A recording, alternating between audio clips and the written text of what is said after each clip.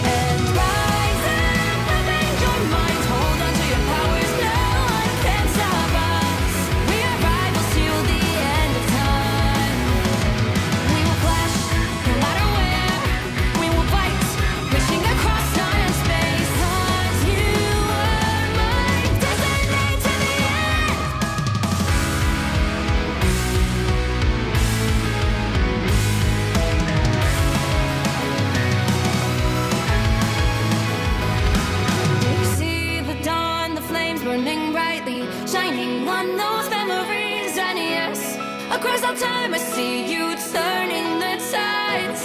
And do you see now our time, our turn? We can still fight like the wind and fire. And wonder no more, that now is the only time your heart is mine. Light has fallen, darkness grows, and yes, we fight for our destiny and fate. New days smiling for the past and future. Break those chains, lead the way, fight with me. And when you wake up, open your eyes, raising up your fists and smashing through time walls. Before the rift splinters again, we are rebels till the end. Rise up, open your mind, hold on to your powers, no one can stop us. We are rivals again until the end of time.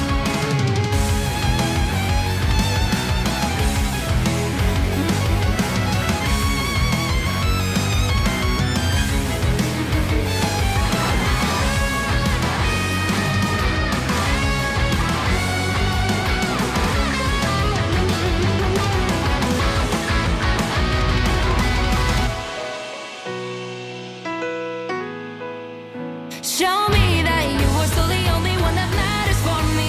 I'll be waiting for you. Wait up, open your hands, holding on to your heart. Look inside you. Can you feel it? The sparks in you.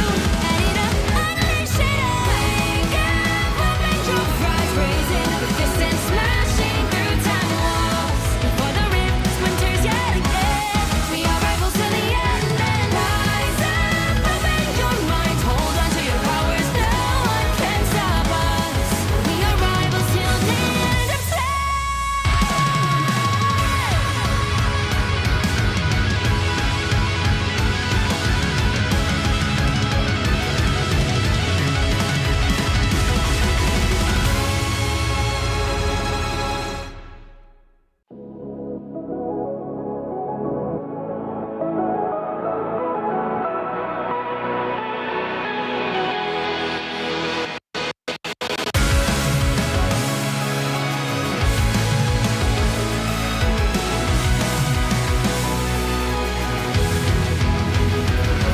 Remember the dusk, the lights gripping tightly, trapping all those fighting souls. But yet, across the world, I see you standing in my way.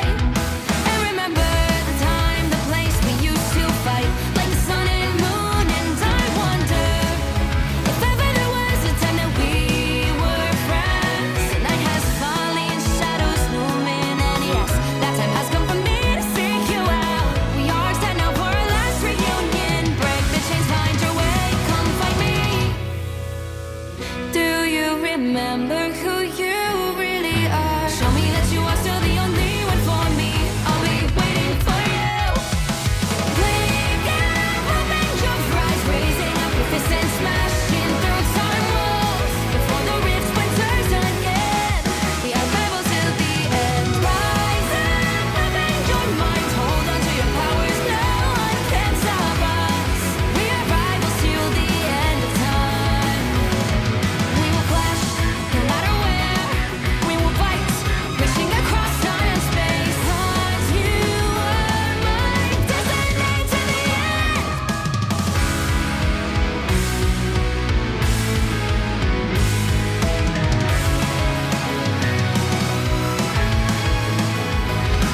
Do you see the dawn, the flames burning brightly, shining on those memories? And yes, across all time I see you turning the tides. And do you see now our time, our turn? We can still fight like the wind and fire. And wonder no more, that now is the only time your heart is mine.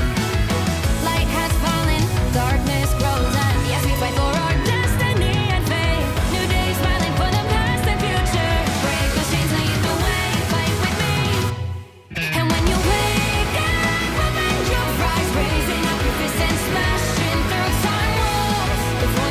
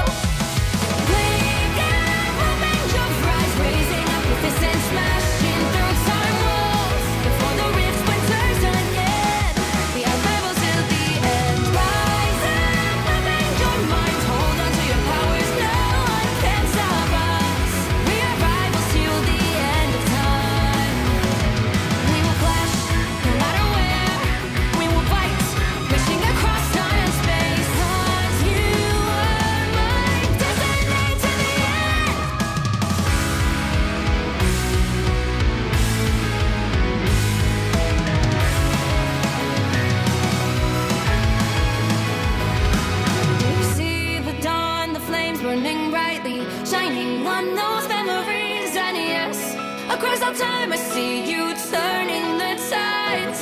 And do you see now our time, our turn? We can still fight like the wind and fire. And wonder no more that now is the only time your heart is mine. Light has fallen, darkness grows, and yes, we fight for our destiny and fate. New days smiling for the past and future. Break those chains, lead the way, fight with me. And when you wake up, open your eyes, raising up your fists and smashing through time walls. Before the rift splinters again, we are rebels till the end. Rise up, open your mind, hold on to your powers, no one can stop us. We are rivals again until the end of time.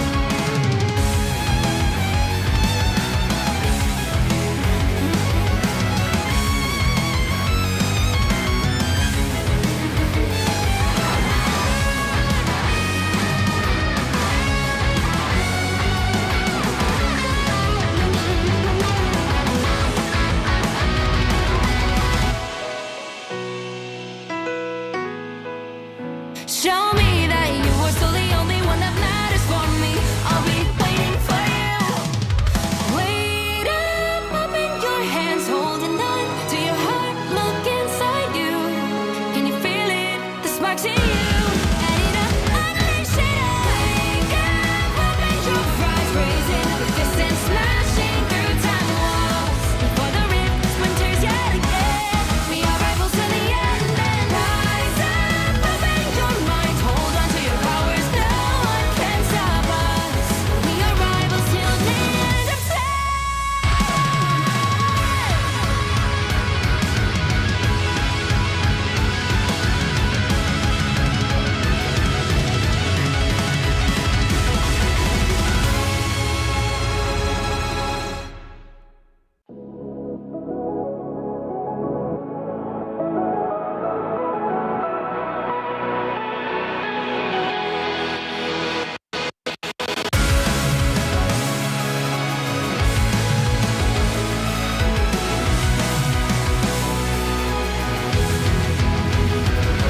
Remember the dusk, the lights gripping tightly, trapping all those fighting souls. But yet, across the world, I see you standing in my way.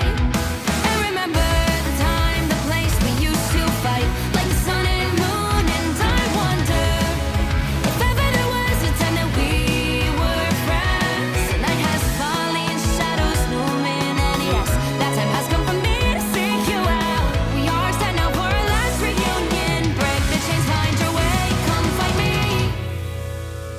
Do you remember who you really are? Show me that you are still the only one for me. I'll be waiting for you.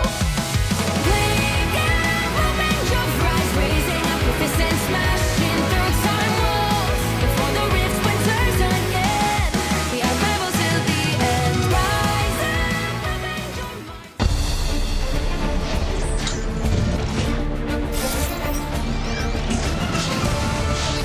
Onto the text here because there's no more sustain. The feed is filled with versus flow. The bears, they're feasting. The timer slowly ticking. Will they be able to touch? Benny goes down. Corolla with a great set of push and damage here.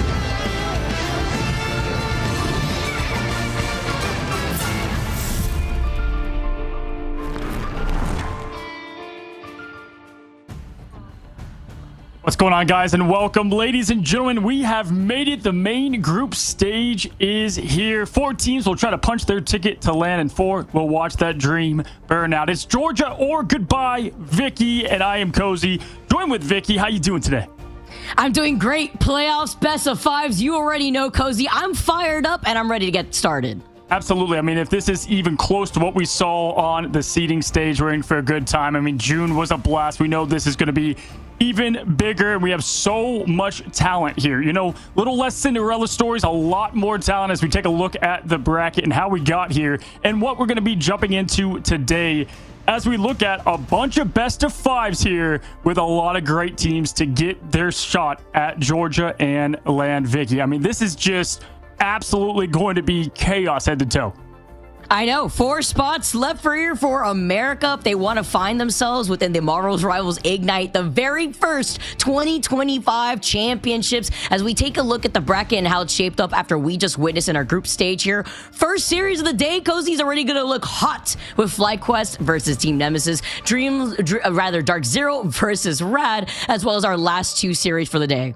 Absolutely. I mean, if you look at these teams, you have FlyQuest, right? That was kind of that back-to-back kings of the group stage seeding. They've gotten that #1 seed time and time again. But, you know, is it going to be enough this time? They're not chasing redemption. They're going to here to claim it. It's land or nothing for them. But when you look at other teams like Nemesis, you don't want to let the seed fool you, right? The team's coordination, they can break Giants, they can break Titans, they can go against the best of the best, right? So we don't have really a low seed in this entire bracket, Vicky. Dark Zero, I mean, every match, it's like they're leveling up. Just an avalanche towards what is destiny for this team. It seems like in Georgia, it's just talent across the board.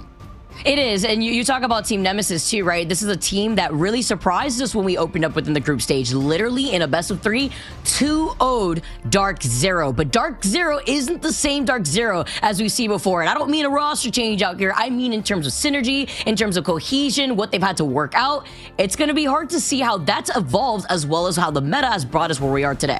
Absolutely. And I think, you know, even though we saw a little bit of what these teams are made of in the seeding stage, they've had a long time now to kind of prep, and they know each other, the opposition, what they can do in the pick ban phase, how they're going to adjust the way they approach the game. I've been kind of poking into some of their streams and seeing, and they are all locked in. It's so fun to watch them get ready. But let's go ahead and introduce you guys to the teams that will be joining us in this group stage to try to get to Georgia and land there for the $1 million. Now, looking at it, this is all the other regions, EMEA, Asia, China, OCE. They've all wrapped up and they have their teams punched. They've got now 4 spots remaining now for America. We're going up 1 since June, so half these teams will get the chance to play on the biggest stage of Marvel Rivals. And Vicky, I'm nervously excited. I mean, you look at EMEA, it's kind of the usual suspects you thought who was going to make it there. So I'm wondering if we're going to kind of get that same thing. Is it Sentinel, 100 Thieves? Is it going to be Envy again, right? Or do we get a lot of these new, you know, great teams, you know, ready to go? Is FlyQuest going to be able to punch their ticket finally with the talent they have?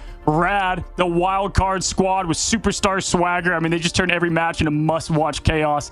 There's a lot of teams that can make it.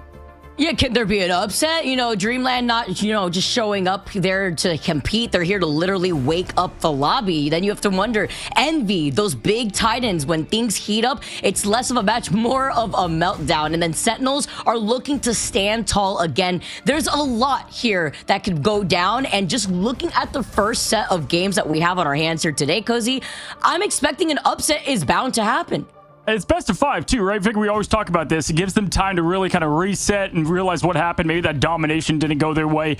I would say 80% of the matches in the seeding stage, we saw turnarounds after that first game. And so this is going to give you even more time as we take a look at today's schedule and how we're going to approach this entire thing of this chaos of day 1 for the main stage. As you can see, we start off with such a great match. We have our 1 seed FlyQuest going against Nemesis. Going to be a great one there. But then also, right after that, Dark Zero versus Rad. I mean, come on now. This is going to be such a good matchup, Vic.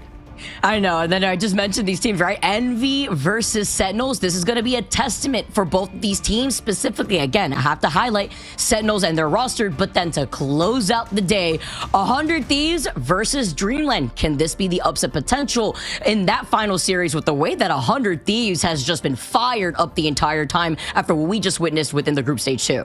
And this is the first finals, right? We had our mid-season finals. This is still very much the birth of esports for Rivals. So these teams, these players, they really want to be a part of history here. I mean, you never forget the first winner of the finals of it all. And so definitely looking forward to seeing who can rise up. You know, last time I think we had teams with the talent, but it doesn't matter. You have to have that coordination. You have to show up on game day. And it is game day today. It's match day. And so we're going to see who is going to rise up and meet the expectations or blow them away. Yeah, and we've already been able to see how a lot of these teams have shaped up, looking at the different characters that they want to prioritize, who they want to save. How is that pick ban phase going to play out, as you mentioned here, Cozy, as we take a look at what to expect? Yeah, if we look at what Vicky and I expected, we have our predictions for today. And, you know, it's tough to call these matches with such great players across. And we also have Dogman and I Run Shib. the one, the only, and they will be joining us later in this broadcast. But here is our predictions. Now, the little number next to it, some has had more cast than others. I'm not paying attention to that number. I'm paying attention to the names, all right, below. And okay, hey, there's only one different pick in this entire thing, and it's Dreamland there for Dogman, thinking that they'll pull up the upset there.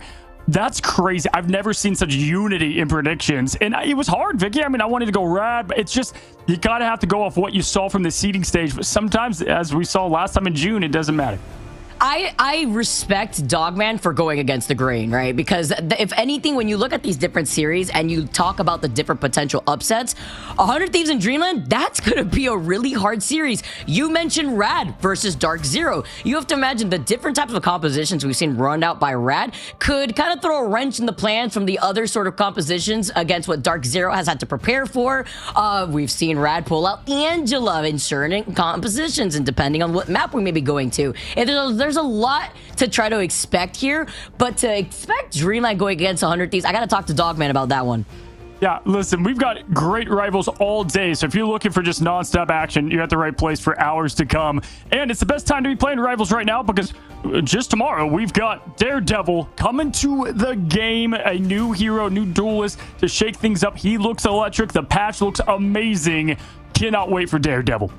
Dude, he could see invisible characters. He's so accurate to the character. That's the one thing that I love. I mean, there's many things that I love, but that specific thing when it comes to the different characters and how they play in lieu with their comic book accuratizations is so fire when it comes to Marvel Rivals. And Daredevil is so exciting. I've been looking at all the sneak peeks, and the fact that he's here tomorrow, that's where I'm going to be spending most of my time, Cozy.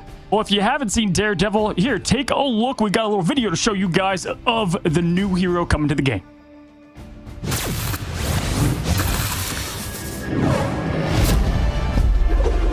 Forgive me for what I am about to do. I see you.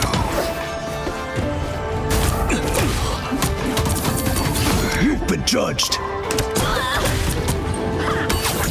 Face the devil! Wrath of the beast!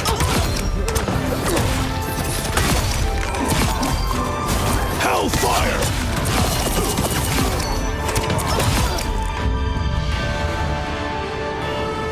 On the hunt.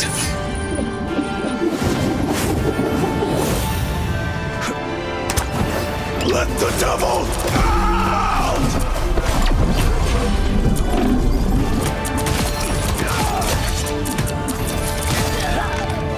Ruthlessness is mercy.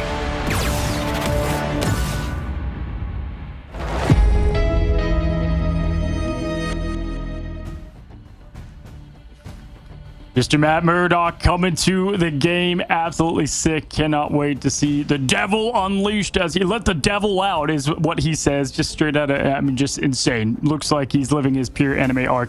Listen, guys, we are going to be jumping into, though, the matchup that kicks this whole thing off. Day one, Vicky, with our pre-match talking about what we do have. Again, Nemesis versus FlyQuest. And we have a lot to say about FlyQuest, but I want to talk a little bit about this Nemesis team because quite literally people didn't get to see as much of them at all in the seeding part of this whole thing.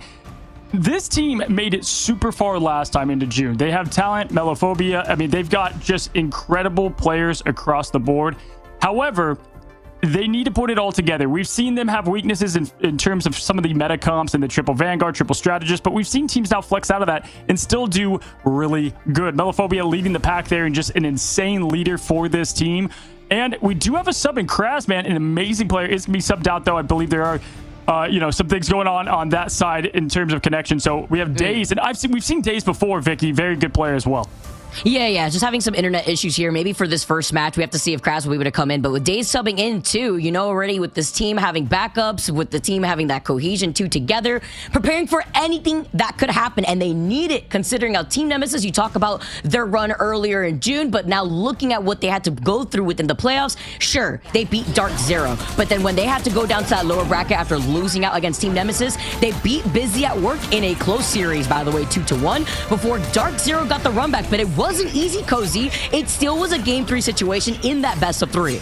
Exactly. And we saw what they did to Dark Zero. They got to find that team again, right? I mean, if that's a team that can get themselves to like the finals, you might as well see if you can match that energy once more. And so they have what it takes. They'll have to see if they put it all together. I will say Kraz not being in here is tough, right? Daze is going to have to really step up. We've seen subs do well for this team. I mean, Shocker, I believe, was a sub well as well. So this team is bringing a lot of talent new into this thing. And if that's any indication, they'll fit right in. But Kraz is a very, very good player as well. And so definitely going to be figuring out some new strategies. Maybe it helps him, right? Maybe it helps him kind of bring some surprise there to such a good team like FlyQuest. We've seen teams, have some unfortunate circumstance within their own respective games and completely bring it back, right? Like it's literally not over until it's over. And I like how you highlight Kraz in that moment because he's cracked on the Venom, right? We've even seen Dinks roll out with the Mantis when the Mantis wasn't banned out. Combine the Mantis together with the Venom. Sheesh, that's a lot of damage out here. But we've been seeing a lot of these other teams, after studying what these teams want to roll out with, get target banned. So as we move now on to playoffs, there's been a lot of stuff that has been figured out. Aside from that, the counter picking potential that goes into a best of 5 when it comes to the different maps. Absolutely. And if you're on the side of FlyQuest, Vic, I mean, this is a team that got here before. They were at the top of the bracket. They had the easiest seed to get to where they wanted, and then they fell short, 2 after each other. And that is... this team has so much talent. You want to see a team like this make it to LAN, right? If you look at last one, you had VP and EMEA not make it. Also FlyQuest on our end, right? The 2-1 seeds. So, like, it felt when you were there in China, these teams belong here, right? Well, if you belong here, it starts here. You got to win here. And Nemesis is not going to be the easiest ones to go up against. But FlyQuest, they've got a new roster, a new team, and they have not looked shaken whatsoever, Vicky. Top to bottom, Vision, Energy, the 2 best duelist duo, in my opinion, in this whole thing. Vest has just been absolute wild. Team has no weak points. Yeah, the team that literally won Group Stage A. They beat Envy in the Grand Finals 3-1 for a reason. These individual players are crazy. And if you've been paying attention to all of the international teams within Marvel Rivals Ignite, there is a mountain to climb when you're specifically looking at the Titans that have been EMEA. And there's a lot that FlyQuest need to do now if they want to be considered with some of the head honchos within the Americas region. First off, against Team Nemesis. But these individual players, Cozy, between Cooper, usually always getting that MVP award, cracked out Mantis, Loki, Luna, Energy, another one that has stepped up on that Star-Lord, who we've been seeing a lot more of, and of course, the different Vanguards coming through between Vez, who's been popping off, Spark Chief too, that we got to talk to about too. Oh, for sure. I mean, the strategists that can really hold it down for this team, and they're kind of ban-proof. That's what we saw, Vicky, right? Like, there's nothing that you can do to really stop them. I would say, having Jeff banned is probably a good start here. I mean, we saw them, Envy, try to risk against that, and kind of, they paid the price for it. This team, you cannot let Vision on that Jeff, and Adam is a good flex for them as well. So look for teams to try to shut down that specific matchup. But if you look at who versus who here, I mean, first of all, they're inevitable. Look at this absolute crazy 2-0, 2-0 fest, 1-0. I mean, they have not struggled much at all. They had a little bit of a tough time in Celestial Husk. Nope, turned it right back around with the 2-0, right? So it's definitely shown exactly this team's dominance in that seeding stage, kind of, what we have expected to know from FlyQuest. But yeah, top to bottom, they've got what it takes. Literally, I believe in that Group Stage 8, they've dropped 2 games just to highlight the strength of FlyQuest before jumping into the series. If you're Team Nemesis right now, Cozy, you're looking at this, and yeah, sure, you fell short when you were over in that group stage. You got basically revenge reversed against Dark Zero, and you know that Team Nemesis are hungry, because then they got to see how that played out when Dark Zero beat Sentinels following up right afterwards, before eventually they lost against 100 Thieves. And the whole time, Cozy, we were also talking about how Group Stage A was that group of death. Looking at how the playoffs bracket have shaped up, Nemesis had a good amount of time to look back at these matches, look how the way that Group Stage A played out, and you already know they've been able to do their homework, but this is going to be a tough one for them. Yeah, matchups to look out for is Mellow versus both Energy and Vision. I would say Energy is probably going to be on the assignment there for that. And then Spark Chief diving that back line, and the strategist for Nemesis trying to survive what is going to be that constant onslaught. Vest and his ultimates, always when you hear Fear, Magneto, lock in and look where Vest is at. He's going to go off. And of course, Cooper and Zealous, what they can do to keep their team alive and thriving. But it's the matchup of the duelists for me, and we've got that match ready to go in here just a moment. It's FlyQuest Team Nemesis main stage. The path to Georgia starts right now, guys. Here we go. Love how you highlighted the other duelists here, the Vanguards. I gotta look at the strategists. Give my love over to seeing how Ricky being on that Luna is gonna play off here against Cooper as well, because those freezes go crazy as we get started for our first series of the day. Pick and ban phase already rolling out. No Mantis, no Emma, which is interesting. Team Nemesis already trying to pinpoint the problem here when it comes to that Emma too. Yeah, Emma's always a good ban against them. I think Vest, is comfortable with that Magneto, as we just saw him locking it in right away. Mantis has been banned pretty much the entire tournament, so not too shocked about that. Even teams that have had Mantis, though, still are struggling, so, it definitely just shuts down a kind of archetype and play that they can go around. So I like the way that they're rolling here. But looking at our next save, Nemesis is going to start out. This is probably going to be for Mello and help him out. No, okay, they're going to go with the Luna save. I like it. They want to try to prioritize what I was just mentioning with Ricky being a really strong Luna here. A lot of the times within these pick and ban phase 2, Cozy, we have to highlight how the strategists have been mostly targeted, but I think it's also interesting because when we move away from domination, it's usually been a Vanguard ban lineup as the Star-Lord, the respect comes out, as you were wondering if they were going to get the protect over to the Star-Lord, wondering here how Team Nemesis likes to play into that. Yeah, this has been an energy thing they've been doing. They've been having energy on Star-Lord and then banning the Star-Lord, right? And I love the approach there. Yes, getting Mello off that Human Torch is smart. There it is. The vision ban happening. Had to see that. Definitely the right way to go about it here. Cannot allow that to happen. But I would expect this Adam save to happen at the end for them here. Before the ban, Vicky, would be my guess. Maybe they go ban Adam, save Adam. They've been doing that a little bit as well. As Emma is saved there, or Nemesis. We'll see what they end up. Maybe Ultron here too. Yeah. I would probably go with Adam, though. I would think Adam, because Adam's the other win condition. Okay, the ban on the Doctor Strange, which means you can't recontest on these domination points, which is pretty strong considering that we are starting on Celestial Husk. You have the high to low ground disparity too. So looking at what this final save for FlyQuest is going to be, it is going to be that Ultron. You see the protect over on the Emma because we see Scatter usually playing that Emma if it isn't the Magneto. Wondering what this final ban is going to be though for Team Nemesis. Yeah, with the save going to Ultron, definitely they know the strategy that they're going to roll with here. And taking a look, I mean, they can go with some. Okay, they're going to go with the Invis, and we've seen it. We talked about this. Sue Storm has been saved time and time again from FlyQuest, so I do like that here to mix things up. Spark Chief has rocked the Captain America, especially on domination. We saw that before, Vic. If you remember, it did help them a good amount just for that another strategist pseudo ult there to help out. But here's the fluxing we have going on. It's Vision highlighting the Ultron. And this is cool too because we've been seeing Zelos mostly on the Invisible Woman. If it's not the Rocket, as you can see Zelos hovering over that Cloak and Dagger. Spark, as you mentioned, being on that Captain America, could go in for the recontest. And once again, we are starting off on our first game on Celestial Husk. Yeah, this is, and if you look at FlyQuest, they went 0-2 on this map, but then they went 2-0, right? Which one is going to show up here? And if I recall, Mello has popped off on this map before. This is his Bucky playground, as I like to call it. So looking at which Mello might show up, again, this team has had a lot of sub-ins now. We'll see kind of how they stitch things together, but I know they've got the confidence and kind of what they can put together. Very humble, too. This team typically, if you look on social media, they're never kind of popping off, but I mean, I guess to pop off, you got to win, right? But I do give them some credit there as we head into match number 1 here. And yeah, Celestial Husk, always a good one. And you know what's crazy too? We've also seen Mello, as flexible as Mello has been, also be on the Jeff. So if it isn't the Bucky, we've seen the Jeff. Amadian has also been able to flex from that Ultron to the Bucky himself.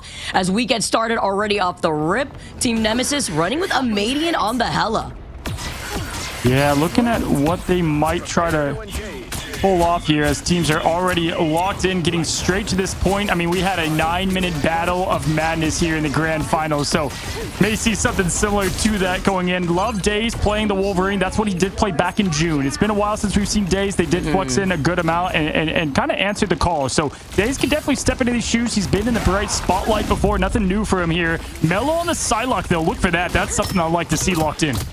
But it's quite interesting how Team Nemesis, with the absence for this game, at least for Kraz, having Scatter only on that Emma, only one Vanguard, what that's going to mean for FlyQuest and their survivability, considering they have Vez being that cracked Magneto Spark, as well as the contention comes in. Team Nemesis move up. Scatter being on the Emma tries to push them back, something that FlyQuest can't lean into, and it's already looking good. The Mellow Psylocke is back, and with Energy and Vez taking an exit, this is going to allow Team Nemesis to take the point first. You gotta get creative here, right? When you got subs in, you know, you're kind of the last seed. Like, what can you do to mix things up? Well, you know, coming out with a comp we haven't seen is one that can do that. With the Psylocke Wolverine, this is definitely something that FlyQuest have to adjust to now, as Vision here on that Atom gonna get closer and closer to that charge. 55% in climbing for Energy. Cooper and Vest are close as well, but it's gonna be Team Nemesis with the ult economy on top here for the next battle and sustain the point. Also, the win condition with Vision being on the Adam Warlock. Ricky's got that invisible boundary ready to go here. Scatter, as you can see, up on the high ground. Energy being on that Bucky. Vez gets that first pick up to Madian here, and that's what Team Nemesis playing a little split up. Daze tries to go in from the other side as Scatter tries to put some together on the side of Seduction. Beautiful follow-up from the Mellow Psylocke, something that we haven't seen in quite some time now. He does get shut down, and Vision is slowly approaching the Adam Warlock ultimate, but this is FlyQuest that now have to restabilize because Team Nemesis is already getting more progress, already 50+% on the point. Yeah, slicing right through the mind of confidence and the match. I mean, you blink, you're deleted. Psylocke precision, as always, there from Mellow. Love to see it, though. For sure, bringing something different like we just highlighted. They've got now the Wolf ult here up close. Vision getting that res. 65% in climbing, but right now, Team Nemesis can kind of pick apart this team slowly if they look forward. And FlyQuest, you're number one. Got to come out like it here now, as you've got Spark Chief with the Trail of Freedom. And the Crows raining down to Madian to try to do some counter work here. It's going to be Vest, though. He's been big on these every single time. Can he land it? No, it's Dave with the double. They said, put some respect on my name. I hope you miss me off this Wolverine as he pops off. And that was with FlyQuest utilizing 3 of these ultimates. They literally have not been able to put one toe on this point. Team Nemesis still having that invisible boundary, and FlyQuest now are desperately trying to pour so that way they can recontest on that point. I mean, we called this team the Giant Breaker, right? I mean, this is such a good team to go up against, even as the 1 seed. It is not easy, and they are showing it, Vicky, here with dominance early on. Mellow already climbing close to it. Ricky now hitting that ult up to keep the team even more sustained. We've seen plenty of 99 comebacks. One team has Strange, the other doesn't. Cooper with a nice little pick to get things rolling here for FlyQuest. Some change-ups of Spark Chief and Friends. Energy getting that portal to the point. Vision with the res has to stay alive, but also help the team. Here we go, FlyQuest, we know and love, trying to get themselves back into this thing. It's the main stage. Let's see what they have. And these swaps are perfect. These swaps right now from FlyQuest being over on the thing. If Mellow's harassing your backline, Daze is able to try to get these kidnaps. What better way to counter that than an immovable object here from Spark going over to the thing?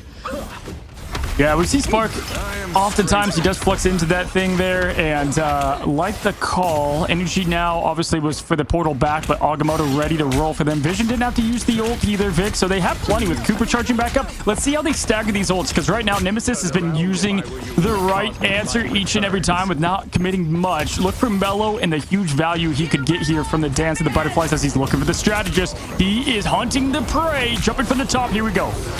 They want to follow up, too, with the bread and butter of that side of Seduction if they can, but Scatter not going to be able to find them as FlyQuest try to navigate away. Here comes the Karmic Revival from Vision. They find out on where Mellow is, leaving him one. Vez has gone down, but he gets right back up again thanks to that Revival. And a Madian getting that pick off of Cooper, all for naught because he comes right back around, but it's a hello reset that he's looking for. It's the battle for the Strategist Ultimates as it was reserved to deal with Mellow and the Dance of the Butterflies, but look at Mellow's positioning. Still trying to harass Vision.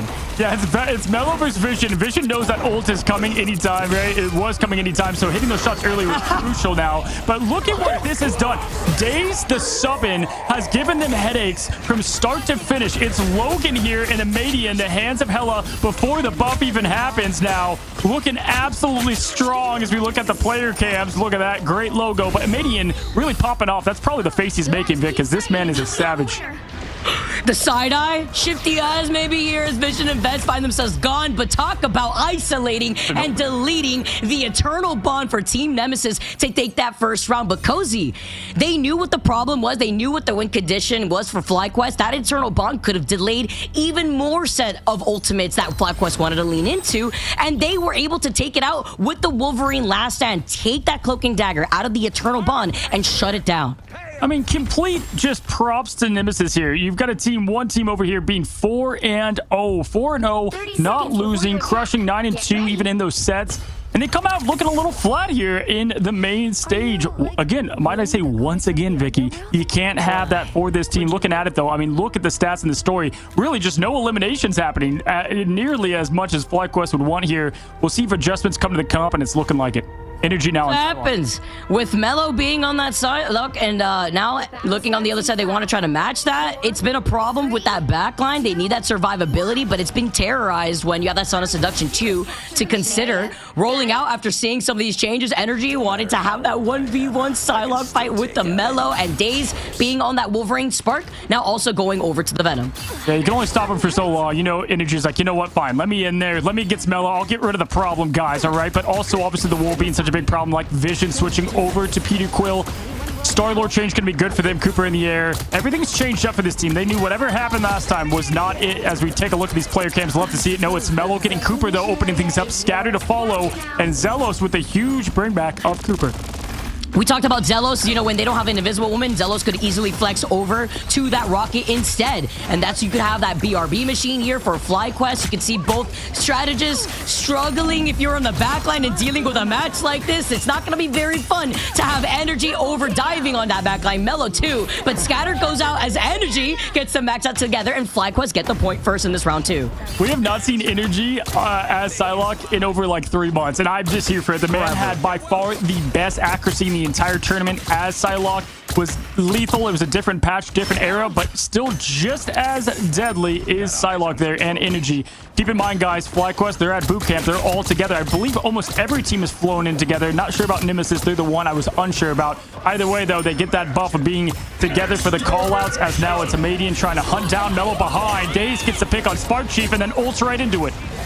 Oh, but gets up onto the high ground to try to deal with the extermination off of the Ultron, but doesn't find him, saving that mobility to back away. The Invisible Bounder gets called in, almost gets a stun, as the dive from the Wolverine takes out Spark at the process. Team Nemesis have the number advantage before they end up walking up, but they haven't flipped the point just yet. Yeah, and this is actually really good timing of ults here and patience. Wish they would have sustained a bit longer there, but either way, 47% in climbing. Now not so much hot on it because I thought the stall might happen. Vision having to stay alive now. The stagger would be, oh, brutal. Oh, he was so close to getting away. He was diving, he was dipping, trying to dance around the shots. It's hard, but he's got that BRB, and Zello being able to have more of that damage output too, but it does get shut down almost immediately when he calls it in, and Team Nemesis still have their feet on this point, as creeping around is the Wolverine, trying to see if he can try to get a kidnap here while looking behind him, still needed to peel for that backline from Team Nemesis. The old Patches O'Houlihan special there from Vision now. Vest, never seen him on Captain America. Rocking Steve Rogers. Fun to see now. Spark Chief looking to do what he can on the Symbiote, hometown favorite. Vest now trying to get some space. 40% versus 47 now. Climbing in. Median does dive towards the point. Good rotation from the team here of Nemesis. They've got great comms, and we've seen it at light now as Ricky gets the pick on Spark Chief. That's brutal for FlyQuest. As Spark Chief trying to get away here, he can't even get the reset off the Feast of the Abyss. You see a Shermanation from Cooper that does find Mello and Ricky. That's 2K off of Cooper as FlyQuest move up onto the point, just trying to see if they can help with that sustainability, but Team Nemesis are getting split apart, and it's just a matter of time before the flip happens. First of all, I love the cams. Cooper's whole face just red from the extermination and the limb feed. Energy looking super calm. I mean, man does not look phased whatsoever here. But a little locked in, you know, a little quiet. You can tell Mal's not moving, not a lot of comms, just locked in, right? They know what they need to do. They know who they are here. But looking at Nemesis, 84% for Daze. He's been huge with these. The dance of the butterflies from Mello has been awesome for at least getting an ult out and even a pick at times. They have what they need here, Vic, as it's 68-68. I was wondering what Mello's second monitor looked like as a Dance of the Butterflies comes out from both sides. Everybody's dancing here. here as we see the special effects over onto the floor with one of my favorite summer skins here onto the Psylocke. And it is Mellow that claims energy, having way more impact out here. And FlyQuest, though, still have the advantage on the point, nearing 90% at this time as Team Nemesis are struggling to get out of the choke.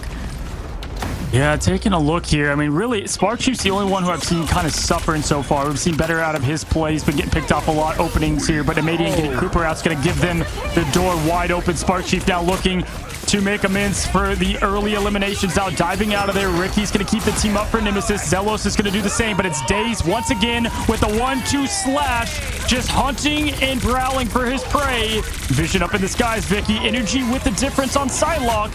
There. Oh my God, look how close the point is too. The fact that Amadian just keeps claiming Cooper's number 2. He came back with the BRB, finds him again, then finds Zello. Take that pesky raccoon out of here as he was trying to stall for as long as possible. But this is good looks here for Team Nemesis. They do have the reset of the Hela ultimate, and here comes Vest with the Doctor Strange portal. I always love it's like, why not play Phoenix on your side? Because Amadian's an absolute demon here on Hela. Goddess of Death comes from the sky, throws it down. Good pickup early now, at least on the ultimate. Now Mello looking for energy, found the wombo combo with the dash, the special, and the delete. Wow, what a flush there from Mello, looking for more. And as the ultimate starts stacking up, it's going to be 99 and 99 overtime at this point. Mello's got the Dance of the Butterfly. Psionic Seduction could be the wombo combo as they bring everybody together. Vision still safe outside of the line of sight. Vez so incredibly low, looking to reset, needs some help between Zelos and Cooper. It's not a lot of healing output, but with Vision finding that next mark, it's the delay around that middle console of Celestial Husk. Yeah, they're going to stay on the point, though. Vision had a hop off. Somebody's going to stay on this point here whenever the ult's live, and Deadly Energy now slicing, dicing. Look at that point, though. They've got to stay locked in here. Can't have a set this early. It's barely there. Oh, my gosh. They got this. Oh, no. That's massive. Energy getting an elimination now. Turning the... Wow, what a turn of events, and they don't have Strange to come back.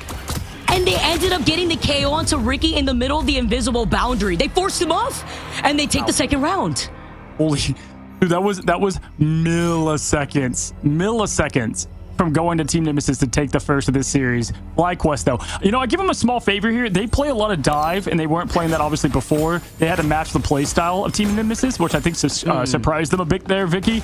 Good job, though, adjusting. Obviously, it's what we said, energy just being a huge difference maker. Sparkchief 9 and 11, that ain't it, though. They've got to figure that change out. He's been getting pulled, frozen, just moved around by Ricky here, too. Amadian landing the headshots that Amadian has. Look at this, 20 and 8, 7 final hits. Mello going over to the Bucky. You highlight the Bucky from Mello before. We know that both Amadian and Mello have some pretty interesting Bucky plays. Amadian too with his Ultron, but it's the Hela that has really been popping off because you're shutting down the Ultron in the sky that has been Cooper. 4, 3, Here we go, guys. 1-1.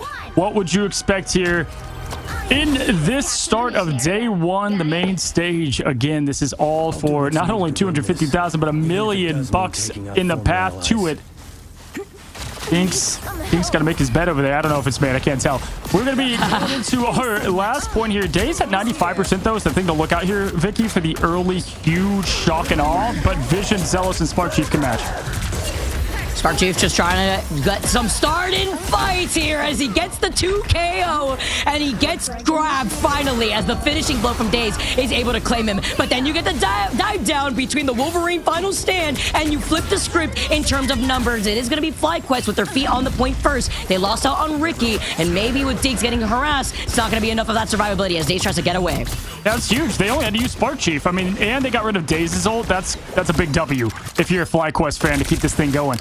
Nemesis, you are the underdog right now. Let's see what you made of. Big moments here as he pulls in with a huge clawed finish there on energy. Goodbye. Go back to spawn, good sir. Vision, though, opening up there with the Legends in the sky. The auto aim is locked in, but more kind of pressure. We have not seen a lot of wipes from those so far, at least in this tournament. But Mello, Vest as well eliminated. It's all Mello, and he knows what he has to do. We talk about the positioning, too, the way that Team Nemesis is grouped up together behind Scatter Shield with just one Vanguard. The communication is flowing, and the shutdown with a lot of this control over the CC shutting down Sparkchief. But the elimination comes in, too, as Cooper utilizes that ultimate. Energy finds a Median who's been a problem harassing those in the sky. You can see the same thing, a Median going down is going to be able to make that swap up here. And the survivability from FlyQuest as a reset comes in. It's a dance of butterflies, but it's Mellow, and the survivability of the invisible boundary for him to pop off because they have not flipped this point yet. Yeah, Vest getting dinks out there is huge for the team, and they did survive Energy and what he put together. Not getting the resets always important there against what is a strong Melo, and look at Melo. He cannot be stopped. Thanos for this team, the inevitable. Once again, Energy, though, can be that one thing that gets the head off of the Mad Titan himself. Scatter, and Madian, though, finish it up, get the flip, 4% to 72. What Gamma Squid? We don't need a Gamma Squid. It's fine. Amadian made this swap with No Hulk team up here together with the Namor. And now with FlyQuest moving up, they still 72% on this point. It's going to be difficult here, but then the survivability, if you look at Team Nemesis, they don't have those strategist ultimates. It's really Amadian with that whale. Yeah, here looking and trying to get some opening picks for the team. Spark Chief got 2 last time off this thing. We'll see what they can continue to do. I like that Nemesis did swap over to the Namor to help slow down what is Energy and what he can pull off there. Maybe getting a huge connection of the whale, just throwing down the 2,000 plus pounds on the symbiote. But coming right back is Spark Chief. He's up to about 15 deaths at this point. Doesn't matter if they get the win, though, as Vision spins to win. Vest joins as the V's getting it done for FlyQuest. Brock Venom is definitely getting whiplash, by the way he's being tossed around. But with the BRB, he comes back together, and the survivability from Cooper and that Ultron ultimate too. FlyQuest flip it right back around and are going to be able to extend this lead. Team Nemesis on the other side, though, do have another round of ultimates rotating in. All right, here as Daze has that ult. Scatter, they can combo, wombo here. Melo too. I mean, they've cut. I mean, last time they had this, though, Vic, the call was answered from Energy. He opened up with that dance of butterflies. He's 94% poking. Good poke here. He's going to have 98, 99. He's going to have it. Let's see how he utilizes this. This win here for FlyQuest will depend on if he can get the right picks. He is calming. He's ready. Good patience here, waiting for the separation. This team is so stacked together. He waits for the small split and the jump down. Good job there from Energy, but they stick together, Vicky, and they are staying with it, and Amadian gets the pick. Nice little patty cake here to keep everyone alive, too, between Ricky and Dinks. Here goes that legendary. It's saved up for the invisible boundary as he gets pulled in, not just by Melo, by the invisible woman. You get the reset, you get the see ya, and it's going to get deleted just like that. They find Melo in the process, but overtime still in favor for FlyQuest. The claw. I mean, just absolute straight out of Toy Story. The aliens are losing their mind at what was that from good old Melo from we know, but Melo out of this fight now. It's going to be Daze just chopping it up now as the extermination rains down from Cooper. Daze out of this thing. Passive gone. He's gone. Scatter gets a pick. Amadian gone. It is now going to be FlyQuest who turn this thing around, looking like completely stunned in the bright lights once again. Nope. It's FlyQuest, the #1 seed, taking domination. Andy dropping his toys. I don't want to play with you anymore. FlyQuest, while they saw that point flip in front of their eyes, they get to take the final round and take the first map. This reminds me of when we saw, I believe it was Dreamland versus Envy, and they had such a good opening, and then they ended up losing, Vic, and it's like, man, like, you have to win that. You're so close to taking down such a good team to go up 1-0, get the momentum on your side. But if you're looking for FlyQuest, what a great way to adjust, kind of get things back, know who you are. Obviously, it's Energy there, swapping over to that Psylocke. Again, 16 deaths on Venom. Who cares? 13 on Vest. Doesn't matter if you get the win. But shout out to the sub in Daze, coming in here and playing like an absolute champion. Playing Wolverine when we don't usually get to see the Wolverine utilized too. And also, Team Nemesis playing a composition that they're forced to play to make the adjustments with these sub-ins. Amadian taking care of what's in the sky when they saw the Protect over onto the Ultron for FlyQuest. They already knew what they were going to roll out with. FlyQuest making that quick adjustment, though, that's the one thing about Marvel Rivals too that I also really like is the counter pick potential mid-game here. Sure, you get the Psylocke v Psylocke with Energy having a lot more output here with the Dance of Butterflies, but it was crazy to see how quick FlyQuest was to make those adjustments. And with the control over the CC between the Wolverine, between the Invisible Woman, you have to imagine Dinks too when he was on that Luna getting more of those freezes. What patch is this? I mean, you have Psylocke out here, and then you've got now the Hello over Phoenix. It's like you would think this is tomorrow. Both those heroes going to get a lot more play after what adjustments they're going to get. But right now, still in the current patch. And so interesting to see these teams put it together. Melo with quite literally the claw and the play of a lifetime. But what a great whip around from them getting adjusted and getting out there, and it came from the hands of Energy shutting down Melo early. Take down, the captain, and you can get the rest. But Energy is our MVP. 36 KO, 36 eliminations and 8 deaths, 23,000 damage. But it's those 17 final hits, each of them counting massively. Yeah, 23,000 damage output here too. That was with Energy making that swap up over to the Psylocke for that second round to match that against Mello, who was popping off when he was like 35 and 10, I believe, with 17 final hits himself. But you talk about those adjustments and being able to find that, and something else that was really important too, Cozy. They had the Doctor Strange. They could even use it at the end. They didn't have to really. Vez did make that swap just in case, but that's something that Team Nemesis were not able to use. Yeah, I mean, Energy just getting rid of those yokais in his head, saying, you can't do this, you can't, you know, it's going to be the same song, same dance. And the yokais there on the field, the demons, getting them down one by one. That was a fun one, though, get this thing started. And that's what we expected, Vicky. We even said this in the grand finals. We were talking about, you know, in the group of death, it was less of a big advantage getting that win because you still had to play Nemesis, and not any disrespect to Dreamland, just a different one-seed battle there, in my opinion. Nemesis mainly because of them being here before and the team they can do, and Mello. I mean, really what Mello was able to put together. Yeah, and now having to make the adjustments that they did, they stepping up, like, it's not an easy thing to do, truly, especially when it's game day here. You have to make that quick last-minute adjustment, making it work, even forcing out a lot of these strategists outside of the safety of within their respective ultimates, and finding the impact that you can. It can be difficult, though, because even if you don't have the Atom in this equation, if you're looking at FlyQuest, they still have that BRB. The Sia almost got deleted as quickly as it was put out, but it's just having that BRB that is equally as important. It's FlyQuest trying to be the main quest. Nemesis trying to make them a side quest, guys. We have another matchup coming. Game number 2 between these two Titans are going to be coming at you right after this quick break.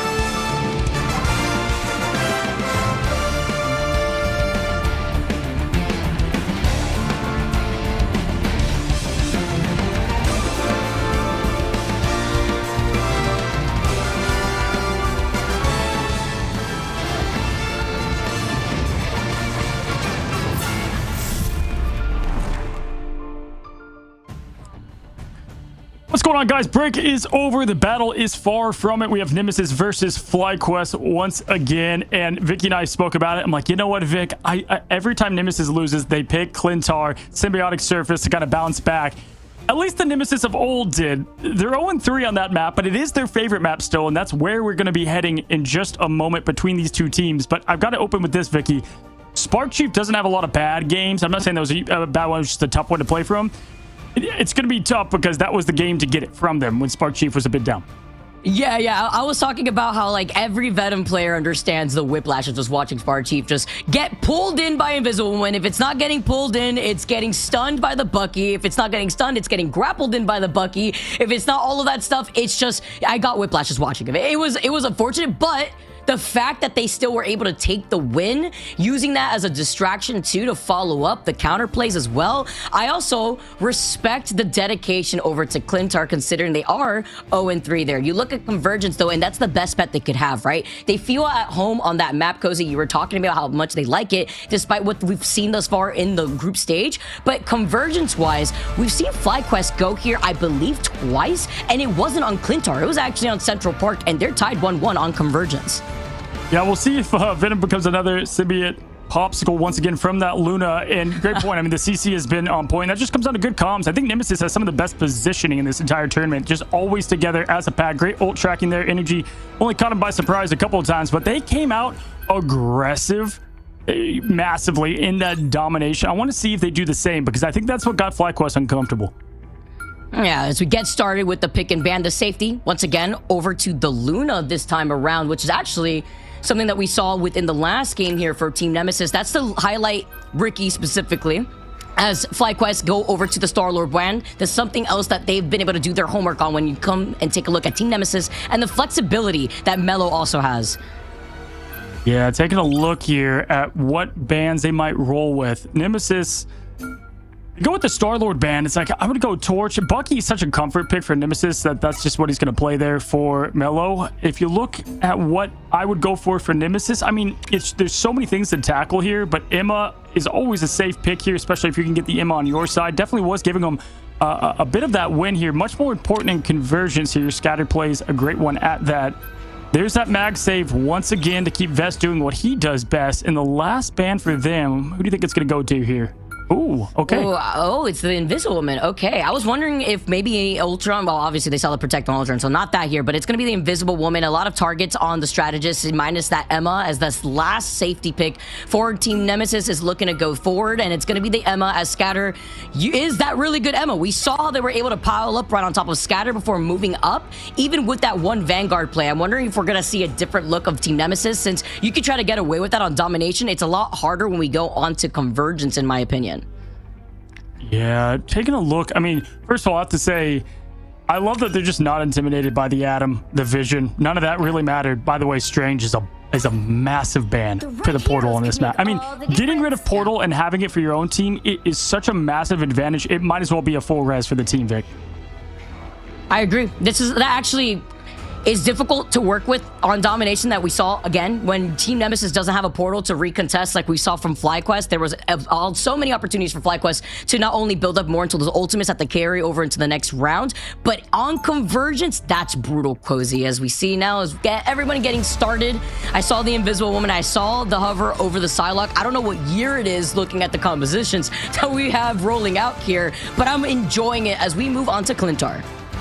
Yeah, and we have two symbiote maps here as we kick things going. Love the opening thematic for October. Very festive. I appreciate that. Can't wait for the Halloween skins in this game too, to have a Pumpkin Jeff terrorizing and throwing 4 off the map to win the finals. I mean, come on.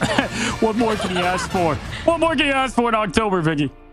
Jeff-O-Lantern, maybe looking at Daredevil. I'm so excited for that character, honestly. The fact that he's coming out tomorrow alone. Oh, so much to look forward to here. But that's what these teams are fighting for now as we move on to game number 2. Again, it's a best of 5, everyone, for those of you guys just tuning in. Different look than what we saw here within the group stage because everything is on the line. Yeah, I like the setup here. FlyQuest Energy just going to stay on that Psylocke after locking them in. They're, sometimes you're just feeling a hero. They are definitely feeling great there. And they expect Mello to go back over to the Psylocke. So love what they did there to match it. looking at the offense approach, I mean, I wouldn't change much of what just happened that last match if you're Nemesis. So love the approach on both sides. Spark Chief back over to that cap, though. Vest on the mag. Let's see how this defense stands. Running out with just the Emma being the sole vanguard, though. Trying to break through this choke at the moment while Energy is trying to harass that one opening over to the right side. Things taking a good amount of that damage, but it's just poking pressure for building up on these ultimates as Zello and Cooper. Zello's being on that rocket, has that BRB in case Vision likes to overextend. His Vision spinning. Good rotation. Oh, but he's met with two. Oh, my goodness. He has to get out of there. Look at this onslaught from Daze getting energy done. Vision's out of here. The duelists have been wiped off. And right now they do have the Strange to get back, but it is Nemesis ticking this point up with ease, and they always open up on Clintar. So good, Vicky. It's crazy. Alrighty, gonna be able to take that point first while Cooper and Zealous are backing away. They want to hold them in this next upcoming choke, so I like the space in general that FlyQuest already setting up for while Spark being on that Captain America. You see the comms over in the player cameras on the bottom right. These guys have been in boot camp for quite some time. Well, Vest has enough time to fix his hair after getting kidnapped by Daze. He already knew what was going to happen while Spark is going to be able to back away. It's a dance of the butterflies to meet him as he tries to peel away, but it's the patty cake that tries to keep them alive as Zealous is unfortunately getting taken down as Dinks gets the follow-up. A spooky season out here. I mean, Daze just died by 1,000 different ways. I mean, that was like every ability coming together in one. Absolute craziness as Vest just gets deleted from the map. Good push so far from Nemesis. We've seen this from them before. Sometimes they can struggle here on this second point of the map and kind of just getting that last finish. Amadian from going from Hela over to Phoenix. Now, we'll have to ask him about that if they do end up getting interviews. How he prefers one over the other depending on the map. Really good mobility on this map, though. Flying up there with the Phoenix. Spark Chief getting absolutely pulverized. Has no health left, but gets mad, just huge health from the Snowflake and keeping this thing competitive. Makes a lot of sense here. You have a lot of close quarter fights down these lanes here, and you want to blow everybody up when you get that mark as the Sound of Seduction comes in. The safe with the Fate of Both Worlds rather to keep everybody alive. Meteor M looking to drop down on top some Dinks' head, but he gets the shish kebab and finds a Median while he's at it with that meatball, and now FlyQuest get to restabilize on this defense. What a slam dunk there, doing it from, what I would say the three-point line on that one. Vest getting right back into form from what we've seen. Deserves to be in the All-Star. If I had an All-Star roster of Magnetos, that man's obviously a team captain in this thing. As now, good finish there from FlyQuest to slow this thing down a bit. 3 minutes, 33 seconds left. Got to get this execution perfectly, though. Can't lose anyone too early. Got to get their positioning tightened up a bit, too. That's the edge I would give over to Nemesis right now. FlyQuest a little bit scattered at the moment, but that, you know, when you have Spark Chief going all over the place, that's what you got to look for. Oh, they are able to activate that wall there to the right side, try to block out the rotate as they want to move up to the high ground instead. Team Nemesis do have Ricky with that invisible boundary to keep everybody alive while Mello takes a good chunk of that damage. Energy's looking to reset, though, and with some help with the freedom charge from Spark as he's trying to dismantle this back line here. He gets kidnapped. Gotta watch out for the Wolverine. He doesn't just get kidnapped. He gets frozen here, so he starts off the freedom charge to try to keep everybody alive, but then he gets kidnapped. He gets taken up to the high ground here, and Cooper gets taken down. He comes back with the BRB, luckily from Zelos being on that rocket, but Team Nemesis are trying to rotate through these ultimates while still holding them together because they could go in for the Bombo combo between Mello. Absolute telepathic synergy and symphony here as you see Emma getting yet another one and sends Psylocke to get down Luna, but there's Vision with the big res bringing the team back. October Marvel Zombies is here, and it's in the form of the group stage, the main stage. Daze gets one down as well. Energy back up in this thing. Dazed right away, though, as Vision gets scattered, and they flip this thing. This is what they've done before in the seeding. They get eliminated, but it's just constant resurrections from this team, as now Vez gets the best of Amadian. Nemesis played this so good, Vicky, but you can't stop the Vision in the res. And that's the issue that Mello was trying to pinpoint. Using that dance of butterflies right there in front of the resurrection, that Vision I put down, but staying alive mattered everything there. That was a win condition Team Nemesis wanted to lean into. They failed here, and now FlyQuest are looking to keep this sustained, while Team Nemesis struggling a little bit, less than a minute and 45 seconds on the clock. Yeah, turning a wipe into a win is what FlyQuest have done so much in this tournament. Vez does have that Meteor M, looking for another slam dunk here as he enters the contest. Energy 80% and climbing. Strategist a bit far away, so this would be Nemesis' chance here to try to get an early pick. They've got Scatter to set something up that, you know, they could go damage boost aggression if they want to. They are on offense. Mello and Daze a little bit far behind. Might just play safe in the neutral, but Scatter, you can tell he wants it. He's aggressive right now, moving on top. Able to burst into that Emma Frost damage output too, trying to slowly approach that 80% as a sign of seduction. Point blank in Vez's face, shuts down the shield before trying to go into that diamond form, but a beautiful bubble makes you wonder if they should have banned the Magneto instead of the Emma here, considering how strong Vez is as he slams it down on Ricky's head. Nothing to help him out, even with Dinks trying to set up Team Nemesis with the fate of both worlds. Yeah, great job now as Screaming You Are Nothing Madian's ready to show it here, flying up, landing down and crashing down. No connection made. Cooper gets the best of Dinks. This last point is being held perfectly here in the form of FlyQuest, who had a rough start, but a great ending thus far. 35 seconds, 3 minutes disappeared just like that, Vicky. We're seeing the same thing as we did in the beginning. Kind of a rusty start and then a good finish, though. Vision with the res. Mello and Days can open it up, though. It's always the issue here with the second checkpoint. It's so difficult. Energy giving that player a haircut right behind the crate, by the way, trying to get a grapple going. And Team Nemesis do have these two ultimates. They want to rely on Ricky and that invisible boundary, but they have to find Vision if they want to get the second checkpoint before he uses that passive and that Karmic Revival.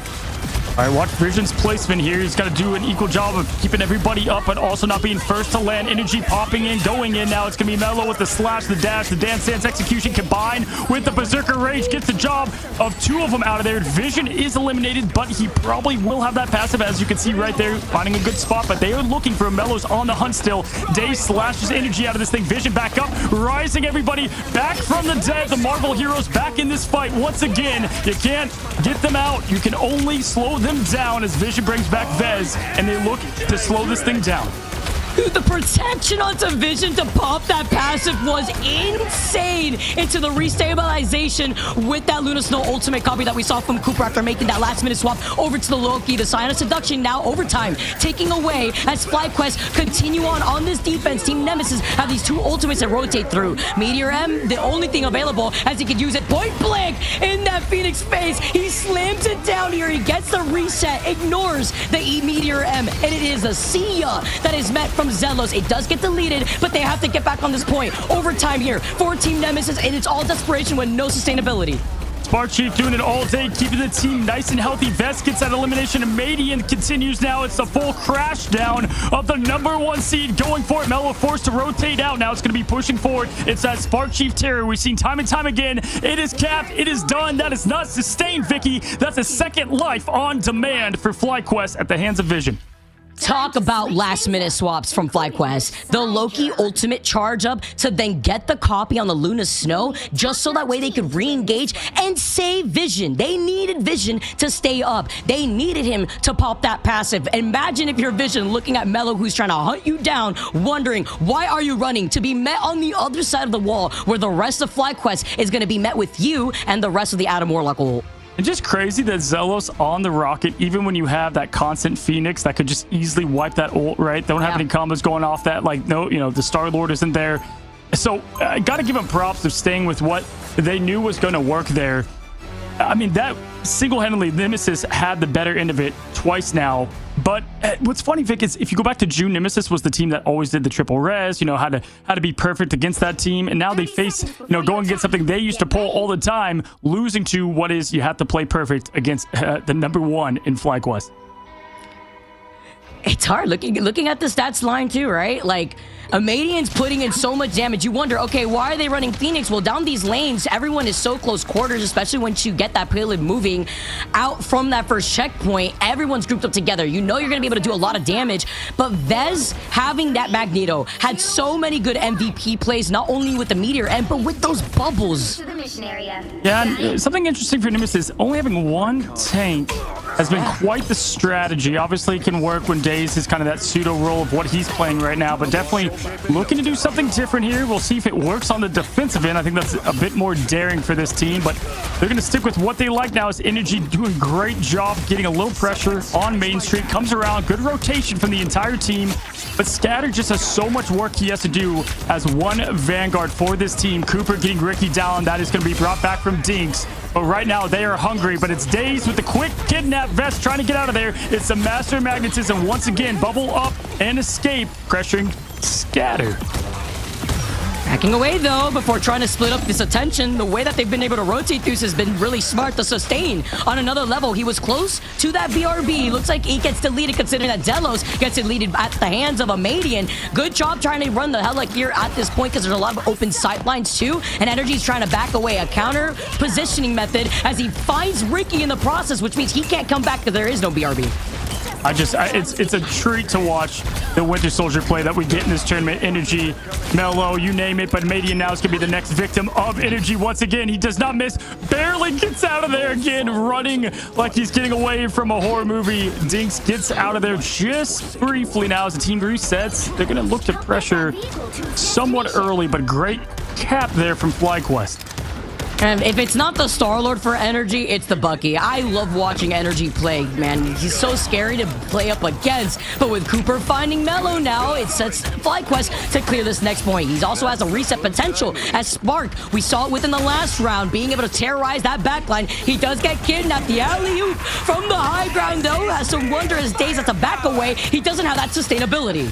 That's what we highlighted at the pre-show, right? We thought Sparky putting so much pressure in this backline as he continues to just do the opposite of what Captain America would do, and that is punish and destroy as he pushes forward now. Madian going up with the Goddess of Death, but it's best to soak those crows up, throw it down. Does get the connection, but doesn't land on the pool show. That is Ricky right now dancing his team back up to safety now, pushing in. Sparkchief and Vision still are loaded. Nemesis used just about everything. Scatter now going to have the seduction his way, seeing if he can get Vest. He does. Can they capitalize, get Vest down? No, just a push back for now, Vicky, but a decent job at it.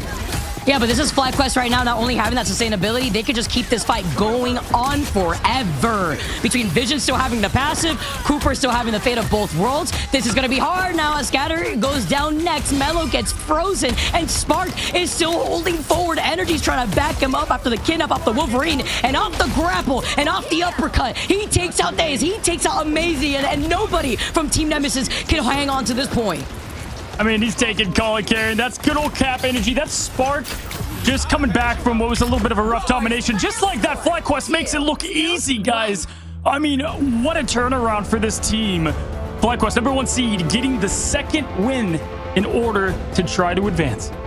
You saw Energy in the camera right there too, already fist bumping everyone when they already knew that they cleared up the point. Talk about confidence as Spark is your MVP after game #2. This also sets up FlyQuest to be at match point in our best of 5. That's one thing we highlighted, right? I said, Vicky, if they were going to get and kind of sneak a win and that momentum, they had to do it there on Celestial Husk. It's not often that Spark has kind of tougher games. Look at the makeup job in the averages between the two games. He only has 1 death this time around, 14 limbs. That's his MVP moment. Absolutely not backing down. He never does, just like Cap himself. Great job there from Spark Chief leading the charge. And when he's playing, everybody is able to do the rest of their job to peak perfection. Nemesis, you cannot make this thing a 3-0. This is the main stage. Loser will be pushed to that lower bracket and then 1 away from being out of the main stage, Vicky. But hey, best of 5. Plenty of chance to turn it around. It also sets up FlyQuest, though, and being in the driver's seat if they want to find themselves in that land. Looking fantastic thus far. But also, I think if anything, Cozy, to break down the different meta compositions, this highlights why we've moved away from a meta that we've seen a long time ago. And now looking at the way that FlyQuest move up with the triple strategists to really line up, enable energy in the process, then you have Team Nemesis only with 1 Vanguard. You're still dealing with Dez and all these bubbles. It's hard because then you also have to split that attention to Sparky, who does not go down and is constantly, despite even these kidnaps, is still winning these 1v1s against the Wolverine. Yeah, we talked about positioning, and even though Nemesis, I like what they can do here in terms of team positioning, just the layout of the map and how to put so much pressure across all angles is what makes it so tough. And if somebody gets picked early, well, guess what? Vision's right there, the Adam Warlock, to give the lobby a good old resurrection sermon and gives that cosmic rerun a show once again, bringing the team back together, and then they have to win yet again, and they're already down from the last fight. The Ultimates are back up 14-1. Spark Chief is your MVP as they are now up 2-0 over Nemesis. Again, this is your #1 seed from the group stage, but the big difference, Vicky, from June is this team is unwilling to go down to the lower bracket. They got a lot to work for here, and this is how you start things off. The fact that Spark Chief is MVP too, and looking at the way that they made those readjustments, if you're Team Nemesis right now, you're wondering, okay, yeah, it's great to always take out the Emma Frost, but Magneto is also a problem. Despite Spark being in the Captain America, it also comes down to what map type we'll be moving on to for game #3. We saw this though in EMEA, right? VP, they got cut short for making it to the main stage. They were so locked in when they play. You can tell FlyQuest is just playing with that kind of chip on their shoulder. They've got that thing to play for. You know, you've already made it here. You're comfortable. It's easy to get comfortable. Good job on FlyQuest not getting too cozy in this thing as we try to see who's going to advance in this upper bracket. It's been a good clash between these two. Now it's going to be once again Nemesis looking to change the map, everybody. We've had a good one so far. Don't go anywhere. Reset, get some water, do whatever you need to do. We're going to take a quick break and get back to the action.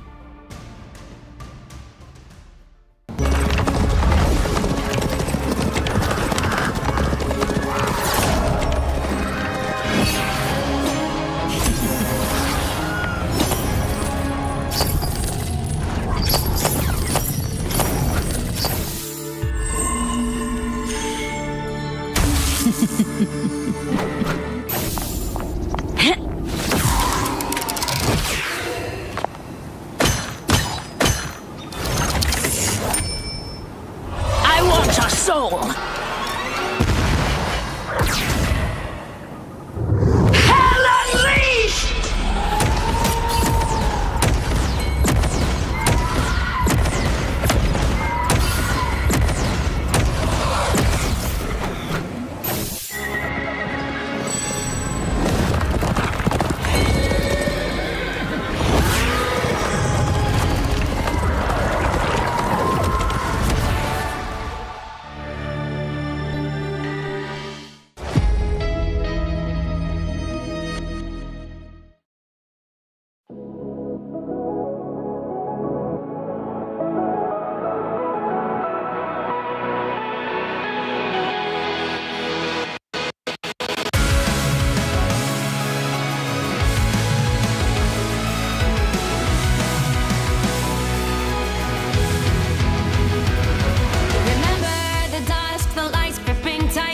Trapping all those fighting souls, but yet across the world I see you standing in my way.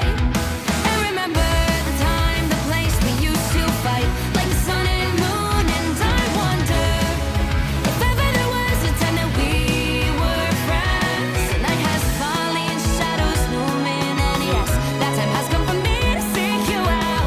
We are set now for our last reunion. Break the chains, find your way, come fight me. Do you remember who you really are? Show me that you are still the only one for me. I'll be waiting for you. Playing out, hoping your fries, raising up your fists and smashing through time walls. Before the rift splinters again, we are rebels till the end. Rise up, hoping your minds hold on to your powers. No one can stop us. We are rivals till the end of time. We will clash, no matter where. We will fight, reaching across time and space. 'Cause you are my destiny to the end.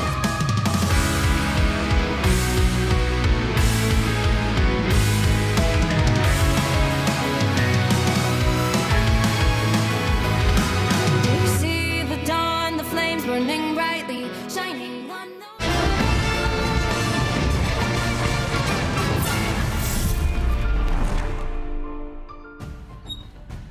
What's going on, guys, and welcome back. We are back, and the bracket is only getting louder here, but we do have some change up in roster. The internet has been restored. Nemesis is saying thank God, or thank Adam Warlock, whoever, as now we're gonna have back again Krasman into this roster. And Vicky, listen, Dace, excellent job, but sometimes there's role fits, and when you don't have two Vanguards, you're not gonna beat a lot of teams, but you're not gonna especially beat a team like FlyQuest. So this is happening at the right time.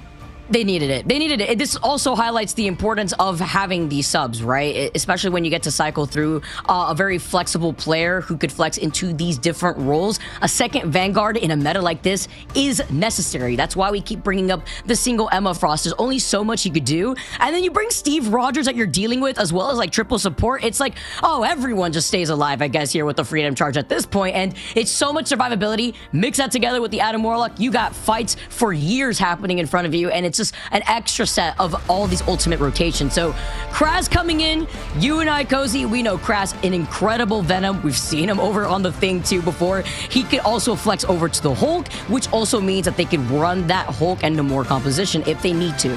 And it's a great point because, listen, Kraz is going to be able to put at least a stop to Spark Chief when he's going crazy. Daze was able to shut down the main tank there in Vest.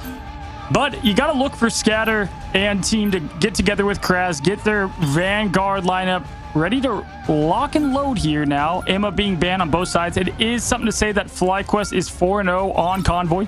They're 1-0 on this map. Got good numbers behind them. We'll see if they can finish this thing up and advance and be one win away from Atlanta, Georgia, folks, in the $1 million and more, as Magneto is locked in once again for Vest, has done it every time.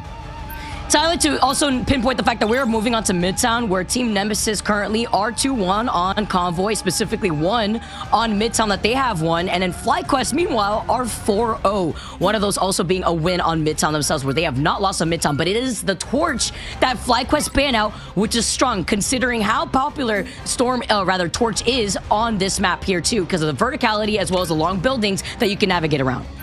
Oh, absolutely here, Vic. Great point. As now we look towards it. Human Torch, Star-Lord, banned there for Nemesis. The Groot change, though, I like it. Looking at what they can do to roll the tide. And, hey, protect the Wizard. Keep the Sorcerer Supreme in this thing. That has been the constant, and they can never get back and have that last-minute fight. Funny enough, they beat Shroud X way back when in June, twice off of clutch, strange portals. They look to do it again. Usually don't have enough to ban that kind of hero because, you know, in the Vanguard role, but so much of a difference maker now in this season, both with the portal, without the ban for Jeff, the save for Jeff. We're about to get a vision show. And I like this too, because with Team Nemesis also starting things off on defense, we also know that Kraz is a crazy Groot player. So putting that protection over onto the Groot, even with no Emmas for either of these teams to rock, Vez being as strong as he is on the Magneto, you could go for some cheeky protection plays off these Groot walls. Jeffrey is back, and so is the Magneto, while on the other side, Team Nemesis finally get to play the Doctor Strange, something that has been banned against them within the last 2 games. A baby shark, no. Try final boss. I mean, Vision is a little shark, but with a big bite. We've seen that time and time again. And then we've got the old aggressive roll right out the gate to deal with what has been the triple Vanguard. But that has been the story of this team right now. Nemesis has not been able to find this kind of Vanguard strategist comp that they like and prefer.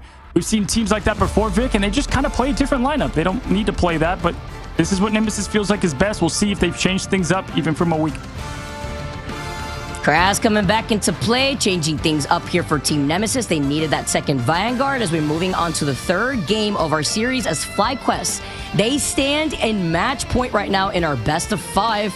Seeing those adjustments coming out beautifully from FlyQuest 2, but it can be difficult to deal with on Clintar, even if that's where Team Nemesis really does like the scene, despite, you know, falling short a few times there on those maps. But now as we move on to Midtown, it could be a very different look here, especially with Kraz coming back. New York is the location, folks. Georgia's the destination as both these teams line up. It could be FlyQuest to seal this thing up. Scatter, we have a Penny Parker appearance, guys. This is not a drill. Let's see if they can hold him back. Okay, well, you know, when I was talking about the Vanguard lineups that we can expect here from Team Nemesis, this was not what I had in mind now, Cozy. Scatter being on that Penny, you could come right back around with a Madian and that BRB. And FlyQuest having to divert their attention, looking right behind them. Triple Vanguard, triple strategist, something as old as time as Kraz gets taken out, but he'll come right back with the BRB. Yeah, but we saw this last time with him, and every time Magic and Moon Knight could just shut down this Penny Parker so well on this map in particular. Because what do? They run in to be protected by the webs just to get Crescent Dart to death from Moon Knight, and the Go-Go Power Rangers now get Energy with another one. Energy can play any duelist in this game, 40% and climbing. He just ulted Spark Chief as the God of Thunder. Look at this show out for FlyQuest. Look at this. Look what they're going to try to do. They're going to try to cut them off with the Doctor Strange portal. Energy literally had no emotion, too, in that camera. Just another day at work as Vez sets it up on the high ground here. Looking behind them, and with Vision being on the Phoenix, Energy still sticking to this Moon Knight just to get through this first checkpoint. But he literally got that ultimate, Cozy, in like 20 seconds. I mean, when you have Vision and Energy that can quite literally flex into anything, that is what makes the team so lethal. They are unbannable at the heroes they play now with the Phoenix ready to go. He's going to yell, "You are nothing," as they look to try to combo this. They don't have to with Moon Knight if they don't want to. That would be a waste, most likely. Craftsman going down. They are going to go for the flank to the right. Nothing connected there, though. As Midi bringing back Kras. It's going to be huge to sustain what is just a dominant 0.1. Oh, shut down. Oh, he actually stunned right in the middle of the Eye of Nothing here.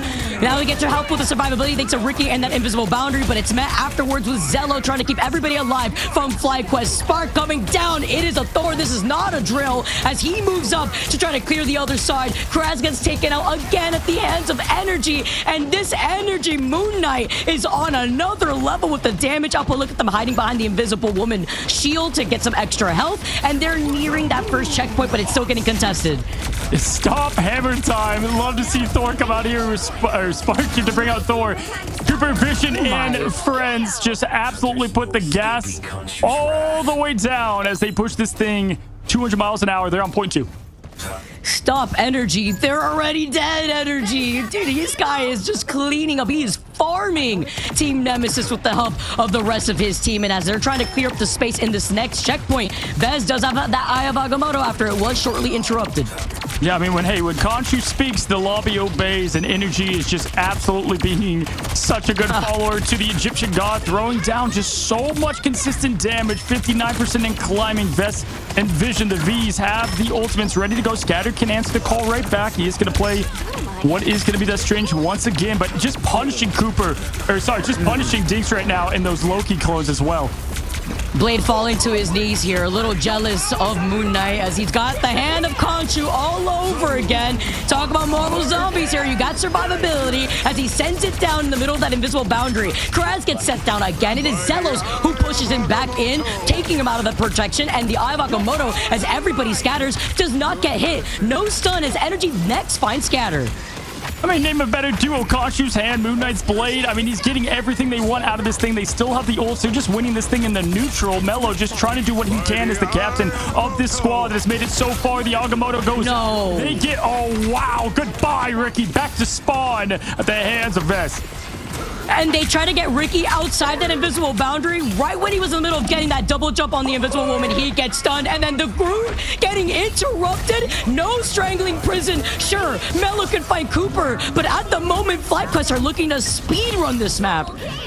Yeah, no hope there. That's a rough one. As we're gonna get a quick pause here, as everyone's getting back together. Listen, it's just too much of a hype show over here for these two teams. I think the game, it saw a Thor, it saw a Penny, and it was like, hold on, what patch is it? What are we doing here? Maybe we need to take a quick break from the heat. But so far, this is just all FlyQuest, Vic. Ladder. We get take a quick little break right here, but Spark was also laughing in the player cams.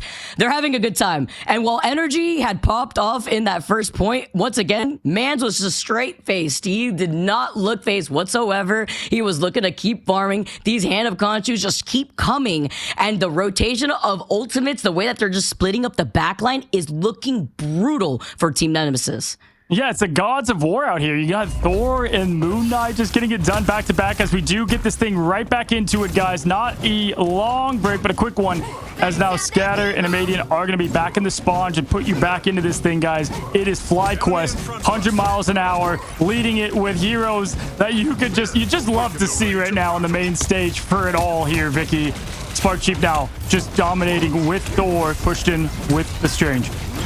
We don't see this very often here, and it is working out together with the Moon Knight as Mello shuts him down. It may be a lot harder, at least in this checkpoint. Hand of Khonshu is going to be able to at least buy them space after they lost out on Spark Chief. He made the swap over to the Venom, Kraz as well, and after he's able to find Energy, we're seeing a lot more of those swap-ups coming out of FlyQuest, because this is the point where they can get easily held back. Oh, this is a good job finally getting something going their way here, FlyQuest. Now going to change over to the Jeff. You know, why not? When you're playing everything else, throw in the Baby Shark. See what he can do. Looking towards it now, Mello. If this team is not going to get pushed to the lower bracket, it comes up the hands of him. It's Spark Chief diving in, though, now as the Extermination comes out from Amadian, trying to push things forward. Zealous forced to get their ults up. Cooper can follow if needed. Vision behind Invest as well. They've got the entire gauntlet of ultimates here, Vic. Well, trying to get away here too. Kraz could also get the reset off the Feast of the Abyss. You can see Energy trying to pinpoint exactly where he's at, and with Cooper in the form of the God of Mischief, could get that invisible boundary, but a huge stun comes in thanks to Vez, and the Eye of Agamotto, it looks like here. He's got 3, preventing Ricky from having that invisible boundary as everyone's about to take a little trip here off the Uber driver that is Vision before he gets shut down. Yeah, Vision in the backline like a toddler in the cookie jar, but Mom found him and said, no, get out of here, as Vest continues to get mellowed down. Good, you know, a little ult there from Vision, but not enough. 2 minutes is remaining just like that. Even with how dominant this has been, they do have maybe a chance, a hope to get this thing slowed down. Kraz coming in for the first time for this team. 0-2. Tough call to answer, but we'll see if Kraz can do it now. Pushing in now. Sparkchief looking for the strategist. Dives on the Luna. Continues with the Feast of the Abyss. It's only hope they can hold on to as Ricky ults to keep him up.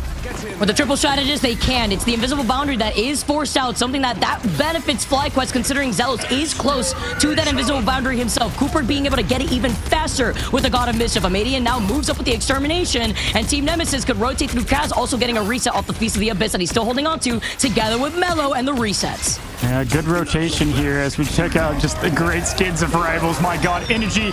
And it's the Kraken versus Kraken show, but Mello will be the first to laugh. Gets at least one connection on the Sparkchief. Gets the reset.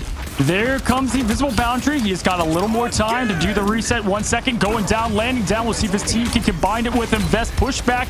Good stop of the Eye of Agamotto, but Vest once more, waiting 7 more seconds to fly up in the air and do it again. That pinpoint where he's going to be too. As he moves up, you already know what that Doctor Strange is fishing for. I mean, not fishing as he jumps up from the high ground. He finds Ricky. We see things go down. And even with Kraz getting stunned, Spark is able to find up and get the follow-up together with the rest of these Vanguard lineups of FlyQuest. Looking at Team Nemesis, splitting them apart, and only Amadian and Mello are left.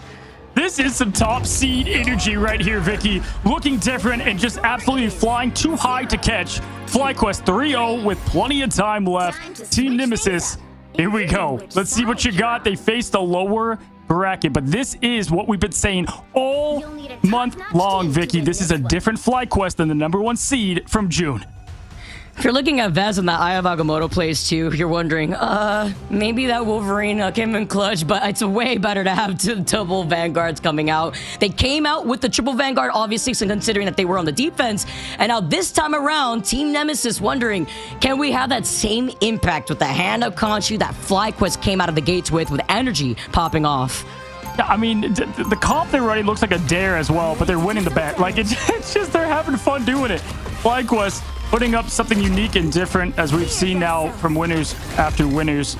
Being unique is tough to conquer. As we look at what the offense approach will be from Nemesis, they've got Amadian on the Storm and Mello over to the Bucky. This is one of the few teams that Mello doesn't typically go to the Moon Knight. Is just going to play the good old-fashioned Winter Soldier. 5-5, 4 final hits. Not what they want from there, but it's energy. Right now, highlighting the Magneto, the triple comp. This is what you want to see from this team. With Vision back over on the Atom, this is just such a tough comp to beat here, Vic. Yeah, we usually see energy swap over to the mag when they do want to run that triple, as we're going to see that run out already. But is it going to be enough to break this chokehold too? Because you only have that Storm, you could get that Omega Hurricane just as quickly, following up with that damage boost, as well as trying to help peel away if they want to counter-rotate with that mobility boost here too. But Kraz moving up with the Groot, that's what they saved this for. Going to be able to plant those walls just so that way they can build up that space.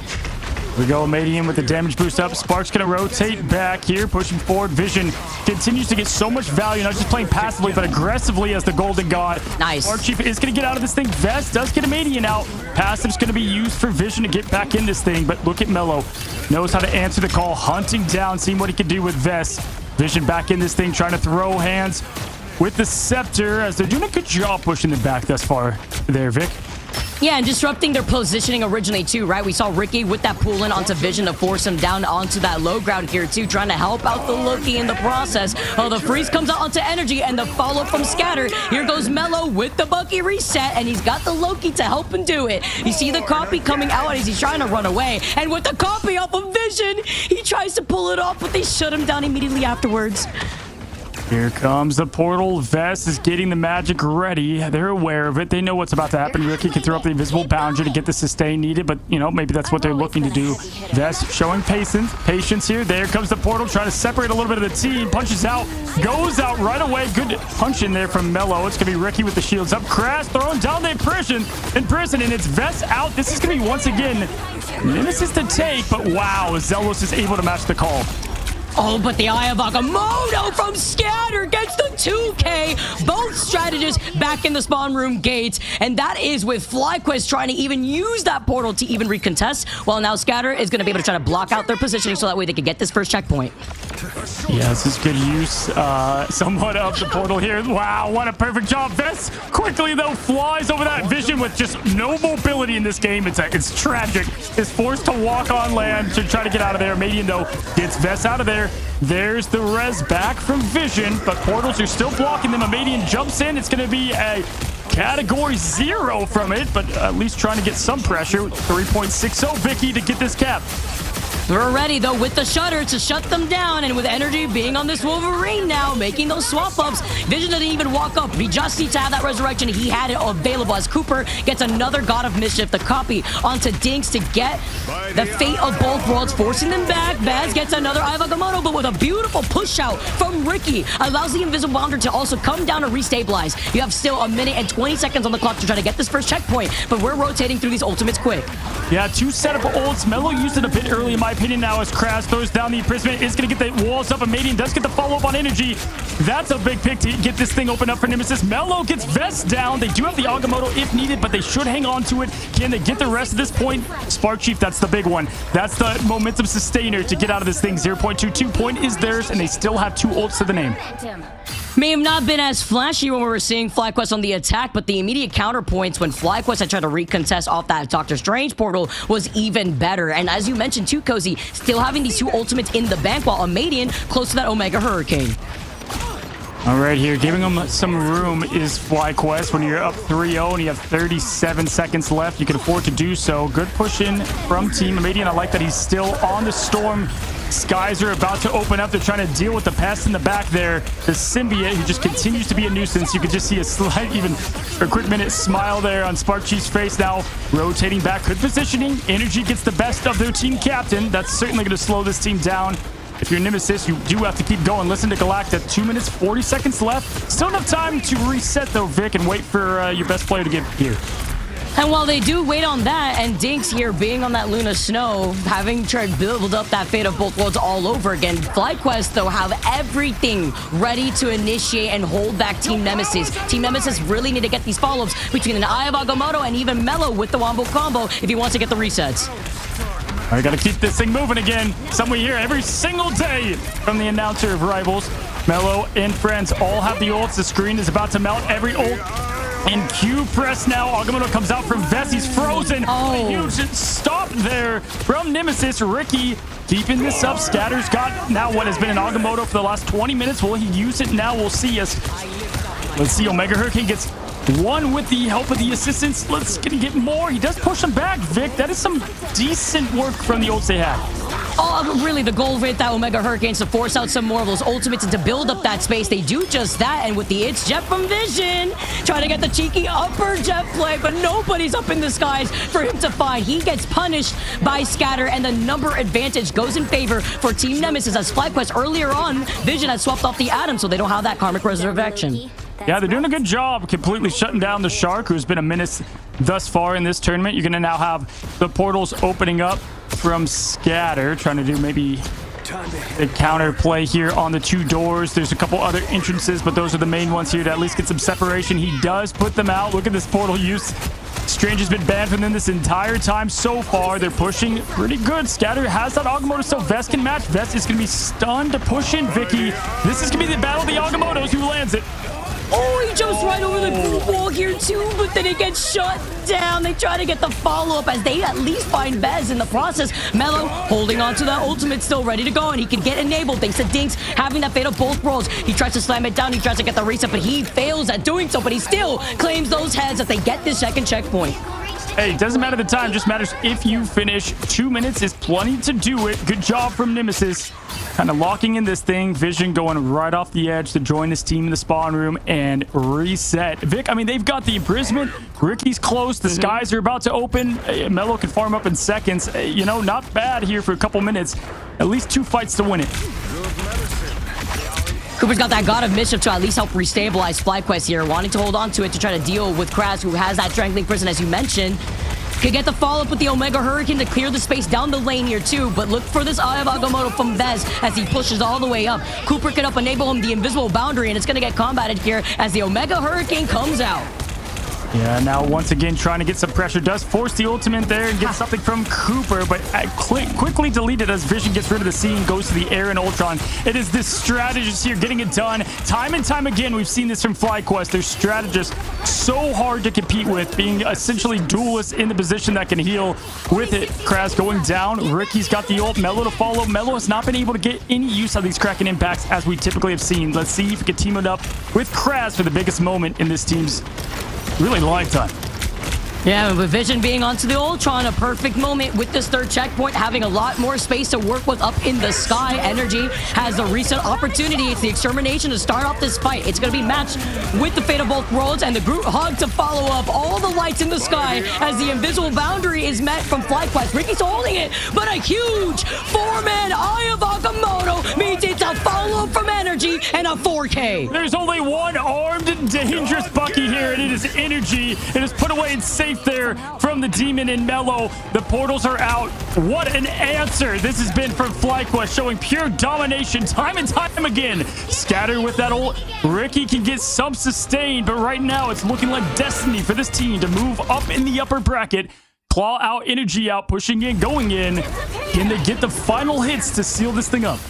With the overtime ticking away, they get to proc that thanks to the invisible boundary as they needed the space. Energy has gone uncontested, but he has help with the Ultron that is Vision to help support it here. You get the copy of the God of Mischief. He's holding on to it for as long as possible. He does get stunned, but he acts to activate the fate of both worlds of the copy of that Luna Snow. Omega Hurricane, now it's the green light. She's trying to clear this point, but they have to stay on it with the overtime ticking down. Sunny Sky stormed into the strategist here, and it is a quick deletion. Goodbye, just pure Sunny Skies there for the back line of FlyQuest. Now Vision pushing in more. It is time. Time has expired, and just like that, you cannot stop what is already airborne. It is FlyQuest advancing in the upper bracket. Yeah, you heard the armed and dangerous. It was unarmed and safe instead here because FlyQuest had cleared that beautifully with that second to last fight. It was a shish kebab. Yes, you still have two ultimates if you're looking at Team Nemesis, but it was unfortunate, start here for them to work off of. You had FlyQuest that had momentum 2-0, and they started off on the attack so well on mid-time. Yeah, and they got their team kind of back together there. Kraz was able to get into this thing, and they certainly look different, but it's just a tough look for Nemesis, who goes out 3-0 to such a strong squad. We continue to sound like we're on a repeat here, but we got to keep just echoing it. There's not a weak point of this team. The Vanguards play so clutch. The duelists can flex out and just get their job done, and the strategists, I still think, are the best right now in North America. Oh my, the 20 final hits, by the way. Oh my goodness, Energy is insane. Just the follow-up potential that we got to see here, whether it be the Moon Knight in the very beginning, the Bucky resets, following up off of Vez's big, thick, just insane Eye of Agamotto's. That 4K at the very end there too. Team Nemesis were struggling, but they were able to find their footing when they were on the attack, but it was a hard climb for them.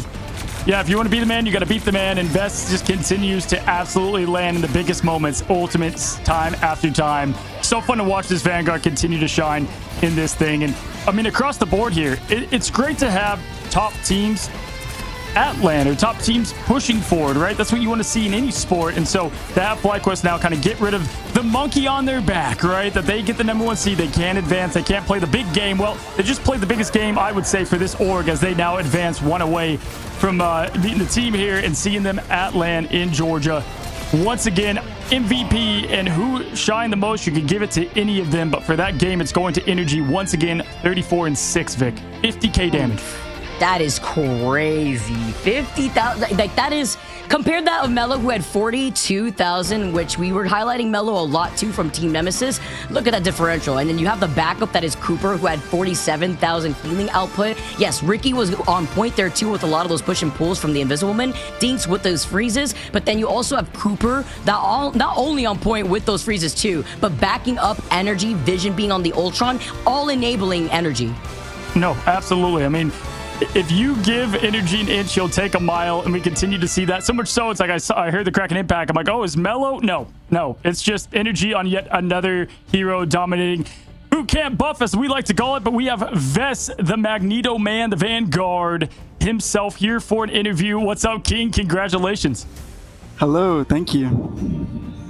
Hey, listen, this is obviously a different FlyQuest than the one you were part of last time. A lot of talent on both teams, but this time really kind of, getting the monkey off the back, getting pushed forward. Now that you guys are one match away from FlyQuest being on their first ever LAN, talk to me what that moment would mean for you and the team and how you guys are feeling. Yeah, I mean, we're all really happy. We're performing as good as we think we should have been, like, this whole time. We really want to get a LAN. We really want to win. We want to show people that, like, we are the best. So we're all really excited. Awesome. And you guys are doing just that. I mean, your Eye of Agamottos were crazy. The isolation, too, on the outskirts of that invisible honor that we just saw, together with that and energy. I mean, talk to us a little bit about the energy of you guys being together at boot camp. I saw, the smiles. I saw straight faces. How has it been being together in unison? I believe it's been, like, 2-3 weeks that you guys have been there? Yeah, we've been here for like a week and a half now. It was really fun. It's awesome being around everyone, like getting to interact with everyone in person. Like we hang out, we go out to dinners, we like poke fun at each other. We'll queue ranked and we'll look over our shoulders, look at their monitors, just kind of being fun. So yeah, it's great. Well, you might as well practice like you're going to be at LAN, and that's the first step, right? So you guys chill on the couch. So cool to have you guys all together and just, for FlyQuest to get this org rolling and getting that boot camp buff. But yeah, man, I think really what describes your team is the flexibility. First of all, I haven't seen you on Captain America in a minute. You were on Cap in Domination. I'm like, I don't remember a lot of vests on that, but, from you playing that to, the duelist just flexing to what is needed, obviously energy wasn't going to get diffed there on Psylocke. We saw him, quickly shift over. Does this team have the most flexibility in this tournament? In NA, yeah, I think we do. I think we are the most flexible team. We can play everything. Like, none of our hero pools really are limited like that. So we can play like the 2-2 like you saw today. We were playing the dive on Celestial Husk. We can play like double shield. We can play any of the tanks, any of the good DPS, triple support. We can really play it all. Oh yeah. And that's the most important thing in this game, right? It's a lot about counterplay out here too. You guys were able to make those readjustments. You guys are able to break through the 3-3 usually when you come out of attack. Obviously, we saw Energy having a lot of fun with that, being on Moon Knight. I mean, looking at the next set of competition that you have as you move on to the upper bracket semis, it's going to be between Dark Zero or Rad, whoever takes it from there. I'm assuming here just the way that you guys have not only been boot camp for the last week and a half and your flexibility, is there one team specifically that you're worried about? I mean, even going into the group stage, the only team that we were looking at is Envy. Everyone knows it. Like, Envy and us, we're like, that's our number one target. And we scrimmed them a lot. We like getting practice against them. Yeah, I think we both push each other to like be better. It's cool to see. Yeah, I mean, definitely, if you look at the two teams that you're going up against here, Dark Zero, Rad, you guys took care of business on those teams. Dark Zero obviously going to want some revenge, but, looking at it, Envy, yeah, is the team that has been, especially in the capture seat, I'm sure the audience, most fun to watch you two Titans go up against one another. But either way, man, job's not finished. You guys have a big one up in the upper bracket semifinals. Have fun, go get the dinners, have, good celebration, for this win, and, get locked up. Job's not finished. Yep, job's not finished. One more tomorrow, we make LAN, but we want to win the whole thing, so we will be playing our best the whole time. Heck yeah, man! Give our best to everybody over there, and enjoy this one. We appreciate you coming on when we have the whole team there together. Although we need your two statues behind you holding up the stuffed animals again. There's no one here this time, but come on now. But appreciate you, Vest, once again, and go enjoy this one. Yep, thank you guys for having me. Have a good one. Hi, Vez. That is Vest, the Vanguard. You guys know him, the absolute really, I mean, he was doing this back in June, but again, when, teams get upset, you don't get to see that highlighted as much. So cool to see this guy and what he can put on for the team. Looking at the bracket, guys, that does give us one answer, at least in terms of the upper bracket fly moving forward. We're about to jump into our next matchup that will give us what is going to be Dark Zero or Rad against them. And then it is Nemesis there trying to fight for survival in the lower bracket. And that's going to be scary because both, Dark Zero, Rad, and then looking on the other side of the bracket, I mean, just hearing FlyQuest, specifically Vez, talk about how the only team that they were looking forward to playing up against was Envy. And we already saw those two Titans face off against each other. So right at the moment, like, FlyQuest just look unstoppable, Cozy. I gotta say this, there's a reason I'm not a player in this thing, because you can't get emotions to get the best of you here, right? And all these guys, they're so calm, cool, collected. Man, I'm like throwing a party for myself when I get, a Grandmaster win or whatever up to Celestial. These guys are just winning on the biggest stage. No emotion is the best emotion at times. But guys, we have great skins entering the game on what is a weekly basis at this point, with another one to boot, as you guys can get one of the great ones out there in the Emma Hellfire Protocol. A lot of Emmas here in play, and what a skin, Vic. I mean, I got it day one, frame one, and if you haven't been able to get it yourself, what are you doing? Because also the title animation is beautiful with that card, so you definitely don't want to miss out, as it has been available for the last 6 days. Oh my goodness, for sure. As we now take our sights towards the next match of this thing, and I can't wait for it. You have Dark Zero, the talent that they've put together from roster to roster. We'll meet their team here in just a bit. And then Rad, what has just been this chaotic, fun team, has been really dominating outside of a couple matches. So, guys, we're not going to, obviously take too long. Reset, reload. Match 2 is about to be even crazier. Don't go anywhere. We're going to take a quick break.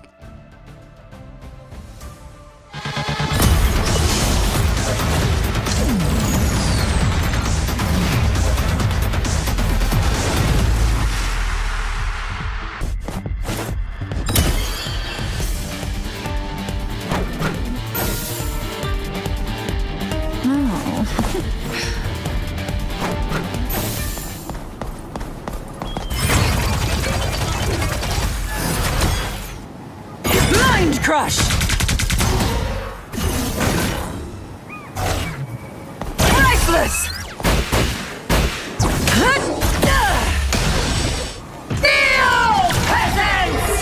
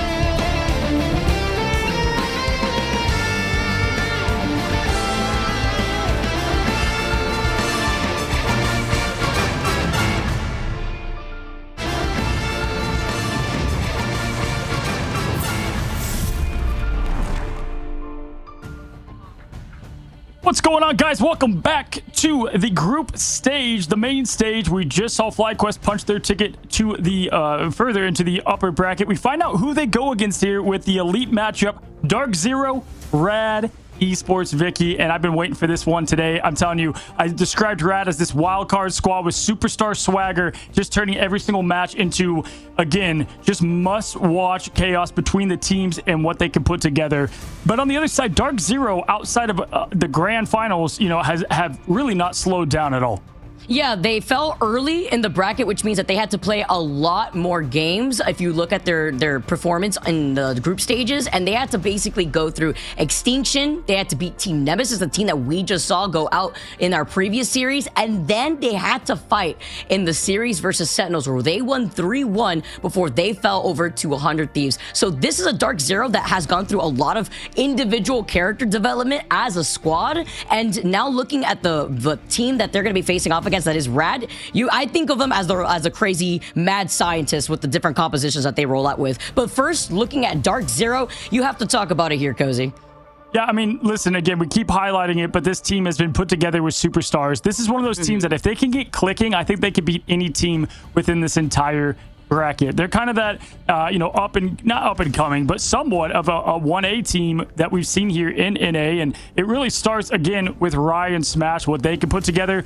Korova, though, we know from Jeff to Adam, that man can really turn the tide for that team. Velocity has just been their consistent. And Impunity, I mean, they're full of pros. And I think, funny enough, Vicky, this is what would be Rad's weakness. Rad has done very well against some teams, but when it comes to these really tight, coordinated teams, that's been the struggle.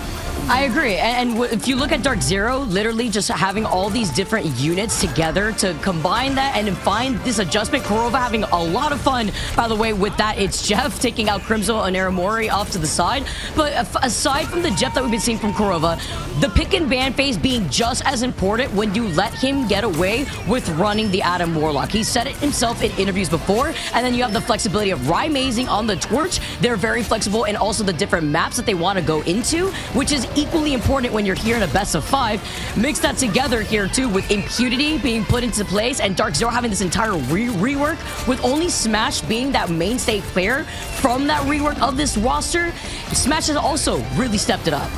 Now, Madara is their consistent in terms of Vanguard, but yeah, you highlighted it. Impunity is a demon no matter who he's playing. The Venom is relentless. The Groot is always so great at what he puts together. And then the Hulk, yeah, I mean, their flexibility. And that goes too with Rymazing and just the type of duelist that he was, right? You know, we saw him play for Sentinels for so long, and I love him in this spot right now because it really helps open up, I think, what he likes to play when you put him up with the other people on this team. And it also allows Korova to shine as well. Those two been together for a long time. Fun to see them. But on the other side, Vicky, you could call them a stream team.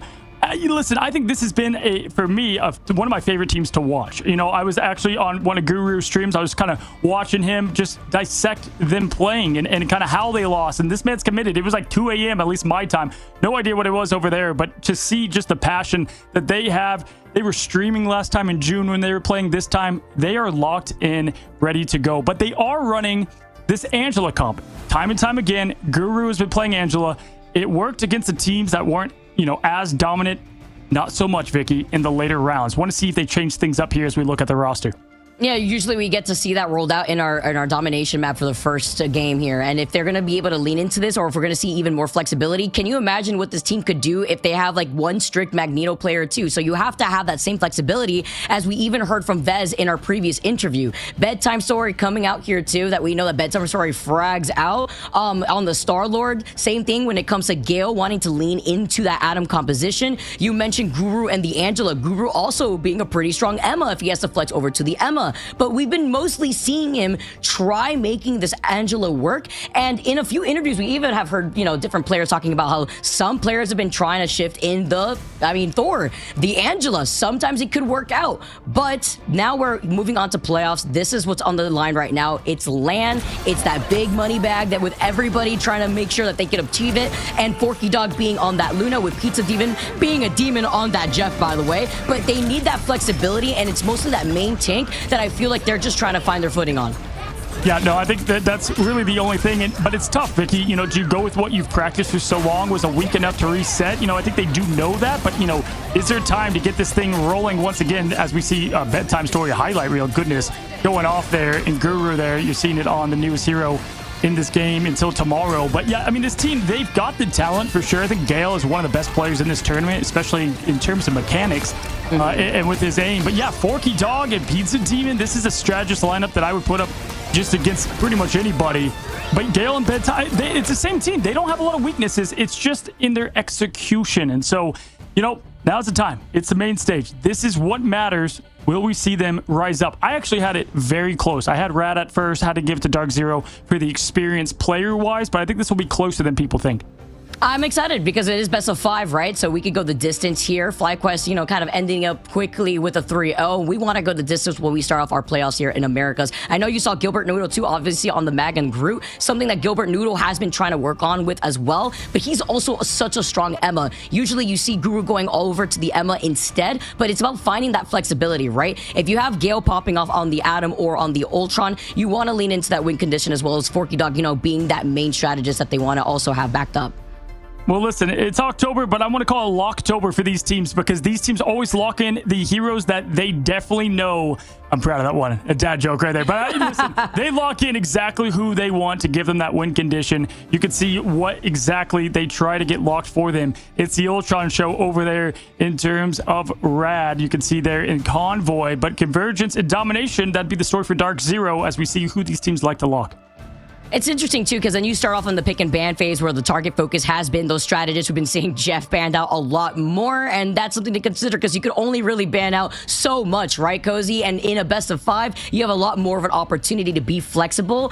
Do you let this Adam pass through, especially with the way that Kurova plays? But in Domination, you know he's going to be able to pop off on the Jeff. Same thing from the other side if you're looking at Rad.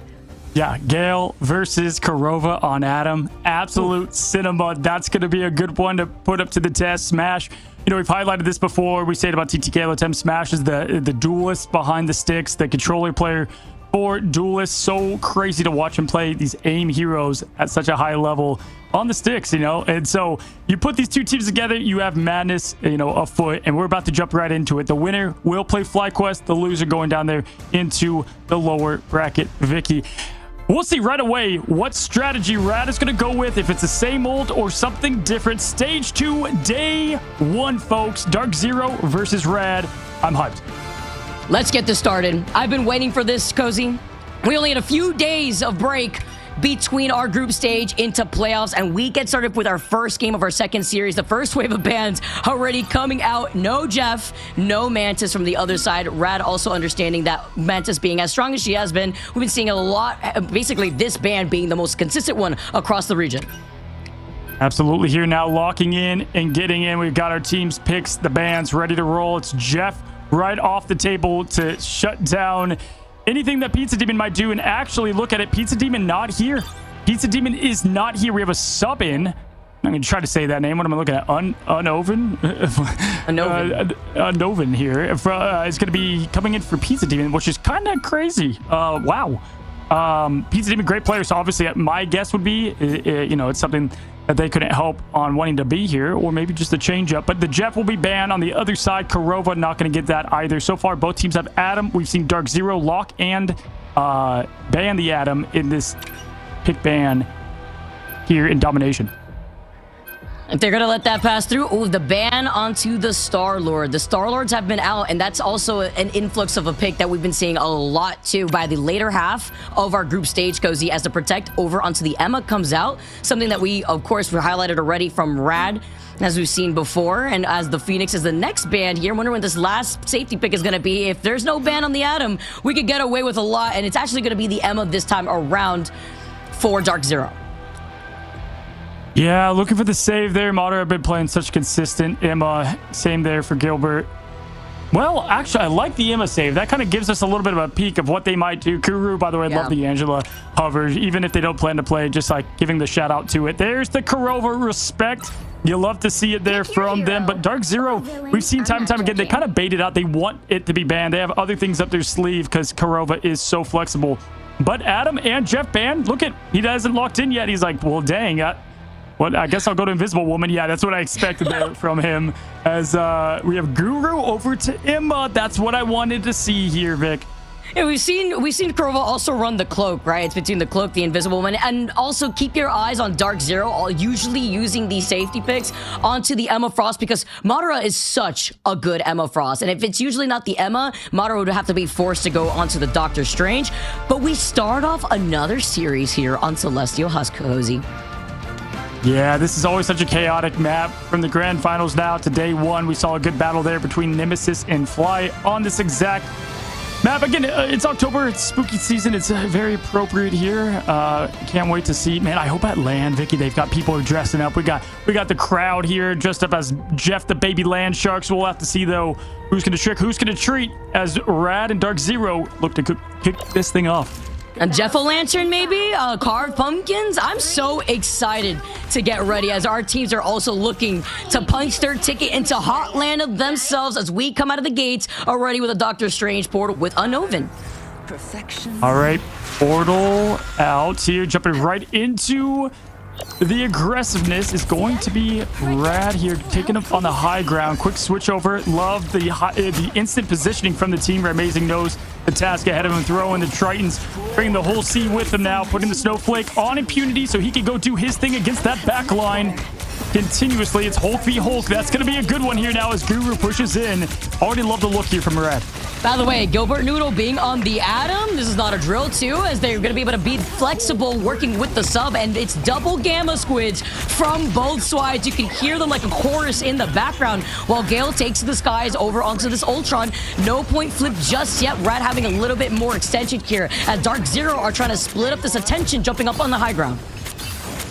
Hulk smashing, teams clashing. It's close now to Rad getting this thing. Now jumping right into it. Ryan Mason's trying to get this out of there. That's a huge... Oh, wow. This is staying there from Impunity. That bedtime Gale. Forky and friends get everyone out of this thing into point cap first. That's already a good momentum changer for this team, getting the first laugh on domination. Talk about that last-minute bubble, by the way, before he jumped out, literally by a pixel. Yes, it's Bruce Banner right now, but it's just a matter of time with Dark Zero moving up and the extermination to open up this fight from Smash. Now we'll see here now as Guru pushing in. Frozen and Fabulous is Emma Frost now with...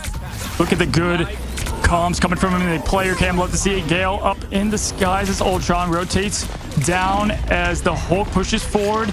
And, oh, it was close. Once again, these Hulks are getting away with it. Time and time again with 0 health back to full. Extermination out. Age of Gale continues. Punishing the team, healing his own now as both Gamma Gods are up and ready to roll. Pushing forward, seduction happening from Guru. Having all eyes on him as the streamer and the player now. And he's got the Hulk trapped in his web, but the disappear comes up. Kurova, invisible boundary is locked. And it's a show of response from Forky Dog, Vicky. Keeping him alive here too. Nice will coming down to allow Velocity to get stunned, but he had that Fatal Bolt roll to keep everybody alive. But Frozen onto Impunity as Gilbert Noodle up on the high ground has a Karmic Revival bringing everybody back. Bedtime Story, you see these things getting taken down, but Dark Zero have to pinpoint where Gilbert Noodle is as he also has that passive. What a sneaky little ult there. That's an incredible job from Gilbert, bringing this team back alive in this thing, but it is 11% in climbing. Dark Zero was able to get this right back. Ult-wise, Madara does have the seduction. Close up is going to be Gale, that they can get the pressure pushing forward, but it's Amazing. King of Duelists, King of the Sea here now pushing forward. Good pressure on the back line. Gale has that extermination ready to pop. He is going to use it now, and it's going to be in combination with Monster Hulk. It's Gamma God and the Age of Ultron pushing down on both teams now. Smash matching that as well from Dark Zero. It's going to be Bedtime Story getting the laugh and Gilbert getting out. And Smash not being able to get away when he had popped that extermination too. Gale had used it first, but it was a lot more aggressive versus Smash versus his defensive Ultron ultimate. And Amazing does find Gale in the process, but the trades way more in favor of Rad, as now the flip here with Dark Zero already being at 50%. Rad have not been able to flip it just yet, and the stall is still happening for Dark Zero. Yeah, trying to get wave, wipe, and win. The whales are not connecting this time around from either Namors as they match each other. Look at Bedtime Story, the cat going wild. Just absolutely celebrating what is the chaos of this matchup so far. 66-63. We knew we were in for a good one. The grand finale. Luna says it best with the show up, keeping people alive. Gilbert was clutch on the last resurrection. Vicky, let's see if his positioning's timing right, giving the aggression there as Guru goes down. Going to force Gilbert now to res if they want to keep this fight going. Already at 85% though, and Smash is going to be able to restabilize everyone, get a lot more aggressive, build up the space, and waste more time away from Rad. This is going to force Guru to be on that Doctor Strange and then recontest here with the Doctor Strange portal. Look at Guru just chewing the gum, the confidence. He's chill. He knows what he needs to do. Team jumping in and ready. Don't want the body blocks. They don't want it either. 97% in climbing. And right now, Rad's got the toolkit to screen melt this team as Kurova. Good positioning and good freeze there. Once again, from the Hulk. Gale pushing in. Whale goes out. Connection down. Staggers there, but no eliminations as Rymazing setting up his Cave of the Deep. Gets one down. Pushing forward. The rise comes from Gilbert at the best time possible. That's a death cave right there, too. You do not want to contest if you want to be met with those squids on the other side. And the support sustain from Smash. Dark Zero in the driver's seat at 99%. And Rad with Guru having that Eye of Agamotto coming up soon. Have to decide whether they want to try to invest in this now as they try to push all the way up. Bedtime Story staying alive to reposition. Yeah, trying to drown them out here. Blessing the Deeps have been used, but look at that Cave of Rymazing. Continues to punish. Guru's down with it. That's a rough one now as Forky Dog is going to keep this team up somewhat. The portal has been used. Guru does fall with the ultimate. It's brutal. Where goes down? Can he get into the cave? No, not enough here, Vicky. They cannot get this point right back. Has to stay on it. Guru takes a long walk back, and right now, one by one, goes the team. And Dark Zero is looking to clutch up point one. Not even the will could force him out of that cave. Once you saw Rymazing set up there, he literally could not get evicted. That was insane pressure just based off of their positioning alone to play off that low ground. It quite literally drowned him out, right? Like, just put up Atlantis and then did the rest. I mean, that was such a perfect rotation and positioning from that team. Bedtime Story's playing well, as you know, if you look at it, but want that one back. This team, I do like that they are, you know, changing up comp a bit, trying to change things up from what they did run in the seeding stage. They had a good start, Vicky. Got to continue to figure this thing out. And breaking this down, too, with Unknown coming in, you have to imagine the conversation that we had, Cozy, going into the series, talking about having a lot more diverse Vanguard picks that they could lean into. This is working out. They have the Hulk. Yes, they have the Namor coming out. Gilbert Noodle, though, on the Atom was starting things off great. We see the swap up here as he still at least stays on the Atom going into this next round. But Dark Zero, the stall that was there for them just prevented Rad from even flipping the point, despite having these individual pickoffs that they had. Well, if they want time to reset, it came at a great time here as we get things locked and loaded once again. But yeah, no, that's a good point, Vic. And I think when it came down to it, it was the second rotation of Ultimates that just did not go in favor at all in terms of Rad and what they want to put together. A team that we actually gave a lot of praise to for how good the comms were and landing things when needed. But right now, I think the story is, well, first of all, I would love to know kind of what's going on with the sub-in. We would love to see, you know, kind of what's going on there. But other than that, because Pizza Demon's is a hard player to replace. The Hulk v Hulk matchup, the pressure has been immense, though. What if it's just because they want to prioritize maybe Gilbert having an Atom and Pizza maybe not having as strong of an Atom, considering his pool is that Jeff, which did get banned out, but it's not why he just came in as a sub, but the Ultron and Loki too. Whereas we do see Gale popping off on the Ultron, and we do know that Gale also having an Atom, so they have that flexibility if they could lean into it. But yeah, definitely have to figure out what's going on there, but they could find these slot-ins. You could see with the Hulk, the Namor, but then to deal with that and Dark Zero when they had the prio positioning to set up in that cave alone, they have to be able to not only figure out, okay, well, if we don't have to worry about the Atom anymore, no more resurrections are going to come in, we're just going to babysit this bottom end of this cave right now in this first point.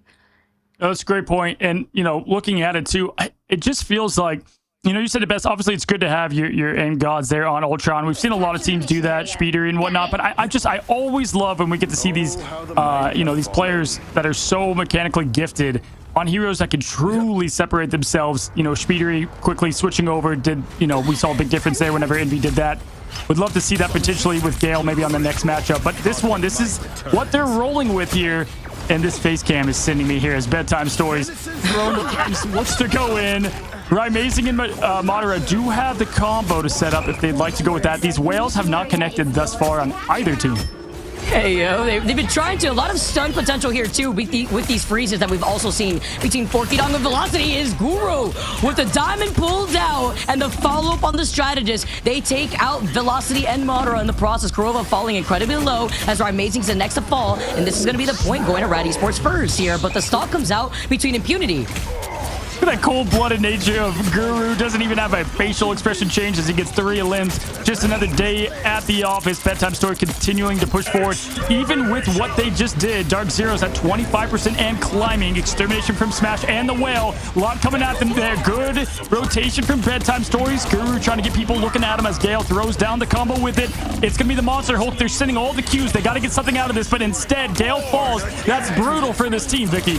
That's a fact with Rad trying to get more of these picks and Impunity stalling for as long as possible. The Born Again rings out in the arena from Gilbert Noodle. They can get a lot more aggressive this time around, and Onovan is going to be able to now get right back over to the Hulk. But look at this. They still cannot flip this point with the positioning of Madara now being on the Doctor Strange and Impunity living for as long as he has. And now Velocity has the fate of both worlds to keep this fight going. Yeah, just once again, the Cosmic Revival over and over. It's just something to fear with these teams, though. Love the resilience as Madara is pushing forward. Oh my, colors just exploded the screen. Graphics cards are melting. The Agamotto is sending, and with it, no connection, and nothing from it is brutal. This team has continued to look more put together than in seeding, but right now it's 77% over to the side of Dark Zero, looking like the unstoppable team that has snowballed an avalanche to this point. Forky Dog falls, and it is all Dark Zero at the moment. Impunity jumping right on top of that backline while he was getting just pushed and pulled. Bedtime Story then follows onto Velocity. No strategist left for the sustain, but Dark Zero minus Smash here alone. And with 95 and climbing, they finally flip a point with a fight that lasted forever. Wow. And they played it well, but yeah, I mean, what a strong defensive hold there from Dark Zero in terms of the sustain. Great job now as Bedtime Stories knows they have to play aggressive and perfect at that. Gilbert Noodle is going to have to hang on to this thing as long as possible. And they just have to try to win here in the neutral, Vic, if you're going to try to get this to 99. Can't use it all in one go. Damage Shield's out to rotate. Good positioning. Bedtime Story does have the Whale. We'll see if he can find the opening. With the win condition being that Karmic Revival and Bedtime Story getting frozen at the hands of Velocity, Rymazing moves up. He's got the Whale available. They're trying to set up with the Squid Tier 2 in the middle console of Celestial Husk, but they have to pinpoint where Gilbert Noodle is. With Rymazing having that Whale that could come crashing down in the middle of it, Gale is going to open up the fight first with the Extermination. Impunity getting called out as Guru gets the roundhouse kick. He gets the choke slam while he's at it. 3 members out, making for Dark Zero with Impunity getting the reset. This allows Rad to win that next team fight, but look at what Dark Zero is about to roll out with. Okay, all right. Guru, Diamond form, more like Final Form. I see it. He's going to have to bring more of it if he's going to continue to win this fight. And charging. Yeah, 64% going over to the side of Rad, but right now I'm looking worried for what Dark Zero has with Kurova and Velocity. Just so much pressure. They're going to have to play perfect here. Forky Dog right behind it. Gilbert's got to find positioning to help the team, but also be available for the rest. Passive is surely ready. And there's the blessing. That's a good pop early. Definitely be able to start off this fight here too strongly as they're going to be able to move right back around. Rad holding onto these ultimates even better, even with this Extermination that's trying to get more space for the benefit of Dark Zero. Psionic Seduction from Guru now is going to try to bring everybody together. It does catch Rymazing in the process. No Whale coming down, but as he overextends here, Madara finds Guru. Born Again brings him right back around. Overtime ticking away, but in favor of Rad, who had flipped this point from 0 originally, and the Squids have been set up here too. Extermination to keep them alive here from Rad, and now you have the dance up from Velocity and the fate of both worlds. And even with the Sonic Seduction, Kurova cannot stay alive. Here comes the Whale crashing down, but it only finds Guru. I mean, just teamwork straight out of the playbook. You cannot script this type of comeback now as Bedtime Stories looks to get close to elimination. There's Rymazing looking for the back flank. Bedtime Stories rotating the Soul Bond, keeping the team nice and healthy. Got to get rid of those Squids, but trying to share the love. Does get one out, continues to push forward. Gale gets one. Rymazing the trades. Forky Dog down with Guru. Gilbert to follow. This is bad. They need to rotate. Guru already on the Strange. Portal's going to be out any moment, but this is going to be a tough momentum to fight against. That was off of the neutral, and the straight-up Extermination that Smash built up again with another ult on Rage. No one to touch the point as Dark Zero win the first game. Wow. Wow. I mean, picking up a lot where we left off. Dark Zero just continues to clock back in like the shift never ended. Just good job from them. And Rad, I will say Rad looks cleaner, at least right now, Vic, than they did in the seeding against these, top teams. Yeah, right now, it looks like they've been making a lot of adjustments. They're trying to find that flexibility. But Dark Zero, the way that they end up moving back to then re-engage in a lot of these fights, even when it looks lost, the potential to stall from Impunity as he's your MVP. 5 final hits, damage block 41k, almost close to that of Guru, who we saw popping off earlier too. But the survivability is also there if you look at Kurova and Velocity. I just felt like personally the Ultron wasn't doing much in that matchup too in the terms of Rad. I mean, it was starting to click a little bit towards the end, but you know, if I'm Rad, I would look to try to get a little bit of a change there. I mean, that does speak a little bit to pick band stage and the way they want to rotate, but that could be also with this subbing. You know, Gilbert is on Adam instead of what was in the past Gale, so you know, maybe they're looking to do something a bit different there, and the subbing could come in, but we'll have to see. But either way, they did look clean, they did look better, but all Dark Zero right now, and just consistently knowing what to do in every single, you know, moment of this match. Yeah, I agree. If you look at the difference between Gale and Smash too, sure, it could be that 1k healing, but we did see Smash having a lot more advantage off of that Ultron Rage versus the uptime that we saw from Gale. Sure, you could try to clear up some space, and depending on the situation, you could bring your supports back to life here, but then Gilbert Noodle hanging out in the back also ended up getting maybe like one impactful res, which at the very end was Guru, but it was all the Impunity show. That whole difference made a big deal here for Dark Zero. 14 KOs, as we've already highlighted before, and only going down 3 times. It did. I mean, this guy is just a demon in the back line, and we continue to see that from whatever team he's on to whatever day it is. Impunity with that MVP 14 and 3. Man can truly do it all. It's fun to watch him as a player, and this team put together Dark Zero, all these studs, and it continues to shine. Vicky, what a match one between both of them, and right now, you know, I think domination can speak one side of the story. Rad, you can, you know, really now cook up. You have best of 5. You can try to get things adjusted. Don't know how much there is there with that team in terms of adjustments. I know Dark Zero, though, they'll be ready to answer the call as Rad will be picking our next map. And even giving them highlight too, looking at how Rad had played Bedtime Story had only gone down once. And we know that Bedtime Story has a very flexible pool between the Star-Lord and the Phoenix. The Moore was great too, but then you mix that together and the Vanguard lineup that you're dealing with from the other side, Mater being also a really strong Emma Frost. That's why they usually protect the Emma. Yeah, and I would actually give, if you look back at the pick ban phase, do you think there's much they need to change there? Because I felt like in terms of Dark Zero, I'm sure they're happy with kind of what they got out of there. And heck, they gave them some stuff too, and now they're probably going to roll with that because they felt comfortable in it. If you're Rad, is there anything you look to change up? Because you got rid of the Jeff, you got rid of the Atom, but that's a problem. If you put the focus there, it opens up other lanes. Yeah, I feel like the fact that they were able to prioritize Kurova on just 2 bans alone, maybe looking to see Smash being as impactful as he is being on that Ultron here. And depending on what map we may be going to, you have to consider the verticality that the Ultron provides, especially when combined that together with a Torch. Alrighty, guys. Well, we just saw the first matchup between Dark Zero and Rad. We're going to relock, reload. Don't go anywhere. We're going to take a quick break.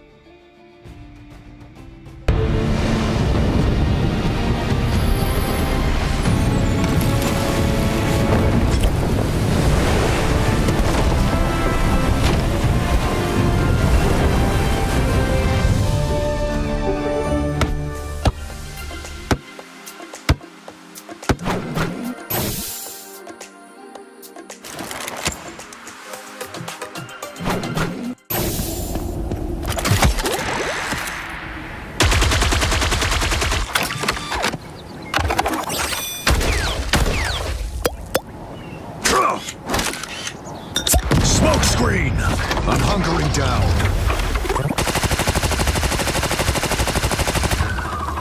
Judge!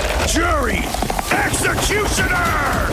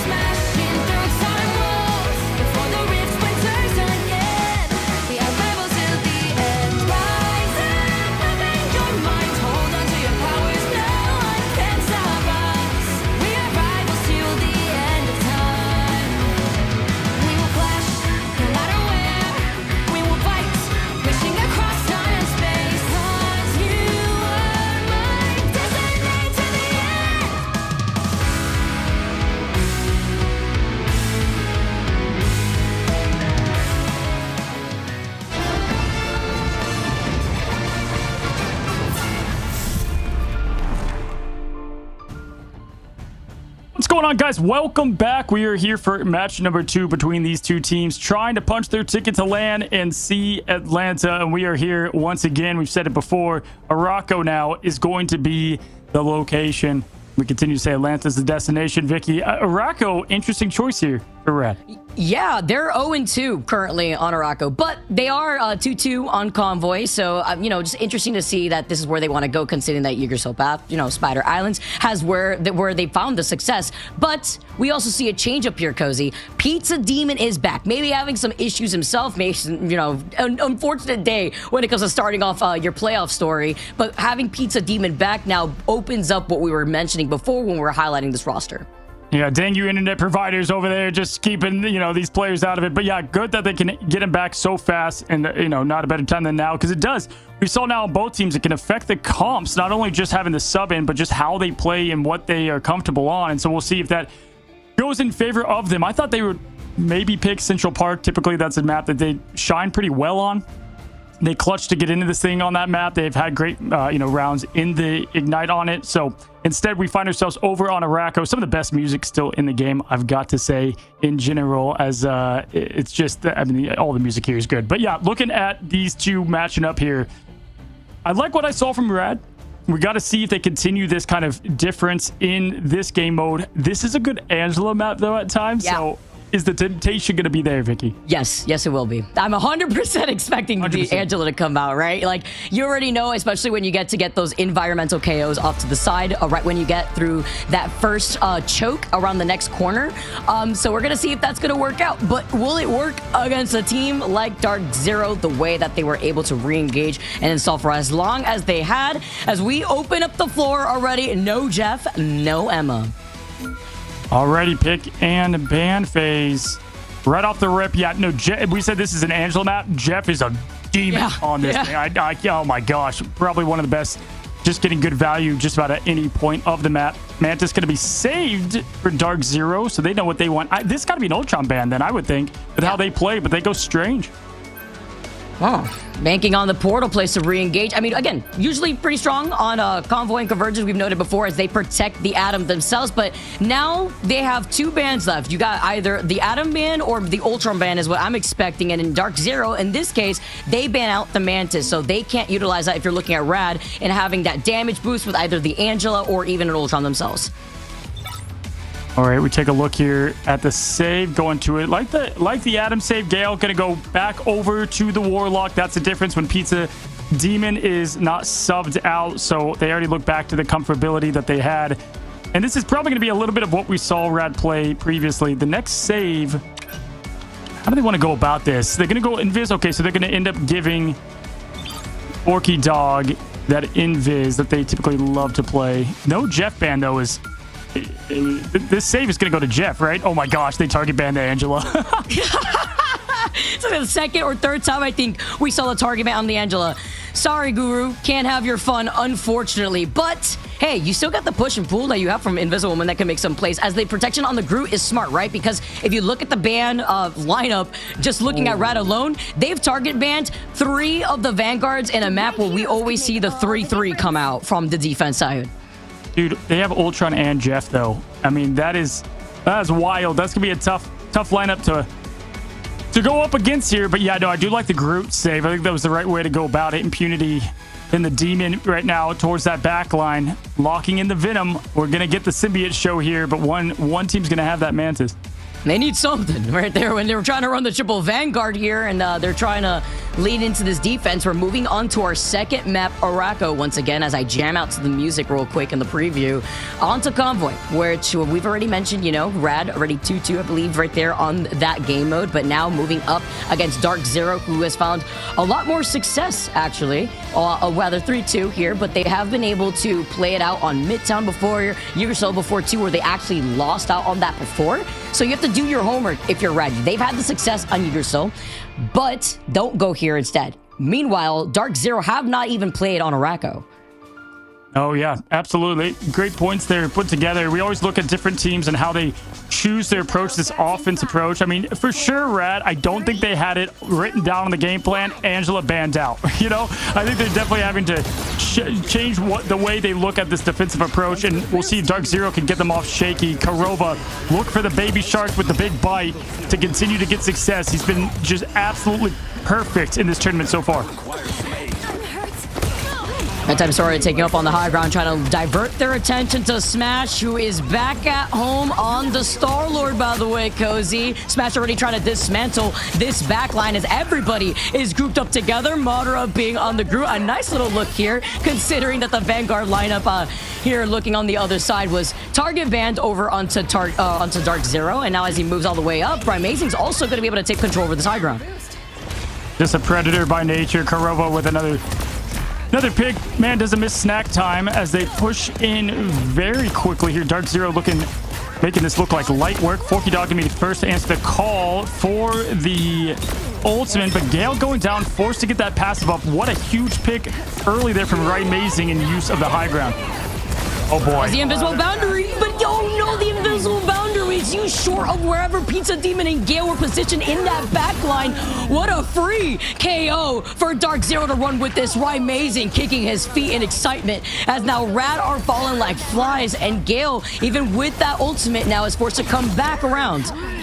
What a crash down to the Phoenix, igniting this team's will in this tournament and continues to push forward with ease. Point one is capped, and that could not have gone better. Again, I think Rad had a game plan, Vicky, and that game plan got banned out.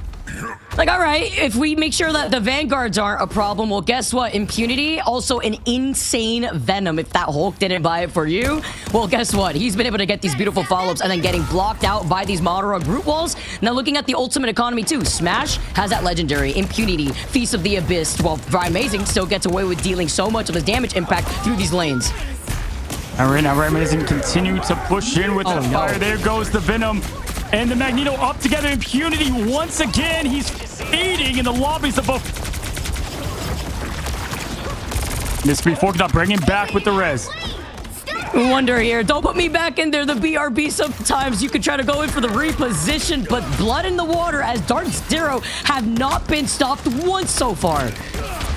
Yeah, Gale's gonna have to make the most of this and truly make an impact with the Kraken impact. He can follow with Pizza Demon. This is going to be the play right here. This is the defensive effort you need if you want to advance in the upper bracket. Smash, spinning the win, knows exactly who to call against now as Guru has the seduction up. No connection with it. Good positioning there for Dark Zero, rotating around another ult coming from Right Amazing 2 last time. We'll see if he can up the ante now as the group walls go up, but fire beats grass, as we all know. Slicing and dicing his Gilbert Noodle, Vicky, as they continue to push in. Guru's out of this. And we see the swap ups, well, now with Dark Zero having all these ultimates, these counter picks mean absolutely nothing. Madara grouping everyone together. Don't you want to give your local group a hug here? Maybe not if you're facing up Madara on the other side. You can ban the Emma Frost, but that does not stop Madara. They blinked and Groot said, and I am Groot, honestly. I am Groot. Absolutely, yeah.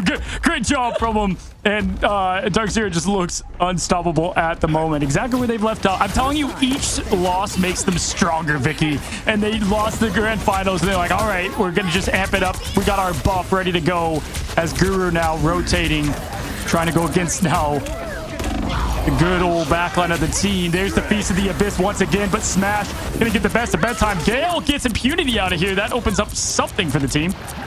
Now Karova is gonna be able to taxi along the Invisible Woman, the Bucky, have some fun with Madara, having way too much fun on this group. You're about to remember why these Mantises have been getting banned constantly. The damage boost just allows these teams to hold forward and deal so much of this damage out and impact. Now they get to also have the speed boost as Smash is going to move everybody into the position, but with Pizza Demon having that invisible boundary, it actually stalls him out just enough to reset. Every team fight needs a villain, and this time it's Jeff. I mean, Shark Week always hears Velocity, Right Amazing clash on more of them. It is just feasting right now as they continue to make this look easy. Rad has to put something together here if they're going to stop the absolute relentless effort of this team that looks destined to make it as a new team. A lot of these players making it to land before putting it together for yet another successful season. Dark Zero looking unstoppable. The show is going to keep things at least sustained. It's going to be the whale out. Bedtime Story gets 2, drops the ocean, waves him out. Good. Wow, that's a good response there, Vic.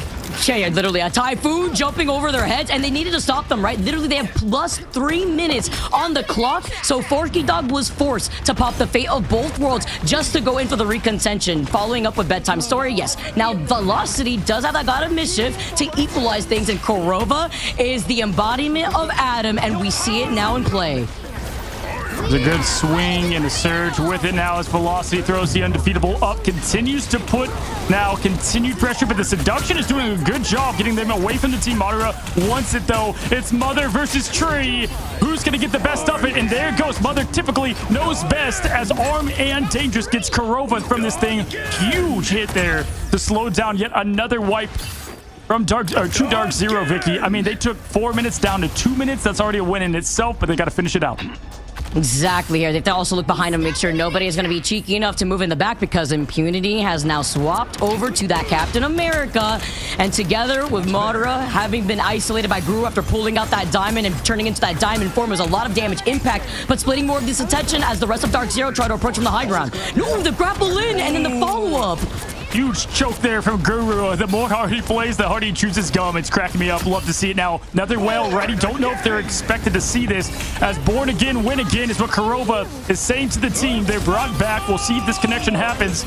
It's Impunity leading the charge as the lead Avenger. He's diving the back line there, putting Demon in his place. And Mantis, good speed at use there, trying to get back to the team. Invisible boundary up, Vicky, and continues to put the pressure on. Amazing can land another Phoenix. Madara is close. Madara's been okay. Good imprisonment there from the tree, and they continue to throw it down, but this is a perfect job from Rad sustaining through it.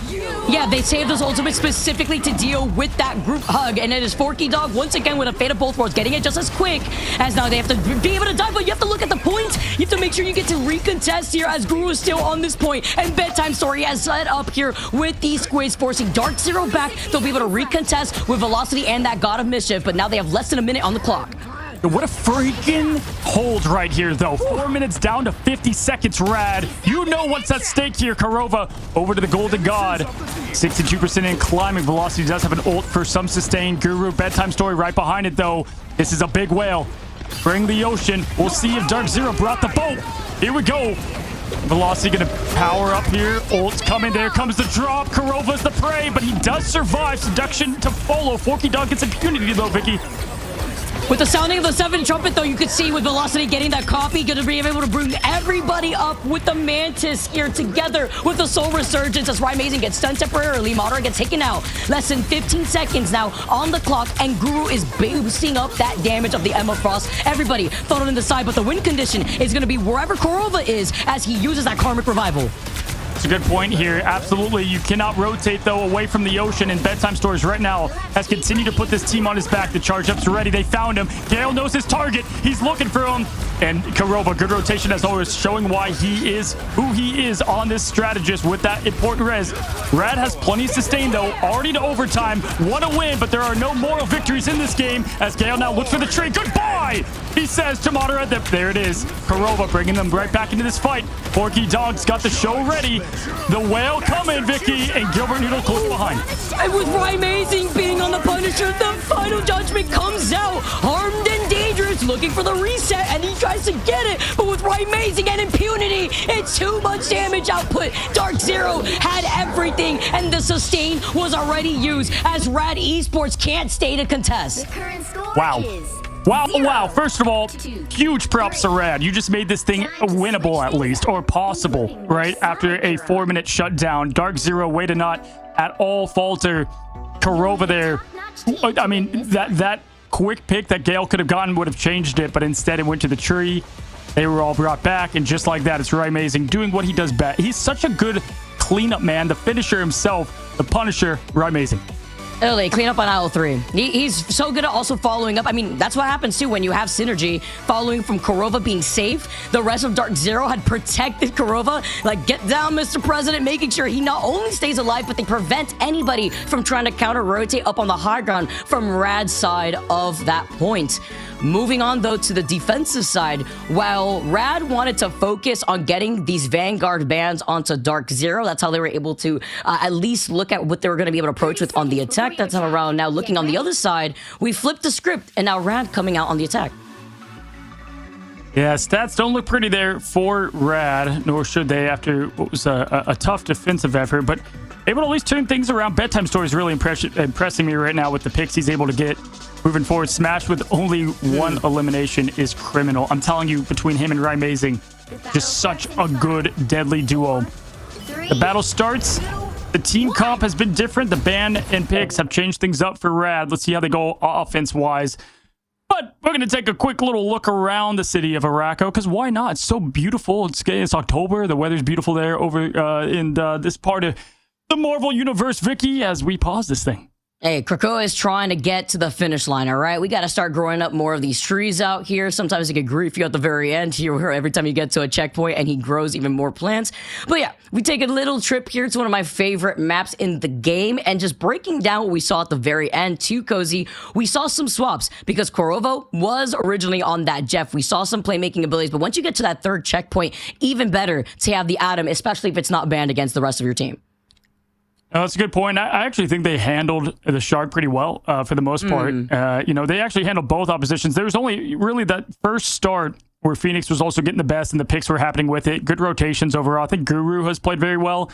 And just the difference it makes, I mean, coming right off the bench, Pizza Demon has done great healing, just keeping this team in it. Not easy with so much at stake here. I mean, these teams want it so bad. Again, I'll remind you guys, I'm on the stage in China with Guru. He's there as a guest, not a player. He's looking around saying, man, I got to make it back here. I know what it means for Team Rad to try to punch their ticket to land. But right now, opposition, it's Dark Zero.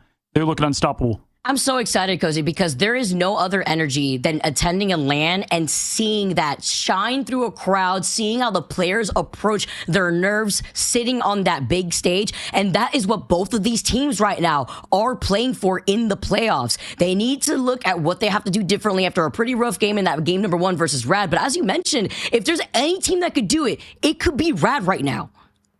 No, for sure. I mean, they just showed it right then and there. I mean, it was not looking great for them as, again, we continue to tour around and take a stroll through Araco and what Rad will need to do and the points they'll need to hold. Again, they picked this map, right? They felt confident with it, and the first bit wasn't showing that all too much, but was able to pull something together. And they were down, I think, 5 on the last corner, too. I'm shocked they were able to turn that thing around as quick as they did. But yeah, it is going to be a tough, different look as on offense. They don't have what they typically want to try to pull out with the tricks in their sleeves. So I'm actually very curious to see what Rad and the path they go.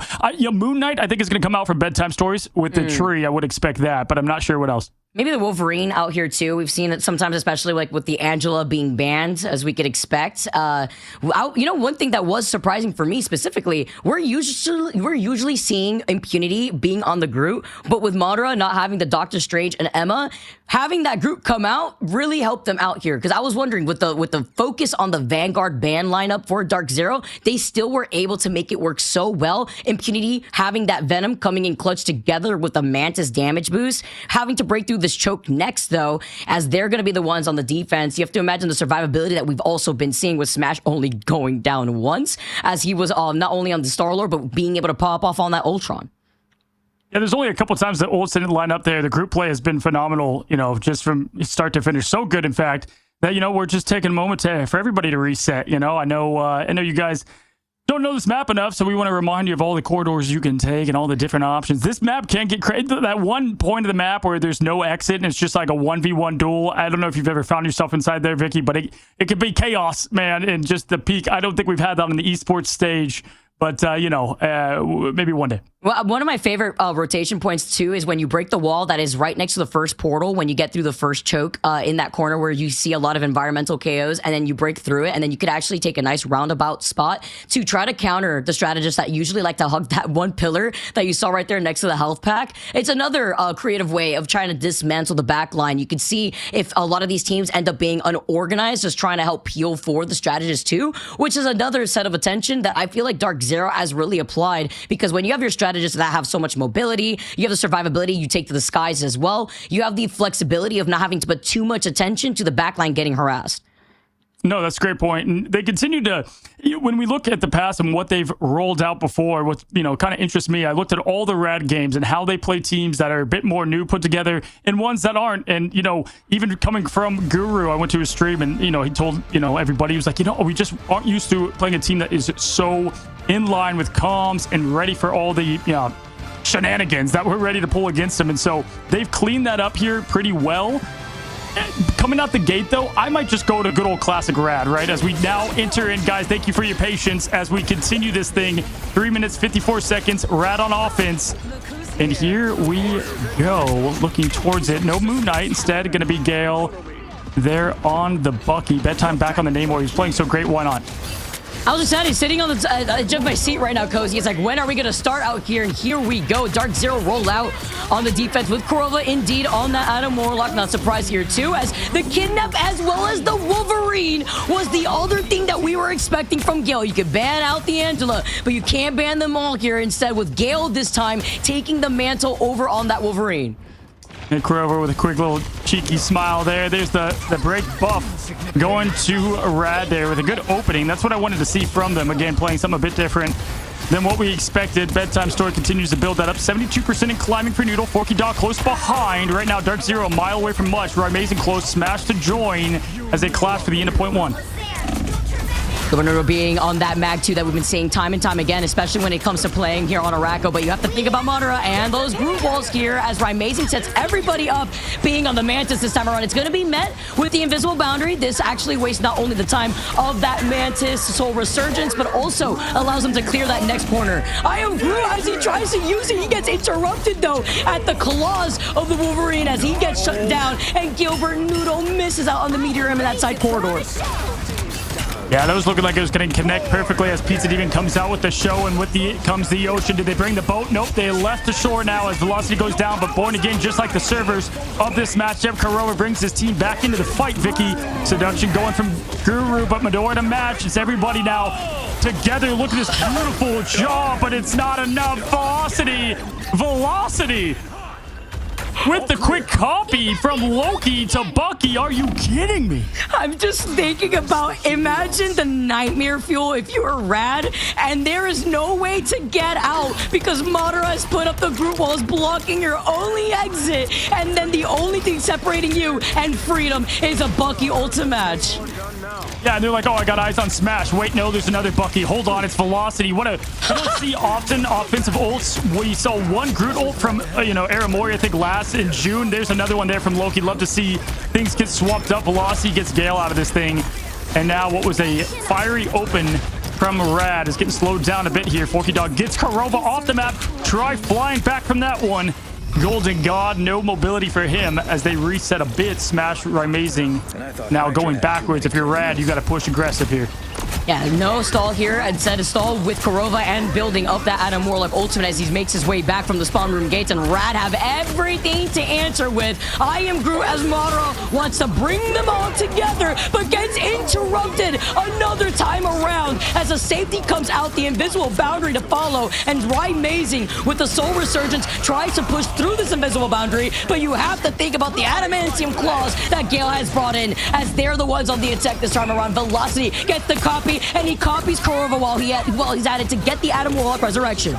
These copies have come in so clutch, Vicky, from the Kraken Impact now to the res. You could not do it better, but Gale is slicing, he's dicing, he's hunting. He is Wolverine, and there it is. If it's not Velocity, it's Kurova. Are you kidding me now? Count it, 18 different lives. Forget the cats, there's 18 of them now, but it continues to be answered by Rad.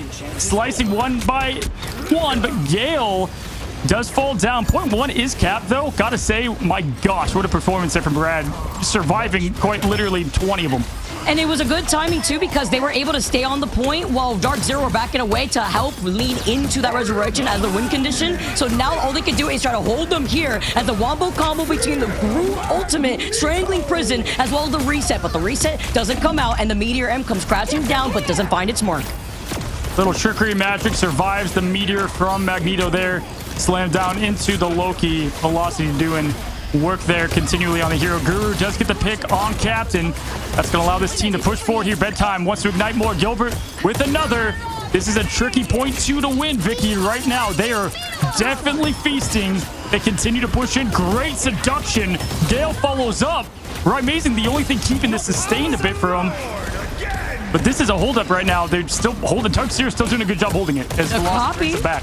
Yep, the copy once again got a mischief in the form of the Adam Warlock. Gets to bring Madara right back around while Forky Dog does the final blow in that push out onto Impunity, but it's all for naught while Velocity still has that Karmic Revival activated. Rad try to close in the gap, and with Gale having that final judgment here as well as Bedtime Story with a reset, they're looking for the opportunity to isolate Kurova, who is going to try to keep Dark Zero in this fight. Gale's got the Super Soaker water guns out now. He continues to mow him down, but it's Bedtime Story. You got a distraction on one side, but the other is going to happen now as Kurova brings back 3. What another res from this team time and time again. Rad has to just continue to play this perfect, and Bedtime Stories Ignite After Night is forced to push back. Here comes the Grudel, pushing everyone together. Gilbert's going to throw the massive tons on top of Rymazing. Gets him right out of there with the follow-up on Impunity. Rad Esports, are you kidding me? That was the one meteor and point blank. This one surely won't miss, and it was great to land it on Rymazing's head because he was so close to getting that soul resurgence as they get the second checkpoint. But Cozy, this is where things always get tough for a lot of our teams in getting to that third checkpoint, that finish line here, as Forky Dog is just going to be able to taxi along Krakoa. Yeah, Dark Zero, they had 4 minutes. Rad has 2. Doesn't matter, though. They just need a cap, and that is going to be, what is this? Sensational effort. Going for something here for this team. Velocity has that copy yet again. It's been 2 Adams, 1 Bucky. Who does he choose to go for now? As Rymazing also has sustain. It's going to be Impunity out first. So I expect Velocity to think about the copy here on Adam. Good eyes on him production. Want to see who he's going to choose to use as Bedtime Stories continues to get the clones out. Vicky pushes in. They've got Guru that can combine with the Phoenix. Forky Dog to keep him up. Gale's not far behind, and they're making their way up the hill. They're about to have so much damage output as long as Bedtime Story finds where Kurova is at to prevent that, or Velocity rather, here too with the copy, as Rymazing brings everybody up with the Soul Resurgence. It's met once again with another invisible boundary that Forky Dog has had online so often, but it's the Freedom Charge from Impunity, the damage output from Bedtime Story up on the high ground being on the Phoenix, and Madara trying to block them out with these walls as Smash finds Gilbert Noodle next. All right, full reset here. If you are Rad, don't rush this thing. You have a minute. It's going to go to overtime. Accept it at this point. Gale, if you are who you are mechanically and who we know this man is capable of being, team on the back, Frank Castle's the man to be with it. As the ult ready to charge, Bedtime Story can follow. They've got it. I mean, they have plenty in the tank. Pizza Demons can be able to lead the show. Vicky and Forky Dog should rotate. Could be hard. 42 seconds, so Dark Zero is fully loaded with potentially 2 res. I'm able to dance it off with Pizza Dimming here, but with Dark Zero having potentially 2 reses, if they cycle through this properly, Velocity may want to have that survivability, mostly being able to copy Forky Dog here, but the final judgment is the first thing to unleash, and this is just going to allow Dark Zero to not waste up what they need. They're just going to be able to peel away, get out of line of sight, and they're going to be able to now work into Kurova and this Karmic Revival. Meteor M coming up. Where did that Karmic Revival go? You want to slam it down here or land it on Pizza Demon on the other side as he brings Velocity back, who could get the next set of copy onto another res if they need it, with Gale going down from Rad. It's just continuous wipe to win every single time from this team as they continue to just put on a clinic of revival of zombies from Adam Warlock and team now. Impunity, Rymazing, everybody getting a piece of the pie here. Gale trying to get this portal back, but even with it, there's only 1 left. They can body block. There's 2 now. Bedtime Stories going to the grouped up hero in Moon Knight. No one there. It is Dark Zero getting the win after a great effort from Rad Esports. Ooh, the way that they were able to deal with cycling through those ultimates, though, the copy at the end onto the Mantis damage boost for days. The damage output to Cozy was a lot, but Rad, even though they dwindled a lot of that time away from Dark Zero not only had finished the map, but they hold them back. Now, this is a good MVP here, too. Velocity earns every bit of it. This man was crazy there. 18 eliminations that you have to pull off on 1 point is crazy business as we take a look at the stats. I will say this. Rad is doing a great job here, bouncing back from the end of what that seeding bracket was. And I expect them, if they do get pushed down to the lower bracket, to make a good run because they are a team that's showing way more coordination going up against a very good Dark Zero. You know, top 3 here in what I would say is the nation, or at least for America. So looking at it, I mean, the full team showed it, right? Mason continued to throw it in, but Kurova just being that final boss that can't be beaten. Yeah, we talked, by the way, about Forky Dog's damage output on Invisiwoman and the 60,000 healing to match onto that. I mean, being the SVP for Rad 2 and getting certain environmental KOs, finishing blows here, it was a lot. But then looking on the other side, you're dealing with Velocity that went 28 and 9, 12 final hits from Impunity, while Madara was putting down such great group walls to isolate the rest of the team. Yeah, Madara did play great there as always, and Impunity, just the pressure they continually had there on the cap. I mean, again, they had to kind of adjust their game plan, and you could see it truly took them till point 3 to figure out the way they want to play it, as we see the meteor landing on Right Mason there. But again, it was the copy to Bucky to get the whole ace from Velocity. It was the third 5, 7 born agains that I heard with the copies once again, and that is going to be our MVP in Loki and Velocity. So great job from Dark Zero. They make it 2-0, Vicky. This would be, I mean, just a complete sweep, or it's going to be the bounce back of a lifetime. Either way, pure cinema. You know what's scarier than just hearing one born again? Hearing it back to back with a copy. That's gonna be haunting me in my own nightmares here too. And honestly, looking at Velocity, well-deserved MVP. Also knowing the situational copies that you need on that God of Mischief. Madara with 91,000 damage blocked. You can try to target all the Vanguards if you want, but Madara still having that group available. Impunity covering whatever Madara doesn't, even better. Yeah, I mean, and just the perfect rotation of ultimates from time and time again. Guys, this is great. This is such a blast. I mean, having this kind of talent up against it on the first leg of it all, I'm telling you, every one of these 8 teams could go the distance. Only 4 will push it, guys. We're about to find out one more that's going to be at least advancing in this upper bracket to face a very good team in FlyQuest. Don't go anywhere. We're going to find out after this break.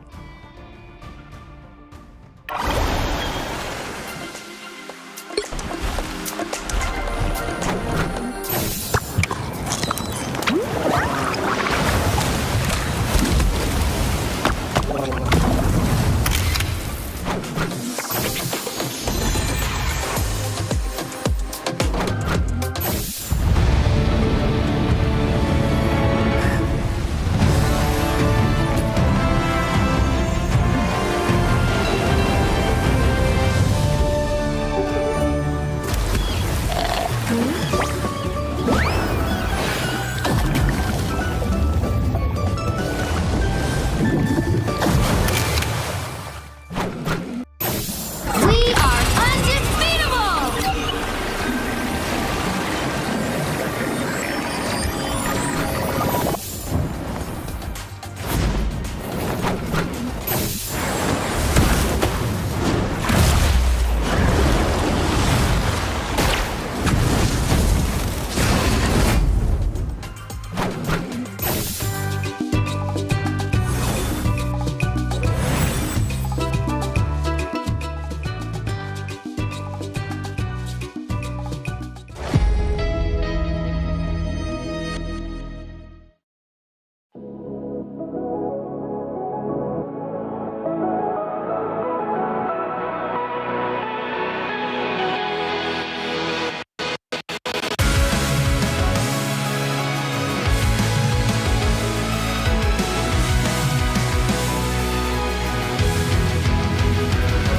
Remember the dust, the lights gripping tightly, trapping all those fighting souls. But yet, across the world, I see you standing in my way.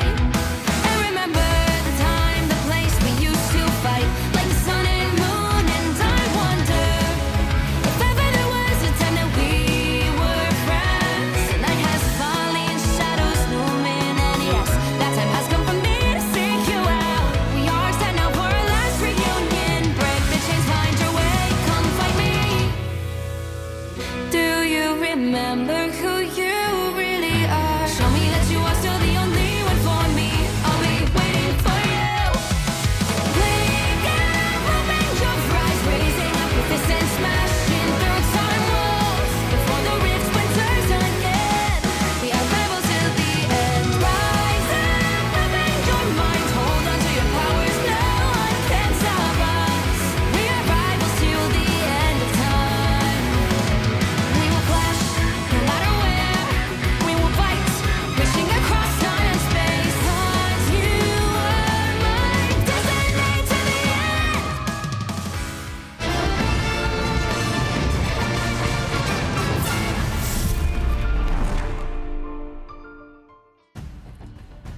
What's going on, guys? Welcome back as the sun sets for season 4, and we go into season 4.5 with Daredevil. Also, one of these teams in the upper bracket will be sunsetting their run. Rad right now is down 0-2, and if we look at across the board here, what can they fix? It's a tough question to answer, I gotta say, because they are doing, you know, what I think they're capable of doing. I think the pick ban was vastly won there, you know, from Dark Zero, but right now you're down 0-2. Again, we like to say back against the wall. Vicky gives you plenty of support to come out swinging. They just have to go out there and have a good time doing it. Yeah, I mean, just looking at Gale right there, right too, right? It's pretty difficult to work around, especially if you find yourself finding yourself just going down 15 times when the opposition was able to get so many resets, velocity on fire.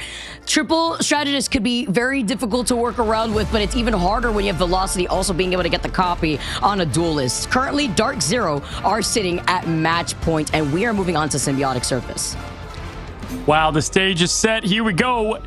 We find ourselves at Clintar, and it's going to be now Rad and Dark Zero for match number 3. Can Dark Zero punch their ticket to the upper bracket to face off FlyQuest, or will Rad have a story of a lifetime? Jeff Band coming out first.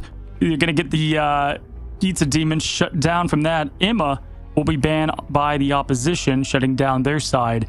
Vicky, yeah, let's see. What's the first save here for your Dark Zero? They've been rolling with a few options, and it's gonna go. Okay, they're gonna go back with the Mantis. They've been, yeah, protecting the Mantis. The Groot was the only option they had because it was the Vanguard lineup that was target banned, considering that Dark Zero will have to get the protection on the very last pick there too, since they're starting things off on the attack.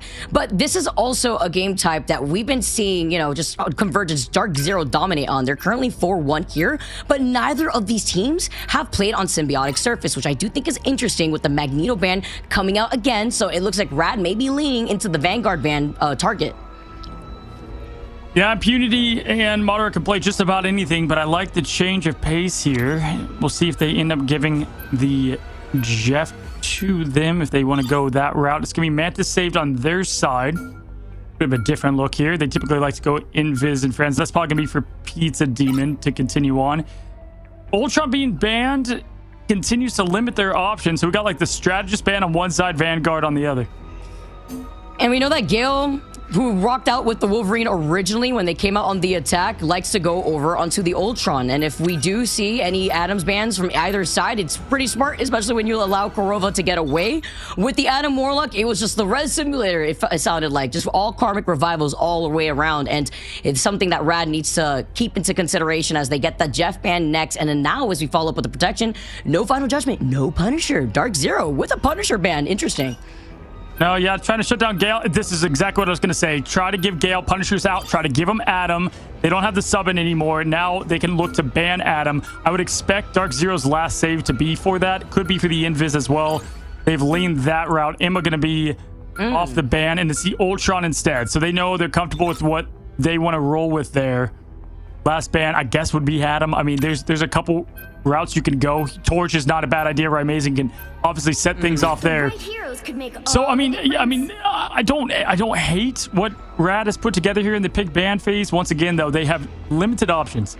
Yeah, because if anything, you're giving Dark Zero still the capability of Velocity, who's been popping off thus far, to get a copy on another Adam. Amazing, who was also on the Mantis when they were rolling out in our previous map here too. Smash now could take to the skies. If you look on the other side of Rad, though, they had no other choice because Gale doesn't have that Ultron. Sure, Wolverine is very situational there too, and we are moving on to Symbiotic Surface. So with no Punisher, you really only have the Adam to lean into if you are Rad. All the dark maps here in spooky season. We're in October, and we continue to push in this thing now as we find ourselves at Clintar, home of Venom. Will we get a lot of Feasting of the Abyss combined with the Mantis? That has been the motto here in this meta. Keep in mind, this will be the last time we see this meta, and once we get to land, it'll be what is the server right now, as teams will look to lock in. Get ready there for Daredevil. Now pushing forward, we have the portal right away. It's in the eyes of Guru. On defense, they're going to look to counter portal here. Madara going to open up the team. Love this. We'll see if they can get the cheeky portal off. You have to stop them from securing the mission He's gonna area. try to get us set up here. Try to block out the way to be able to get the double portal. We've seen this time and time again, Cozy. Guru setting it up to see if they can fall up the map, but nobody falls victim here yet. While the rest of Rad now are gonna have to completely capitalize off this point because Dark Zero got away with the portal play. Yeah, no multiversal mayhem today as Mater is comfortable on the points. Now Gilbert Noodle is going to be the Penny Parker. My gosh, what a surprise, but I love to see it here in the defensive effort now pushing forward. It's Smash. We see Smash can get the pick to open up this team and give him the offensive effort that he continues to do for Dark Zero. Madara dangerously low. Keeping them up is going to be Kurova with the quick splash and opening. Smash now just building up that ult one by one on the sticks. The controller got himself. The demon is pushing it on a tree, back and rotating. Is going to be them now. Okay, not bad approach here from them. I was gonna say, look at the Smash v Bedtime Story matchup here between the Star Lords. You are gonna be able to get that BRB to bring Bedtime Story right back and a good amount of damage onto Smash here too. But with the survivability that we're currently seeing, Velocity after that God of Mischief was able to set up Dark Zero nicely. They can rotate through Amazing, who's about to have that Manta Soul Resurgence, and the Karmic Revival rings in their ears once again with Kurova bringing them right back around. Even with Forky Dog shutting down Amazing, he'll come right back. Eye of Agamotto only lands on Pizza Demon, but it staggers him as he was in the middle of the Soul Resurgence. Yeah, Soul went right to hell. I mean, that was absolutely perfect. The only person they connected that with was the Mantis, and they got the clean finish Madara with a huge opening that was going to be constant sustain. Definitely want that back if you are a Pizza Demon. Smash now punching the air. He can feel the advancement. Ready to roll, Vicky. That was such a great offensive effort here. But not an awful defense there. We've seen some, quicker points taken in the past on Clint's. Our team looks to reset. We have the Angela. This is what I'm talking about. Just go out there and have a good time. He loves it. He's played the Angela here too. As we get to see him trying to dive all the way down. Talk about timing, bringing them all together. Is there a follow-up though? As a freedom charge from Infinity tries to keep them alive, but doesn't help out Kurova, who does have that passive. And Bedtime Story wrapping up right behind them to make a Dark Zero sandwich. But the rest of his team is falling before his eyes as Gale needs to get this passive off to get this Karmic Revival. It's one by one. They continue to fall. Dark Zero completely on top and in command as they push forward. Gale does res back. He's going to board again this team, get everybody back in the action. One by one they fall, but they come back just like that. Team's got to lock in now, reposition from the high ground. See what they can pull together. Guru trying to find a prey from the spear, as you put it, the shish kebab, but no. Gale going down to smash. Guardian on Guardian violence.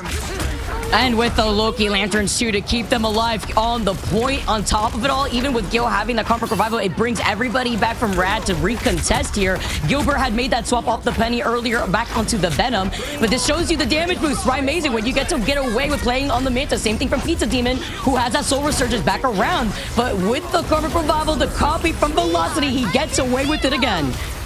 The double copies have just been absolutely lethal as the Feast of the Abyss comes in from Gilbert Noodle, trying to get something with the boost there of Pizza Demon now keeping the team alive, but nothing from it. Once again, Forky Dog now has to sustain, but it's not enough. Gilbert Noodle goes down. That's two strategist ults. He's trying to stop Madara, but he is the master of magic right now as he continues to push in. Guru and Friends just trying to rotate position how to smash his relentless legendary. And now this forces Gilbert Noodle to swap over to the Doctor Strange. We've been seeing him rotate, whether it be on that Venom. He has the portal recontest right afterwards. And Dark Zero have Kurova with another Karmic Revival. The fact that you let this pass through again after what we just witnessed in the last map is so hard to resustain from, because by the time they do, they'll get another round of ultimates here, Cozy, if you are Dark Zero. I mean, just completely locked in. And yeah, I mean, you said it. Kurova's ready to go with the res get, and Velocity's going to be there to match, so they can go with double that if they need so. I mean, right now, comp's not working. Bedtime Story does have the legendary ready to go. Gale can match at least one of those reses. Heaven's falling shortly.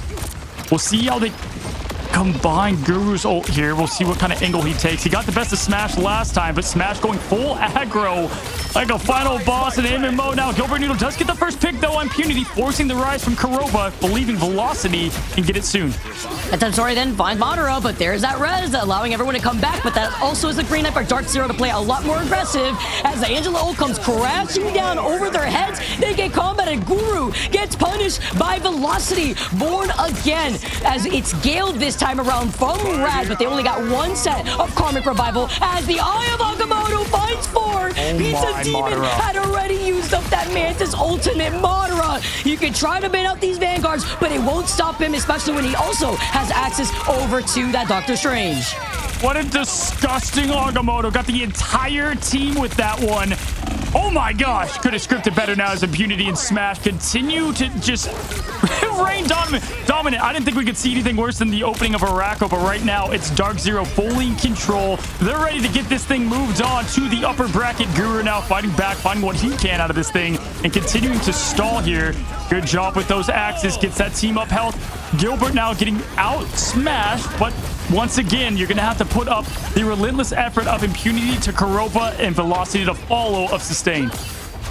That Freedom Charger definitely helped them out here, but they're forced to back away this time around because they don't have those strategies ultimates to help keep them in this fight. So it's a lot more poke pressure in this neutral here. Nice stun onto Impunity and Madara, but the follow-up isn't there as Bedtime Story tries to deal good enough pressure and forcing them to back away. All right, now Kurova ult ready. Bedtime Story knows it. He's looking for it now. Good rotate going up. It's right now just Star-Lord on Star-Lord. Both spinning, both low, both strategists keeping them in this thing. Pure confidence from both teams now. Born again is Kurova, bringing them back. Bedtime Story gets Madara out of there, but just like that, they are back once again. It is relentless from this team. Health up, Heaven Falls, jumping in, trying their best here. Guru slashing, slicing as Pizza Demon is going to be stunned. Gale has that res as well. Vicky, expect this to go long. They're doing it again, though. They're defending the end of this thing. Yeah, Dark Zero are going to have to just hard reset this. With Bedtime Story having the legendary, it's just clean up once again for Bedtime Story, and it's a team fight win to stop Dark Zero. Now down to a minute, less than a minute on the clock, almost here in the next 5 seconds.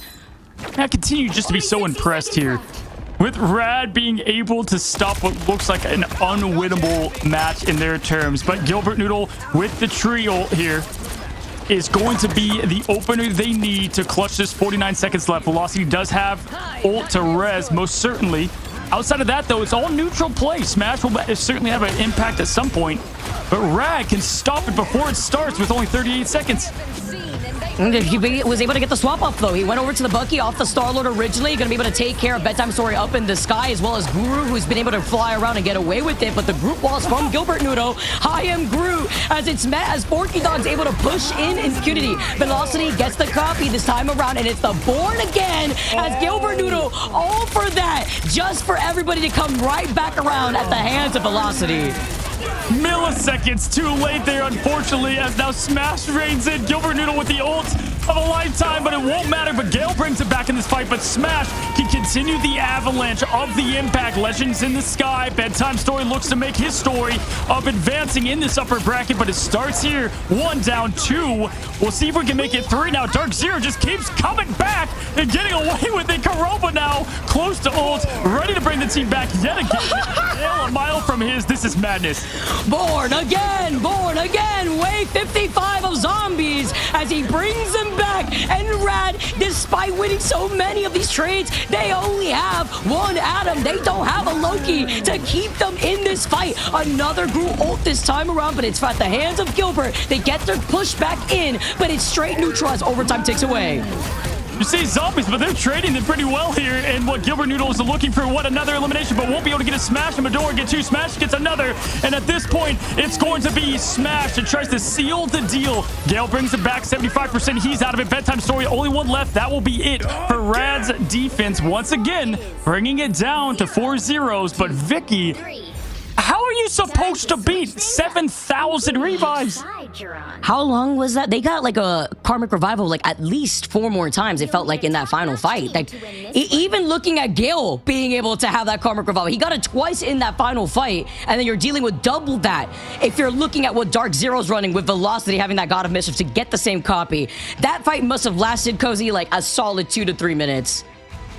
And Gilbert gets a whole wipe. You know, couldn't tell his facial expression. It's just showing his forehead. But either way, I mean, it's like, okay, you win. Nope. Kurova able to bring people back. And then right after that, just continues to fold. I mean, just so tough to lock in for that long. Bedtime Story gets 1 million eliminations. Not enough. 23-6 is his SVP effort at the moment. But Dark Zero locked in Once again, this team's got it. Rad has got to find a way to not, get everything cooking in the last 10 seconds. They got to try to bring back a better effort here offensively. And it looks like they're going to keep rocking with Angela, Vic. And then if you're Smash, you just get the wombo combo from the group strangling prison into the reset. 16 final hits, bedtime story. Also having a pop-off game, but having to get more of these follow-ups as we see the other portal play coming out this time at the hands of Dark Zero, trying to catch Rad. I mean, I would have just not banned the Magneto and instead banned the Atom. But, everything's said in hindsight. You can only do so much. This team will find ways to beat you there as Gilbert tries to avoid nearly going into a quick exit of the tree. We have the one-wing angel flying around, looking around, doing slight call-offs there. You can see Guru chewing gum, but muttering some words of positioning here is now Velocity trying to bring the fight to him. We interviewed Velocity and what this team can be. He believes they can go the distance, showing it right now as Bedtime Stories is doing good rotation by both teams at the moment, Vic. Watching Guru just stick over to this Angela, and I like this rotational approach that we're currently seeing from Rad Esports. Sephiroth would be proud here. Look at Guru now fly into that backline to get the follow-up with Bedtime Story, who's trying to harass the same backline, but you have to imagine with Velocity having those lamps ready to go, it'd be difficult. Something else that you have to be able to try to cave into with Forky Dog also just wrapping up on the other side of Dark Zero, literally flipping the script in terms of positioning as he gets the shish kebab, he finds the isolation, but a beautiful sleep to shut him down. Nice job here, offensive-wise. Now, Bedtime. Oh, what a great quick swap there from the clone. Not tricked at all. It is Bedtime Story, but it's Impunity shutting down any momentum from them. Oh, that's brutal. I am Groot. That's all he said. Look how calm he is right there, too. That everybody was cycled into that room, and he just got away with it as Guru trying to place this portal right in the back line of Dark Zero before trying to go up to this high ground. Maybe if he could cut off Velocity right here. Now here comes that portal once again. Good reset. Pizza Demon and Gilbert. Gilbert's gotten a lot from his ult, but Bedtime Story opens up the fight with a huge pick to slow down. Mantis out of here. Going to be the rise coming from Gale. Karova's going to match from here shortly. There are like 4 Adam Warlocks right now on our screen. Bedtime Story's flips back. Look at the double charge up in sync. Absolute beauty. It's like he has the Echo team up there from Emma Frost. Smash, charged up, juiced up, has the Kraken impact. Continues to push forward here. Mater has been huge for this team so far. The Agamotto comes out. Doesn't get much. Impunity gets hit from it, but it's going to be Bedtime Story, Vicky. Smash out of it. He's trying his best, even without an Eye of Agamotto landing from Guru, but now you have Korova. Velocity had used the God of Mischief to get the copy before this, and now to open things up, and it's Mara who finds Gale, who finds Gilbert. The slam down allows the reset as Smash comes coming down again. Gale has the passive, and he pops the Karma Revival. It's just crazy. Every time they fall, they come down. They have like a character buff to build them up now. Smash yelling the words we've heard from 2 different characters again. Born again and again from Smash comes the Kraken impact, looking for the Star-Lord. Good punch and finish and flush, but it's going to be Bedtime Stories rotating out of that. Point ticking up. Rad getting awfully close, forcing them to push and aggressive. Down goes Impunity. Nice shot there from Guru. Smash trying to keep this thing competitive. No, it's going to be Rad who should get this point, but Velocity brings him back, Vic. Look at the point. They get it. They get it. Dark Zero felt so much pressure. They couldn't give the backup that Impunity needed because of the damage output, and even through that res, they were able to take the point finally, and now they have 3 minutes, less than 15 seconds on the clock. I mean, you got to wake up eventually from Groundhog Day, and it was the same old res after res, but they finally get that point cap. 3 minutes is plenty of time as well. They had a pretty good hold here on Dark Zero, at least for the time being, but they're going to have to not let up any momentum. Bedtime Story's 94, just trying to get a little bit of poke damage to get this thing rolling. Rad does have plenty, Vic. Don't use it all here, but they've got exactly what they need, and they open up here with the Agamotto to get 3 from it. Holy, but the one they didn't get is once again Adam Warlock. Yeah, it's also limits to the Velocity, but not for very long when Korova has that Karmic Revival to bring them back. Gilbert Noodle trying to make the plays as he finds the success, finding everybody off from Dark Zero as it is a team wipe that Rad needed to clear the space. Oh my gosh, finally deleting the file respawn EXE. Great job there from Rad as they push in the back point here. Portal coming out. Guru with the portal. Going to close and seal off the doors. I actually like this approach, right? With the time they need left. Finally gets it out there. Could be a little too late. They cut off the team, though. Who was left behind? We're unsure, though, as the Undefeatable comes out. Other players have to rotate. Now Smash coming down with the arm, and Dangerous again slams it down. Vicky so close, but nothing from it thus far. Bedtime Story now with the legendary Impunity to match. Everybody gonna have to follow the Freedom Trail to stay alive. Everyone had that invisible boundary to help them out from Rad, and with Bedtime Story still taking to the skies here, trying to put that harassment. Impunity had just used that Freedom Charge. Velocity, look at where Velocity and Kurova's positioning are specifically going to be, because that's going to be the win con, as the Karmic Revival is going to be what they want in this fight. But Impunity staying in, and Rad have everything as Gilbert Noodle brings them back again. He gets the copy, God of Mischief here, and it's going to be the Freedom Charge on the other side rather instead, which I'm not too sure. I don't think that's what they wanted. It was an unfortunate accident, as that Karmic Revival would have gone even harder. Tree says no. What a Guardian of the Galaxy effort from Mantis to Star-Lord to the silent but deadly Groot. What a job. What a performance thus far. 2 minutes 32 seconds. They're gonna have to obviously go the distance. Can they have any time to spare? Gonna be tough with all the reses. Kurova at 90% velocity, far from it, but should rotate here. Vicky, I mean, just trying to get the pace in the back line. Wow, okay, that's huge on at least stalling the rotation of respawns, right? Because now Velocity is going to be a mile behind Kurova, and they can at least get a little bit of budge.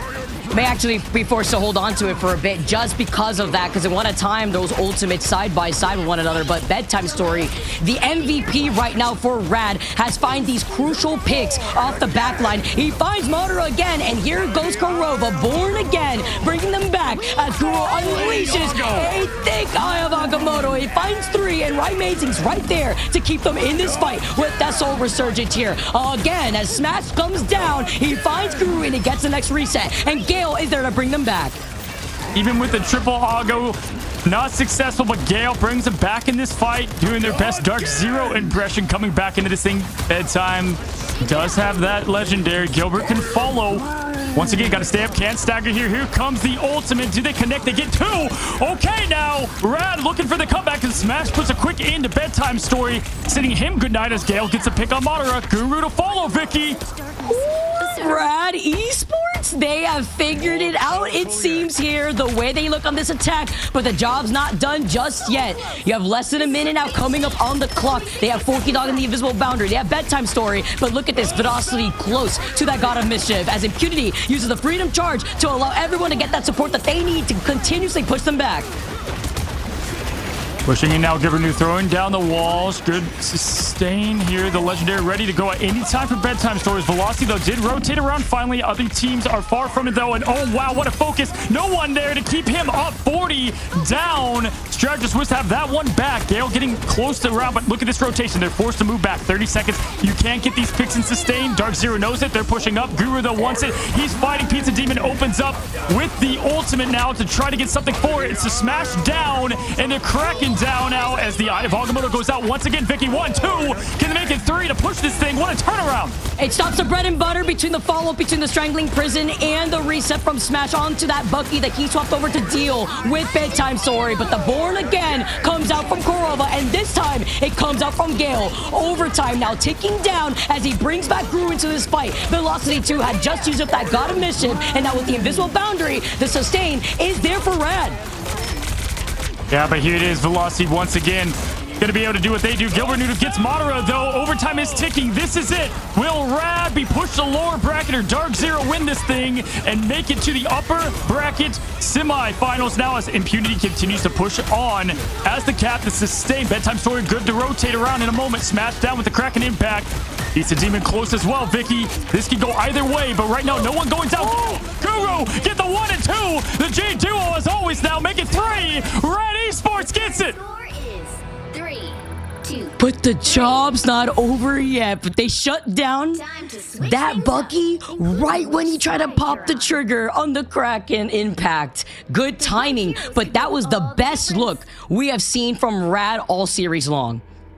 Yeah, just the confidence and the structure we have not seen from them now, at least against the teams to this measure. I mean, just so well done. Every fight, obviously, from here matters so much.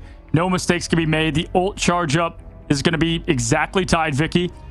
I mean, did you go? Who do you got? You got Rad with the momentum? Is it Dark Zero? Dark Zero will start first on offense. They have to reset their mindset because, let's be honest, that one big copy mistake from Velocity not only stopped their ultimate rotations in the way that they wanted between the double Atom, but that copy over onto the Captain America could have allowed them to waste even more time away before they got that second checkpoint. Man, both teams throwing haymakers. More resurrections than I can. I've lost track of how many lives have been lost and restored. As we take a look here, we got the portals coming out. The counter portal there in terms of Guru and what he can put together. Nothing has been successful thus far. I don't know. I almost would like the portal to be for the, you know, sustained effort on defense, but they're confident they can maybe get this. Maybe this time around, they're not expecting it. Trying to see if they can try to isolate the backline real quick as Guru puts it up. Looks at them right through the window, and he finds a jump on Smash. Talk about the placement 2 on that group wall. Holy timing. There was like a Kamehameha coming out of that thing. Holy Lord, they get one out. If it wasn't for the wall, it would have been done there. Huge save from Madara, if I'm being honest, and the continued pressure. Oh, man, what an aggressive approach. What a different look. The all-in mentality to try to make this thing 2-1 now. Velocity throwing down the clones, keeping up everybody. Ults are hard to come by in this part of the match, folks. 20 seconds. Everyone's pretty far from it, but getting close. Amazing, though, being on that Punisher, the difference maker here, and just trying to clean up whatever is left of Rad once they know that that Karmic Rival comes out from Gale. Guru falling low, needs some of that sustain. Dark Zero, though, they find their sustain. Impunity also going to be able to continuously harass that backline as Rad go for the reset, and the final judgment is met with the invisible boundary through the window through the soul, and he's trying to go in, but it's too much as Kurova was behind with the Karmic Revival to bring them right back.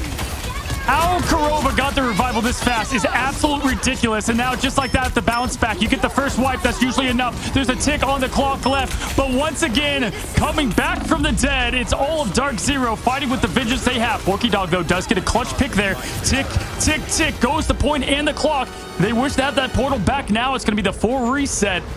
If you're looking at Dark Zero, I mean, that's definitely the best in what you want from the team. Impunity flies back into it from the portal of his own. Smash with a quick stagger on Gale. Vicky, I mean, moments away. Kurova, how? Look at the overtime, Gozi. It is literally a pixel away. They cannot get off this point. They have no room to breathe. They have the extra credit now while getting this payload moving. They're looking to walk the dog. Smash does have that soul resurgence. It can move all the way up, but they have to be tactful with the way that Bedtime Story has been isolating the strategist backline. Guru, I have Agamotto ready to go. Gil with another reset opportunity. Kurova back to 62% and climbing here. Guru going to look for another huge Agamotto. Has continued to open the eye and find success now as the shields are up. He dives out, finds both strategists there in the back line. Going to go for more. Goes with the pop, the 1-2. Bedtime Stories to follow, putting them right to sleep. Good night. As far as this push approach goes for Dark Zero. And that's exactly what you're looking for. Kurova at 92, trying to farm it up. You can't get away with it, sir. Not in overtime. Not another res. I mean, I would say great hold, Vic. They were so close to a dominant hold. Still winnable.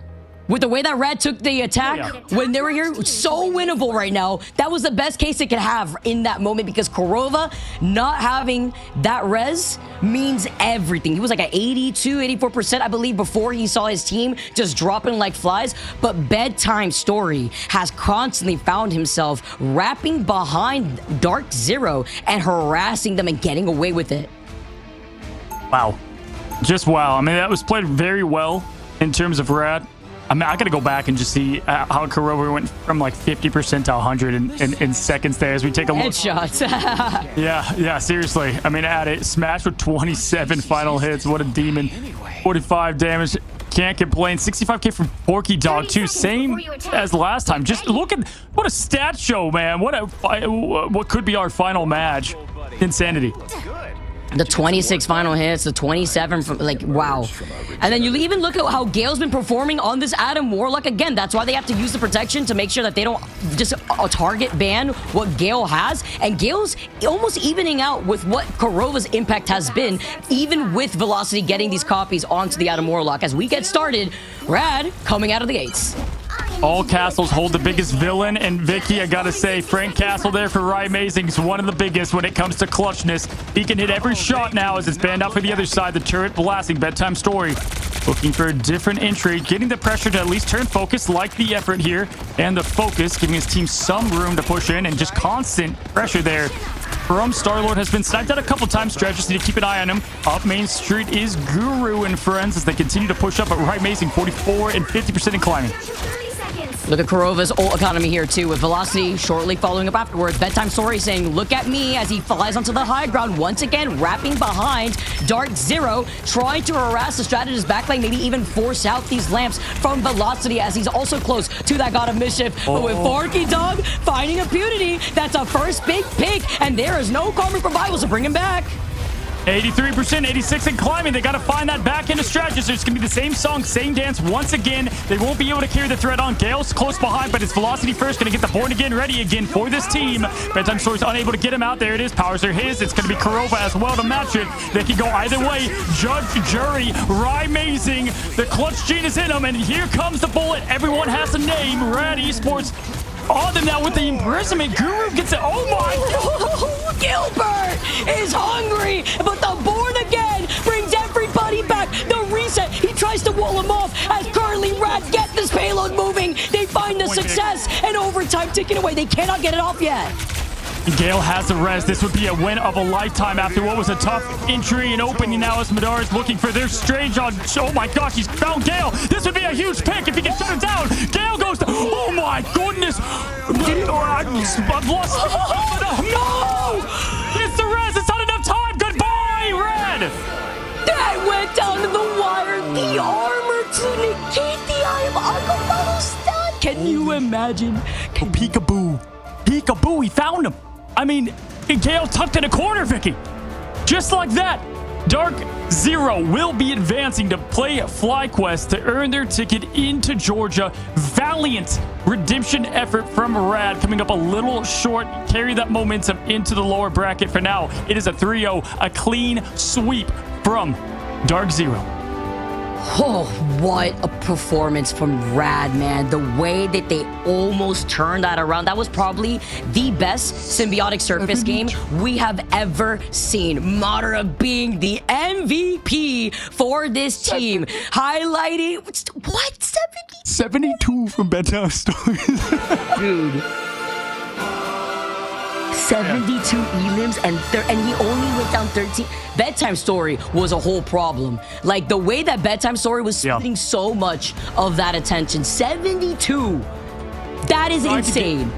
He tried to get the last pick on Velocity there at the end and just was unable to seal it. But I mean, straight up, it was the strategy that won. You know, it's bronze versus brain sometimes. The bronze, I don't think was successful this time around. I think really came down to the game plan that Dark Zero had here. What an absolute clutch performance. Madara, by the way, played insane all three of these matchups. I gotta say, that was my biggest boost in a player in terms of who I was impressed with this time around. We know what to expect from the other guys. Madara, though, had clutch after clutch play. Yeah, what is it? Like Madara, when Madara's not allowed to play Emma, which is like where Madara shines the best, in my opinion, here he comes, not only impressing me with the Groot, but the Doctor Strange plays. He had 105,000 damage blocked, whereas Gilbert Noodle, the Groot, who also, I feel like in this game, had the best game here within the series thus far, had blocked 115 times. Whereas the final hits for Smash, 28 final hits, and then here comes Bedtime Story with 72 elims and only 27 final hits. I mean, I can tell you right now what FlyQuest is doing is they're looking at this and they're like, okay, well, Loki or Adam will not be making it together because it's just too much consistency over and over again. They banned the Magneto. Look to have that one back probably. I mean, I'm dead serious. If Rad would have banned Adam here, it would have not even been the same game, not even close. I mean, that was definitely the big difference maker as we take a look at our MVP. We know the SVP of Bedtime Stories, 70+ eliminations. This time over for the winning team. Rightfully so.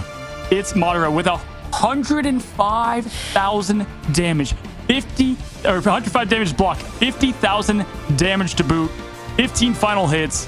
Holy stat line, holy win. That was insane. I don't know what he ate for breakfast this morning, because in that previous game where he was grouped, because they literally got Vanguard target banned, Madara had like 91,000 damage blocked, and that was on Arako. So like Madara, throughout the course of this entire series, just continued to impress me. And I do agree with you there, Cozy. You said it a little earlier that instead of the Magneto ban, you would have liked to see the Adam ban. 100% on board with that. And that also comes to show you how the pick and ban phase, how that influences our games right before they start. And that was a composition that we literally just saw for game number 2. I'm gonna be honest, I don't know about you. I'm getting over Gale hiding in the corner and Madara sniffing that out so clean, and then successfully, easily just 1-2 pop, dead, move on. Agamotto clutch in the veins. Insanity. What a game. What a battle. Ready Sports is pushed down the lower bracket. Dark Zero moving forward. Pure cinema. This is how you start off the playoffs. That was just our 2 series, and this is how you start things off. These teams, how desperate they want it, how desperate they want to find themselves up on that stage in DreamHack Atlanta, and it's just been crazy to see it played out already in our best of 5-2 series. Well, we welcome in our interview one of the people responsible for the what seems like 10,000 different Adam Warlock ultimates. Velocity, who's counting over there? How many times did you res the team back with alongside Kurova? That was insanity. Couldn't tell you. Could not tell you. It was some of them were bad, but most of them were pretty good. So there was a lot of resing. Bro, first I gotta say huge congrats to you and the team having this bounce back even from what we saw last week. And I have to say 2 things. A, that the Bucky copy on top of the Adam copy, cheeky, brilliant, insanity. How do you take a team of all these proven players and now put them together on this team and have this new identity that is this Dark Zero? I don't know. We kind of just like play whatever. Like we're in scrims and I'll call it team comp. Like there was this one time where we had Torch Ultron and like all these other characters, and Rise like, I'm gonna go magic like a mouse, and he just goes magic, and we just won like super hard. So there's moments like that where we kind of just like play what we think will be good. But for the most part, it's just me going like, hey, let's play this comp, and it works pretty well. So yeah. Awesome. Man, I love being able to, especially like looking at your output with Loki, dude, it's scary because not only do you guys have the double Adam, but can you explain, without revealing too much, right, how you're able to come back from an accident, because accidents happen, from getting the copy on the Captain America, right? Like, how do you get that reset when that also, listen, you guys still won. That's what matters at the end, but you guys still won. But how do you come back from a reset like that, you know, for a lot of the players at home who find themselves mentally boom quick? I mean, it's nice to be in an official, you know, like in a scrim, I'd probably get like yelled at. In an official, it's like different because you want to keep morale high. So in scrims, I'm kind of just like, I kind of have to sit there and take it. But yeah, no, in an official, like nerves are high. You're going to make mistakes. I don't know how I got capped. Like, look, I need to watch that back. I don't even know how I got Captain America and that mess of players. But I was like trying to calm for Kurova to back like out. And it was not good. I just probably shouldn't have copied in hindsight, but it is what it is. Well, you stayed alive. I'm sure you're still checking your shoulder for bedtime story because he was just constantly like finding you guys in the back line. And I mean, the last one was where it mattered for you guys. You know, I've got to ask, when you look ahead, right? You go and you see FlyQuest. That's going to be the matchup, right? We're here, you know, with you guys, and whoever wins that gets to punch their ticket to land. You know, lose, and you have to do one more to do and prove. So, you know, what is the difference between even a week and that is made from this team, the one that we saw on the seeding stage? We've changed up a few things that we're gonna pull out, so I don't want to say too much, but we've changed up our bans, kind of how we approach the ban phase, which is like honestly 95% of winning a game at this high level. I feel like you really win on the ban pick phase, I'm not gonna lie, against a lot of these teams. So it's so 50-50. Like if we went into these games with no bans, I feel like it would be like overtime 50-50, like almost all these games. But that's not the reality. There are bans, and it's super important. So it's gonna be a close game. I'm excited. I mean, yeah, I mean, we saw that on Araco. You guys banned the Angela, you banned the Punisher, the Matt following to answer Gale. So it did seem like you always kind of took down what was the momentum answer for that team and did a good job there. And I don't think they were actually expecting that Angela ban. Kind of had to shift up what they were planning, I'm sure, for Araco and that strategy. Listen, man, the floor is yours. I want to give you a moment to say any words you want to after that huge win to advance into this next round. Don't be afraid to copy DPS. I love doing it. It's actually really fun. The Bucky copy, I was like, we have Groudon, they have no Tranks. I'm going to copy Bucky. I copied Punisher at the end of our attack. I don't even know if you guys picked that one up. I just melted their Hulk because they had nothing. It can be good. It can be. I copied Star-Lord. I was going to copy Star-Lord, actually, but we won the attack. So you can copy DPS, is what I'll say. And last thing is big shout-out to J3. He's going to throw back for us. So... There it is. That is always a good time. When I interview you guys on stage in Georgia, I expect you to shout out J3 once again, buddy. Hey, man, I got to say props to the whole team. Give everybody the big congrats there from Kuro to Amazing to Monera in the kind of the most insane finish that we have seen on this side of, today. I got to say, out of all the players that stood out to me, that was one today, the biggest change in like just insane performance. So give the shout out to him as well, man, and congrats. Yes, sir. Thank you, guys. Have a good one. Thank you. Absolutely. That's Velocity, your winner of today in Dark Zero, taking down Rad in what was a valiant effort. And this has just been such a great 2 matches back-to-back, Vicky, as we're only halfway done in all of this chaos as we can take a look here at is what to come and how we got here. Look at this bracket, though, Vicky. Rad versus Nemesis. That's crazy talent. One of those teams being eliminated, and then of course Fly versus Dark Zero. Oh my god, this is already looking so crazy, Cozy. I mean, I'm not expecting any different, right? This is the playoffs for a reason. And Dark Zero seemed pretty confident in the changes that they've brought in, whether it be in the pick and ban phase or their flexibility dealing with FlyQuest. And you highlighted it, FlyQuest looking at this match. All right, well, if the double Atom's coming out, we're going to have to target ban that Atom. But, you could only have so many pick and bans. And it sounds like from Velocity that they're pretty confident with the different looks that they've ran out with the different compositions. We've seen the Amazing magic before. It's usually short-lived if it's on Midtown, but it's nice to also hear that they're having fun within their respective scrims.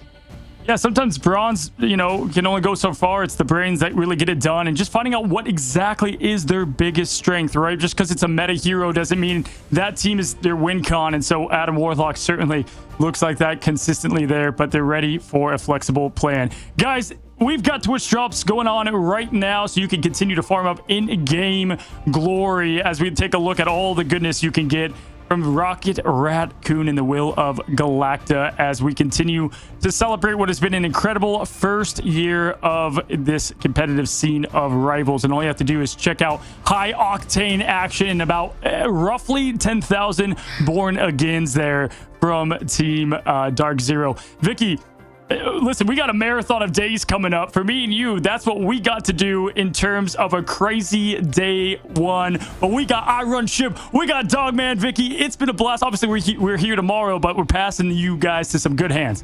Yeah, I can't wait, guys. Stay tuned. We got some more matches coming to you on the other side of this break.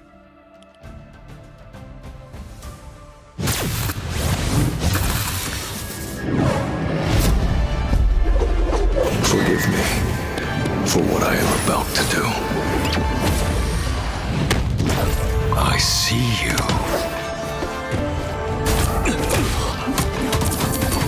You've been judged. Face the devil. Wrath of the beast.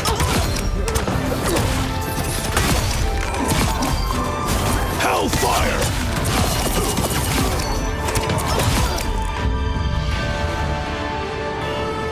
On the hunt.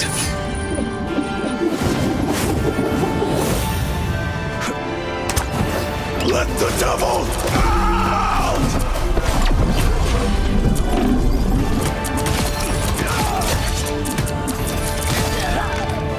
Ruthlessness is mercy.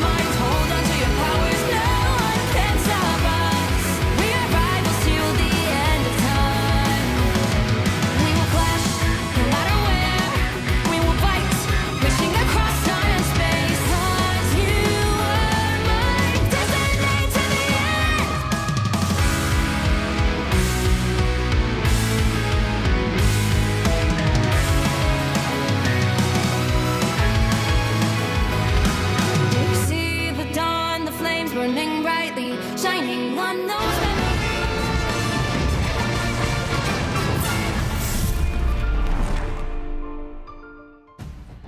Welcome back, everyone, to the Marvel Rivals Ignite Series Stage 2 Playoffs Day 1 Part 2. Say that 10 times fast. I am one of your co-hosts. I run Chib here with my buddy Dogman. How are you doing today, man? Doing great, Chib. You know, we're back here in North America once again, but most importantly, I mean, it's the playoffs. We're back exactly where we wanted to be. All of our viewers are going to be as hyped as possible as this leads up to the Atlanta LAN.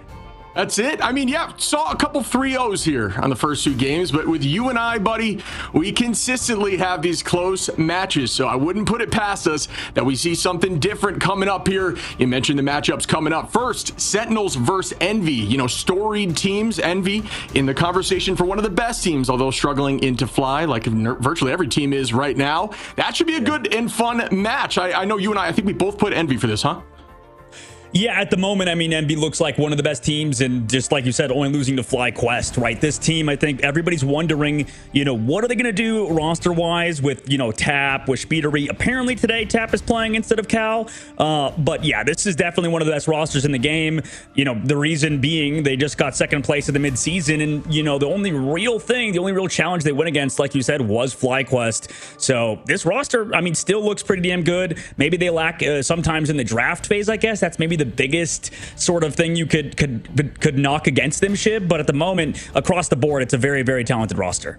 Yeah, I'd have to agree with that. I mean, there's a ton of talent on the team. We could say that 1,000 times. You know, potentially some of the best in each individual role. But again, I agree. I think their biggest struggle is that banning phase. Sometimes they lose just in getting banned out and then leaving some stuff open that is just too difficult to handle, even with a ton of talent. And it does turn around and bite them as we're looking at some of these plays here. Like we can talk about, this whole team just has so much talent in Tap. We actually haven't had eyes on Tap, if I remember correctly, not since day 1 here of Stage 2. So that's going to be changed up. I'm curious to see what the roster and what they're going to be running in terms of triple. Last time I think we saw him on Jeff.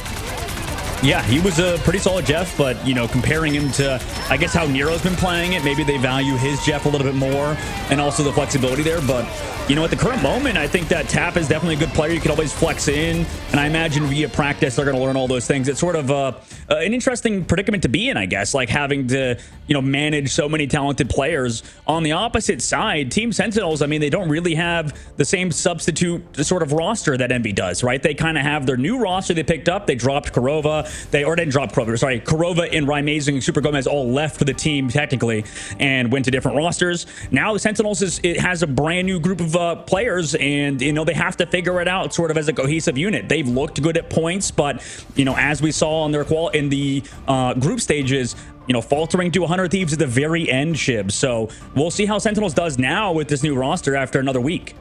Yeah, I mean, this, like you said, this roster is newer together. We talk about, you know, practicing together for a long time and how impactful that can be just in terms of, you know, just understanding how each other plays and where the strengths lie. It's going to help your banning phase. And that's going to come with time. And I think that we're starting to see a little bit of that issue in this tournament. But as it develops and as we get deeper into the tournament, some of that stuff alleviates. And we might see a team that's only getting stronger and stronger. And this is the time to get stronger, especially now. I mean, we're getting down to the point where, you know, you're heading into these lower brackets, you're getting knocked out in playoffs before you get pushed all the way to Atlanta, and that is heartbreaking as we look at the team now. Crimzo, Techie, Nectar, Avery, Aramori, and Renko, just a very talented team as well.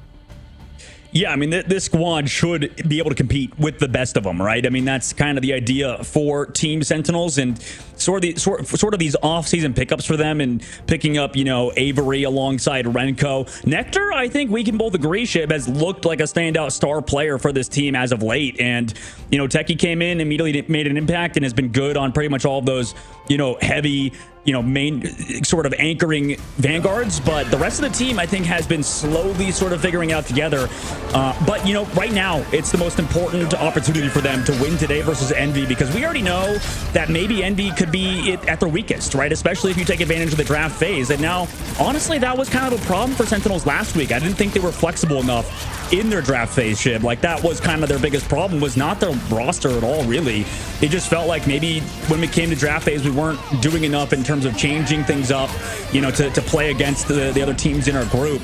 And that's really the only thing that kind of held them back. So at the current moment, I think if they figured out those drafts in the past week, maybe they'll be good. But it could be a situation where we talked about last week's ship, where it's kind of like too many cooks in the kitchen. You know, we have Avery coming in, we have Crimza, who already did a lot of the draft phase sort of, you know, bans himself. Avery comes in, also wants a part of that, and then you have McGravy, the new coach they have to implement. So there's a lot of different moving parts behind the scenes that's kind of made it more difficult for them. Yeah, we had actually an interview there with McGravy, and he essentially said that Crimzo still does a good portion of those bans, just understanding how the team plays. And that's, you know, that's a difficult thing to give up as a coach, right? But just very humble and willing to learn from that team. So very much a strong team, and we are going to be heading to that game very shortly. I'm stoked, man. I'm looking forward to this. I hope it's a close one.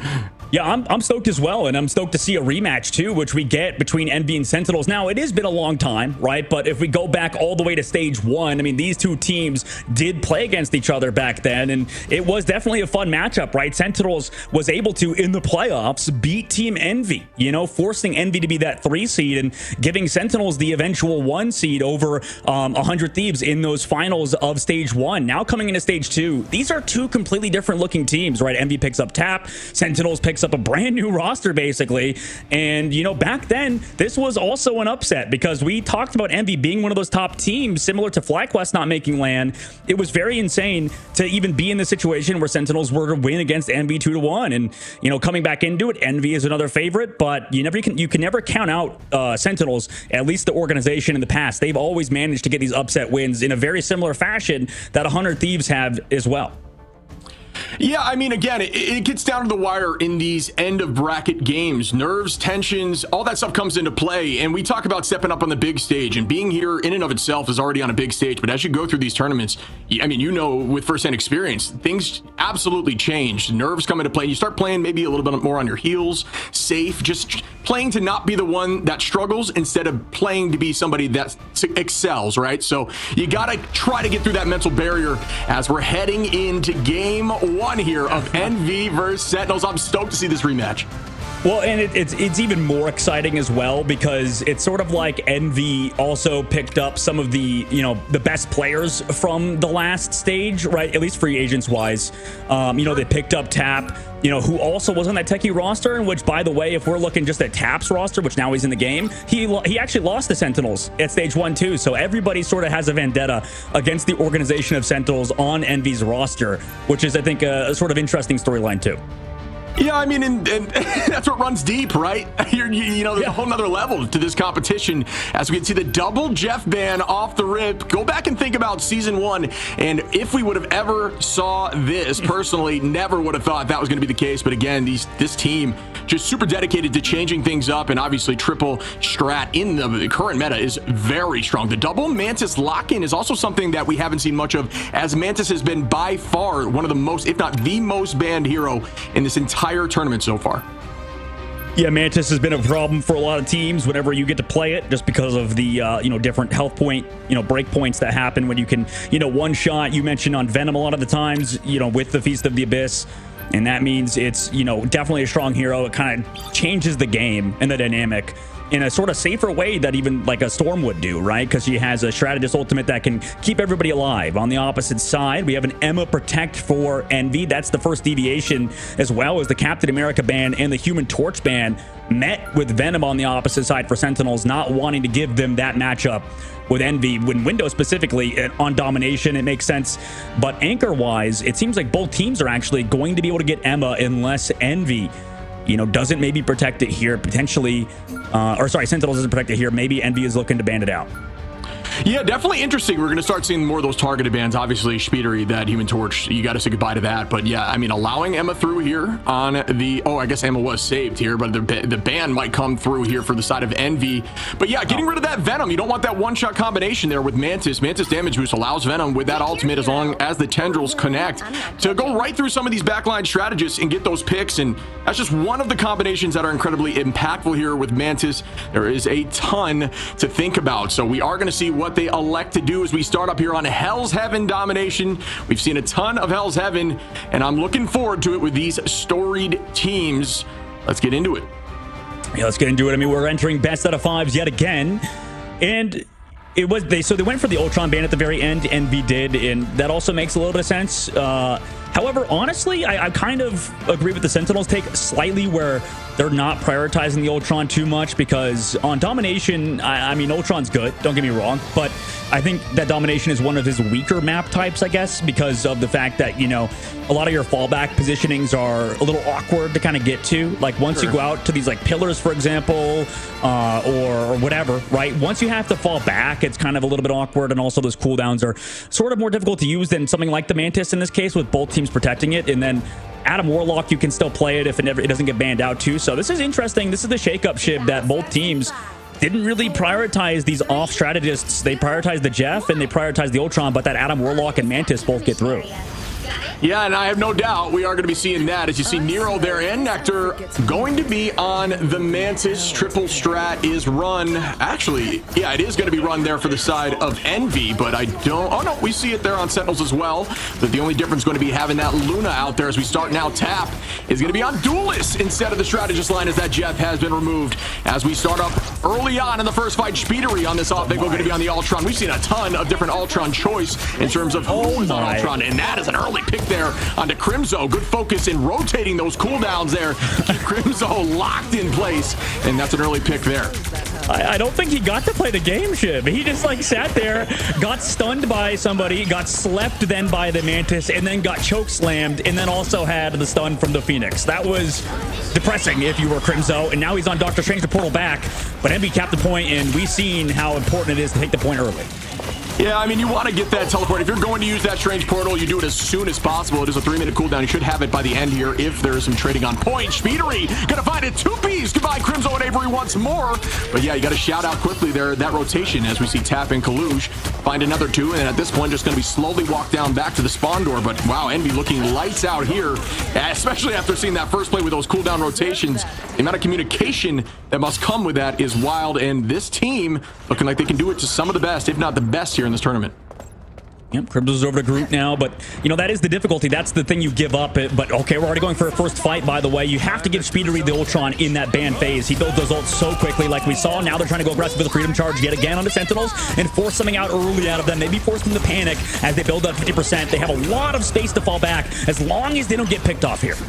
Coming to the drop back here from Window. Freedom Charge out and gone now. Ult advantage going to be roughly even, as we do see now a double ult tap up in the sky with Phoenix. Ensong comes down. Window going to take out Aramori. Another number up here for Envy, who are once again finding these early trades and then just maintaining cooldowns. Should have 3 ults here shortly, as Collusion Speedery will be there, as Sentinels now will be close to 4. But even so, through these fights, roughly even in ults is a tough trade, and that's what needs to happen here on Domination. Speedery again, understanding perfect rotation there. Finds a 2-piece. Make it 3. Why don't you, Speedery? As now walking forward, Nero going to get the pick as well. Kalush takes out Nectar. And Envy just doing the same thing over and over and over. Sentinels trying to find their footing here. You have no portal. They used it earlier, and that fight was ended as soon as Aramori got picked in the previous fight. Envy, you know, they do get traded back. Tap goes down, but losing your only strategist ultimate is huge. I mean, Speedery using his ultimates, using his Ultron's Rages at the perfect time. Like you said, we haven't even seen Monk committed Invisible Boundary yet. It's just been Ultron Rages. On the backside, Aramori commits the Invisible Boundary and met by every single Sentinel's ult. If Envy can wait this out, they'll win the fight too. Yeah, it's all about now just dropping back and regrouping, retaking together, just essentially losing these cooldowns into nothing. Is exactly what happens. Techie falls here from Nero, who's getting a lot of these early picks here on Mantis. Mantis, obviously known for the damage boost, incredibly strong, but can deal a ton of damage in the right hands and even a ton of healing if you can land those headshots. Tap on this high side angle. Duelist doing what duelists do. Stay on these off angles. Coming in with the animation kills on the melee. Gonna find Avery early on there. And this is the power of damage boost. Phoenix is terrifying to witness. And we are beholding it now. They don't even get the touch. Whew. What a round from Team Envy there. Sentinels in disarray. And this kind of goes back to the draft phase when we talked about Shib giving, you know, what you're giving to Envy is the Ultron. But also, you have to bear in mind, at least we're putting Speedery on Ultron, right? It's tough because he is like one of the best Ultron players, as you can see, having even more damage than the Phoenix that you called out, which is kind of crazy. But I mean, at least he's not on a duel. At least not on a duelist, right? Like maybe that's the sort of thing you give up, right? You're like, okay, we can put Speedery on Ultron. It's a strong hero, but you know he's not playing Phoenix. But you got. I mean, Tap played that perfectly. The tricky thing to think about is when you hide a pick like Tap in your roster, it gets difficult to do your homework, right? You know, granted, I'm sure when you have scrims and such, and I'm sure these teams are scrimming, you can start to do a little bit of homework and understanding where they like to play. But obviously, Tap is incredibly strong on things like Psylocke, who, you know, we will see a little more, I believe, in the next season coming up here actually tomorrow. But, you know, Phoenix still available. We see, you know, trying to lock out Speedery with things like Torch, but then, you know, every single flyer in the game, Speedery can be a demon with, and especially if you get the damage boost Ultron, which is an absolute force in the meta right now on a player like Speedery. It's what is the trade-off? It's so difficult to decide what is the better win on banning that I do not envy, if you will, Sentinels, and pun intended, as we start off our first fight on map 2. Window on the high side, gonna jump right on those strats. Bang, here we go on to Nectar. Team gonna elect to drop back together. Speedery already finds Crimzo, and oh my goodness, Tap of the two-piece. Nero gonna find Renko. Speedery on to Avery, and this is again another just walking off the rip here from Envy. Yeah, understanding they had the ultimate advantage and Sentinels didn't have anything because they used it in the previous fight, was kind of over. Also, Crimson was on, I think, the Venom too towards the very end of the last round, so you know he's not going to have a brute ult yet. And with that, I mean, Envy just kind of walks on Sentinels with their own ults, gets the fight win. Now in this upcoming fight, they also have Ultron's Rage to go aggressive, maybe force out another Stratus ult, but they don't even know, maybe. Sentinels don't even have any, right? They're still waiting. They're still trying to build up Renko's ultimate, but every time Sentinels have been forced to use these Strat ults super early. I mean, it's going to be hard to play patient because they want to keep people alive, but that's kind of the way forward, is if they slowly use these ults and maybe bait out at least some more ultimates out of Envy to get more equivalent ult trade. That's a great call out, but we will see Ultron baiting out something immediately, I have no doubt. And yes, there's the match back right there as we're out with the dance floor. Gets matches. Armori finds Nero. Nectar now going to get a pick, and that's what Sentinels need to find their footing now. It's all about closing out this point and not overcommitting. As we see a few more here, Kaluj going to pull out Sonic Seduction. Does this make something happen? Window with the Freedom Charge, essentially a strategist line all in and of itself. Going to walk down the back line, just hold point at this point, which is a strategy we saw in Midseason Worlds from the team that used to be called, oh, geez, I can't even remember the top of my head at this moment, but coming through again, holding on tight. It's all about stalling, right? So that is what they're trying to do. Rad is who I was looking for in that moment. It's all about stalling. That was the communication there that they essentially said, once you get that point, use everything you can to buy as much time as possible. And that is what we're seeing now. Just commit everything, get to 65%, and now it's a one-fight game. It was so smart, but, you know, like you said, you build ults so quickly in Marvel Rivals. You know, you see teams even try to clutch up down 3 members of their team. They're ready to go in Envy again, hiding around the corner for a sec. Now they go aggressive once more, but they're going to get slowed down by the Sonic Seduction. Also met by the Supernova on the top side. Envy don't have Straddles just yet, so this could be big. They also find Speedery too before he can build up that Ultron's Rage. And we're starting off again. Ensong Inferno onto the back line. Sentinels with no ults available at this moment. Envy not quite there either. Speedery goes down. Renko going to find Tap now. And again, Sentinels are starting to look like a new team. Reborn here, much like Phoenix walking back Envy. Will they be able to hold on and even the odds here? Pushing close here to 50%, which would put them tight up. Speedery again going to have that Ultron's Rage, but it will be matched right back as Crimzo and Armori holding on to ults. Renko and Nectar very close as well. Ult advantage in their favor once more. Now Sentinels giving them their own taste of their own medicine as we start off again. Speedery with the Ultron's Rage to initiate the fight. Does this pull out anything? We do see no one matching. Instead, just patty caking back and forth, and that is insane value. Yeah, I mean, that was a perfect fight win from Sentinels there.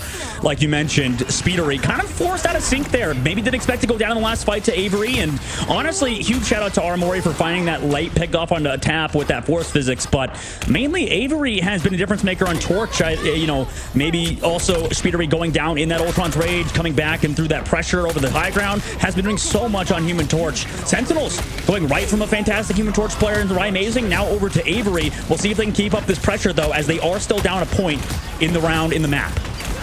Yeah, there should be almost a 6 stacks of ults here on the side of Envy, which will be close to match from Sentinels, who are near 5 as we start up again. Kaluj is going to be looking up with the Psionic. Does not get the trance, as there was a great escape there. Still walking forward once more. Avery with a good escape on that high side. We come down with the Meteor Ram. Does that land? We see Ensong come through. Window going to find Renko, and that's the first pick of this fight. But everyone's pressing the Q button. Who goes down next? Numbers up to the side of Envy, and the point being held by Sentinels at 99. And that is a pick there from Kaluj on backline of Crimzo. Numbers again evened out once more, but this time a Vanguard is picked. Walking now once more, taking the space, giving the space, and just using the cue from Speedery to keep the team moving again forward.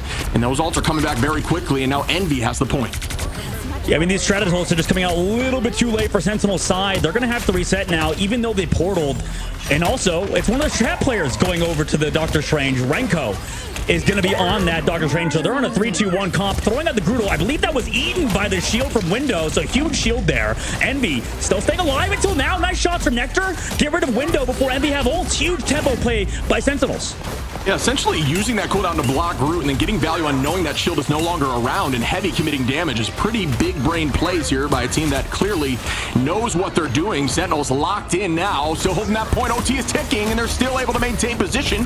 Portal goes out. Techie and Avery, though, are going to find a two-piece again. Sentinels now looking heavily up in numbers. Window low in HP at about a quarter. Goes right back as the strategists have full focus. Supernova out as this closed down as everybody's back and forth now. Avery on the tap, and that's an early pick once again from Sentinels. Envy down 3 now. Will they get shut down? It looks like they will. Map 3 is coming up here shortly. We have a 1-1 series, folks.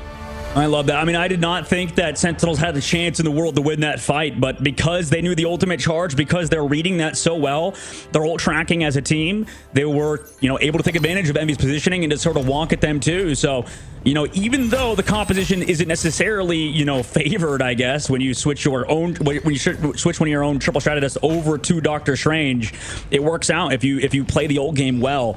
So great work by Sentinels there. They were able to capitalize on the Ultron, I think, so many times. It was hard for Speedery to really get set up, and that's off of Avery. I mean, look at his damage output. Look at, how much he's doing on Human Torch. But the team, more importantly, is playing around him well. We'll see if they can keep it up. It's all tied up 1-1, Shib, on our very first map, and you called this out earlier.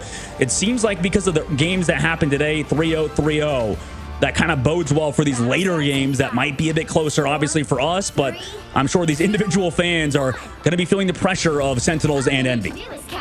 Absolutely, and one thing to note here, just taking some advice into ladder, if you are going to lose a map on domination, lose it with alt advantage, and that will give you that early fight that we talk about being of such importance. As you can look now at Envy, holding on to 4 alts ready for this next fight, going to be matched by 2, almost 3 from the side of Sentinels, and that's why sometimes when you're playing domination and you have a comeback win, and the next map feels like a roll because they will be holding on to those ults and come through heavy off the rip. But let's see if it works out for the side of Envy, as Kaluj is looking for a flank play here, and on the high side, going to break down those walls as you should. Equipment needs focus, especially things like Namor Squids, and now the whole team pressing the point, using those walls to buy and own space. Speedery now going to be launching Ultron's Rage directly on the back line, gets matched right back by the Soul Resurgence. Whole team now walking forward. Up we go with Ensong here from tap that lands on and is followed up on a Nectar. Down goes 2 more as Envy gets that point, or at least the space so far held early. Trying to stall here from Avery. Avery is going to fall again. Envy now has the point early on.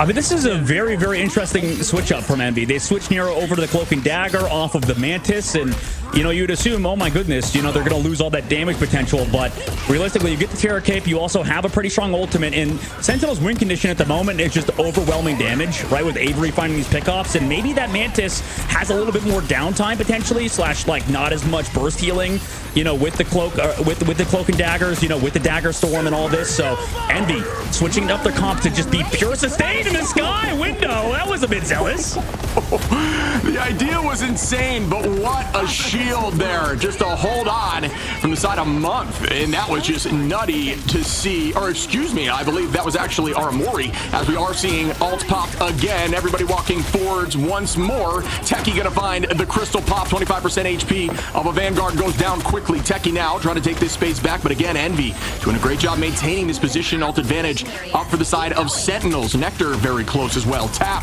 there with Speedery, who seems to have that Ultron's Rage every time I look up at the screen. Tackle goes out there from Techie. Everybody still holding on as we see Invisible Boundary popped once, and Aramori trying to take that space back. Out we go. This time it is going to find a little bit of value as Nectar takes out Month, and Crimzo with a nice strangling prison there is going to get that early pick. Kaluj trying to match it right back with Psionic, but again, 72% on here for Envy, doing what we discussed in that last map, just holding point for as long as humanly possible, and then recommitting with 1 alt fight to end the game.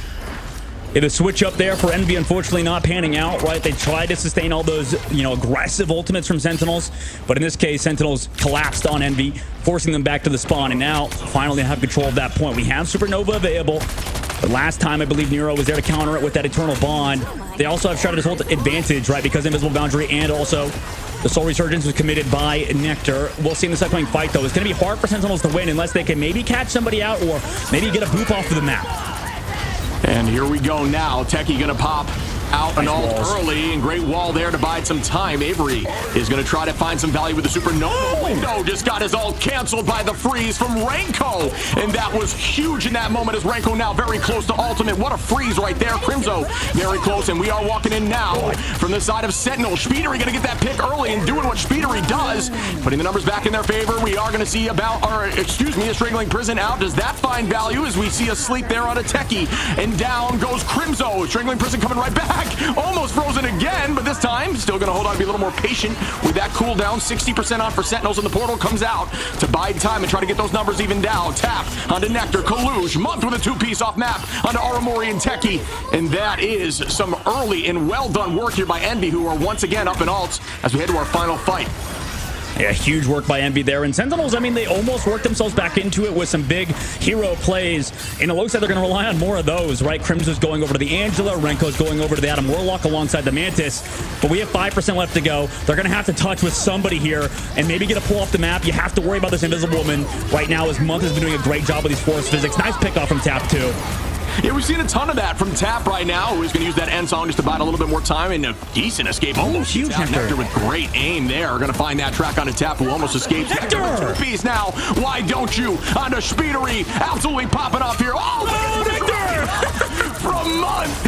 And return to sender moments, and Nero almost goes off right there.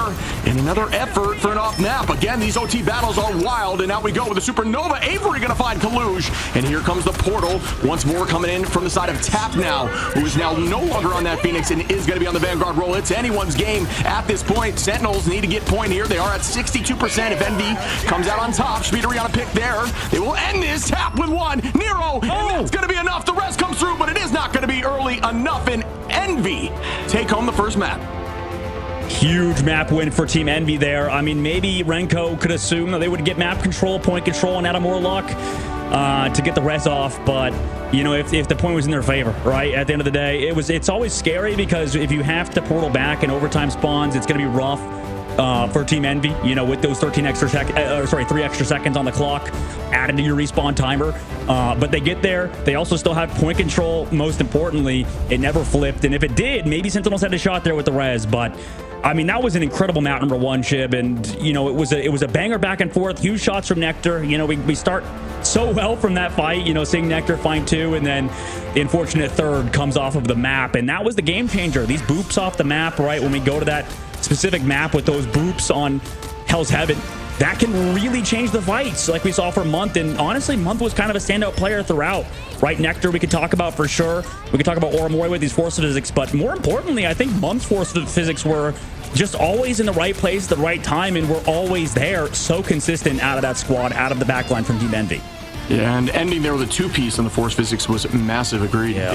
Big love there to Month. 29k healing over there, but Aramori 40k there, which is the most by almost 5,000 in terms of just raw healing numbers. But that is not exactly what matters. I mean, although you do get ults quickly when you are farming those healing numbers, it's not about the stats. It's about the W. And Envy always coming through in the clutch there. Still had another fight in their pocket if need be. Only succumbing to 65% from the side of Sentinels while they clutch it up. And Nero going to get that MVP.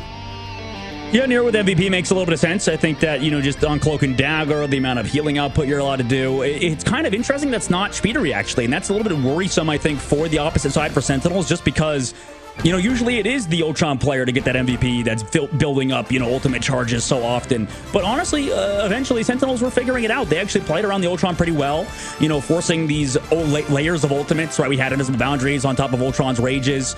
There was some great work, honestly, done by Sentinels, some big leeway, and it honestly does matter, Shib, because when we talk about Envy, this is a team that's super good on domination, right? This team, at least in the group stages, was great on domination throughout. That was really not one of their weaknesses, right? Except when, you know, they were against FlyQuest, for example. But Envy had a flawless group stage outside of that game versus FlyQuest. And on domination, I think it was one of their best map types too, even though they can sometimes start slow.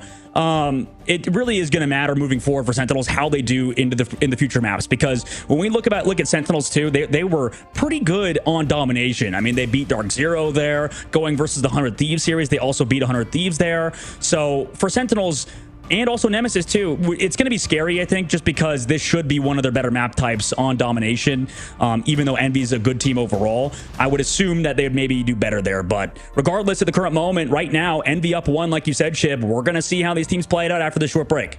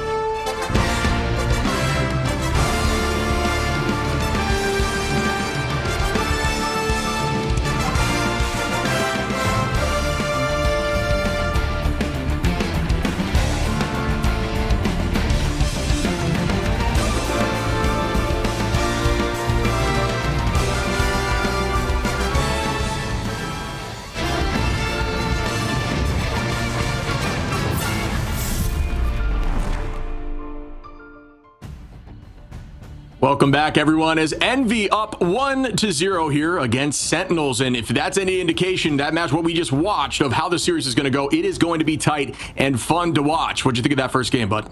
Yeah, that was a super fun one. I think it was back and forth. And for Sentinels, it's a little bit rough because, yeah, they were kind of solid on domination at points. And, you know, as a newer team, you would hope that's our strength, right? Because synergy is always a big thing. But, you know, when we look at the last map, Shib, I think you brought up a good point, at least during the break. We were talking about Adam Warlock and, you know, in that situation on the third round, when they go for the res, they didn't touch the point. I mean, can you talk about the effects of Adam Warlock, I guess? Maybe when we talk about him on Convoy and Convergence, you always think the character's better on those map types rather than domination, right?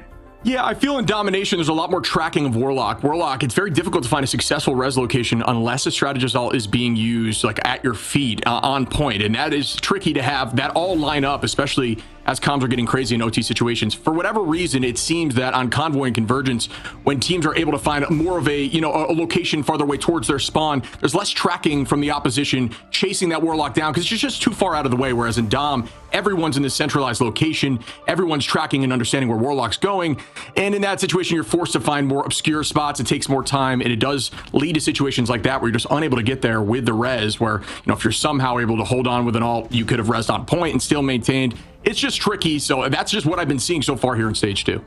Yeah, no, that's a great point. I think we'll probably see some change-ups, I guess, going into the next map just based on what we saw there. I imagine you'd probably agree with me, Shib, where, like you said about Adam Warlock, maybe we let that go through, sure, but just because of, like you said, on this map, it can be strong, but also, I guess, on the same, sort of tangent, Ultron has been great on these maps, right? And Jeff has been a priority for both these teams. We'll see if that changes when we go to Symbiotic Surface, which is our next map.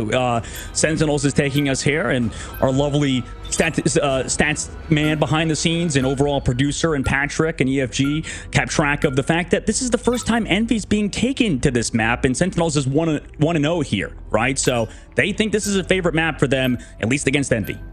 Yeah, just to reiterate here for the chat, the way this works is the domination map is random. Losing team then chooses Convoy or Convergence and the map that they so choose. So here, this is going to be the choice from Sentinels as we head to Symbiotic Surface. But I agree, that's kind of what you're looking for. Try to find something that's going to throw the team off, something that you're feeling confident on. That's everything with these map pools. And granted, these teams have been practicing a ton, but there's always going to be strengths and weaknesses across maps and hero pools and, banning stages. And that's why there's so much depth to this scene as we see, again, goodbye to that torch against Envy and the double lock of Mantis coming through. I'm surprised that's getting through.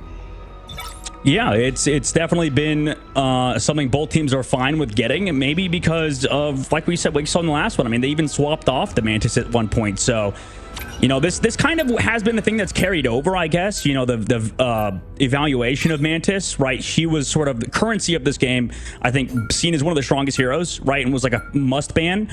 But slowly but surely, the land shark has sort of taken over, right? And he's been a menace in the waters and on the land, both simultaneously. So he's kind of something you have to worry about at the current patch, alongside Star-Lord, Torch, and stuff. It's definitely, like you mentioned, a very deep competition, I think, in terms of the meta. There's sort of, things you could do versus specific teams, on top of the fact that you have strong heroes you want to ban out and stuff. And Sentinel's prioritizing the Phoenix this time around, getting rid of it out of Envy's roster.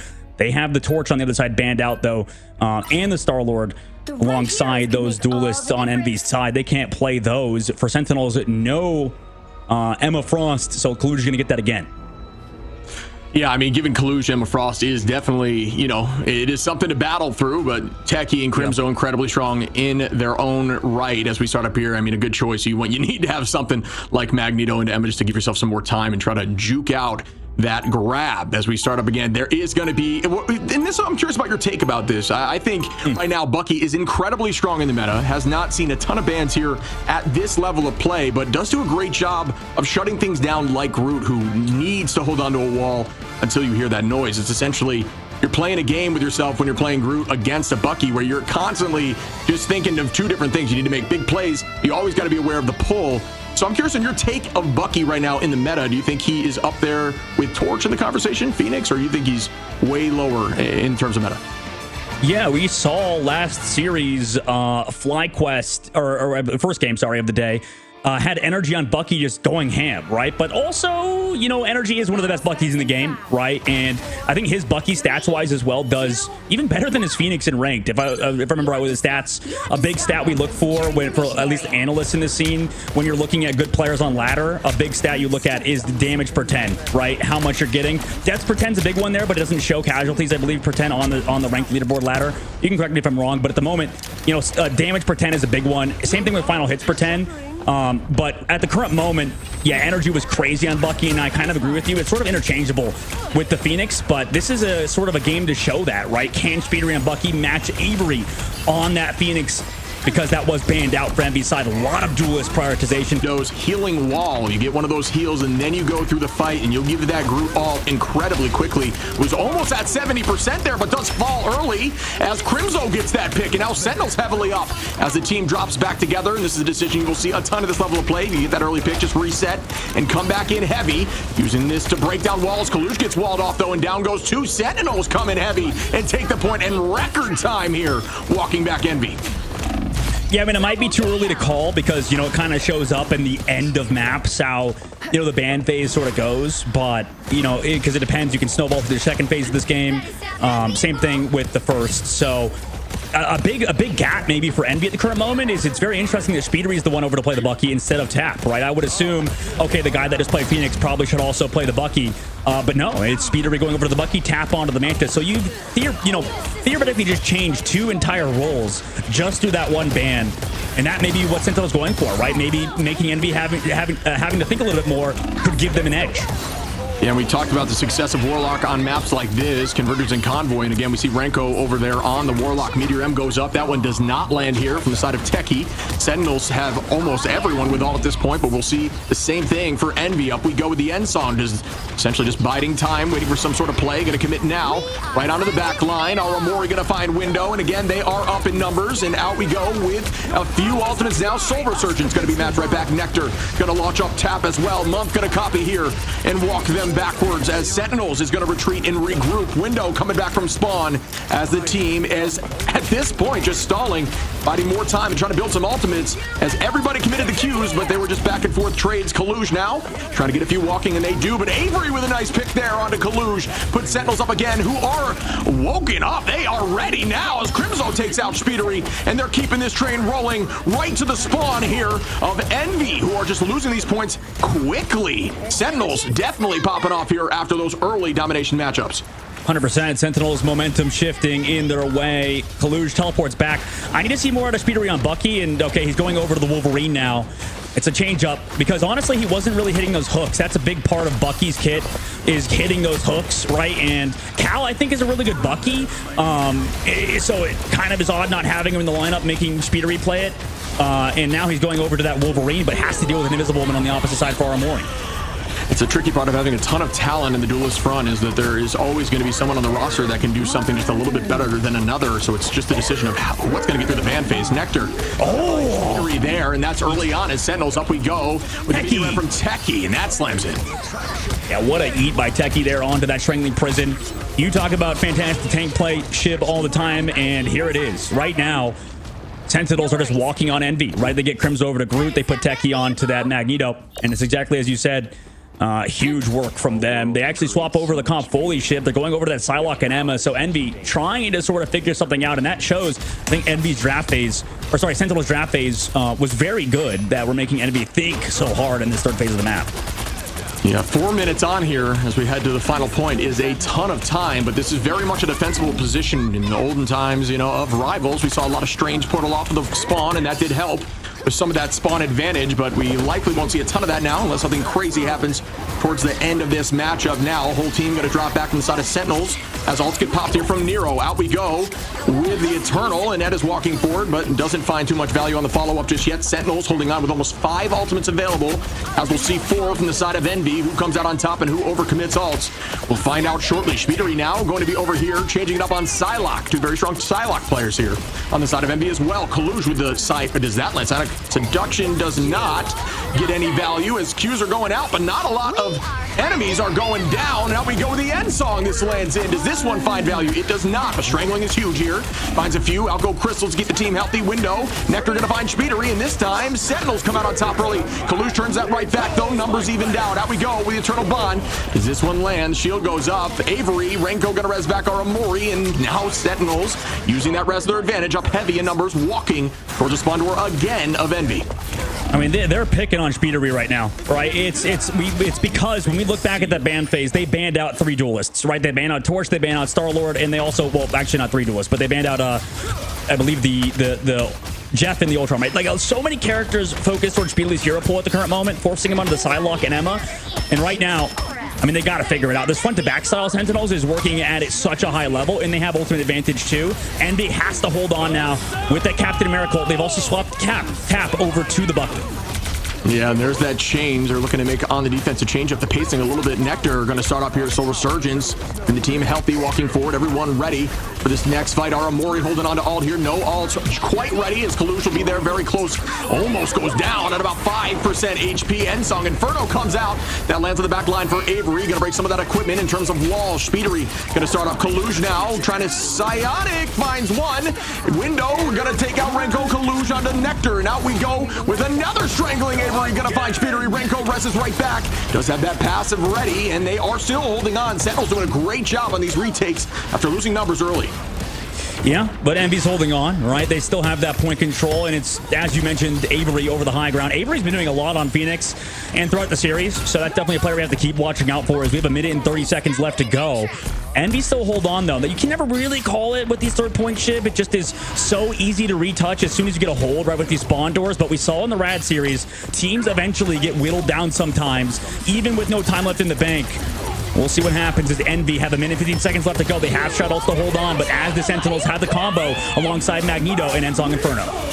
Yeah, I think you're right. This is a great example of the power of Phoenix right now in the current meta, which is banned out for Envy. You did make a great call there. 3 duelists gone as we see Phoenix, Star-Lord, and Human Torch are no longer available here for the side of Envy. And there's a ton of stuns out with the animation cancel for the melee. Avery going to find Kalush. Monk now going to be taking out Avery again with that force physics. Speedery onto Renko. Renko likely does not have res quite yet. Avery going to find Tap. And again, Sentinels up in numbers, but out we go with the Eternal Bond. Nero going to drop backwards and head towards the team, staying healthy. Avery trying to find this pick, and again, all of that 4 minutes is now down to 30 seconds, and alt advantage going to be slightly here for Sentinel. Strangling Prison could be massive here. Will it find value? Will it find value? That's going to be a big point of emphasis. Crimzo walks forward, does get that speed, and also going for the Mantis. On the backside, Kalush falls so low, but they actually, the cart, I think it just blocked the ult from Crimzo, but they still find Window and Speedery. Yeah, that's a 2-piece. Kalush going to be taking out Avery, though. Numbers close to even. Nectar now on the Tap, and that puts them up again by 2. Will Sentinels be able to close this out? Pushing all 3 and giving them peace of mind on the defense. It's very close as Techie takes out Kalush. And again, now we're holding his Month now. Oh my God. The invisible boundary. It gets matched. The Venn diagram is out as Aramori commits. Crimzo onto Month to get rid of that boundary. Out we go with the dance of the butterfly. Everybody pressing Q. Who comes out on top? Up goes Techie now, who finds Speedery. Nectar on a tap, and they push it through all 3 points. Sentinels with a great attack. Yeah, what an attack from them. 2 things there, Shib. At the end of the day, right, Sentinels, it sort of was a repeat of the series we saw earlier with Rad yet again. Not to bring them up too much, but, you know, they had like 4 points end of Araco. This one, they had 3 points the end of Symbiotic Surface, and then they eventually get collapsed on, right? It's just too many ults to worry about. Also, like, we see the advantage of playing a triple Stratus comp versus the 2-2-2. You know, you just get to play Bucky, or you play anything against what Envy are doing, and they don't have the Mantis anymore. They don't have the sustain. They don't have the regenerative domain from Renko. There's so much delay from the side of Sentinels on top of still having good damage. That means that they could just sort of live forever, build those ultimates up. And, you know, it was an incredible emphasis from Month there to stay on that point to try to hold. But honestly, this is kind of the draft phase thing that's happening, Shiv. This is the sort of meta, which I don't entirely disagree with. I think it's a little simple. Which is, you know, personally, I want, like, you know, complex drafts as a viewer. You know, I'm like, oh my God, I want the most complicated draft of all time. Sure. But realistically, because what we happened with all these Stratus bans, Shib, it feels like strat players are actually very, very versatile in who they play now. And at the moment, if you ban out duelists, right, a lot of duelists weren't banned too much. It makes sense to sort of target ban individuals. That's what's happening in Europe and EMEA. That's the sort of draft phase a lot of the top teams are doing, and it makes a lot of sense. It's simple, sure, but if you ban out heroes that, you know, a player is used to playing, and also, you know, maybe look, Envy's having to put Tap now into Psylocke and Speedery back over to Ultron. You're making them adjust, making them do things they're maybe not comfortable with. And target bans is kind of the way forward, I think, for a lot of these top teams. It's sort of easy and makes it simple for your team in the ban phase. Yeah, and I couldn't agree more with you. And there's a conversation about, once you start seeing teams rapidly switch heroes, switching up, even in the roster, changing up the heroes and who's running the hero in that moment. A lot of that just indicates to me that you are playing scared and on your heels and just trying to figure things out. And although I think it needs to happen, it's just tricky, especially on point 3, to be forcing and changing a ton of different strats out because your whole flow as a team is now different. But Window there, going to find Avery early on with an insane toss of the shield. Speedery holding the high side, and that's some good damage as Kaluj now finds Techie. Is this going to be a walk to right back at him as Speedery already has Rage of Ultron, and that's going to find one onto Renko, and they're now using the momentum right back at the side of Sentinels. Envy doing a great job on this point 1. We need one more tick, but the portal comes through. A bit of an awkward spot there. Maybe Speedery going back and forth. We'll see with the invisible boundary. Something to say about the comp later on, but at the moment the fight starts off with that boundary from Aramori. Envy waited out, play it back. And we'll start again. Kaluj taking this space and owning it. The portal was huge here from the side of Avery. Out goes the Strangling Prison. That one does land. Nero going to match that back, and Speedery falls from the side of Crimzo. Good focus on damage there. Onto the high side of the point, and here we go with the Dance of the Butterfly. This one out for tap. This one unable to find much value. He's going to cancel that early and just wait. Window now holding on to the Freedom Charge. Instead, not going to elect to use it as invisible boundaries launched. And again, matched right back. The Trade Fest has begun. Sentinels with a great job on this retake. Yeah, they did a great job there too, like you mentioned, in tapping. The neutral finds Renko. On the opposite side, Agamotto from Avery. But will it find the connections at the moment? It's all Team Envy in that KO feed. And this is sort of something that's interesting as Envy tap out the point shib. Like, they sent tap in, right? I don't even think, usually Speedery would have held on to that Dance of the Butterflies towards the very end, waiting out Stratus ults, right? Maybe like it's not practiced enough, just because tap, that's a great part as well, is that they put tap on a Psylocke who is a great, one of the best Psylocks in the game, really, in North America. Sure. Putting him over to the Psylocke is definitely huge, but, practice definitely matters. And at the moment, this is the change up for Team Envy. They're putting Speedery back over to the Ultron, which makes a lot of sense, right? Taking the advantage they were given, which is the Ultron in that ban phase, and finally, realizing, okay, we have tap on Psylocke, and he's been caster cursed to get found by Avery on Sentinel's side. Gets pulled in. Nice force physics from Armory. Yeah, there's a lot. It's very difficult when you've been found as Psylocke in the back line when there are things like that force physics ready, and you do have crystals there now from Renko into the bubble, and he got pulled from Bucky at the punch now, as that will slow down movement. Avery gonna find one Techie. Gonna be shutting down Nero there with the Meteor Rem, and again up in numbers, and Envy is walking back. Sentinels seemingly coming back from the spawn stronger than ever. 2 fights in a row now, and that indicates a strong defense to me. A team that is not afraid to retake position, as now they're on that first ramp and with control of cart. And if we see, Sentinels lose this to Team Envy on the attack, all you can do is tip your hat to Team Envy, right? I mean, at the moment, they are on sort of an odd composition for them, at least, right? I'm sure practice-wise. So, ban phase definitely goes in favor of Sentinels. We'll see if they can keep it up, though, with 3 minutes in the Streets phase. Envy still have time.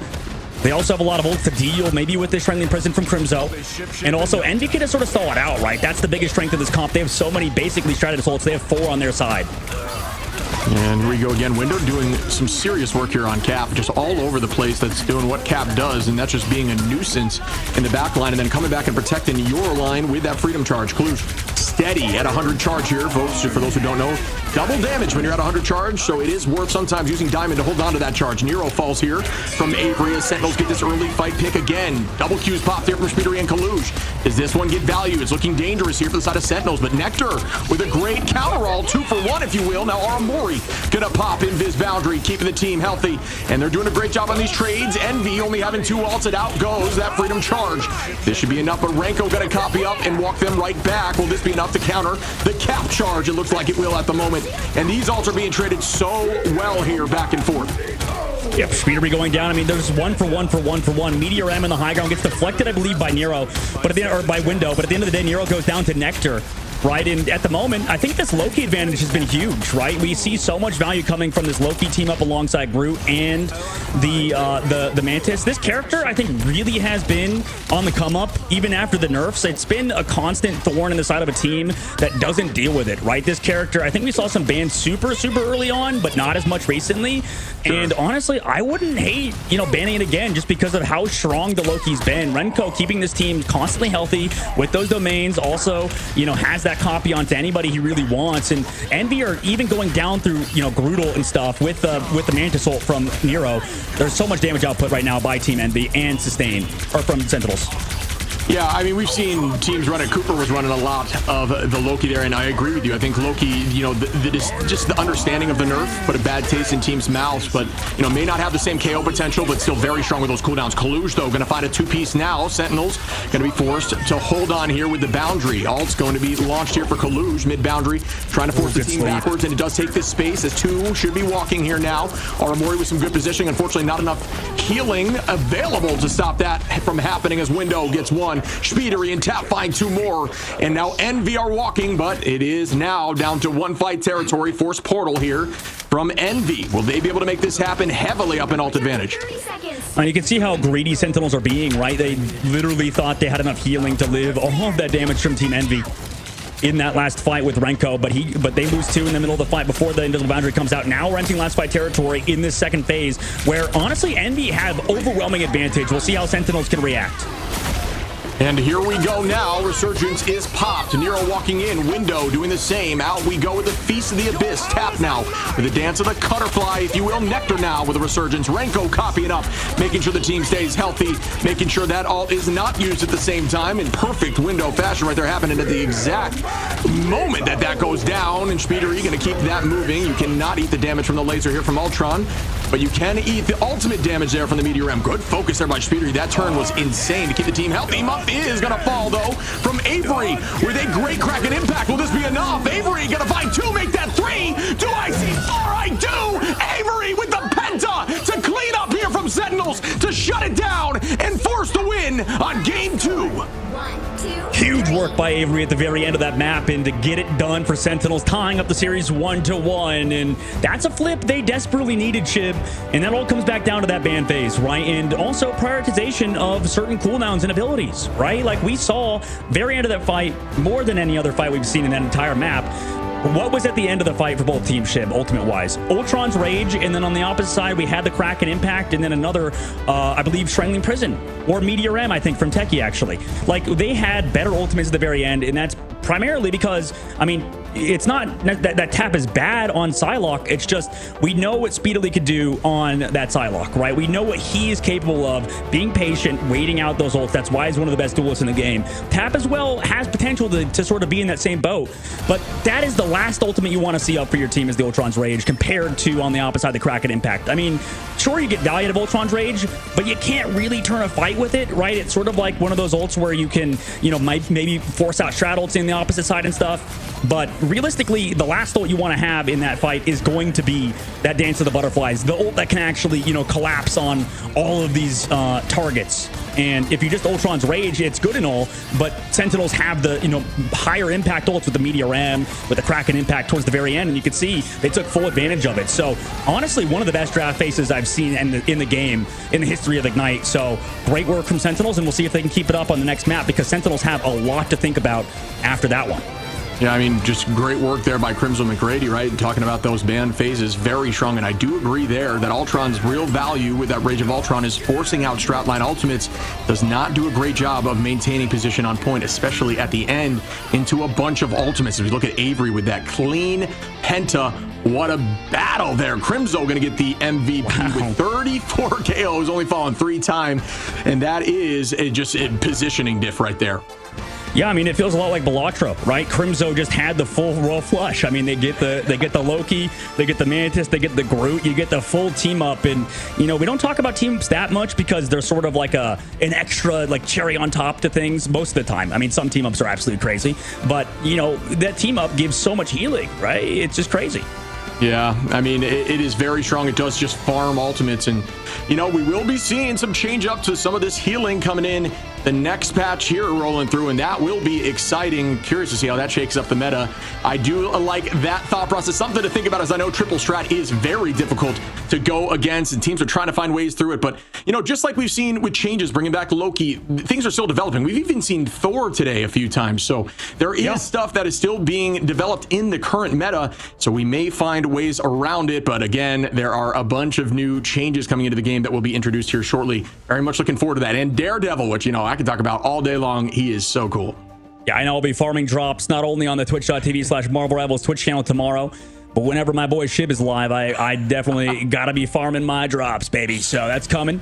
And honestly, Shib, we'll have to see what happens in this ban phase, because really what countered Sentinels last time, and Sentinels still won, by the way, was they banned out Crimzo's hero pool, right? So, we'll see if this happens for Envy. Banning out maybe Crimzo, maybe a specific player could be a smart idea. I wouldn't mind it, but we'll see what happens between these two teams. We're all tied up 1-1 now, Shib. Map number 3 coming up after this break.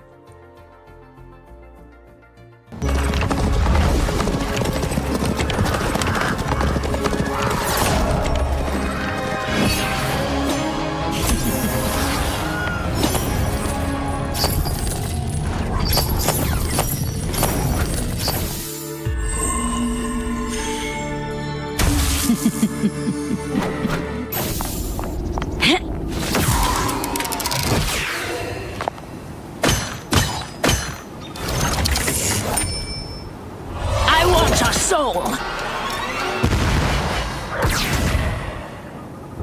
Hell unleashed!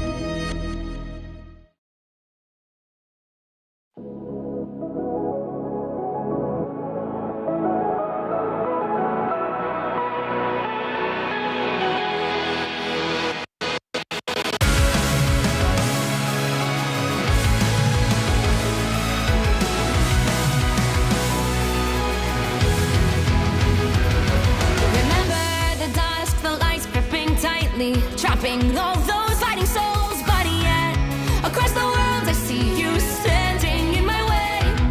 And remember the time, the place we used to fight, like the sun and moon. And I wonder if ever there was a time that we were friends. The night has fallen, shadows looming, and yes, that time has come for me to seek you out. We are set now for our last reunion. Break the chains, find your way, come find me. Do you remember who you really are? Show me that you are still the only one for me. I'll be waiting for you. Wake up, open your eyes, raising up your fists and smashing through time walls. Before the rift splinters again, we are rebels till the end. Rise up, open your minds, hold on to your powers. No one can stop us. We are rivals till the end of time. We will clash, no matter where. We will fight, reaching across time and space. 'Cause you are my destiny to the end.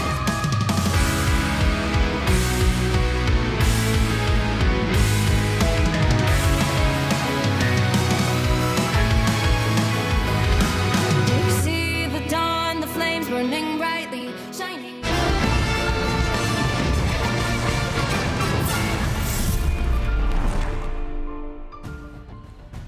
And we called it, buddy. Coming back to a series immediately 1-1. You and I are cursed in the best way, I would say, as we are now heading to Yggdrasil's path. And you can talk a bit about Envy on this map. Yeah, this is theoretically one of Envy's, if I look back at the history of it, I mean, they've only lost on this map, which is kind of interesting, but it is to FlyQuest. So small sample size from the group stage, somewhat, right? They actually won versus Envy, or versus FlyQuest on Central Park, but that is a map that FlyQuest wanted to play on, right? At the end of the day, they picked it because they were, in that series going down in it. But at the current moment, it is still, any pick would be a good one, right? At the moment, unfortunately for Sentinels, they just haven't been good on Convoy, right? It's just because it's one of those maps that's a little bit harder to work on as a team, I think, Shib. And, it's sort of something that they're working on as a unit because it's a brand new squad. Now it's been nearly a month, basically, since they've come together. But Convoy is still one of their weaker links at the moment, and it's one of Envy's strongest points. So if Sentinels were to win here, that would be huge. Yeah, I mean, and then we get into the conversation. We talked about successful bans. There's no doubt that triple is going to be run off the defensive side here from the side of Envy. I mean, I know that Sentinels can absolutely run that composition as well, and they will be doing so, but Now it's about what triple comp do you want to go into, and what do you think is the least impactful? And I think that's what we're going to be seeing changed up here in the bans. I know things will say relatively similar. I'm just curious to see if that takes into effect, because they've done a great job of holding point one here multiple times throughout Envy's career as a team. Yeah, I think we need to talk about the ban phase, right? Because sometimes, I think Moxie has said it many times over in EMEA, some teams just kind of lose in the ban phase, right? You can have a really bad ban phase, and there's not much to say, right? If we talked about that series, at least the thing I would say was that, yeah, I mean, Sentinels kind of dominated the draft, which is not something that I think we could say last week. I feel like Sentinels were a little bit too conservative last week, right? They kind of banned the same things over and over again. Now, it is a best out of 3 compared to now, which is a best out of 5, but regardless, that's kind of the way I thought Sentinels lost last week, was the ban phase. And this is a difficulty that we've talked about for Envy, is they kind of, for a lack of words, they just kind of suck at the ban phase, right? So, you know, we'll see how they do. I wouldn't mind target ban specifically, like I said, trying at least banning out Crimso's hero pool, banning out specific hero pools, maybe taking each specific map to do that wouldn't be a bad idea, Shib, just because, you know, you have a lot of maps to work with. You can figure out maybe the weak link in that sort of flexibility meter, like we've heard of from a lot of players.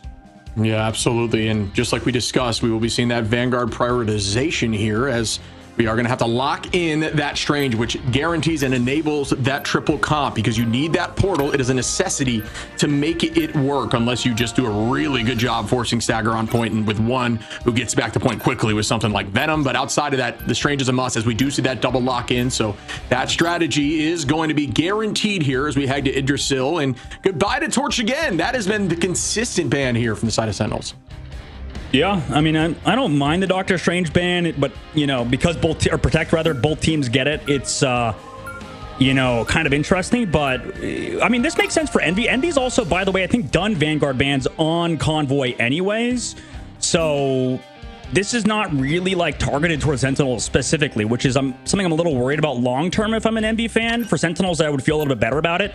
They're going for that Vanguard ban that we talked about, but I don't know if it's for the right reason, Shib, and that's kind of something that I'm going to keep an eye on, I think, in terms of Envy's ban phase.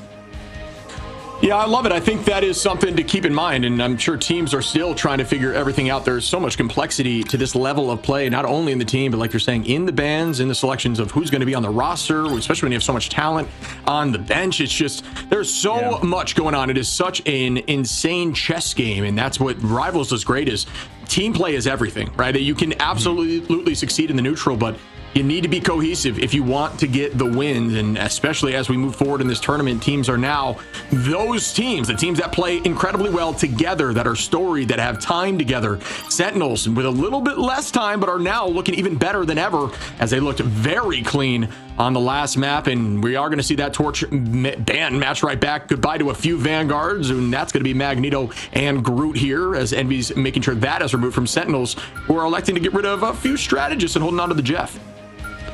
Yeah, I mean, they got rid of the heroes that are strong in the 3-3 comp and the triple strategist, triple Vanguard comp, and then they banned the Torch last. Envy does, because I mean, you can't ban Cap and you can't ban Venom. I mean, you could, but the thing is, though, you know, usually if you're banning out those sort of dive characters late, you kind of want to synergize them together, right? You maybe want to ban out. Well, they do get that Jeff Protect, which is interesting, and you give them the Venom Jeff team up, which is going to be something we have to think about later.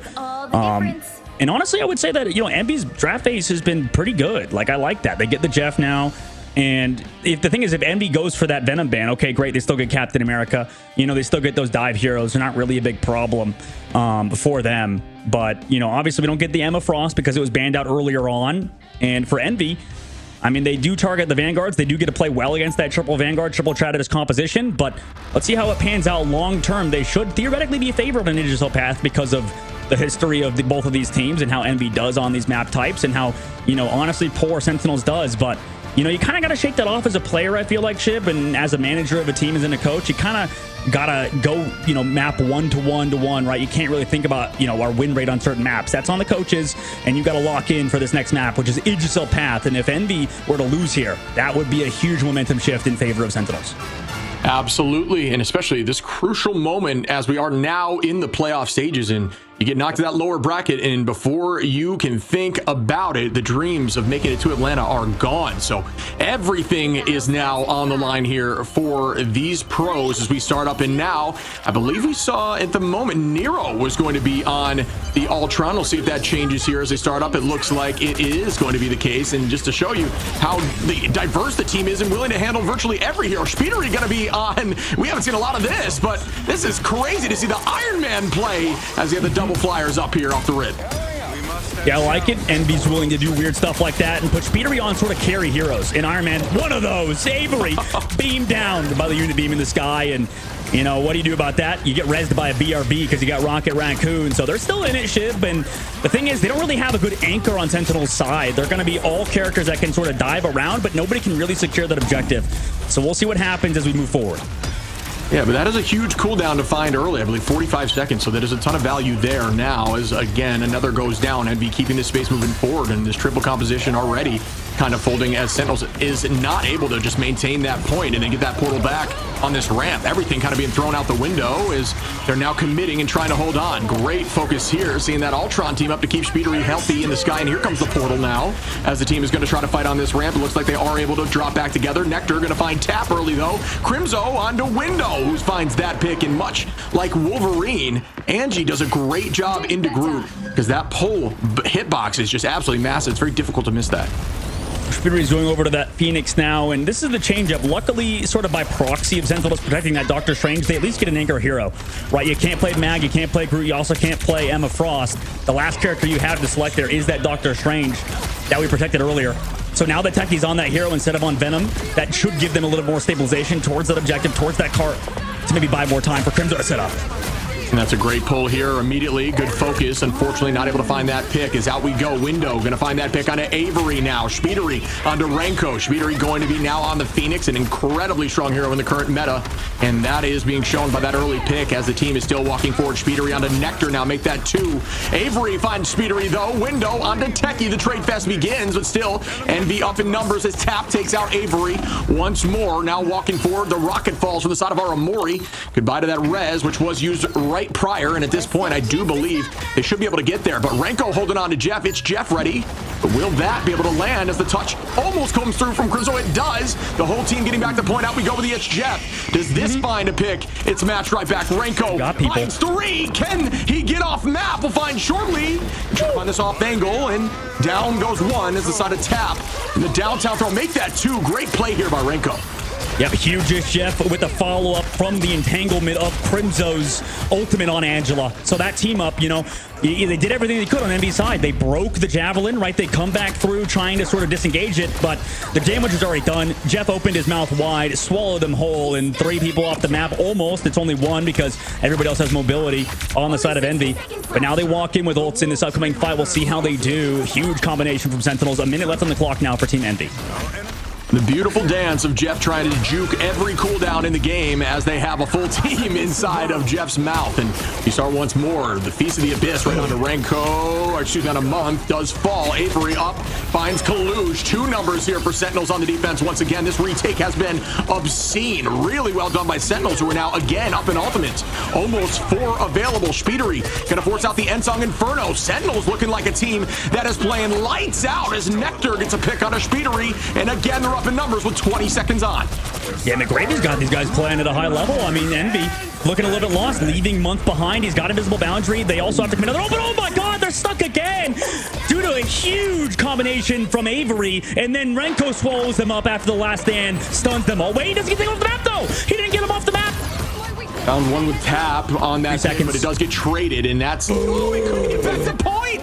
So it was a huge play there, and wow, that is wild to see Sentinels with definitely a different comp than I would expect here on the triple, using that Angela and finding so much success with the Jeff, the It's Jeff combination. Renko with 2 3-man eats. Absolutely obscene. What a defense by Sentinels. Can Envy do the same? Yeah, give Sentinels a week, and this is what happens. It looks like Renko looks to be leveled up on the Jeff. And they were good already last week, right? But this week, I think that we, see those combinations, right? That's kind of the way forward for a lot of the teams is you combine with stuns, you combine with CC. Everybody's hit by the last stand. They're all stunned for a few seconds. Renko comes through, then can swallow them up for free, right? In all these shadows. And Sentinels on this map, they're making Envy look so uncomfortable, right? Taking a look at the draft phase. I was maybe a little bit worried about Sentinels draft because of the fact they let the Phoenix go through. But at the end of the day, really, they just kind of played the team comp to such a high level. And that's something I did not expect out of Sentinels this early on and how, this team has been shaped together. Right now, they're looking so good versus Envy, who on this map really have just been historically favored.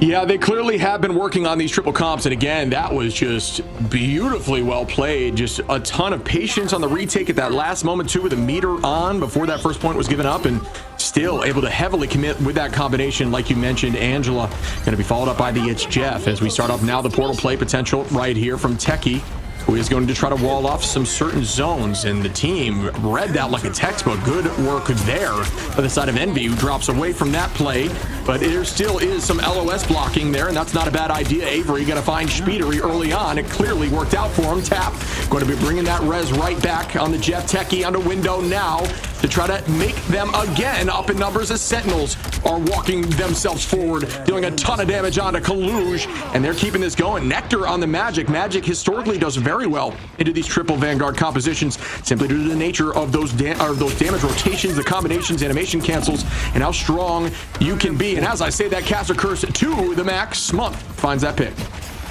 Well, this is the worry. I feel like Envy used to run these sort of Ultron comps, and they're realizing that Ultron maybe was not as strong as we once thought, right? And for Envy's team, they have to figure it out. A minute left on the clock. Sentinels have built up ults. They can constantly pressure out your backline. The flexibility has been a big reason to Sentinel's success, as they've already built up that Kraken impact. Yeah, Sentinels are looking very good again. Alt advantage Renko ready with this combo. Will this come through? Avery going to be ready with the Kraken Impact. I have Agamotto available as we look over. Eternal Bond ready, as well as the Sia, which gets launched early, and no one is found by that I have Agamotto. Good idea there. Shields go up, keeping the team healthy, but that Sia is launched there from Tap. We can get that all back very quickly, and the res likely coming around here shortly. Out we go with the reverse eye. Gets stuffed there, this time by Avery, shutting down Window, who's back at 50%. Up we go with the Meteor M, trying to stuff Jeff, and that does not land. Renko again gonna find just a teammate, keeping them healthy, moving them forward. Nobody offensively gets taken there, as everybody just stalling at this point. Great pull by Avery with a two-piece, matched immediately by the Freedom Charge, but that is forcing some good cooldowns. Yeah, I mean, Speedery may have not connected with the Eye of Agamotto, but he'll connect with these right clicks. 3 go down to him, and what a play by Envy. Yeah, good focus there. Speedery really, again, on the Vanguard role now, can do it all, as we've seen every single role tackled already in these first 2 games here from the side of Speedery. Now, alt advantage going to be roughly even 2 on both sides. We might see the third coming up here from Sentinels on the side of Techie in this fight early on, so a slight advantage for Sentinels, but it's all about who gets this first pick. Let's see what happens. And we've seen teams run this solo sort of, or Jeff Envy's backline. Nectar commits the Dark Child. Avery also finds Kaluge. Get a hook early. Then the follow-up is there, but the BRB brings him back into the fight. Sort of a pseudo Adam Warlock res. And that Dark Child's about to run out. A lot of duelist damage removed.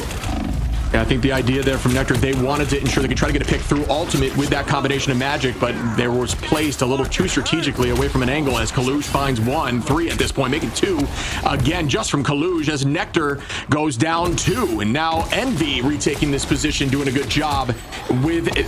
Yeah, they do have ult advantage in this next fight, so wow, they really do a great job on this defense as Sentinels is now playing on their heels.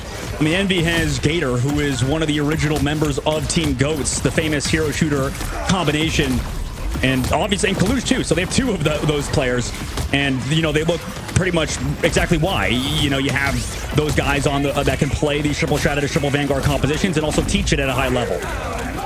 Up we go with the Meteor M, and there is going to be E cooldown utilized. Speedery going to find Techie now, and they are again walking forward 28 seconds, looking exactly like the situation we just saw in reverse, but now Sentinels heavily up in alts in this next fight. Envy going to be close now, but Kaluge is going to launch that Freedom Charge, try to keep them in the spawn door, so there is no touching, very similar to what we saw from Renko with the It's Jeff, but that is available with the combination from Crimzo. Everybody on Sentinels has that ult now, as it is launched. 6 seconds on. on. Can they get there to the point? He's too far for the res beacon, though. He finds window. Yeah, he's too far for the res beacon, and the Jeff ult's gonna eat Nero. Goodbye, Nero. Oh, never mind. No, it was too early. Oh, the timing was a millisecond off. Envy gets 2. Will they be able to take this W now as we launch everything? The Kraken impact goes out now for Avery.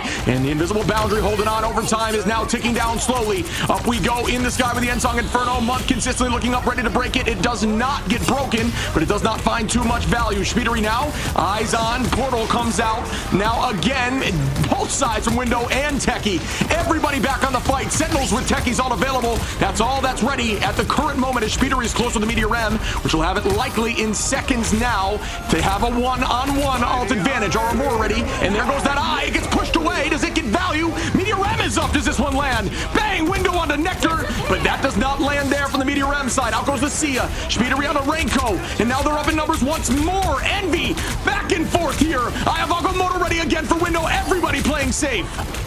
Window has that all ready to go, man. Aramori pushes him into the team. No, Nectar gets stuffed. He goes down. The follow-up is there, and there's no portals like you mentioned earlier, Shib. Overtime, it's going to slowly dwindle unless they can find picks. They soul bond to keep everybody healthy, and they're touching.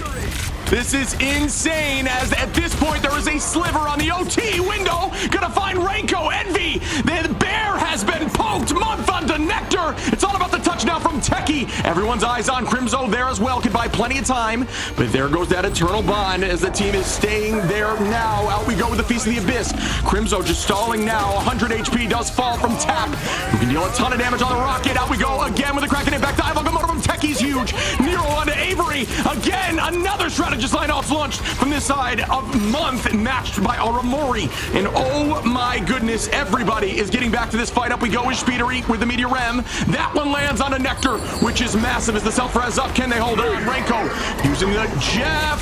Window with a huge ult. Finds 2. Speedery now cleans that up. Make it 3. Why don't you? Envy is lights out right now. They are ready with this W, and they take home the third match, excuse me. Yeah, that's map number 3. I'm a little bit worried for your voice long-term, Shib, because that was a long one. Holy crap.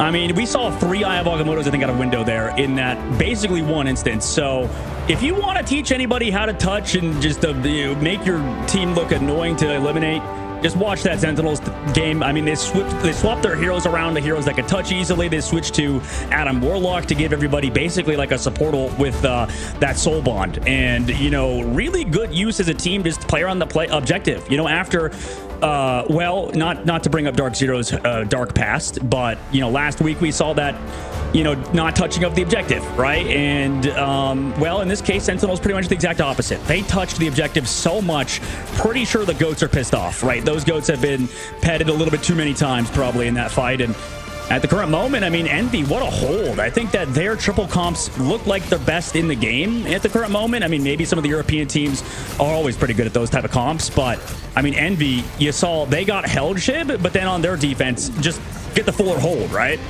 Yeah, I mean, this is insane. First off, great ult here by Rainco. Unfortunately, not able to find an off map, just one there on a tap. But I mean, the trading back and forth. Speedery 25-3 with 12 finals there. On Magneto the entire time is, well, obviously they're on the defense at least, was huge, and they could not even get past that ramp position. A very defensible spot, and this just shows you how good Envy is at these triple comps, and there's got to be a solution, but teams are still trying to figure it out. And I'll tell you what, I did believe Sentinels had that opportunity. I thought after that first matchup on their hold that they might be the team that shuts that down, similar to what we saw with Fly. Speedery here with that MVP, exactly like I discussed, 12 finals, the next closest being 8 from Windows, so very much a Vanguard walking here. Yeah, I mean, this is exactly why you need to have a flexible team, right? Speedery being able to flex over the Magneto and the triple comp and not give up, right? That's the big thing is, we're sure our offense went poorly, but we know Convoy and, Convergence in general, this game is very defensive favored, right? And we just saw it there. I mean, 4 minutes of just a hold because of things like Rocket Raccoon, because of, these triple compositions and the sustain that you have. And playing around ults, right? Those are the combinations, and really relying on Speedery popping off at Magneto was a big one, right? Not having him on the Ultron anymore has been nice because now he can finally actually eliminate people, right? We talk about the Vanguards that carry. Magneto's always in that conversation besides Emma Frost in terms of damage output, right? Yeah, I mean, Magneto is always going to be that ultimate that can shut down strategists, and the way that these folks play Magneto is wild. I mean, it's never. I think the constant idea as you're climbing ladders, shut down things like Punisher, for example. Always look at the Punisher, but even at this level of play, they'll eat that damage from Punisher and throw it at a strategist a mile away that you didn't even see. So really well played there again. And Speeder has one of the. He has one of those highlights. Remember last week it was the crazy sky shot on Ultron on Magneto. Yeah. So I mean he's the guy that does that stuff. Yeah. Yeah, it's all about leading at that point. But yeah, I mean, it was an absolute blast to witness another insane battle between these two teams. This is exactly what I was looking for my first time on here with you since the break, buddy. It was a blast, and we're going to see more of this coming up right after this break.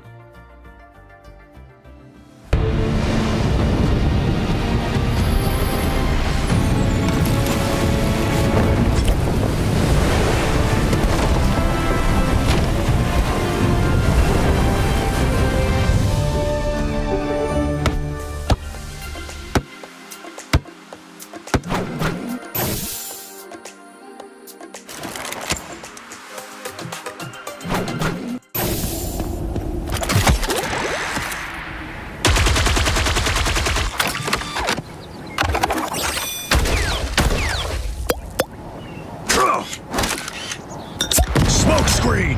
I'm hunkering down.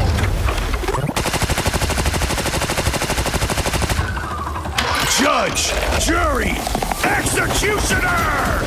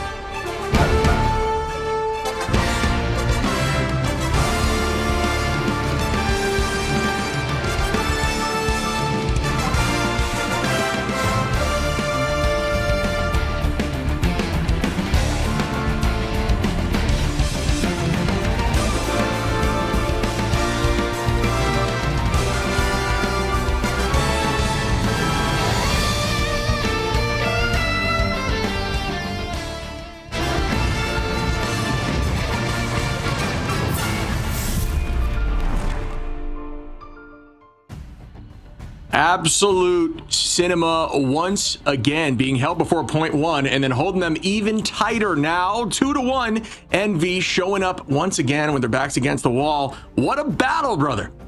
Oh yeah, that was an absolute banger back and forth, and now Envy's on that point, right? And this could be the difference between going home with 70K or 10K, Shib, because there was a lot of teams eliminated earlier, right? When we talk about some of the teams that didn't make it out of the group stages, we'll see who had the harder group, I think, after this playoffs necessarily. But I mean, it's going to be brutal because those teams going home with $7,500, this if you go to the loser brackets early, you could have a chance to maybe win, but especially against Envy, who is a top seed, this is going to be a tough matchup for Sentinels, and they definitely don't want to lose it.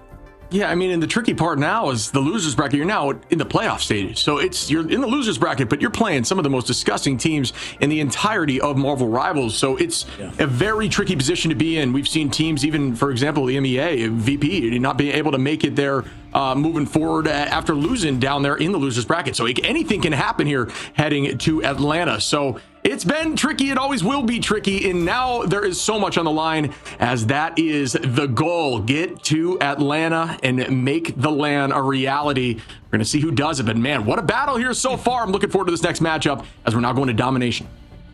Yeah, I mean, we talked about earlier, and like we'll mention throughout the tournament, I mean, Envy and North America gets 4 slots, right? And I know a lot of the European teams are a little bit sad they only get 3, right? Fair, honestly, it makes a lot of sense. And at least in this case, right now, we get to see VP on LAN. You bring up VP earlier, a team that we all thought as a good team should have made LAN in the last stage. 2 slots only for EMEA in the mid-season results in them not making it to LAN, getting that 3rd place slot. And that was a team that struggled in the ban phase, right? Envy, kind of same thing. They get the 3 seed because we're North America. They got to go to LAN. They got to prove they're one of the best teams in the world by making that finals against Team Rad, and now who is Team Navi. But against Envy and Sentinels, this team, I think right now, Sentinels looks a lot better. But like you said, Shib, I mean, the defense of Envy was phenomenal, and it was a better hold than Sentinels had. Absolutely. I do think that Sentinels has gotten better and better as I've watched each of their games, though. And I think that is a trend that we will consistently see, as, you know, we've said it 1,000 times. It's a team that has a newish roster, and they're still figuring everything out. And they are doing a great job in these ban phases from what I'm seeing, and running some more obscure compositions, running things like Angela Jeff. And that combination is seeming disgusting right now, as Renko had a couple big ultimates there. So again, this team is not afraid to run some obscure stuff. And I think that's what you need to do to go into a talent like Envy. And I think that's kind of what Rad did. Now Navi, again, like you had mentioned at that midseason Worlds, doing obscure ban strategies and running obscure compositions, things that are not practiced against a lot in scrims, are the way to take teams by surprise and get a cheeky win or 2 out, and forcing yourself maybe even to moving into these next stages as we head again. Now, again, domination, symbiotic service. I don't think we've seen a lot of this here in the tournament, at least the you and I just never seem to see this match on Dom as it is randomized, but this one will be chosen here by the side of Sentinels. Yeah, I think it was Krakoa we missed out on a lot, and then Celestial Husk. Oh yeah, Celestial, excuse me.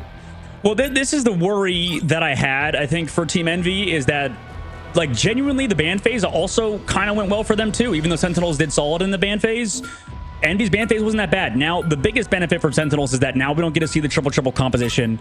Now that you're not on Convoy, which, I mean, maybe I'm the only believer, but I think you probably could play triple anywhere, everywhere, if you wanted to, right? If you wanted to practice and get good at it, it would be very hard, obviously, with getting banned, maybe shadow banned from practice for just doing nothing but one composition.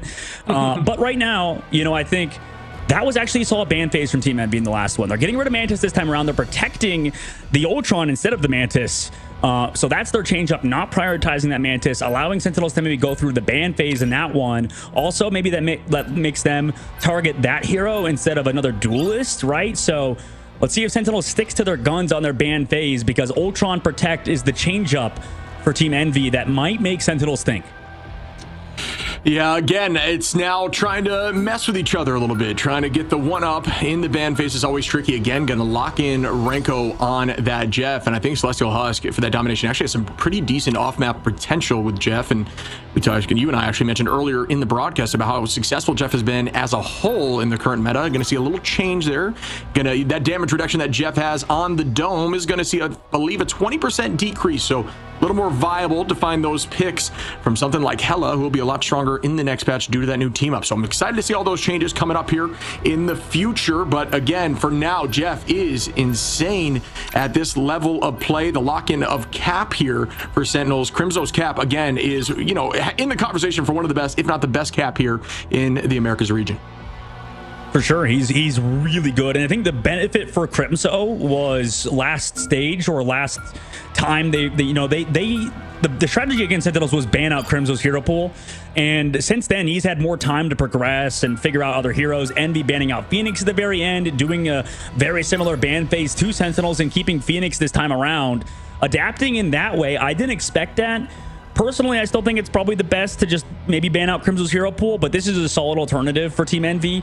We'll see if it pans out for them, that they get that Phoenix Protect. Sentinels maybe not expecting that as well, maybe expecting the Mantis Protect. So they just go for that Mantis ban outright, but for Team Envy, they haven't wanted to play that anyways. And at the current moment, I think the biggest problem for Sentinels, it's not a problem necessarily, but the biggest strength for Sentinels is that they're really good, I think, these front-to-back style compositions when they get to play the Adam Warlock, when they get to play, Mantis alongside, Luna Snow and Invisible Woman.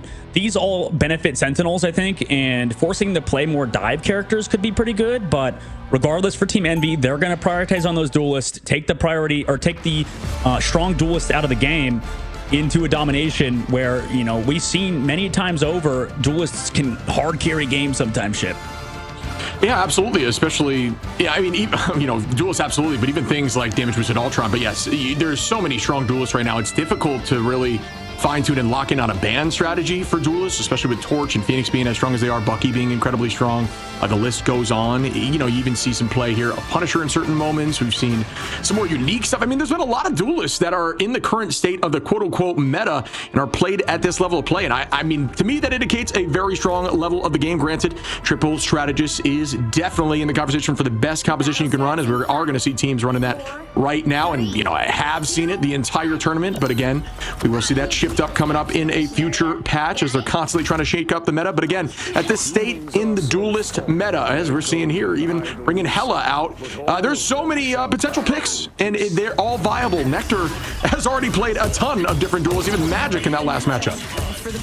Yeah, they're mixing it up for sure. That flexibility is something Sentinels has prioritized in terms of the players they pick up. And oh my gosh, Crim's already forced to use that E super early. You can see as well that Cap Protect, maybe allowing that Venom to come through, maybe like trying to juke out Envy. You still get that team up with the Jeff as well with that insane amount of healing provided. But Envy do get that Emma Frost consistently. And Kaluj already putting pressure on that point, allowing Tap to kind of create space on these off angles.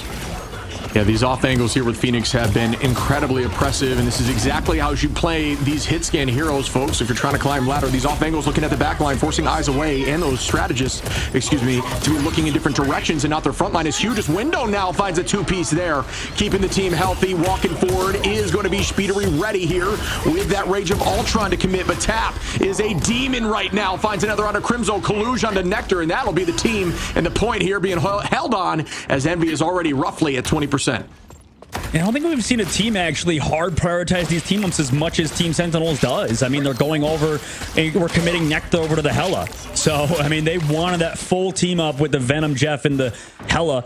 Now they're going to go off of it, go over to Captain America, go over to Psylocke, go over to that Emma Frost for Techie. And now they're going to set up maybe for those dives on a Nectar. The last time we seen Team Envy run that Psylocke, it didn't really work out that well, especially against Envy's sort of hard counter dive comp. Yeah, I think Psylocke is in a tricky spot right now, although it can be very strong. Oh, and as I say that again, Caster Curse on tap, early pick there to the side of Nectar. But yeah, it's not nearly as valuable as we'll see with this next patch, and you get essentially a whole nother swing in that Dance of the Butterfly with that damage increase in terms of raw damage numbers, almost a whole nother swing. So it goes from 8 to virtually 9, even though it's still going to be 8, just through that damage. And you can sweep right through Strategist if you play it correctly, even more of a speed boost. And here we go with that Dance of the Butterfly now on the back line. Nero is going to fall. That's one Avery onto Month. Nectar again onto Speedery. That was a massive dance. Now Nectar trying to find another pick here on a Tap, who does get that done. Well done by Nectar. Avery cleaning up Window now, and although already Envy at 73%, that is virtually what they're looking for, and we'll have roughly the same ults going in to Sentinels in this next fight. Yeah, I wonder why Month didn't commit the invisible boundary there. Maybe he did what, again, I think Nero and Month sometimes are like desynced, where, Month, Nero will go with sometimes Eternal Bond, sometimes on Luna in this case, and then just leave Month behind. So some communication lapse there. Sometimes it's easy to get left behind on Strategists. With the pace of this game, it's so fast. And Month, he's going to be one of the heroes this fight with his own invisible boundary, depending on when he uses it coming up, as it's the only Strategist ult for Team Envy on this re-engage. And we'll start now. Feast of Abyss goes out there from window. It does get a ton in terms of raw healing value, but not a lot in terms of KO potential. Crimzo doing what Crimzo does. Very oppressive there on the cap. Avery holding the high side angle. Renko still holding on to that. He's still going to get that pick on Month. Month unable to use that boundary once again, like you had mentioned. 50% on here for Sentinels. Techie and Avery are going to find one each. Nectar now onto Speedery. Crimzo onto window, and Kaluge going to drop off for the reset. But at this point, it is going to be a fight here for the 70% battle, and it's getting into one fight territory until that teleport comes in from Strange. And Munt's still holding on to it, so he's very greedy with it. He doesn't really want to use it until he's like the last strategist alive. You could tell Speedery starts things off, Nero's them to follow up, and then Munt is there, unless they have full point control. And right now, I mean, Avery also looks so good on Ultron alongside Renko on Jeff. That tandem has been perfect for them. Now in this upcoming fight, they still have some else to work with, but Envy has been saving onto their bank.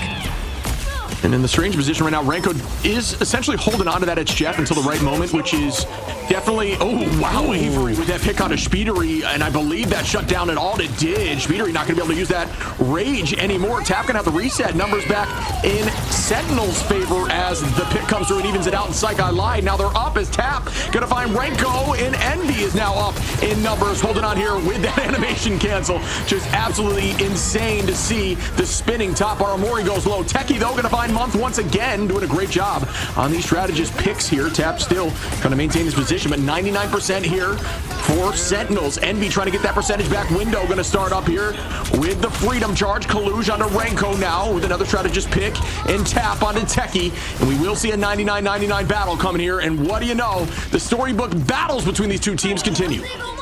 Yeah, but they committed everything there. Dude, Envy is so greedy. I mean, they'll lose Speedery even in his Ultron's Rage because they just want to make sure they started off with Ultron's Rage, then Dance Floor, and then Month's Invisible Boundary. Now in this upcoming fight, they have nothing again, right? Because of what happened in the previous fight, but they do have point control. That's the biggest thing. Can Sentinels find value with a Zitch Jeff and with starting off from Avery? They've done it before, but Avery's going to have to go huge in this upcoming fight versus Speedery, one of the best players in the game. Essentially saying there's no versatility in the rotation. It needs to be consistent, which is definitely a flaw if that is the case now. Avery up in the sky. Very low here for Month. Nectar with a huge two-piece. Out we go with Renko, who is going to fall there from Speedery. Tap onto Aramori, and that's traded right back. Nero onto Nectar. Avery onto Tap. And it's even once again as they're holding on to the point. 99-99 as discussed. Out we go with the Rage of Ultron, trying to bide some time. It's going to be matched right back and still holding on here. Crimzo on point, maintaining that position, waiting for the team to get back. Still holding on with a ton of HP, but it's going to be very low now. Great positioning, retake, and rotation onto point. As again, now Techie is maintaining that position. Now we go with the Freedom Charge from Crimzo, who was holding on with no ultimate for that long. Was wild. Speedery, though, going to find Avery, and now they're up in numbers. Sonic Seduction trying to find Speedery in the sky. Not going to be able to do so. Great positioning there. Speedery right back and takes out Techie, and that's going to be enough for the first point here on domination. The task was too difficult for Avery to overcome. And the Sentinel squad, I mean, they did a good job, I think. Like, they set up the early fight well, and they go for that dive on the back line. But then Envy, you know, they traded it out. Their win condition, you know, really came to fruition, just diving onto Aramori, making sure their backline wasn't safe. And, you know, you could even see Speedery just at the end of it with that Ultron's Rage built it up so quickly and was able to kind of collapse at the right time on the Sentinels. So right now, things are working out for Envy. That's the biggest thing, is that Sentinels, I think they're not greedy enough sometimes, where they're just kind of like chucking out ults right sometimes and just trying to build them up, and then Nectar going for those early aggressive plays on Psylocke. And then for Envy's side, you know, they really want the sequencing to be done well, and eventually it pans out in the long run, but man, it gets damn close as that first round goes their way. Yeah, again, at this point, it has been so back and forth, and it always comes down to these clutch final fights and who gets the value early on. I do think Envy was very much in a position there with that portal to hold on and be in an advantage, but I think Crimzo did a great job of essentially stalling as Cap, which, you know, is exactly what Cap does. And Avery should have lived there, Shib. Like, he was just a little bit too high, didn't get that Captain America charge, and Speedery just two-taps him. Yeah. Yeah, it's the cooldown rotation. It's the difficulty of the panic alt there on the side of when you need to just maintain that position. Oh, and here we go. Is Avery going to start here with the Rage of Ultron? Nectar going to follow up and take out Nero. Window committing the Freedom Charge as Envy is now down a number. But will this maintain? Aramori holding on here to the Fate, and that is going to be a huge dance floor at the current moment as Tap is ready with Ensong Inferno. Alt's going to be very close here for Speedery, Kaluge, and Month as they are now going to match that right back. Speedery going to launch that Q, forces out the dance floor from Aramori, and the battles begin. Matched right back from Month with that invisible boundary. Yeah, nice job with that. They're able to come back in. Here comes a Jeffel on the opposite side, too, slowing down everybody else, the main force. Oh, my God. Nectar, though, comes on the backside, dives onto Nero, who has that drone. Everybody patty caking it, but it's resulting in everybody going down. Tap trades back one. Nectar, again, finding value through that dance of the butterfly is wild. That's another pick there, even through those big freeze. And that is a great freeze that Avery capitalizes on. Goodbye to Tap there now. And again, holding on Crimzo onto Window. Going to get this point early on, and Sentinels are now bouncing back. They want to try to even the odds on domination and send it to map 3 once again. Yeah, huge first take. We've seen the team, I think even more so than other hero shooters, that wins the point first to win the entire round more often than not. And another thing in the last fight is the same thing with that Sentinels dealt with Crimzo losing Avery in the middle of the fight of the Freedom Charge. Window loses his own backline during it. And maybe that's just the negative side of these overhealth, ultimates, right? Rocket Raccoon, Mantis, Captain America. Do this take a little bit too long to sort of proc and keep your team healthy, whereas Luna Snowball can instantly boost your health up? And there's a conversation to say that when those ults are being used, things like Ultron, who now deals more damage into that overhealth, it may get more value, and it does kind of, although it doesn't find a lot of picks, it still puts enough pressure to where your team can follow up and get a pick through it. Crimzo now going to bring out the Freedom Charge, try to keep the team healthy, but Kaluge gets that pick, and out we go with the Psionic onto the back line here from Techie, shielded up to block that right back. Very low now at 90 HP, 51% on here for Sentinels, but Speedery with a 2-piece. Tap going to find Techie now. Make it 3, why don't you, from Speedery, soon to be 4. Absolutely disgusting here on Ultron by Speedery as they take this point right back. Only 57% on there for Sentinels, which frankly is not enough for that first hold to feel comfortable. It's the same thing, man. Shib, it seems like every time these Freedom Charges come out, somebody still goes down. And Avery in that fight, again, was the first one to fall. And it's not that Avery's playing bad. Avery's playing great, but Speedery just playing that sort of marginal sort of increment better, right? And at the moment, we'll see what happens as Envy builds up another Ultron's Rage off of his back. They also have point control, and more notably, only 60% of the board for Sentinels on their first defense. We're going to launch out with the Rage of Ultron, gets matched right back there by Month with the invisible boundary, doing a good job keeping the team on point, just trying to bide time. 40% ready here for Envy, about 20 behind Sentinels at the moment. Now we go with the tackle. Nectar again for 3 in a row, going to find one of the strategists with that dance of the butterfly. Great timing and engage there as they are absolutely popping off there with the Psylocke. But now the commitment comes through. Out we go again. Tap going to find Renko, though. Speedery on Aramori. And there's a conversation to say that we aren't seeing as much value with these jet faults as we did during something like Convoys. Right now, the team is very much focused on that. Yeah, Envy, like you said, they're avoiding all of them. Renko's in a tough spot, and I think that's the turning point, right? Window able to pop off that Freedom Charge. They want to make sure they secure this series, and nobody goes down in it. Sentinels have to do the same thing, right? They have to live with Crimzo's Charge. They have to keep Avery up in that Ultron's Rage. That's their only way forward. If they get picked off during another one, I'd be worried, because Envy, they finally sort of solved that issue of going down during it. 84% for Envy here. Alt advantage roughly just barely on the side of Sentinels, as they will have a few in this next fight coming here from Avery and Crimzo as well early on. But it can only be matched here by the dance floor and the Ensong Inferno from Tap on the side of Envy. As here we go early on Avery, going to try to force out whatever is viable. Up we go with the Ensong Inferno to buy time and hold on to that invulnerability. Down goes the Ensong. Does it find value? It does not. Tap going to have to drop back. Whole team pressing in here from Sentinels, using this ult to their advantage. Crimzo holding on to the Freedom Charge, but there's that match back by Nero, which now gets matched by the Freedom Charge. Techie holding on here to the Psionics, trying to shut down some of these strategists as the ults are popping up. Not able to do so yet, but here you go again with Speedery on the Rage. Will this get value into Sentinels, who do not have any answer at the moment? Yeah, and they lose 1, they lose 2. Renko falls, and they wait out that Jeff ult that you mentioned earlier. And with that, I mean, they should close it out. You have to deal with the Dance of Butterflies, though. Kaluge finds Avery, and they deal with it well. Shiv, overtime ticks down, and Envy do it. They win against Sentinels 3-1. NV take it home in a series that was very much back and forth despite the victory. Sentinels looked very good there, like a team that could stack up, but NV doing what NV does, popping off in clutch moments and making huge plays, consistently finding value in that Ultron play was insane, as Speedery is going to get that MVP. You don't have a lot of time on domination, Shib, and it showed, right? Every single elimination, every KO that happened to Avery or whoever else, right? If you look at the stats, it was very close, right? Between both Speedery and Avery, right? On his side, you see Avery nearly at 20K, Speedery at 20K, same thing. But the difference being is 2 extra KOs onto Avery, right? And it's just being marginally out of position with Crimzo sometimes. I don't even know if it's essentially his fault. There's just these small instances that Envy just looks more well practiced, like you said, and sometimes being conservative over the conservative at times and just losing fight after fight after fight is worth it as long as you get the correct sequencing and have the correct ultimates for the upcoming fight from what Envy had the opinion of.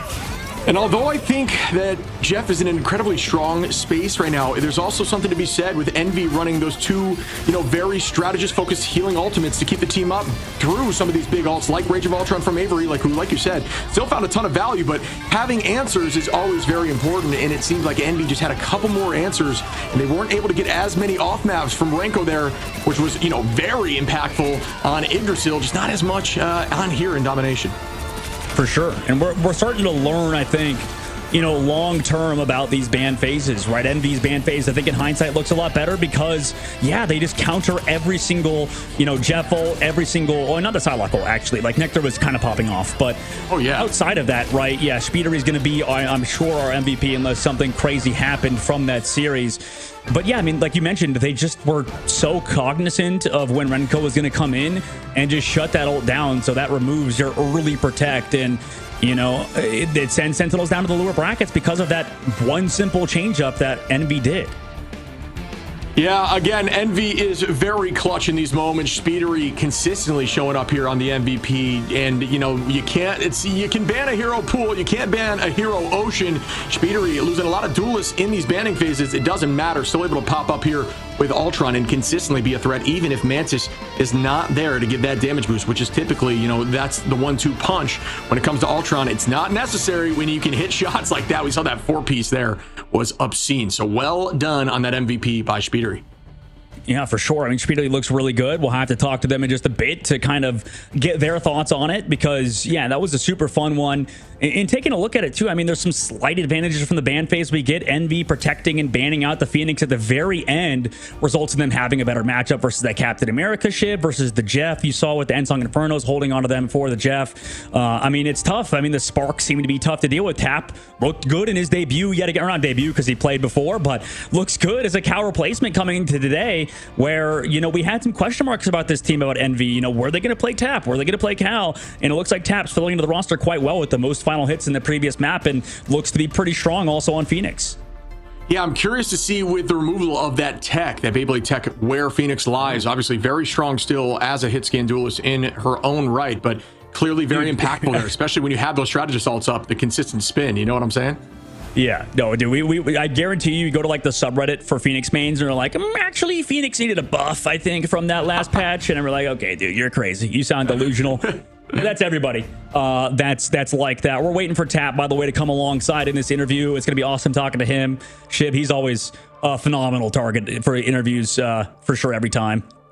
Yeah, I'm excited to see the take here from Tap, as that is going to be coming into the scene shortly here. Looking here at the brackets, and you can see the breakdown of what is going to be happening over these next few days as we are now in the playoff stages. Fly is going to be going up against DZ. Envy, we'll find out tonight who they'll be playing between 100 Thieves and Dreamland. And then on the lower side bracket, that's where things are now going to be intense. The hopes and dreams of moving forward could be crushed as you see Nemesis and Rad and Sentinels, and soon to be determined in our next series. Yeah, I think in hindsight, we'll have to see how the 100 Thieves Dreamland game goes. But if this is working out how we think it's going to work out, I mean, right now, Group B actually was very, very good. And I think the bracket stage was actually pretty well managed. I think in terms of the seeding, it makes sense. We have Dark Zero moving forward, which is crazy. But the last series of the day is going to matter, I think, in terms of, does 100 Thieves beat out Dreamland, considering Rad, they lost earlier. Let's go talk to Tap, though, by the way, the winner of that series in 3-1 fashion, as he's, I believe, on the line. What's up, Mr. Tap? Having a nice, cool glass of water. Congrats on your second win coming in today. Yep, thank you. How are you feeling? But so the question I have for you, which I think Dog and I have both been asking, is how does that rotation work with you and Cal? Is it just kind of up in the air because you're both very strong players? I'm curious on your take on how that looks. It's really just about what the team is feeling. Like, we do play some of the same heroes, but obviously we both have our strengths and weaknesses. So, it's just whatever the team's feeling. Cool. Yep. Sounds that good makes to me. sense. That makes sense. And in that series, we're seeing you a lot of Phoenix play, and I think you more than a lot of players as well has emphasized like these deep hero pools as well, like making sure you can kind of play everything. And today, I think that you look like one of the best Phoenix players, and also played it in the right matchups. Right? Is it sort of that matchup dependency that matters? Can sometimes things kind of come back down to what we think kind of comes down to the ban phase. What is it like as a player? Right? Do you think that in the ban phases you can win or lose a map because of it, or do you think that's sort of overstated by people? Definitely. I think draft is very important. Phoenix is obviously a very strong hero on this current patch. I have a lot of playtime on the hero, so I do like to play it when it's open. But I think, draft is super, super important in this game, especially with like some of the bans being at the same time as the players. Sometimes you, or as both teams, right? The first and the third ban, I think. So sometimes it's a little bit random, so you don't really have the same mirror matchups that you might expect. I think draft is very important. Yeah, absolutely. I mean, it's clearly something that we talk about, how matches can be won and lost in the ban phase. And just from my understanding, something I've been curious of asking you is, we see your team, everybody is willing to slot into different roles. We've seen all of you play almost across the board, Vanguards, Duelists, and Strategists. The question I have from the team standpoint is, how does that look in terms of who takes the ball on running Vanguard and Duelists? Is that open all the time? Does it consistently changing, or is that just in the moment decision? Right now we usually, so I think you're talking about the 3-3 comps, right? Sure, yeah. I mean, for example, we saw Speedery on Vanguard and you running Strategist on the Rocket, stuff like that. Yeah, so it's usually me on the Strategist support role when we do play that comp, whether it's like Atom or Rocket or whatever. And then Speedery's actually really good at Mag, so that works out pretty well. Yeah. No, that adds up. And, it's obviously our first time seeing you here on this, or at least, well, we've interviewed before, but, coming in, you played against Techie now, when you were formerly on Techie XD, which is sort of a slightly different thing. But just one last question for you, Tap. I mean, what's the dynamic, before we let you go, what's the dynamic of the Envy roster compared to the old roster you used to play on? Is it completely different vibes? How are you liking playing with Team Envy? Because I'm sure people are curious. So far I've been loving it. I think it's a very serious team. We practice a lot and we take practice serious. On my previous team, we weren't playing for an organization. We were just like 6 friends really. So, and then people had like work and stuff. So sometimes we did 1 block a day kind of thing. Then on Envy, that's like complete 180, is like very try hard. Yeah. Still having fun though. Awesome. Well, I really appreciate your time as always, bud. Is there anything you want to say before you jump off here to, fans, viewers, teammates, etc.? The floor is yours. Floor is mine. Okay. Nothing too important to say. I stream pretty often, so you can watch that, I guess. Yeah. Beautiful. But keep supporting Envy. That's awesome. Support Envy and go check out Tap's stream. 2 things to take away here. Tap, thank you so much for your time, buddy. I appreciate you jumping on. Thank you very much. All righty. Well, you heard it here, folks. This team, very serious, right? Very serious here. And that's what, that's what it takes to win sometimes. A team that's dedicated to the cause and they know they've got the talent. It's just about putting it into fruition. I mean, always jumping in on the interviews, a very strong player in the duelist and even on the strategist role now from what we're seeing as we're looking towards our second matchup from you and I in the 4th of the night. Yep, that will be twitch.tv/tap, I believe, to watch him, _tap_. Sorry, that's the most important aspect of it. Next up, series, last one of the day, shit. We got Dreamland alongside 100 Thieves. Both teams from either side of the group. 100 Thieves won in that group against Dreamland, who was the unfortunate bottom seed coming into it from Group A. But we'll see how they play against one of the top teams in Group B after this short break.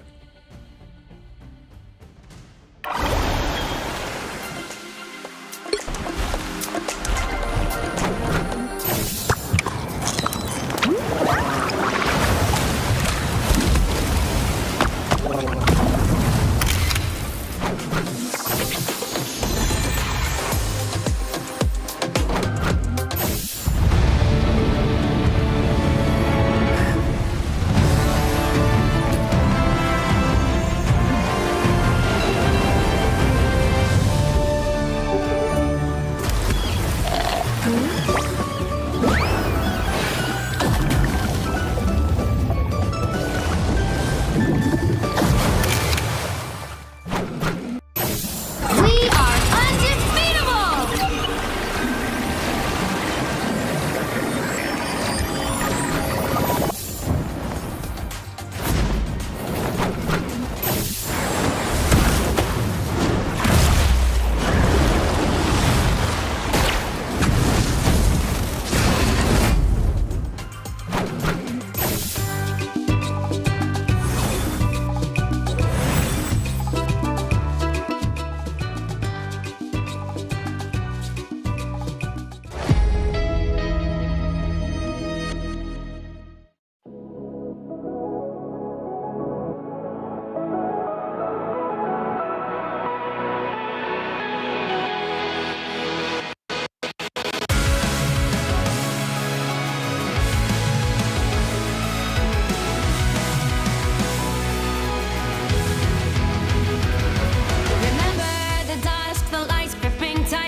Trapping all those fighting souls, but yet across the world I see you standing in my way. And remember the time, the place we used to fight, like the sun and moon. And I wonder if ever there was a time that we were friends. The night has fallen, shadows looming, and yes, that time has come for me to seek you out. We are set now for our last reunion. Break the chains, find your way, come find me. Do you remember who you really are? Show me that you are still the only one for me. I'll be waiting for you. Wake up, open your eyes, raising up your fists and smashing through time walls. Before the rift splinters again, we are rebels till the end. Rise up, open your mind, hold on to your powers. No one can stop us. We are rivals till the end of time. We will clash, no matter where. We will fight, pushing across time and space. 'Cause you are my destiny to the end.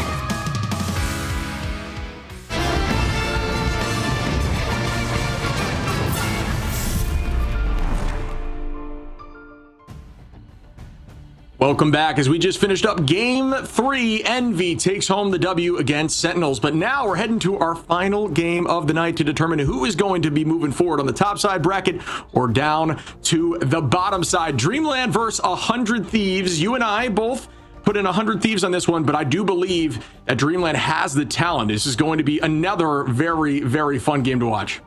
I will double check. I don't even remember what I said, honestly. I think I might have actually predicted Dreamland. Oddly enough, you did. Maybe, I believe you did. maybe. However, the thing is, 100 Thieves is a team you can never understate. Like, I think every time that I've doubted them, they always win. So, you know what? I mean, that's probably the better choice, really, because this team, I mean, they won the group, and versus Sentinels, who looks like a good team, it makes sense that 100 Thieves should be favored here, right? Yeah, it's 100 Thieves are one of those teams that just, you can, like you're saying, never count them out. They always pull through in crunch time. And one of the stats I was looking at here from the last matchups, Terra had a 62 bomb with 29 finals on Phoenix there. So again, backs against the wall. That team always shows up, you know, a ton of talent on that team. But Dreamland is another one of those teams that has a ton of talent, a team that is not afraid to be in front of the screen. It definitely is no stranger to being in high pressure situations, but they came through and have looked very good in this tournament. So I'm looking forward to seeing how they stack up. And again, one of those teams that's not afraid to run obscure, unique compositions, pulling out things like that Angela to throw off the backline. Yeah, I mean, this team should be pretty good, right, for Dreamland, and 100 Thieves on their side, right? This roster has been sticking together for a while. Really, the only replacement they had was you know, SAP leaving, and then you put Millennia into the roster, who is still slotted in very well, right? And they've played heavily around, like you mentioned, the Terra on the Torch. I think that's a big point of emphasis for a lot of teams, making sure those duelists are banned. They sort of give him the same treatment that we see for Speedery, right? I think that's kind of a smart move, and will continue to be so. And I think they've even tried lineups without Harvey. So this team's trying a lot, Shib, at the current moment, and that's honestly smart, right? You got to make do what you have, and I think they have a really good roster. It's very well rounded. You just got to figure out, you know, kind of who can kind of be plug and play. And like you mentioned, Terra is that guy who can constantly sort of fill onto pretty much anything. Yeah, we're going to see some play here versus Sentinels. And again, you talked about the comeback city of them coming up and popping off. Vinny, a very strong group. GTK has a large pool of heroes that can be played. We can talk about everybody on the rosters. Again, we're now looking from that group into the cap. Just being a menace under the back line. I mean, again, 100 Thieves, a team that absolutely can step up in clutch moments. And now that we're in the playoff stages, I feel like that is where they will thrive. A team that did make it to mid-season Worlds. And like you're saying, just slight roster changes, if anything. And that is, again, just a team that is very well synergized together. And the tough part about roster management is if you get, like, for example, in this case, Nuck, and you want to figure out what to do, it's always going to be tough, like we just saw in the MV series. You can have a good player on your bench, but, you know, if they're not playing well in scrims, if they are the theoretical best choice long-term, sometimes you got to still take that short-term, you know, advancement because we don't have a lot of tournaments going on. You have to fix things quickly in the Ignite series. Yeah, and it's a similar conversation to what we just had with Tap, where it's like there's a ton of talent on the bench. It's just kind of what the team's feeling in the moment. It's who's performing. Maybe it's not even a scrims conversation. It's more so of what comp is seeming to work for the team better, that you think you can get through the ban phase. And there's just so many aspects of the game, even in the roster front, as we are now going to be looking over at the roster for Dreamland, another very, very talented team. So we'll glance here now. You got Maze, Chuckles, Chime, Stinkers, Valentina, and Jabori, all of which are just insane. You know, we talk about all this talent at this level of play, and now that we're getting down in here to the playoff stages, it's goes without saying that everybody is at the very top upper echelon of their roles. For sure. I mean, Dreamland, I think, has one of the biggest upset potentials in the series, right? But they kind of honestly underperformed in the group stages, right? You had to play against Rad, you lose 2-0 in that upper bracket, and then you never really recover because you lose to Envy, who lost in the quarterfinals or in the semifinals to Envy. So this is a pretty tough roster to take down in terms of Dreamland. But if, you know, history is showing anything, this entire team, right, has sort of had to work against the, you know, the toughest teams, right? In the qualifiers, they've had to play against Rad. In a lot of other tough matchups, they've also had to play against top teams, right? And they were one of those teams that sort of was the first to sort of take maps off of Envy early when they came back from mid-season. This Dreamland roster, I think, has been good. And like we said, they've beaten a lot of those lower tier teams in Odyssey and Fire Strays, but that was a 2-1 game, right? You want to see a little bit more dominance out of the squad, because they had tough games versus Rad and they had a hard game versus Envy, but they have to overcome that right now, because if we're going just based off of how things are looking, Shib, the favorites are winning, and it's maybe going to look like that's not going to be changed today if 100 Thieves beat out Dreamland. Yeah, it gets to the conversation of, you're right, we're past the best of 3, right? As we're heading to best of 5, you need to be far more versatile in your composition, and you need to be willing to adapt. And if you cannot adapt, it will show. Teams are able to squeak out some of these wins, as we just saw Sentinels take one there. But even so, Envy then bounced back, figured out the solution, and looked much better in the next coming games as we pushed towards domination and took that home. So now we're going to be glancing over at map 1, 100 Thieves versus Dreamland. Again, this is going to be setting the pace. Can Dreamland step up now? And if they can show up in this moment, maybe they'll ride that momentum through and take this upset through, or will 100 Thieves do what is likely expected of them and push through early on against Dreamland? Yeah, early bans of the Mantis coming out. That's honestly sort of phased out, I feel like, these days, at least from the teams we just saw.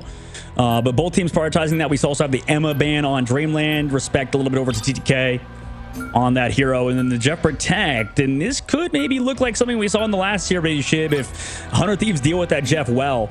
But if we also look back at the group stage, Shib, as they ban out Jeff, ban out Luna Snow on 100 Thieves side, we didn't see that today at all. Dreamland and Rad, every team that wasn't Envy and FlyQuest lost pretty bad. Like, it was sort of miserable, unfortunately, for them. Rad going 4-5 map-wise in the group stages, Dreamland going 4-6. Those were battles, right? Even against Odyssey, a team that's now out of the tournament, they put up a good fight versus Dreamland. And maybe 100 Thieves in the similar case where they sort of sometimes play down their competition. However, across the other side on Group B, it was more even, right? Team Nemesis went 5-5. Sentinels going 6-6 map-wise. And then 100 Thieves going out 9-4. Right? So if we're looking at it like dominance wise, 100 Thieves did very, very well in their group, and we'll see if they can maintain it moving forward as they get to hold on to the Emma Frost or Dreamland get to hold on the Emma Frost this time around. Yeah, the lock in here. You're going to have that Magneto and the Ultron for the side of 100 Thieves, whereas Emma and Jeff will be locked in here on the side of Dreamland. A very different very different composition going to be run, so we will not see. And that's another beauty here of these band phases. You don't typically see exact matches, and things are very different, and it's all about who came out on top in that band phase and who can outperform, maybe in a situation that doesn't favor you.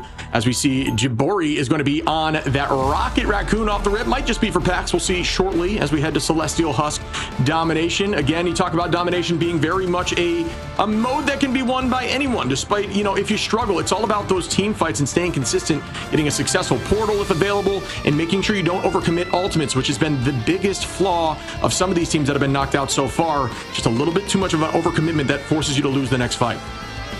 And you brought up earlier it's best out of 5, right? That'll be a big thing moving forward. And you mentioned Domination too being a big one on Celestial Husk specifically, and then also on Domination in general. I mean, I don't want to, scare Dreamland fans, but they've had a rough go at it, right? If we take back a look at the group stages again, I mean, they've lost Domination to all of the teams that are out of the tournament, Shib. They lost Domination to Fire Strays, they lost Domination to Odyssey, and they've had to reverse sweep on best out of 3. So it's a little bit scary for Dreamland because 100 Thieves are also very good at Domination. Only team they lost to is Sentinels, who look to be a pretty solid team in Domination as well, just losing to Envy, who was another top team. We'll see how this bodes, but hopefully for Dreamland's sake, they can maybe get some value out of this Jeff combination with Chime, and Stinker's also getting Phoenix. As we'll start up now, Vinny is going to be there on Venom. Venom does a great job of stalling this point with that middle segment, so Chuckles will be doing the same. This is a very strong Venom map, and Venom will be seeing a little bit of a buff coming up here in the next patch with some of that anti-heal potential out of the Feast of the Abyss Ultimate. 30% of anti-healing in there. Going to force those cooldowns out. Vinny just looking at the strategist line, biding some time and space, and almost getting the point there. Good touch from the side of Dreamland to hold on, but again, nobody falling as both the Venoms are just doing a dance here, trying to make the teams look at each other. Valentina gonna find that pick on a Terra early. Chime onto Millennia, and now they're looking up and potentially taking this point, as the point is heavily looking in 100 Thieves' favor so far. Mace, though, gonna find Vinny. Keep it going as Chuckles takes out TTK, and they will get this point. Yeah, huge start in these neutrals. I think Dreamland are doing a good job collapsing, and also Mace shutting down that point, making sure TTK is never in a good spot. Ultimate's built up for 100 Thieves now. They switched Terra over to the Star-Lord. We saw Star-Lord permaban in the last series. So now we get to see him back on the Star-Lord, but in this traditional 2-2-2 style, both teams are actually not playing that, rather, with Dreamland on that Jeff. And we'll see in this upcoming fight how they do with this Jeff. Is it going to get countered? This is Jeff. It doesn't even matter. Jibbery starts it off with Millennia going down. That's a good start again for the side of Dreamland with an early pick there. Shows just casing the power of Rocket, which, you know, in that ultimate, which is not only strong now, will be getting a 20% increase in damage in the next match while still maintaining that health. For those who do remember, early seasons, Rocket only had a damage boosting ultimate. It did not heal you, and that has been recently changed, and now the numbers of that damage boost are going back to the original state. So big buff here for Rocket, and the nerf to Phoenix will put him in a better spot. So likely we'll see more play of Rocket coming up here in ladder, and although he's definitely playing ladder and in this level of play. As we start off once more, Terra going to start with the Galactic Legend. That is very close there on Mace, who was able to hold on, but Terra finds Valentina now. 100 Thieves trying to walk forward up a number. Out we go with the It's Jeff from Chime. Does that find value? Chime is very low. Terra going to spin, but will it be enough damage? It is not for the moment. The spit goes out, and nobody falls there. Millennia going to bring out the dance floor. Mace trying to hold on, but not for long as TTK gets that pick, but 70% here for Dreamland early on is a huge number in the first set of fights. And they lose Gibbery, who does res Mace at the very least, right? So Mace back in the fight to stall it out. Ult's committed. Mace actually finds one. Sneakers onto another. And even through this invisible boundary of Harvey, 2 are down.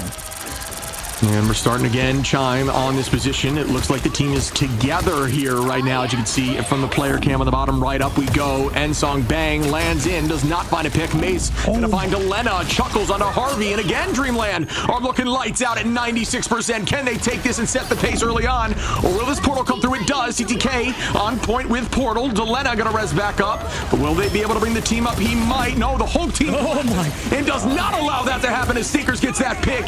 And again, Dreamland are playing lights out, keeping this momentum. Going to use this Sia to just have that damage boost, and that is some great animation cancel there by Stinkers. Down goes everyone, and it looks like Dreamland may be able to do this right now, unless Chuckles on the side of Dreamland, it will hold on, and that is map 1 Dreamland against 100 Thieves.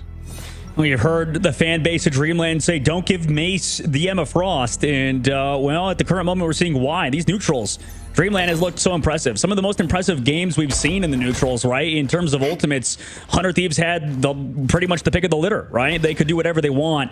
And that was brutal. I mean, the dives coming out from Dreamland on these flank angles. Thinkers is doing so much. He's leveled up 9,000 damage from him on the Phoenix. No eliminations. I mean, this was beautiful from Dreamland. If they can keep that pace up, 100 Thieves are going to be, you know, back against the wall at the current moment and are going to have to come back. They're mixing it up, though, Shiv. They're putting Delena onto that Adam Warlock. They're having Terra still play that Star-Lord. So maybe with this more front-to-back style they can pan out. This is always where 100 Thieves is best, is when they can sort of play front-to-back style and just rely on good support play to stay alive. We'll see if they can actually capitalize off of Dreamland to make this dive comp look beautiful.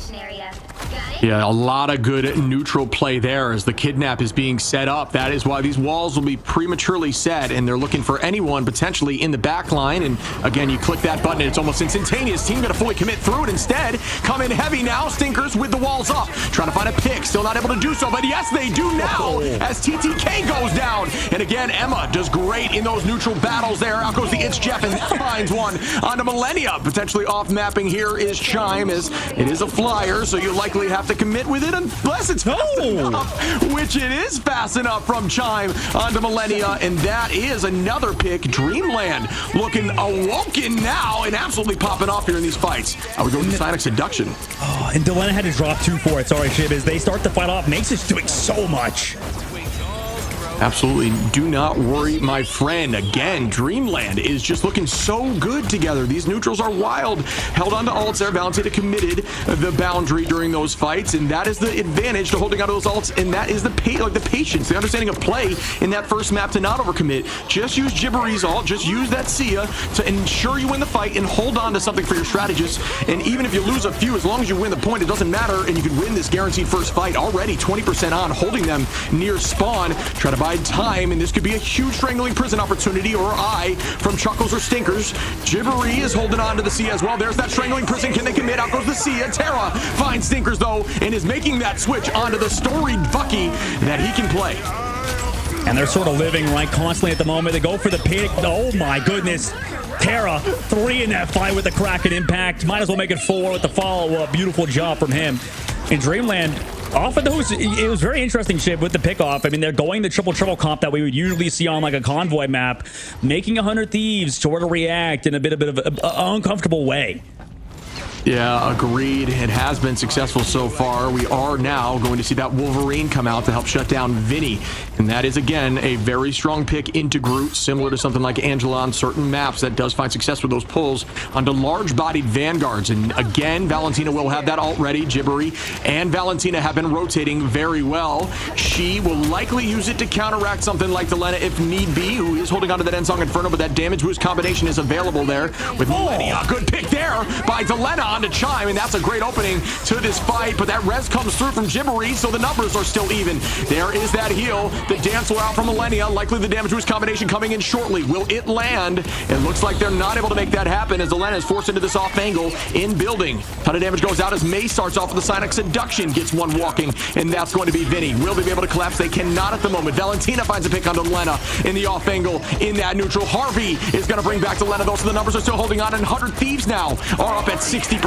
Will they be able to maintain? And out we go again with the impact in the Endsong Inferno. The Sia's double are both launched at the same time, but that gets deleted immediately. Vinny gonna find Valentina, and the picks are again going in the favor of 100 Thieves, who are looking more locked in right now than on map 1.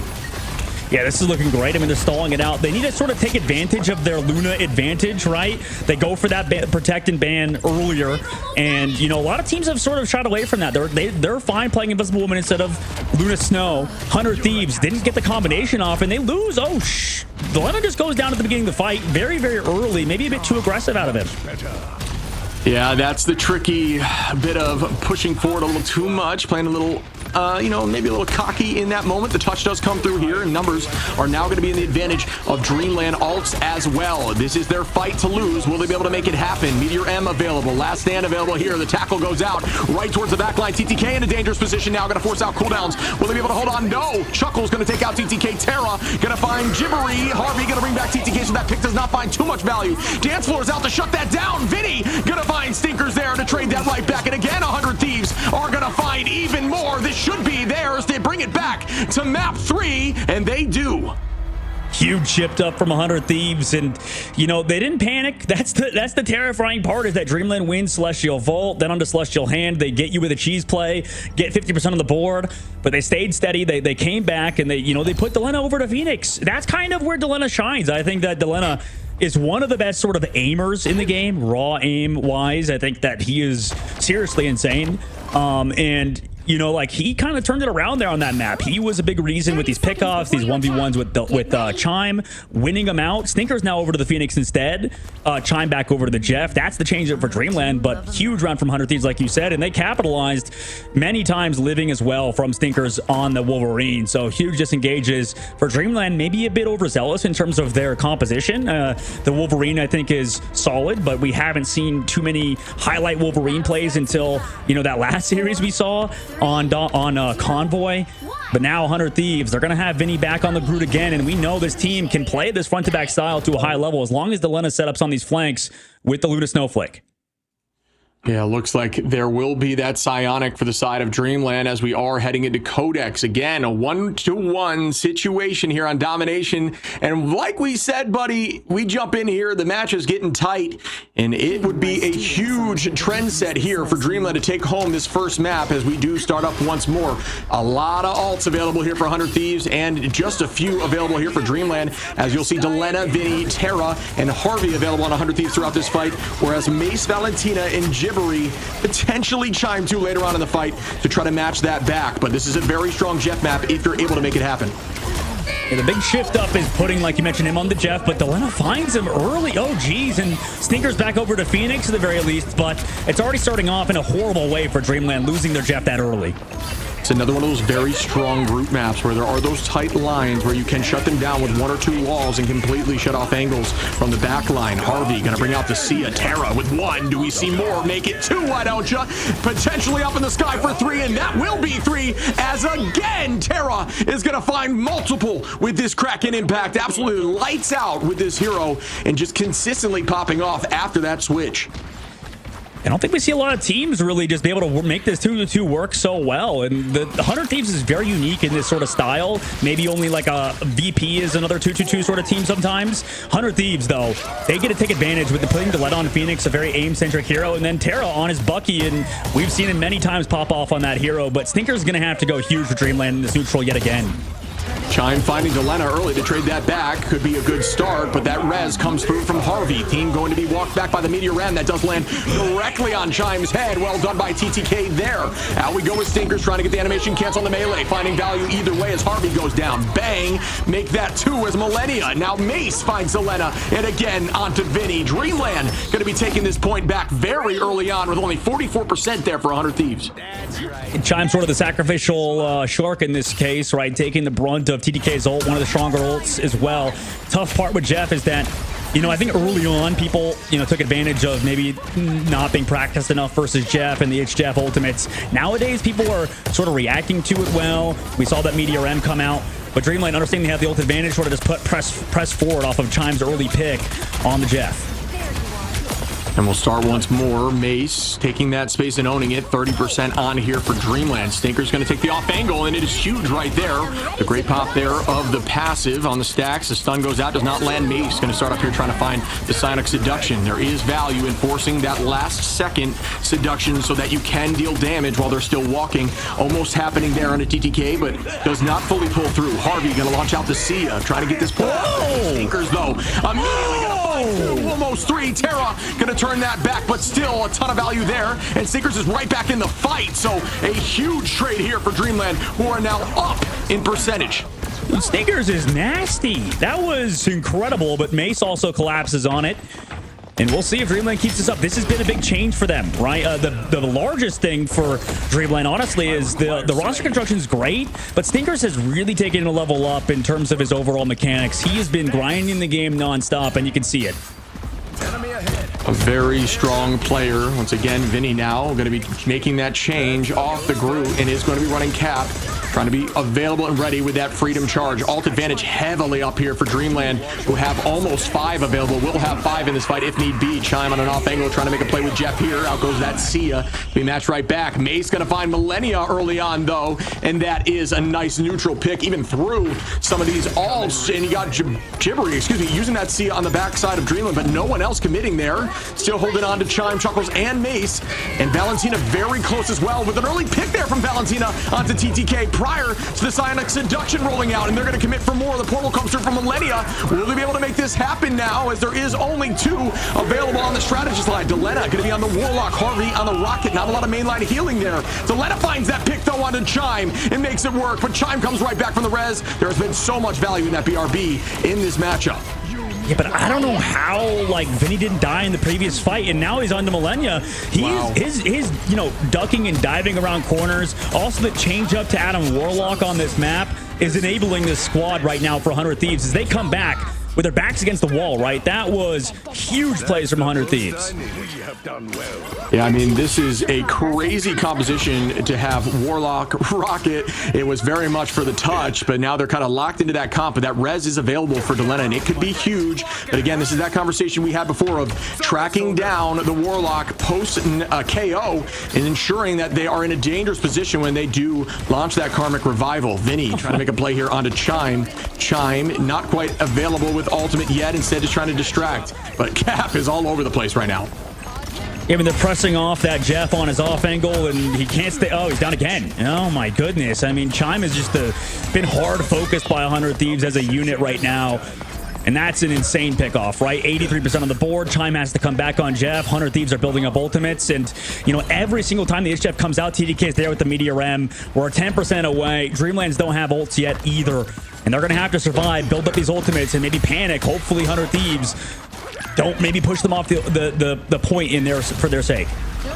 Yeah, I like that follow-up. I think 100 Thieves have done a great job ensuring they do not get found by that It's Jeff at all. Either great tracking or great commitment on things like you're saying of TTK with that Meteor M to counteract. Ensure they cannot make that work, and that has been huge for them. Mace, though, gonna find a pick here onto TTK. Trying to win this right back as the Sonic Seduction comes out now with the damage boost from the Sia, but the res is out. Everybody back in the fight there once more. Dreamland loses Stinkers. TTK back in. Terra holding on the point here. Gonna drop playing hyper aggro with the freedom charge. Terra in a dangerous position, but great cooldown utilization to drop back towards the rocket, and still holding on there from Harvey, who doesn't fall either. Great rotation, but the numbers are evened out. Out we go with Valentina. She's going to be using that invisible boundary. Stinkers find CTK once more. That res will not come through. Oh, it does from the BRB, excuse me, as numbers are even again. Millennia holding on here with the Strange, goes down from Mace, and that is the power of Emma into these shielding tanks. There is that, it's Jeff, and will this one find value? Everybody focus. No, it does not. Terra finds Chime, who goes down again, shutting down the It's Jeff.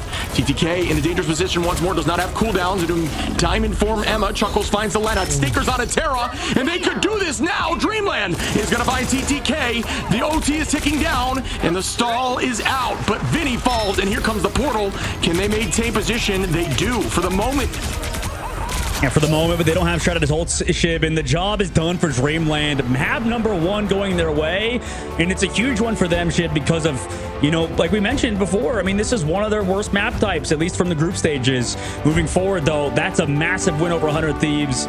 And I think that right now, Shiv, this appears to be, you know, nerves potentially for Dreamland, just because they, you know, lost a point to 100 Thieves. 100 Thieves really showing their veterancy, stalling out the objective forever, playing that front-to-back style so well. TTK bubbling the right person at the right time every single time. But eventually it was too much, and Dreamland overcame their potential deficits. Yeah, I mean, they looked very good. I do agree. Maybe their on map 2 was a little bit of a struggle, but I mean, that was lights out at the end. Way to bounce back even through a couple portals just due to the nature of it being a super long stall. There's 2 portals back, but again, making it happen. You got 11, 14, and 13 finals. As you can look over with 18, the next closest being 8 there from Delena, who did have to rotate various positions. But again, I think it was just the composition that they struggled with. After the retake there, they were stuck on a Rocket Warlock composition, and these sustained fights that you have, it's just very difficult to press through, especially when you have something like, you know, the Galactic Legend ready there for Star-Lord. Yeah, I mean, I like that switch up to Star-Lord for Dreamland, but this is going to be a fun series back and forth, right? We'll see what happens with the Emma. You know, I think 100 Thieves like to play a lot of that Emma Frost as well, so, you know, maybe that'll come into question for them. Everybody's draft phase is quite different, right? That sort of dictates the ebb and flow of the game, and it's very hard to actually do because every single team has a different sort of strategy that you need to prepare for. And right now, for Dreamland, it appears to be that Jeff, right? Chime, they were prepared for it, but on the opposite side, I don't think they expected Stinkers to do so well on Phoenix. And then, like you mentioned on Star-Lord, the whole team is just also living, too, from this Rocket Raccoon. These BRBs were trying to get found by 100 Thieves. The only real win condition in the last fight, Terrasol, he tried to find the BRB across the map, even got KO'd for it. But eventually, like you mentioned, Shib, it was too much to overcome for 100 Thieves on that first map on Celestial Husk. And it kind of goes back to our old conversations where domination can really go either way. Dreamland, for as, you know, poor as their dominations have been so far, still looked very good versus 100 Thieves. Yeah, absolutely. I mean, again, their composition, their changes, they consistently bounce back. And I do think after the ban phase, Emma running it into double shield is very difficult. Obviously, the second shield comes through when you are on the retake. But at that point, it gives you a heavy advantage on these OT fights when you have Emma on point into 2 shields. Just an absolute bully fest. And you got to see that a few times with some huge Sonic Seductions there, too. Essentially launching it off cooldown just due to the nature of being able to get so much free damage. But Stinkers here, 37, only fallen 9 times with 14 finals is absolutely obscene. The most damage in the lobby with 30k and not even having that Mantis boost, instead just raw damage. Star-Lord again, incredibly strong in the current meta. That juke, getting that extra 25 HP is so valuable, and it really helped him just only elevate even farther in this meta. Yeah, and if we take a look back at the, you know, group stage as well, once again, like this team, I think for 100 Thieves also, you know, in hindsight, also struggled a little bit, right? They were, all the domination maps went to 3-round Shib, except versus Sentinels, who pretty much destroyed them, right? So maybe they also were not that good on domination. Maybe Rad as well, and other teams that Dreamland had to play against were really good at dom. So tough situation, I think, for 100 Thieves. We'll see if they can bounce back on map number 2. Yeah, we are excited for that matchup, and that will be coming right after this break.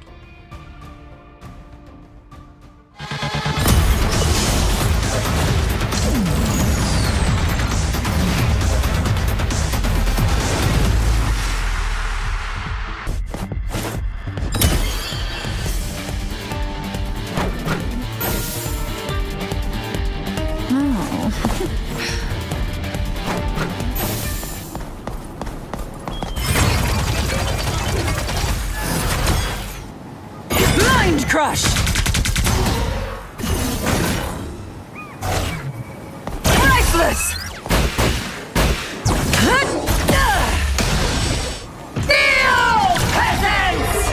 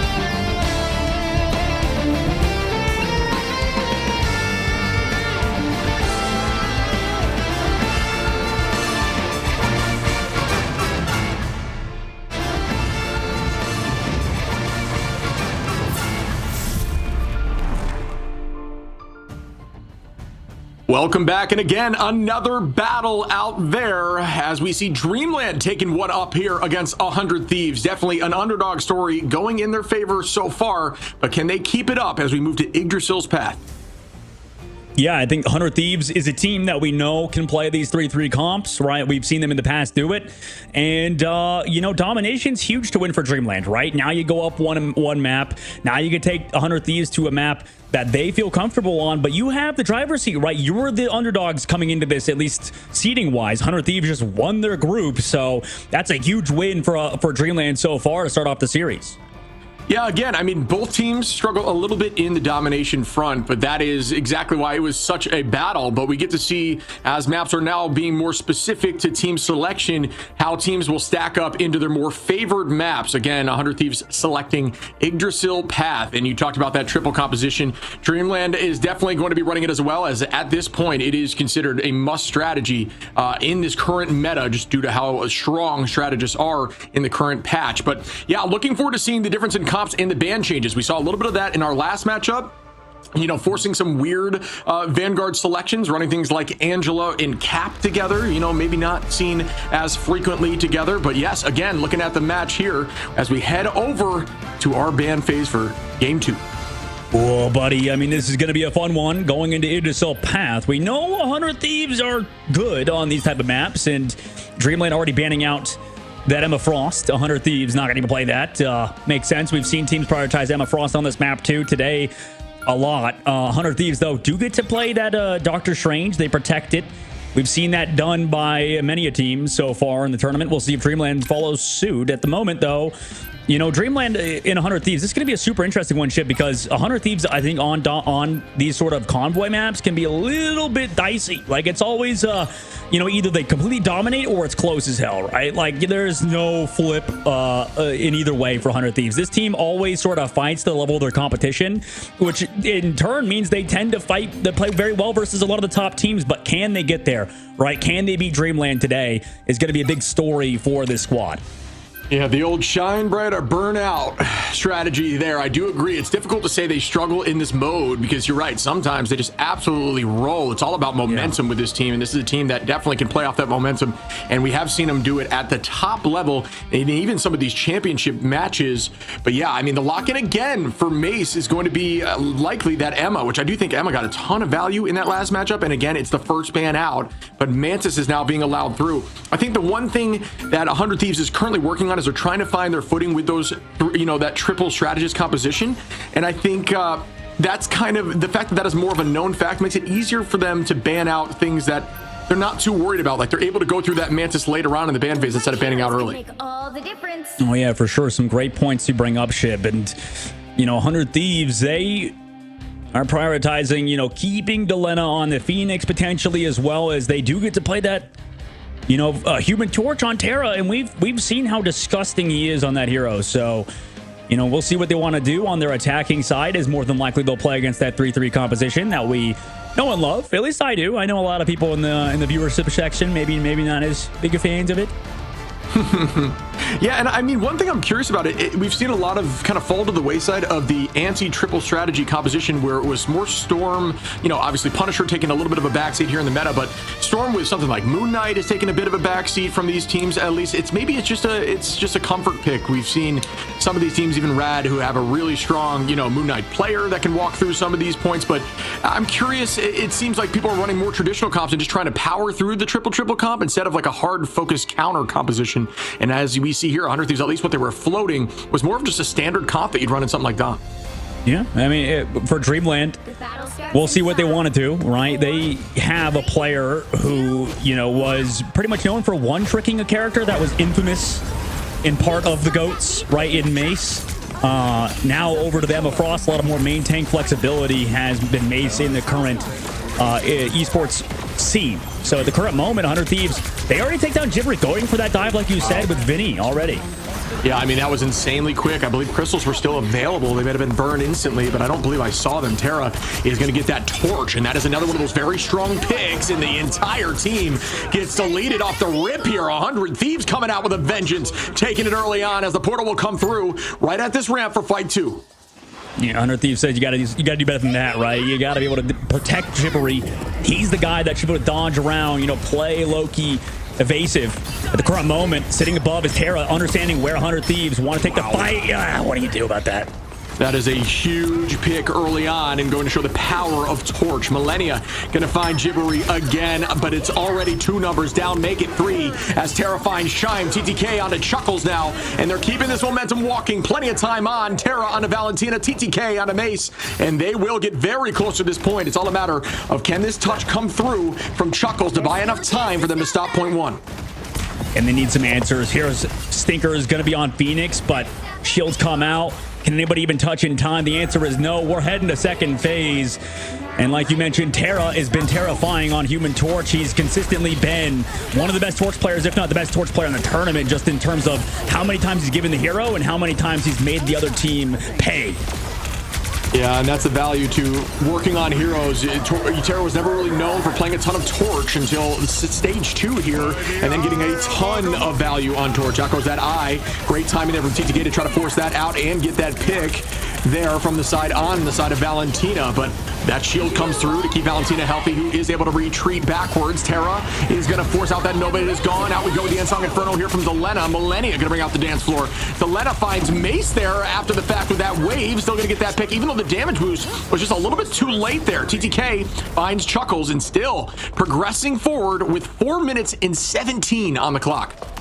And a big change up 100 Thieves have done, which I've liked since the last series, even though they did lose it, is putting Delena more on the Phoenix, right? In these 2-2-2 styles. It's tough because Delena also has a good Phoenix, but you could tell Delena's a lot more comfortable on this hero. Not that he's bad at Ultron necessarily. He also has been a lot better at Ultron as of late, but it's nice to see him on Phoenix. And at the moment, 100 Thieves, they don't have any ults, but a neutral. Oh my God, they find Mace. Wow. And Terra's going to take out Gibbery again. These teams with these 1-2 right now. 100 Thieves just finding these neutral picks almost at every single fight at this point. The momentum is heavily in their favor. You got to get back on Dreamland. You got to reset. You got to come in and find some picks. There is the pick to start this off as Terra goes down. Stinkers going to try to put some damage out on Vinny, who is not able to grapple out. Forces out more cooldowns. So again, Stinkers with some great shots here. Progressing forward, and out goes the It's Jeff from Chime. And that will find some success here. And potentially off map unless the jump's up. This is a pretty good counter to Jeff if available, unless the speed's too much. He's going to buy more time. The jump is not available, and that is a pick there. Well done on tracking cooldowns from Chime. Yeah, unfortunately for 100 Thieves, despite their pickoffs in the neutral, mainly Stinkers just able to take down his counterpart, or at least take down Terra in that fight, and that sort of gave him the edge. You need Terra alive in these 2-2 styles to win. You can't really ever come back via sustain due to the fact you're not playing a triple stratus composition, and at the moment, Dreamland trying to up the pace, make sure 100 Thieves get some bad ultimates off. Chuckles setting up for the engagement here. This is a very strong Venom point on defense. You just keep using that wall to your advantage. You always initiate with a wall climb dive and then use your swing to get out. Those who are working on Venom, keep that process in mind. Mace going to be starting now using the Psionic Seduction onto the front line, but the shields are too much to bear here from the side of TTK. Great eat there, not having to commit too many cooldowns. Vinny, though, going to find Chuckles in that fight on the back line and still going to walk forward. Gibbery is getting chased here by a ton. It does fall from Vinny under with the Feast of the Abyss with using that damage from Ensong Inferno, or that damage from Ensong Inferno. That timing was wild. Really well done in a more coordinated play by 100 Thieves there. For sure, Vinny's been really playing well this series, even though they lost round number 1. We'll see he's waiting over the top side for the perfect dive. Obviously, waiting out the Stratus ults in the current moment. All ults used from Dreamland side. Last time Chuckles was dealt with by 100 Thieves. Can they deal with him again, as well as Stinkers falls low on the top side angle? And I love the gaming positions that you see as some of these cams, some of these people smelling the screen, if you will, like I do. When I'm playing the game, you just get so immersed. Your face, yeah, your face is essentially touching the screen. I love it. But here we go on the off angle now. Stinkers trying to make a play again. Eye of Agamotto is launched. Does find one, but it is matched right back with the It's Jeff. Will they be able to cancel it? They do. TTK finds Chime. Terra is going to get a pick as well onto Chuckles. TTK. Stinkers finds Millennia. Zelena is taking out Stinkers, and it just so back and forth here. Crystal gets popped by TTK, who's very low in HP, but not enough. The point's still moving forward. May's going to have to touch in a dangerous position, and we are going to see a bond get launched, keeping the side of Dreamland healthy and retaking that position. Well done on the defense here. Ooh, I thought Delano was going to try to use his ult there, but he wanted to get saved by Harvey. Him going down was kind of big. The stall from Dreamland's been huge. They lose Valentina. Gibbery can maybe build that dance floor, though, because TTK goes down, and Stinkers just holding on to that ult, pressured out the back line of 100 Thieves. This is an incredible defense right now. A very defensible position, but at this point, 4 minutes and 17 seconds on this attack, and now we're down to a 30-second situation, and you do have TTK already on Strange, so if TTK is one of the last to fall in the fight, there will be no portal play back. So we are in final fight territory, potentially making a portal play off rip. Looks like they're going to hold on in case that is the case where TTK falls early, but we start up once more. And this is a traditional 2-2-2 versus 2-2-2 shift. Never would have thought we'd seen the day, but Dreamland forced into it. Can't even take the advantage of running a 3-stratus composition, and Stinkers finds Terra early. And out we go with the Psionic Seduction. It is going to find a few walking backwards. The question is, can they get them off point for long enough? 3 seconds. They need to touch now. Will they be able to do? They do. And out goes that eye. He gets killed with a huge tackle there to follow up on TTK, who is very low, is able to escape there with some high ground positioning. They're maintaining point right now. Chuckles with an eye, looking at the back line. TTK blocks it and shuts it down. Vinny with a strangling prison gets 3, and it is huge now, as again 100 Thieves are using this momentum, and it looks like they will get this point. What a fight here by 100 Thieves. You put Vinny back on a Groot, and good things happen. The team deals with those backline flankers. They deal with that Eye of Agamotto coming out soon. Yeah, you shut down TTK's Eye of Agamotto, but then he comes back and helps peel off Dreamland, who are changing things up. They put Chuckles back over to the Groot now instead, and I don't know. I'd be a little scared at the moment as Dreamland is, 100 Thieves, this is kind of their matchup, and for Dreamland, they weren't even taking advantage when they had Chime back on this, onto the Jeffs. So now over to this Bucky. We'll see what Dreamland can do, but for 100 Thieves, they still have Terra on the torch in the sky. Yeah, I think the idea here is to shut down Vinny a little bit, who, as you had said, is playing very well. That was a massive ultimate for that point.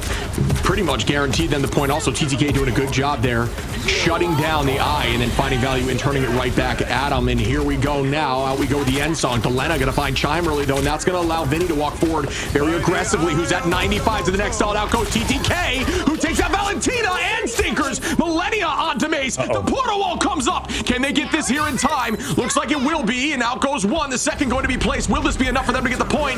We'll find out shortly. They've got a 3-stack on, and was it placed well? It looks like it might have an opening on the right side, but we'll see shortly. It does have an opening. They're able to escape through it with a few at least. And that's going to matter for sure, but they put Stinkers over to that Wolverine. Mace also starts it off, but Stinkers' passive's already popped. That's going to be huge moving forward as 100 Thieves have Strangling Prison up. The ton of space bought there did allow them to move forward. I'm surprised they were not able to get any picks, even though half the team was forced out in the spawn door. Delena going to launch here again, playing Bucky, which is normally seen by Terra, and they're willing to switch up. Valentina finds Terra, though, who is in the sky there on the torch. Millennia launching that dance floor, keeping the team up and healthy, but there's nothing left. Ults out for Dreamland as we see the combination. Valentina going to bring out the internal bond. The Strangling Prison holds on. Will they be able to get back here? Everyone falls. OT ticking down. The defensive side of Dreamland holds them before point 3. Yeah, what a hold from Dreamland. I mean, that second phase of the map shift where they just held for basically 2.5 to 3 minutes kind of won them the series. But towards the end, I mean, you're wondering, okay, you know, why are we seeing that Strangling Prison alongside the Kraken Impact through strategy results? It's very hard to get those eliminations, but they're relying heavily in that case of Terra living, right? Terra comes down from the sky trying to go for that one shot, but gets shut down by Dreamland with excellent target focus. So they're working themselves back into it. You know, at the current moment, it's not pretty from Dreamland. It's definitely very messy because that's still quite far that 100 Thieves got Shib. But at the moment, this is an absolute just back and forth game between both of these teams. Yeah, honestly, just some insanely clutch plays there on point 2. I think Dreamland's defensive position on 2 was disgusting until that final fight where TTK gets that pick. It's traded right back after both eyes miss, but down goes your Strange, and then a huge ultimate there from Vinny with a 3-piece onto 2 strategists, and at that point, the fight is over. Not even needing to commit that portal to get back as TTK was on that Strange, but now you are going to see the composition they want to run. Delena, we talked about in the past, a very insanely strong hit scan, translates very well to Warlock, who is now seeing place in the meta. So a good transition on somebody who is a duelist main, able to play a strategist well, and just kind of translates it perfectly with that kit.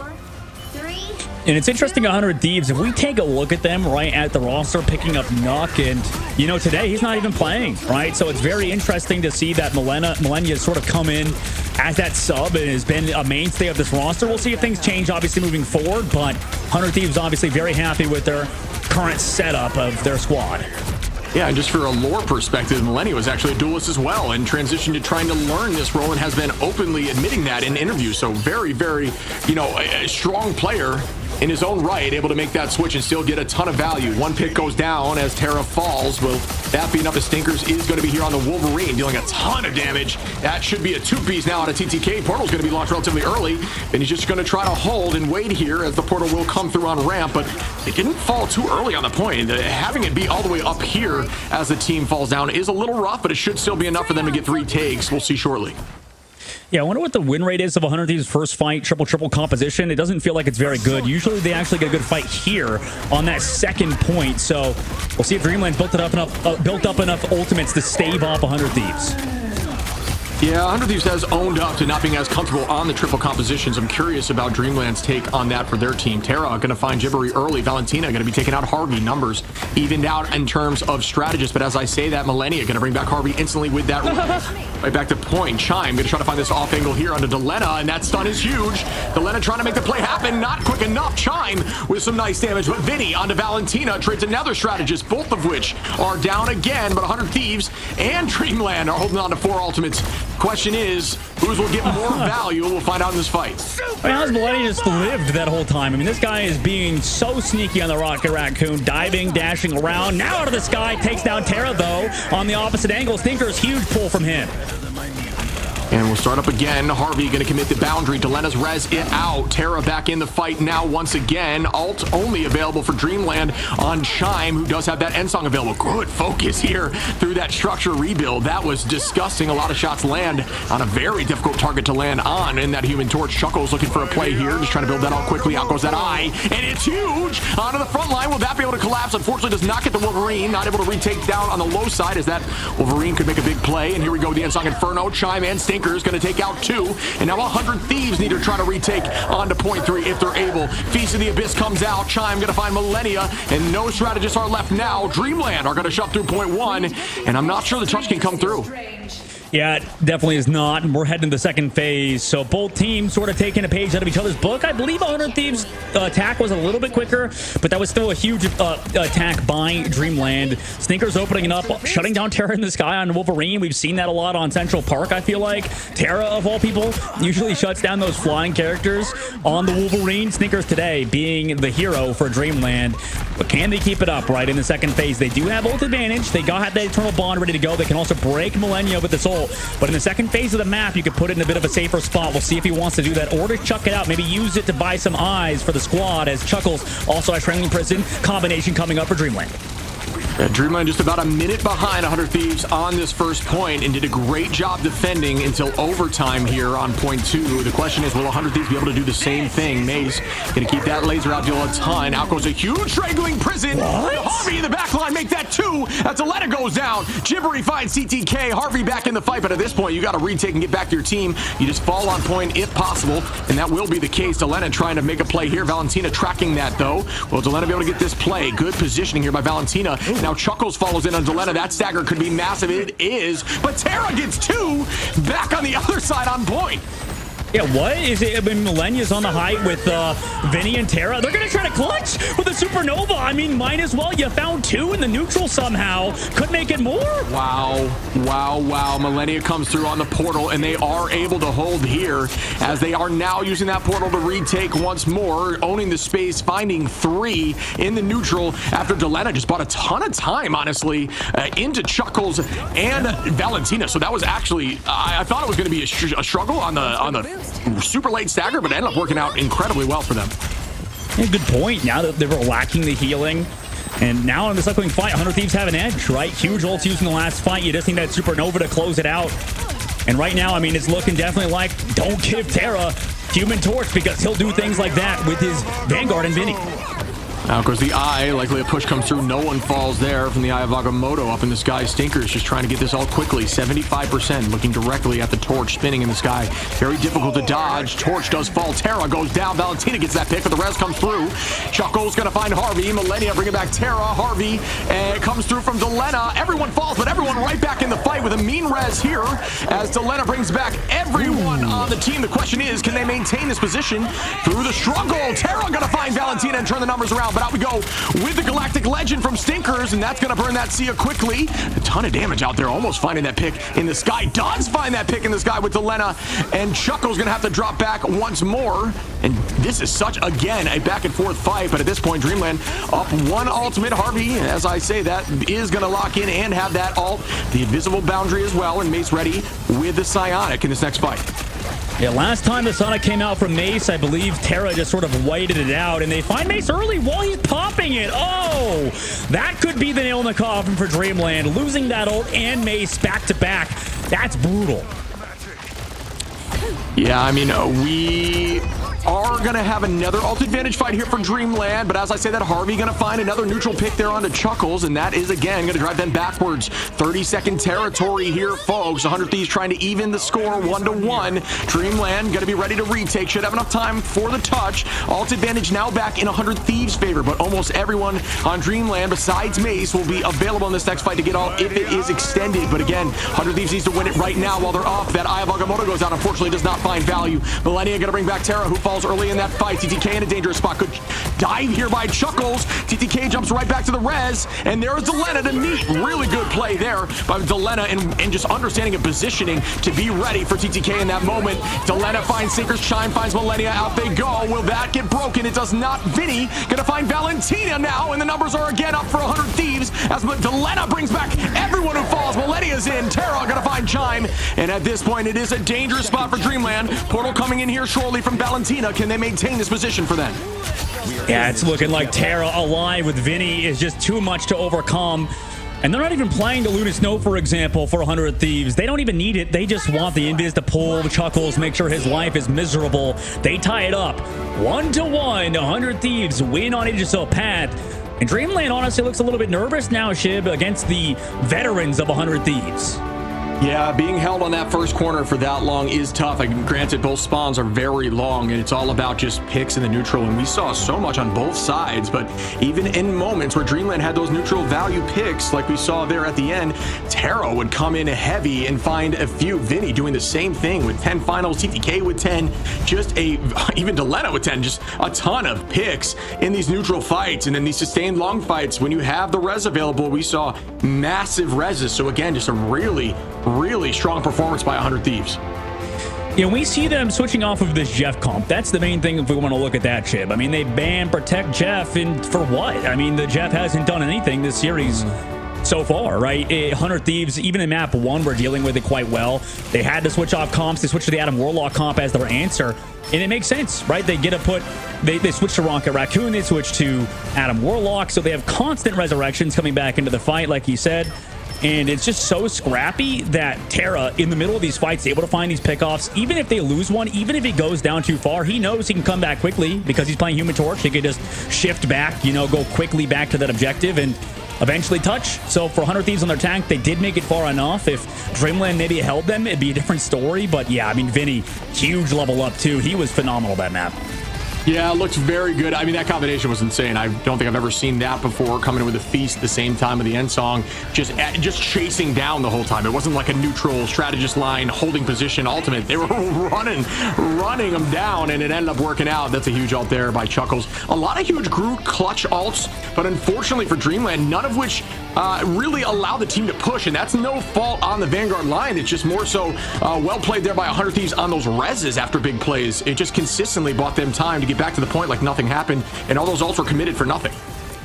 And MVP that map is gonna be Terra on the Human Torch. Shib, it does feel like we're, you know, time is just a circle, right? A flat circle. It just feels like we're, you know, at the very beginning, we're like, oh my God, Human Torch is broken, and then Human Torch doesn't get prioritized anymore, falls off the meta, sort of, not really, but I mean, kind of triple strategist takes over, and then now we're back, right? Now we're back to Torch being an absolute insane hero that is almost a must ban. So, you know, it does feel like this always happens every single stage. You know, everybody's experimenting in the group stage, but once we're here in the playoffs, teams tend to figure out what's best, and Human Torch reigns supreme yet again with Terra winning that MVP.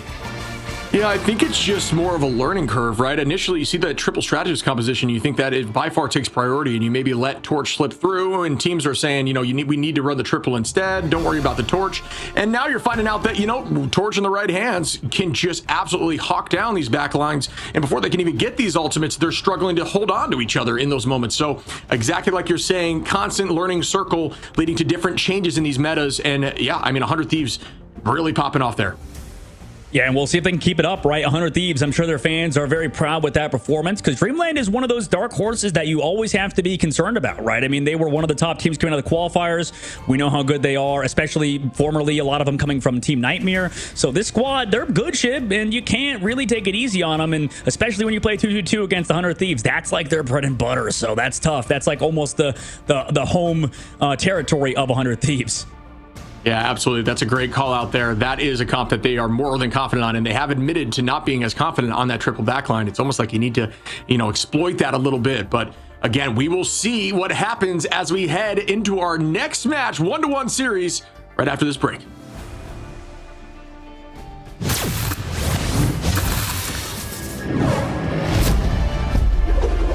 Forgive me for what I am about to do. I see you.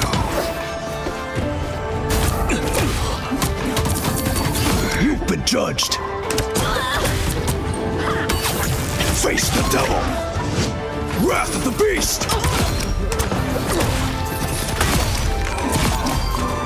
Hellfire.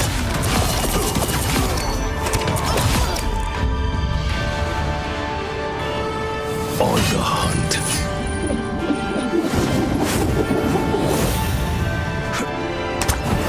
Let the devil out!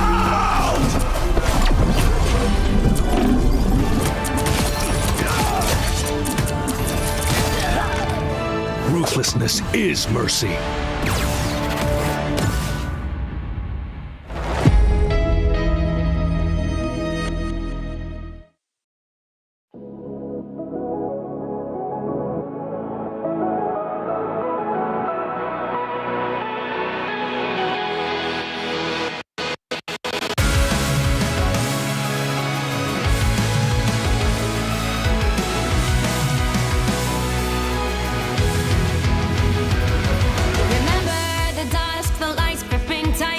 Trapping all those fighting souls, but yet across the world I see you standing in my way. And remember the time, the place we used to fight, like the sun and moon. And I wonder if ever there was a time that we were friends. The night has fallen, shadows looming, and yes, that time has come for me to seek you out. We are set now for our last reunion. Break the chains, find your way, come find me. Do you remember who you really are? Show me that you are still the only one for me. I'll be waiting for you. Wake up, open your eyes, raising up your fists and smashing through time walls. Before the rift splinters again, we are rebels till the end. Rise up, open your mind, hold on to your powers. No one can stop us. We are rivals till the end of time. We will clash, no matter where. We will fight, reaching across time and space. 'Cause you are my destiny to the end.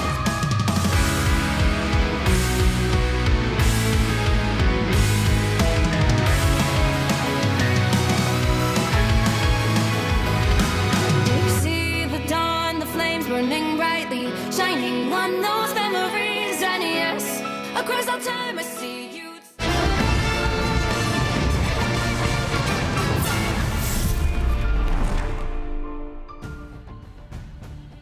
Welcome back, everyone, as we head to another insane series. Again, 1-1 here. Now, map selection going to be going to Dreamland, Hall of Dajalia, a map that they are 2-0 in. Currently, and 100 Thieves are 2-2. So, can 100 Thieves take this on them and put the series up 2-1? We'll find out shortly. Yeah, I mean, it's as you mentioned, this is Dreamland's best map, and I think that statistic alone definitely bodes well in their favor. But we also mentioned how Dreamland weren't doing the best on to Domination. Same thing with 100 Thieves, and then, you know, going over to Convoy, we'd assume, okay, maybe Dreamland has a little bit of an edge, but just because of their undefeated streak on that map type. But now we head in versus 100 Thieves versus a map that's good for Dreamland, like you said. And honestly, just based on how the series has gone, I don't know if we can even expect that to really matter, as that maybe the sample size is not large enough. Touche. I mean, agreed. And it's all about who they go against and, you know, what the compositions were like with the banning fizzle. There's so much, you know, into those stats that you can really dive into. So it is tricky. But again, still not losing on the map so far definitely is a confident pick. And it makes sense for on your map pool to make that selection. I wouldn't have it any other way if I were on that team in that moment. So curious to see what they will run. But, you know, what do you think needs to be changed in terms of bans? You mentioned in, you know, essentially in our break there, talking about that torch was a big problem. That's got to go. What do you think? Yeah, I mean, I think taking a page out of Sentinel's book is not that bad because, you know, we talked about Envy, you know, winning that series because, you know, the Sentinel's ban phase was, again, it kind of stuck to the same sort of path. And that could definitely not bode well moving forward as we see another prioritization of the Emma Frost ban coming out from Dreamland. I just want them to mix it up a little bit, and I think this is a solid start, keeping Ultron in it. We haven't seen Ultron really be too heavily prioritized for the squad just yet. It's been Jeff, so they've been going ban Jeff, protect Jeff. That hasn't worked out. They're changing it up. That's a good start. The biggest problem, I think, if we take a look back at that Envy series was, I think that Envy, honestly, that was probably the best ban phase you could do, and then they still won, right? Envy did. So really, I think you have to kind of go for specific targets, going for backline, going for vanguards or something, and then if they beat you, all you can really do is tip your hat as the other team kind of just outplayed expectations. Agreed. I mean, we talk about how important ban phase is, and you can quote unquote lose in the ban phase, but it still comes down to these fights. And if you are more coordinated, and if you are, it's really down to neutral picks, coordination of ultimates, not overcommitting, and combination of ultimates. And if you can do those 4 things very well, despite the picks and bans, you should come out on top. But very much so, the picks and bans can come into influence and shift those scales just a little bit. But yeah, we are going to see the Mantis, and goodbye there to the Emma again. Same decision there for Dreamland to remove that Emma. Yeah, and the Mantis has been a constant for 100 Thieves. They go for the Magneto ban this time around, so they're trying to ban out some of the Vanguards in the front line. You know, at least not targeting Vinny's hero pool from what we've seen him on the dive characters at the current moment. Maybe trying to target TTK. We have the Doctor Strange Protect as well, which is unique for this map type. They keep the torch for 100 Thieves too, and that's the worry, is that you get to give the torch to Delena. But on the opposite side, Shib, you banned out Invisible Woman, you banned out the Mantis, you banned out the Luna Snow, all characters that can sort of protect that torch besides Ultron. Yeah, agreed. I think Ultron helps. It looks like now, they are going to be able to run. They can have that invis if they need. They banned it out for the side of Dreamland, not allowing that, as Valentina is a very strong invis, but instead likely going to be running that Luna that does escape. Oh no, actually Luna doesn't escape through here too. Very much a strategist line removal here from 100 Thieves. Yeah, I mean, it makes sense. They prioritize that Luna for Dreamland's side. You know, they haven't. I mean, they've been playing a ton of it too, so it makes sense at least targeting that. Keeping Phoenix out of the pool too. Stinkers has looked good on that hero. And this would be an interesting switch up too. If they put Stinkers back on that Namor, I mean, that was definitely a sight to behold previously from them. But 100 Thieves, same thing, Chib. If you let Terra play Torch, I think that we kind of know how things go. But anything's possible for Dreamland on their attack as they start there first. Yeah, the raid boss of a potential Snowflake, as well as that team up there with Invis and the Shield, is so much to handle on a Torch. Puts a lot of difficulties out there. We've seen teams, over this tournament try to run, that Hulk Namor team up to help a little bit with Torch in the Sky with that auto-aim squids, and it's found some success in a counter, but it's very difficult when the double pocket is on the top line. But we did see for a moment there, Millennia was showing the Luna and made the switch to Jeff. Not sure where that's going to end up for him, but that could dictate how much of a raid boss the Torch is in the Sky as we set up here in Hall of Dajalia. The variation makes sense. You want to give them the Jeff this time around. It's on map number 3. You're at least tied up 1-1. You have some room to experiment. Let's see how good 100 Thieves with that Jeff comp is, potentially, if they want to play it. But the bigger story is they're still giving Terra that Torch the current moment, and he's going to have to make them pay if 100 Thieves want to win on a map that you talked about earlier is Dreamland's best. We start up now. Off we go on the high side. Terra, again, that Torch, a huge threat. The whole team looking like they're going to try to pick that off-angle height here, but it is being matched at the moment. And yeah, they're kind of just stalled, unable to make that play. The res beacon being set up, the BRB there. Terra going to play right in front of their face, because why not? You can deal a ton of DOT damage in that little location. And Mace is kind of left alone in this moment. They're collapsing heavy. Mace does fall early on. Great focus and retake there by the side of 100 Thieves on that call out. Just really strong communication, but the res comes right back there for Mace. Yeah, I believe, was that res on the high ground too? I don't know if the Emma's up here with them, but okay, that's something we have to watch out for. But we know that these Namor teams love to take this top right angle Shib and set up their Namor. Yeah, and exactly like we called out, the Namor team up is going to be there to help counteract that a bit. And back we go now here. Vinny going to retake. Millennia is going to be on that Jeff. There is a good off-map location at this point. So Terra will still be, pocketed in the sky there by Harvey, but not as much with the Flake, as the Flake will not be available at this moment, but it is available as a selection later on if need be. Stinkers going to find Harvey early on in this fight, keep this space and own it, as right now Jeff is essentially out and ready, and the shield comes in at perfect timing. Goodbye to Millennia there. Good patience again, holding on near the Hulk, ready for that cooldown. Yeah, they know the Jeff is the priority, though, so they immediately pop the res on that engage. Delena also finds Gibbery, and with that, actually, Stinkers just finds 2, 3 tridents to the face of 100 Thieves. Yeah, I mean, it's still very strong. Haven't seen it a lot, at least in our matchups here, but Hulk Namor is obscene, and that buys them .1 pretty decidedly. 4 minutes 38 on here, but we have seen teams push through .1 and then get held up at .2, which is, again, very similar to what we saw in Yggdrasil, a defensible position for the defense. Yeah, Terra's going to go over to Phoenix as well, finding his opportunities not really there, not showing themselves because of the bubbles from the Hulk. Also, the fact that you're against one of the most evasive lineups ever, right? With the Rocket, with the Ultron, with the Jeff. On the right side, too. Right now, 100 Thieves are split. Vinny's trying to at least maybe dislodge this push, but at the moment, Dreamland's actually played this Namor comp very clinical, pretty much to a T. Yeah, and they're going to keep the pressure on. Okay, with the whale.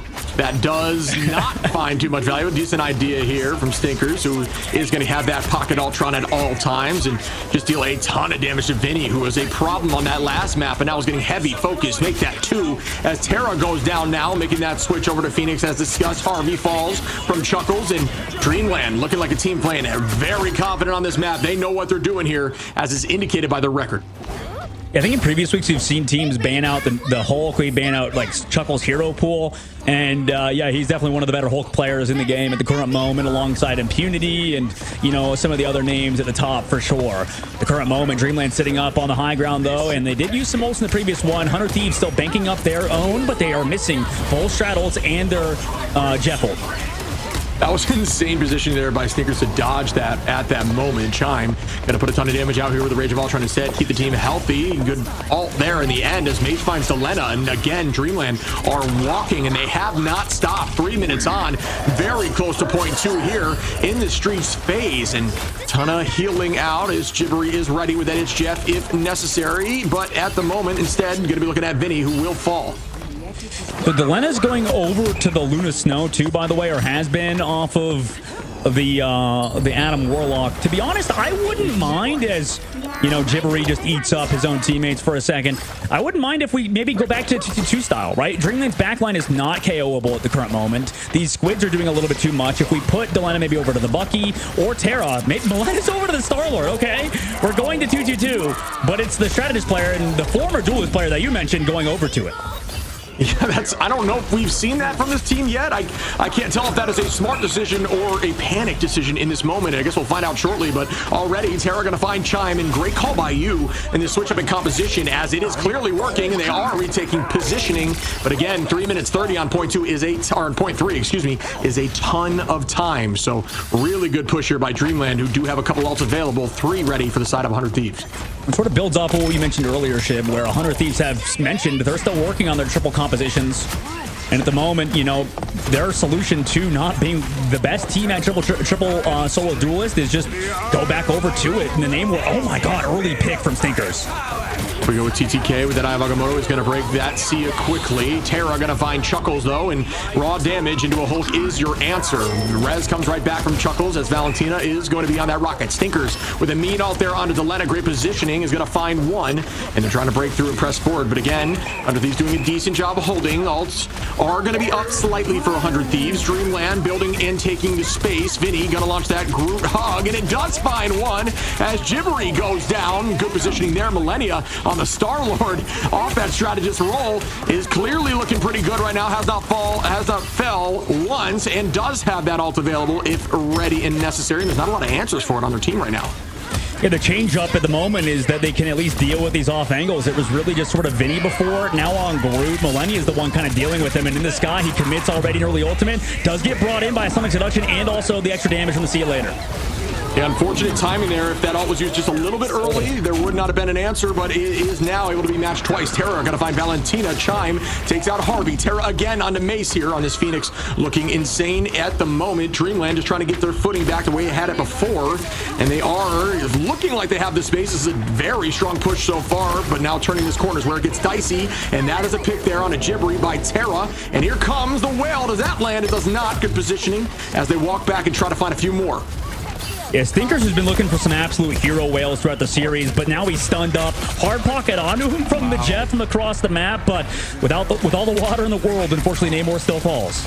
And that's just a confident play there by TTK in the back line, pressing into a Hulk Namor, excuse me, and still getting a pick through that is either just insane play or some really strong focus by the strat line as they are walked back. Terra, notice folks, the focus on the squids prior to every fight, that is huge. Look at that squid there. It will be, as I say that, it is deleted now, but the ult's out, so there's no need for focus in that moment. But again, constantly getting deleted in these neutrals. Huge ult here by Vinny. Will this get a few? It does! TTK gonna clean up 2 through that as Vinny finds Mace, and there is a minute left here for Dreamland, and again 100 Thieves holding on, and they will have even ults in this next fight, actually slightly up as Mace needs to grow there and Chime does have it. So 100 Thieves doing a great job in these rotations.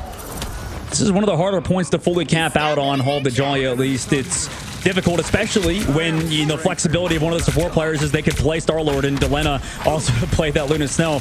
Who would have thought we would have seen this out of 100 Thieves? Dreamland now entering last fight territory, have to make something work. Last time was countered. Terra's also on the flank.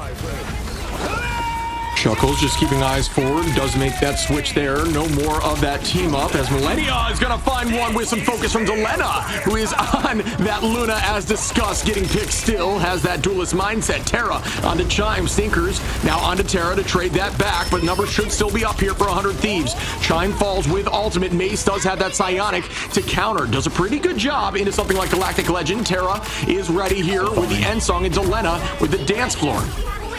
They found the Rocket Raccoon BRB, so this kidnap comes out from Stinkers at the very least, but it's met here by that dance floor that you mentioned coming out from them. They slow it down. Sonic Seduction coming out from Dreamland.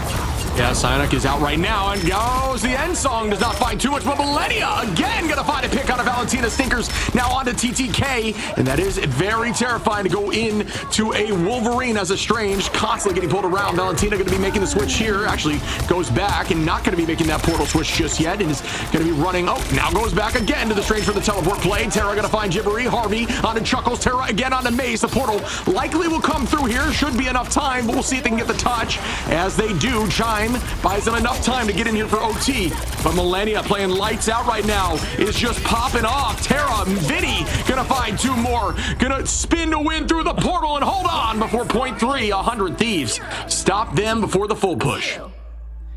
And well, I guess, the best DPS players, the best duelist players sometimes are the best strategist players too, right? Like we saw, how many times you mentioned, like the clap came through from Delena, finds the pick off on Luna Snow of all things, the collapse through with Millennia. And like you said, it might have been panic too. Like they didn't even need to do that. But still, great work from 100 Thieves to close out. Now, the problem is Dreamland did make it quite far. Hold the Joy is always a 3rd point map. I think most of the time that 1st and 3rd point kind of gets dicey. We haven't seen too many teams get Stronghold in the 2nd phase unless they're like really a way better team than their squad. So for 100 Thieves, they got some choices, right? They still hold them in the 3rd phase, but Dreamland got quite far, Ship. Yeah, I think honestly the win condition here for 100 Thieves is to get to point 3 and make a portal play with TTK and shut that down and give them a free takeover of point 3, giving them the win. It's all about getting there now and having that cooldown ready. TTK trying to make that happen on Yggdrasil, and again, it's a strategy that we saw early in the early seasons, but it buys you enough time, especially when you don't have full push like that, to essentially get a free win on point 3. It's all about if they can win one big fight and he gets that off successfully, but we'll see if that comes through. Maybe we'll see an early portal play here, again bringing us back to some of those older strategies. And they're putting Gibbery over to that Jeff too, by the way. So switching off of Chime on the Gibbery for that hero is the change up that Dreamland want to make. And this is the interesting thing is I think both these teams aren't necessarily playing what we expected, right? At the current moment, we got that name war comp from Dreamland and the 100 Thieves. They're going to continuously play around their Phoenix alongside having, different sort of Jeff players in Millennia. Maybe we'll see on this defense how it works out. And we'll start once more. Terra on the high side. Gonna, again, focus those squids. Always a priority. Make sure you're taking that advice into ladder. I promise you it will help you into this team up. Terra finding Stinkers immediately. This is lights out play. Hyper aggro with the portal exactly as described. The portal play working as Vinny just holding the whole team back, burning those cooldowns to stay healthy. Great focus by Millennia there. And now still owning this space. 90 charge already available here for TTK. Is going to try to expel that dark magic on the front line, not going to get too much value. And here goes the tackle right onto Terra, who's able to hold on here. Ton of damage goes out from Millennia. Terra finds Mace. You're dealing a ton of damage with that melee cancel at the moment, finding the pick with the left click after the fact. TTK focusing now heavy onto Stinkers, who takes that height. Deals a ton of damage, and down goes Chime. And again, 100 Thieves through this portal early on, making a huge play and might actually take this point. There goes that cancel, and that's the downside to Rocket when that is available. And Phoenix is out on the table, and that should be enough for them to get this point. It is. Yeah, this goes back to Terra. I mean, finding the pick off on to Stinkers. You know what? Like, they lose all their damage. He also has to come back onto Doctor Strange, even though they get those grabs and, you know, have everybody there. Where's the damage, right? Stinkers is pretty much the solo king of the comp, right? And it's tough losing him that early. He thought, I believe, they maybe had the Resurrect. Valentino was playing Rocket Raccoon. Maybe with the BRB, he would come back, but maybe Vinny found that BRB early. It doesn't show up in the KO feed, or the BRB was too far away from where Stinkers went down. So tough situation to be in, considering that was the saving grace for Dreamland, as if Stinkers got rezzed. Yeah, 100 Thieves took that attack personally. They do have 4 ults available. Dreamland will be close to match, actually, with 5 here shortly. We'll have a slight advantage. It's all about this fight now. There will be a ton of Qs being popped. We see an early Psionic Seduction here from Mace. Down under the ground goes Millennia. Will that land? It's going to instead use it to force out a ton of cooldowns and not even going to worry about it. That is enough of a success there. But out is immediately committed here from Harvey with the boundary. But they're going to keep it rolling, I guess. TTK onto Chime and Stinkers and Maze. I thought that was a bit of an overcommitment, but I was incredibly wrong as we see 100 Thieves find 4. TTK, an absolute demon on the strain, showcasing why this hero is very much still in the meta. What a play there by TTK and Harvey. Yeah, huge plays. And, you know, that Jeff, like you mentioned, is bot eyes, right? At the moment, the ult necessarily sometimes can get hard counter, but that might be worth it if you just, you know, bait out Ultron's range in that case. Now Dreamland has to come back. Not a lot of time left, too, for them to retouch, as if 100 Thieves get to third phase, they'll have 5 minutes on the clock. That would be insane. Again, I thought 3 minutes and 30 was a ton. Terra going to find Chime with a melee likely on that high side, waiting for that play. Out goes the Eternal Bond, walking backwards. Under goes Millennia once more to try to escape. Jabori's ready. With that, it's Jeff, and it is available. Chuckles as well on the Hulk. TTK already has Eye. Will this again find value as Valentina forces out that cloak, which is a cooldown that can very much stop Strange. So I'm sure that is being communicated. Delena is going to be on that Star-Lord now. Again, he talked about the switch of the duelist and strategist. Looks like Delena's now owning that Star-Lord, and that switch has come back full circle. Up goes Terra, coming down with the end song. That does not get a pick. Yeah, Delena's been on that flank pretty much the entire time. Ayava Gamoto comes out from TTK, able to get it off like you mentioned. Also brought in on the main side is the Hulk, and Delena finds Stinkers. How is Chuckles still holding on in that moment? Down goes Chuckles there. I was going to say, that was a ton of damage out there, and good focus by TTK to essentially just counter the Hulk in that moment, who can no longer use Bubble when popping ult. So that is the answer. Delena going to find Valentina. TTK out of Chime, and they will get point 2 here with more time than Dreamland. The question is, will they be able to push through and end this, or will Dreamland bounce back on the defense much like 100 Thieves did? Yeah, we'll have to wait and find out. I mean, Dreamland, this is the scariest spot you could be in, right? Yeah, going against the 100 Thieves, who now swap Millennia back over to that Luna Snow, right? He's on that 2-2-2 against your 2-2-2, right? But except you have the Jeff alongside the Cloak and Dagger, just using a bunch of, you know, main healing, not having the Invisible Woman out like 100 Thieves does, who can constantly set up things with that Force Physics and shut down Stinkers, in this case, on that Wolverine. Yeah, and there are some switches. It's exactly what we saw. Oh, what a tackle out of the sky. Are you kidding me? Delena goes down. Chime going to commit the Galactic Legend there. And Delena immediately going to make that switch over to Warlock after that tackle. What a play there by Stinkers. Yeah, I mean, it's kind of interesting. I feel like the Star-Lord is definitely a good hero, and I'm a little worried, I think, for 100 Thieves side to not play it. But, I mean, yeah, like we said, I mean, Stinkers, huge pull out of the sky, comes up. It's that grab. He's done it before, too. Now in this upcoming fight, 2 minutes, 50 seconds left on the clock, right? We do have a striking present from Vinny. 100 Thieves pretty much have won most of the time when they have this combination of him and Terra. Can Dreamland do anything against it, right? Can they stall it out? If they Jeff ult, it's going to get Terra ulted, but we'll see, as TDK also has Ayava Gamoto to follow this up. Yeah, this is the tricky position to be in when you're on Groot into a Wolverine with the ultimate available. Stinkers launches that last stand. That's a huge...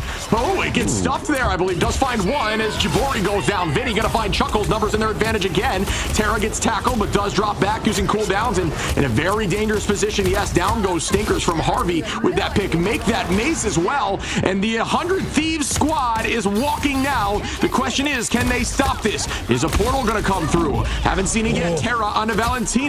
Chime onto Terra to turn that back. Numbers even out very close to point here with 2 minutes on.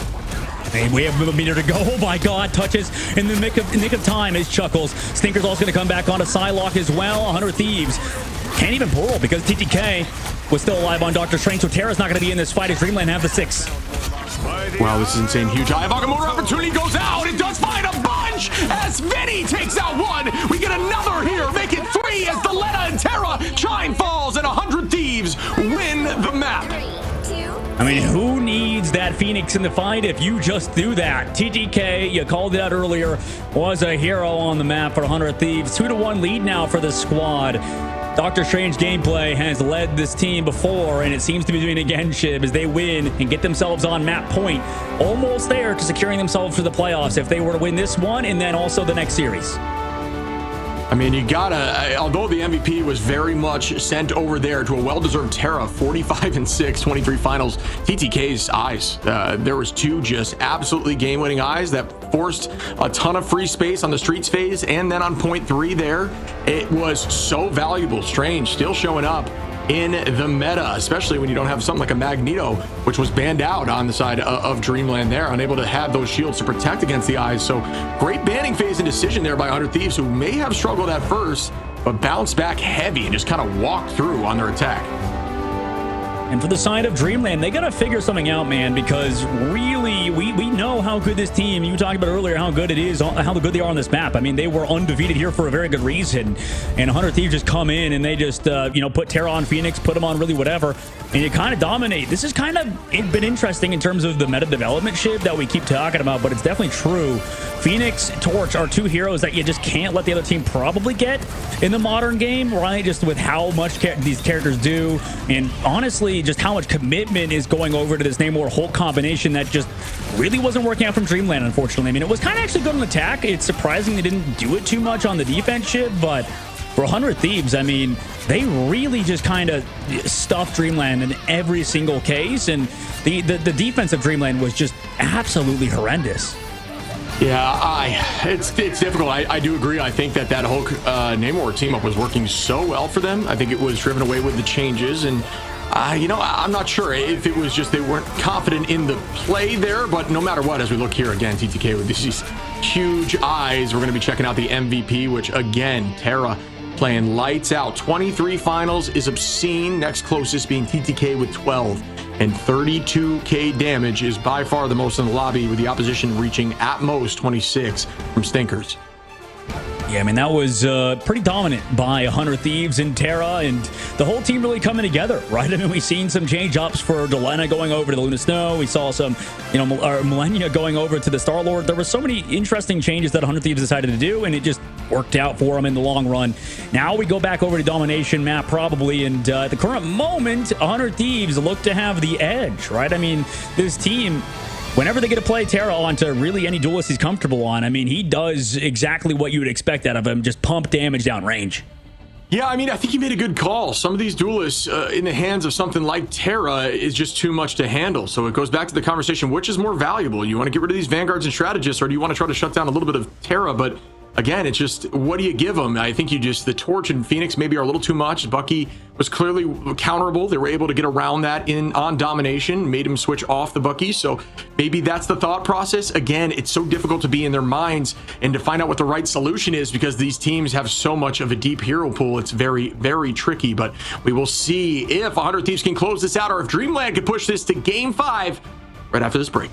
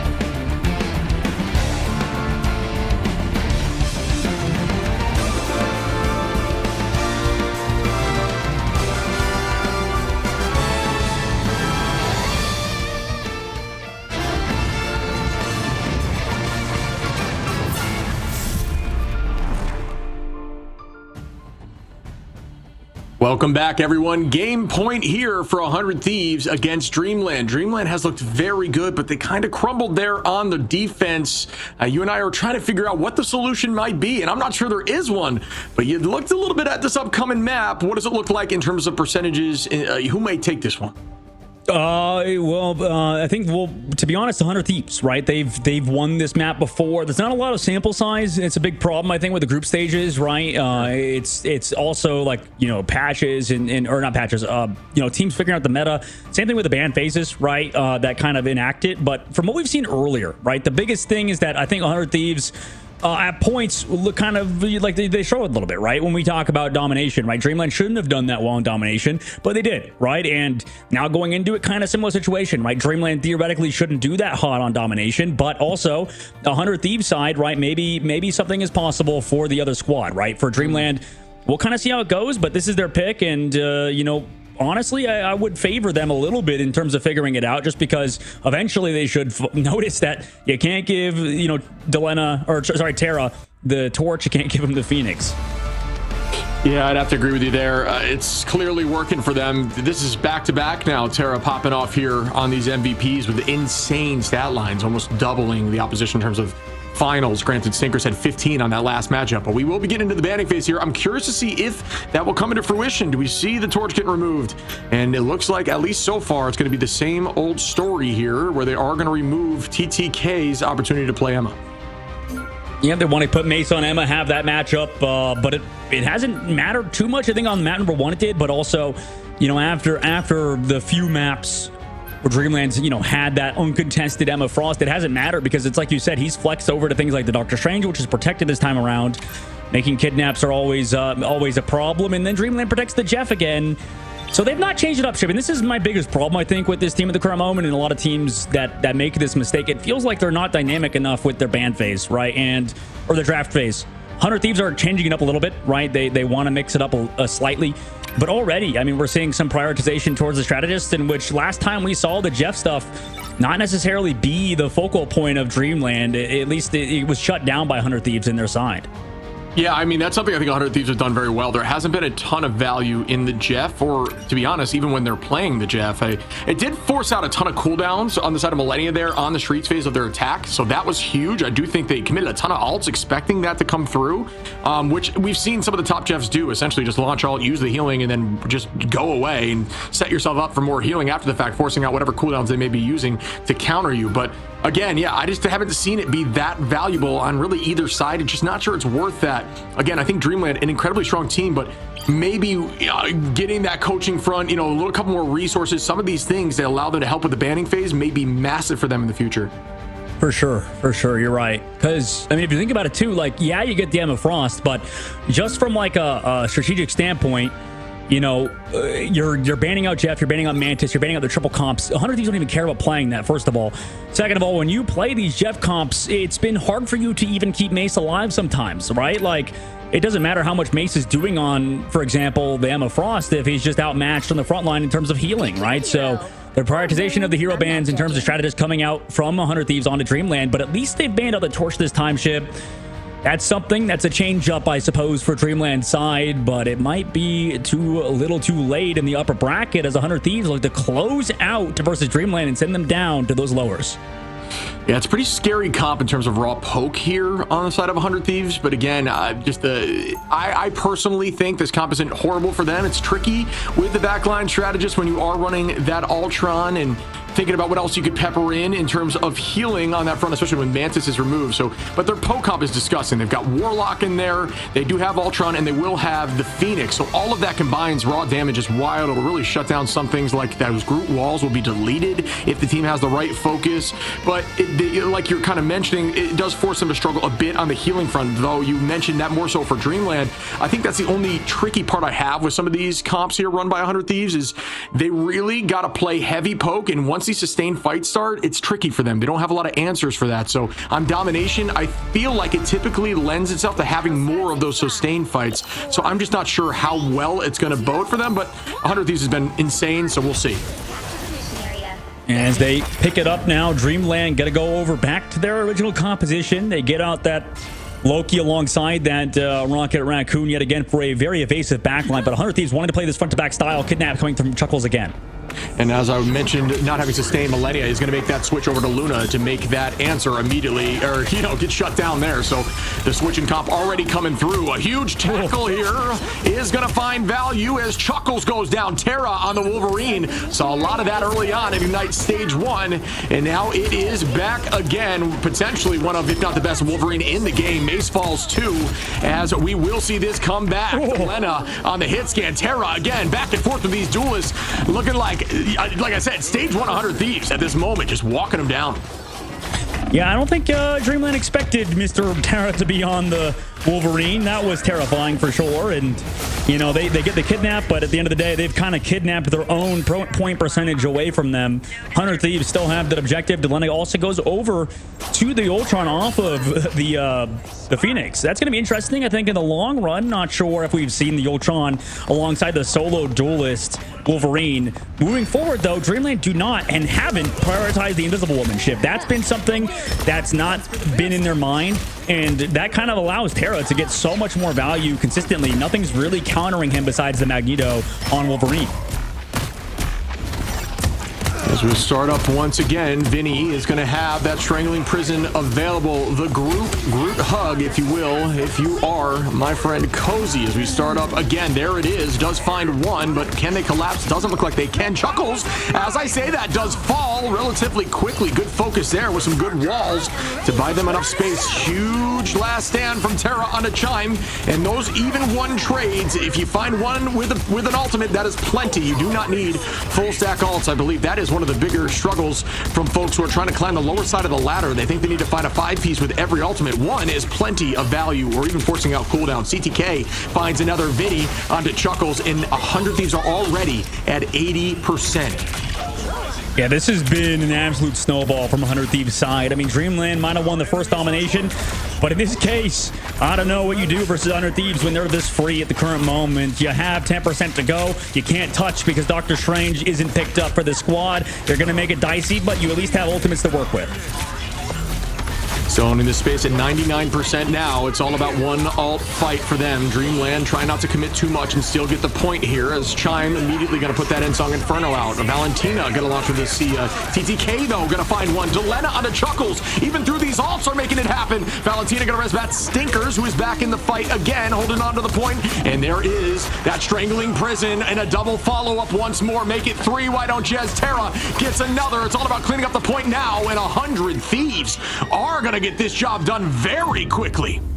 Wow. I mean, that was a dominant performance from 100 Thieves. If we take a look at the stats after this, you're not going to see many elims going on to their way. I mean, we saw Delena go down once, and then maybe like somebody else went down, but they kept focusing the vanguards of 100 Thieves, and the pocket was just there from, like you mentioned, with Delena.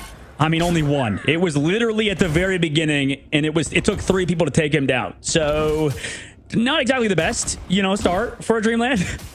Yeah, I think we're seeing a compositional change up here. We are going to have that cap, with the Freedom Charge to help bide a little bit more time on point, as we see Chime now on that Ultron. There is going to be a shift a bit in composition now. It's a bit of more of an open map as we start once more. But yeah, I mean, 100 Thieves, there was no contest right there.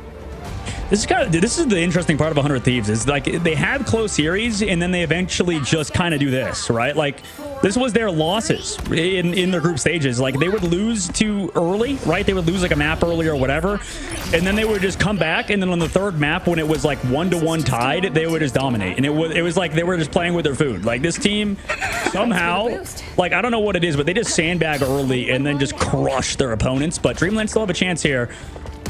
And it doesn't exactly bode well that 100 Thieves have, ults to work with. Yeah, I couldn't agree more. As here we go once more. Chuckles going to try to put some pressure on that back line and force them to not just allow those pocket front line to do whatever they want. And here goes the play on to the side of Chime's up in the sky on the left side, just owning this positioning. A pretty decent place here. You talked about Ultron not always having the best maps. There are some decent angles here, but Terra just going to walk through, find 2 instantly. That is crazy. Going to dodge that immediately and find another. Why don't you? Wow, what a play there by Terra, as Delena going to clean up Chuckles. TTK on a Mason. Oh my goodness, make it a quadra there. That was insane play. You see a little smirk on his face, trying to act like he didn't just do that on camera. That was clean. That was clean. That's why we talk about him in some of the categories of best duelist in the game. Just kind of does it himself. Did cost his ult, obviously, but still took down 2 immediately. And 100 Thieves in a good spot now. Dreamland have to keep this up, right? They have to come back into it. A problem for them earlier is they looked a little nervous at points, and 100 Thieves definitely looked locked in. Yeah, I agree. It's ever since they lost that first map, they've looked like a brand new team. Only some small struggles, but outside of 1 or 2 fights, they always seem to come back and roll for a few fights in a row. Dreamland, an incredibly strong team. I think just a little bit of a mentality, morale, or maybe even momentum shift right now. They need to try to work on and get that back, as that early Psionic is not going to be able to find too many walking, and there is the close off here, trying to find value onto Mace, who does fall. Good focus there by 100 Thieves, who used that Strangling Prison on one target and just make sure that pick goes through, and one target's more than enough. Again, like we had discussed, and again, 60% no touch here for Dreamland, and down in ults as Stinkers is forced to ult. He's like in a 1v3 right now, and he's trying to get rid of these people on point. Oh my goodness, he goes down to Terra 2. Waste of an ult, unfortunately. In Dreamland, their route to success on map number 1 was through Stinkers, right? He was a big reason why Dreamland looked good. And honestly, same thing with the qualifiers. They looked even better, Dreamland did, in the qualifiers. That's why we're talking about them as one of the top teams, because Stinkers was pretty much Psylocke one-tricking and was just crushing people. But now on Phoenix, and now that he's met his match on Terra, 100 Thieves are really trying to close out on Dreamland in pretty convincing fashion. Wow.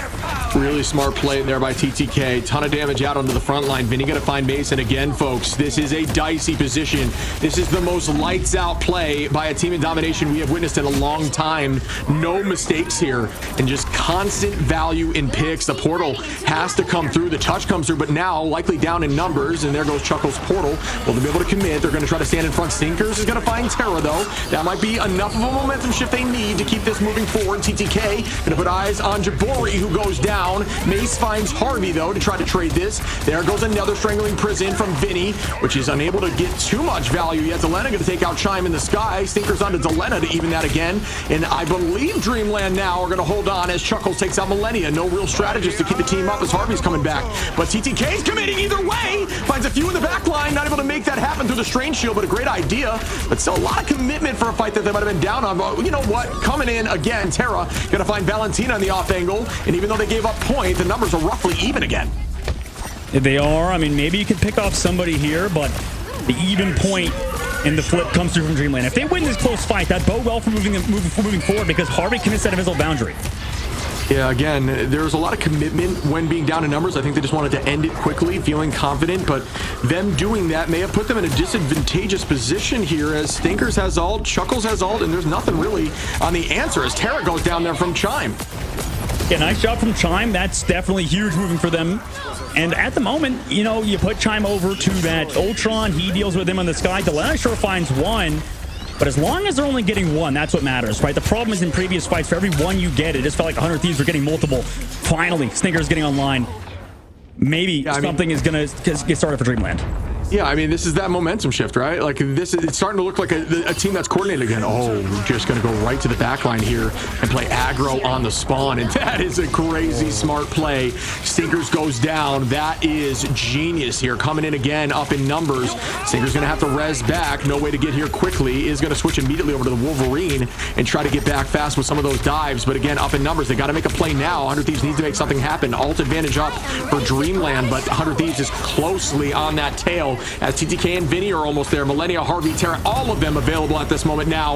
Up goes the commitment from Terra, who gets stuffed pretty quickly. There is that Strangling Prison from Vinny, who keeps finding success with that. Will they be able to focus through? They cannot. From through the Ultron, keeping them up on the side of Chime. Good focus there. Delena now going to try to put some focus out. Terra cleans up Chuckles again, up a number, make that 2. As Delena finds Valentina, Terra onto Mace. Getting back at 90% here for Dreamland. Both portals being used. Vinny onto Stinkers. Delena finds Chime, and that is very rough here for Dreamland. That could be the end, and 100 Thieves gonna put them down on the lower side bracket. They do. Wow, that was incredible by 100 Thieves, and like we mentioned, Shiv, that is how they always do it. It feels like the last map of the series for 100 Thieves is just them pedal to the metal, not even giving the team a chance, right? Like, that was just dominance from start to finish. Maybe there were some times when you thought Dreamland would come back, right? They had some bright spots, but again, Jibbery going down, unfortunately, is a pretty big deal, right? On the Jeff, you need that at least ultimate later on in the fight. Just goes down for free without even using his ult, and tough spot for Dreamland. They have some bright spots, but we already know the one who shines brightest is Terra in 100 Thieves, because they're moving into the second round, and Shiv, that means every single favorite today won. Yeah. I mean, we had a couple series that at least pushed an extra game each, but yeah, I mean, it was very decidedly in the favor of the higher seed all day today. And I mean, we got to say it, 3 consecutive MVPs here from Terra is wild, as 100 Thieves press forward in the bracket, making their dreams ever closer to going to Atlanta and consistently being in these lands, which, is an insane experience. It was so much fun being there in the past with you, buddy. I know these teams want it more than anything, and a team that's been there and is confident in these intense situations shows up once more and moves closer to getting there again. Yeah, this team is looking good and proves that you can never really doubt them, right? I mean, I've predicted against them like every single time, and every single time they win. So, 100 Thieves at the moment look to be one of those good teams, one of those great teams even in North America. Maybe they can actually get a repeat of making that grand finals.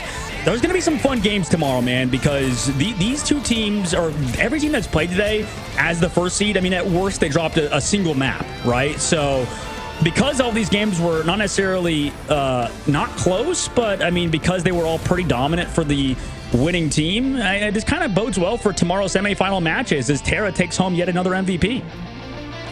Yeah, I mean, 21 finals, another 20-plus final game, 14k damage there on the Dom, and you got to include the fact that, that first map was incredibly quick, so not a lot of window there to deal damage. Vinny with the most damage in the lobby at 15-9. Vinny playing really well today, too. Great shout-out by you. Some huge plays by TTK and the backline, and we've even seen Millennia on Duelist. There's been so much shifting of this team. So curious to hear how they handle that, but wow, what a play. Yeah, I mean, this team is looking good at the moment. 100 Thieves look to go against, I'm going to do a quick glance over. They're going to go against the side of Envy, man. So we get to have that incredible matchup again tomorrow. And Envy also dropped the map, right, to Sentinels. And they, on their side of the bracket, had some tough games versus FlyQuest, resulting in Fly getting the #1 seed. On the opposite side, it was 100 Thieves in the group stages to get the #1 seed. So right now, looks like the group stages were very, very even across the board, considering both or every team that got the 1 and the 2 seed won today, and none of the underdogs won. Yeah, I mean, if you're betting, man, that's where you put the odds, right? As we are going to be heading into our interview again. What a unique performance. This team just woke up like the Hulk. What is going on, Vinny? Good to see you, buddy. We were gassing up some of those plays today. How you been? Oh, I'm good, man. Feeling great after that. Love it. I mean, you had a lights out performance. We saw some of those huge Venom plays today. Again, we showed you some love for some of those early neutral picks you were finding.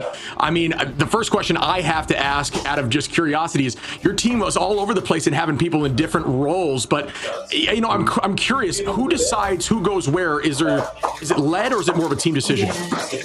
I mean, it's more of just practice has told us like what each person should play. So Millennia, our support player, he was primarily a DPS player like up until China when he had to get put in for support. He had 0 practice time on support, and he's improved tremendously since China. So like on that Holiday Jolly map, we needed to swap quick. He went Starlord and he played lights out. Awesome.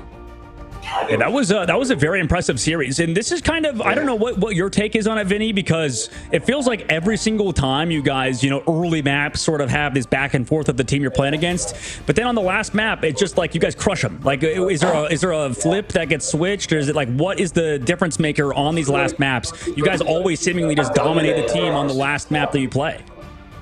I mean, I wouldn't say it's like maybe nerves, just like first game of the day. We just got off a warm-up, and then once everybody like settles down, calms down, and also when we learn what they like to play, right? It's all about downloading games. And I felt like our last draft, that last map, they were completely downloaded. That's a great way to put it. And again, kind of piggybacking off that question, you talked about how dominant you were on the last map. It seems that in the first map, you guys always struggle. What are the comms like to shift the momentum? Because when you guys bounce back from those first maps, you look like a whole new refreshed team that is just constantly dominant. Yeah, I don't know. We got to get out of this habit of just losing first map and then playing well all the other ones. It's a really bad habit. So I want to blame Coach Remix for that one. But like honestly, it's just telling ourselves like it's okay. It's one map. Like the one map we played horrible, and it went 99-99 round 3. Yeah. It's not like we got shit on like the whole time. No, it was close. It was definitely a banger. And you know, I think for you guys, Vinny, too, like since you guys qualified, by the way, for the midseason last time, and then coming into it, you know, I think it was interesting in the offseason for 100 Thieves and your guys' like sort of offseason changes. But more importantly, I think coming into it, what is the biggest thing in the draft phase that you've noticed, Vinny? That's like the difference between stage 1 and 2. Like, what is, in your opinion, the biggest change coming into like Rivals Esports into Ignite series, comparing it to like the last stage? Because you guys just, you know, had experiences going to the grand finals last time too. I mean, it just comes down to like a lot of people think the triple support is just hard meta this season.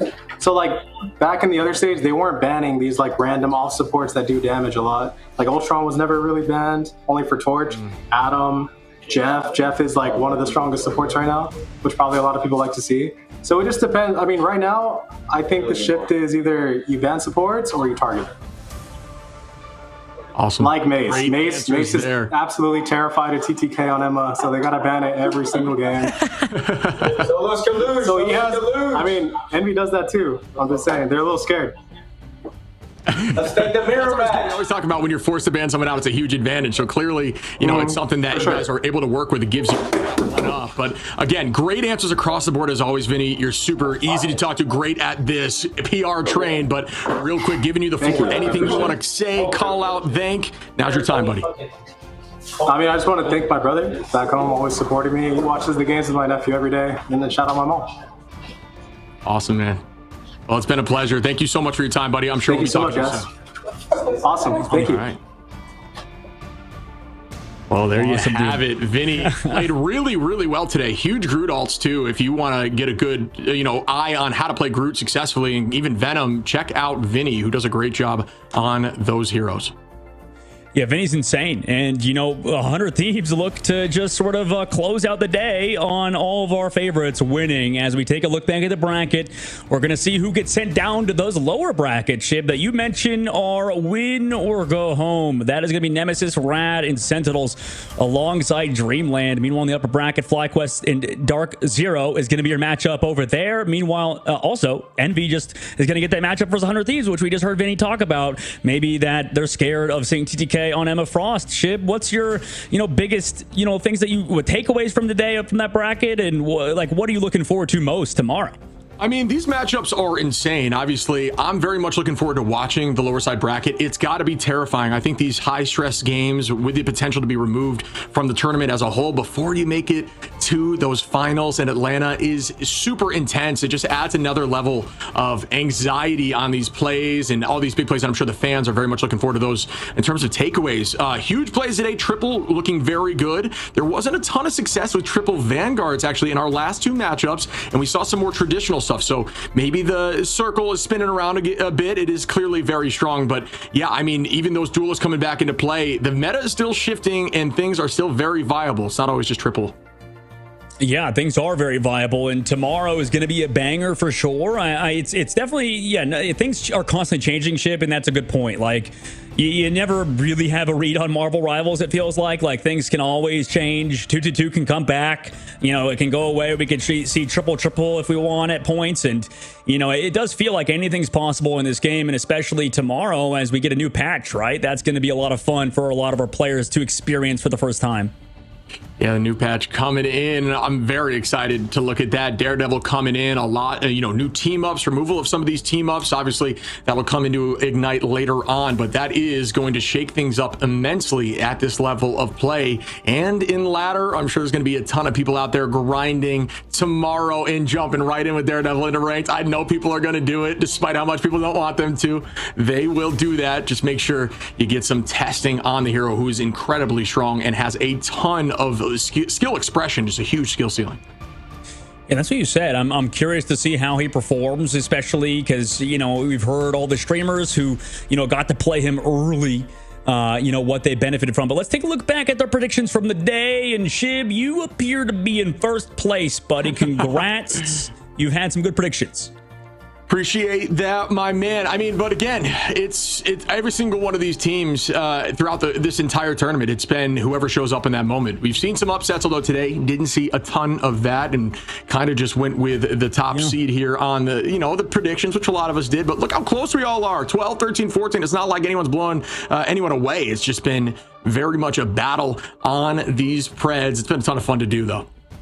Yep, and tomorrow will be the day of those games you mentioned, and the predictions have been fun as the winner gloats. Tomorrow will be Nemesis. Not really. You've been humble. We need some more brutal honesty about your prediction, Shib. Next time. But at the moment, I expected a little bit more out of Rad today, man. Like Rad plays Nemesis tomorrow. First up, that'll be a game to watch because I thought Rad was going to take the next step up today, even though I didn't predict them. They kind of just got a little dumpstered in their series. Yeah, I mean, it's about who shows up in the moment. People, just like in anything, in ranked, in pro scene, it's all about if you have a good day. You can absolutely have a bad day, even as a team, or one piece of the cog isn't working and the whole team feels it. It's very much a potential option here across the board. But yeah, I mean, this has been a fun day. You and I got to see some better series, brother. At least pushing deeper into the tournament. But as always, my friend, it's been a ton of fun casting with you. Look forward to meeting up again later on in the weekend. But again, ton of fun. We will be seeing you all tomorrow.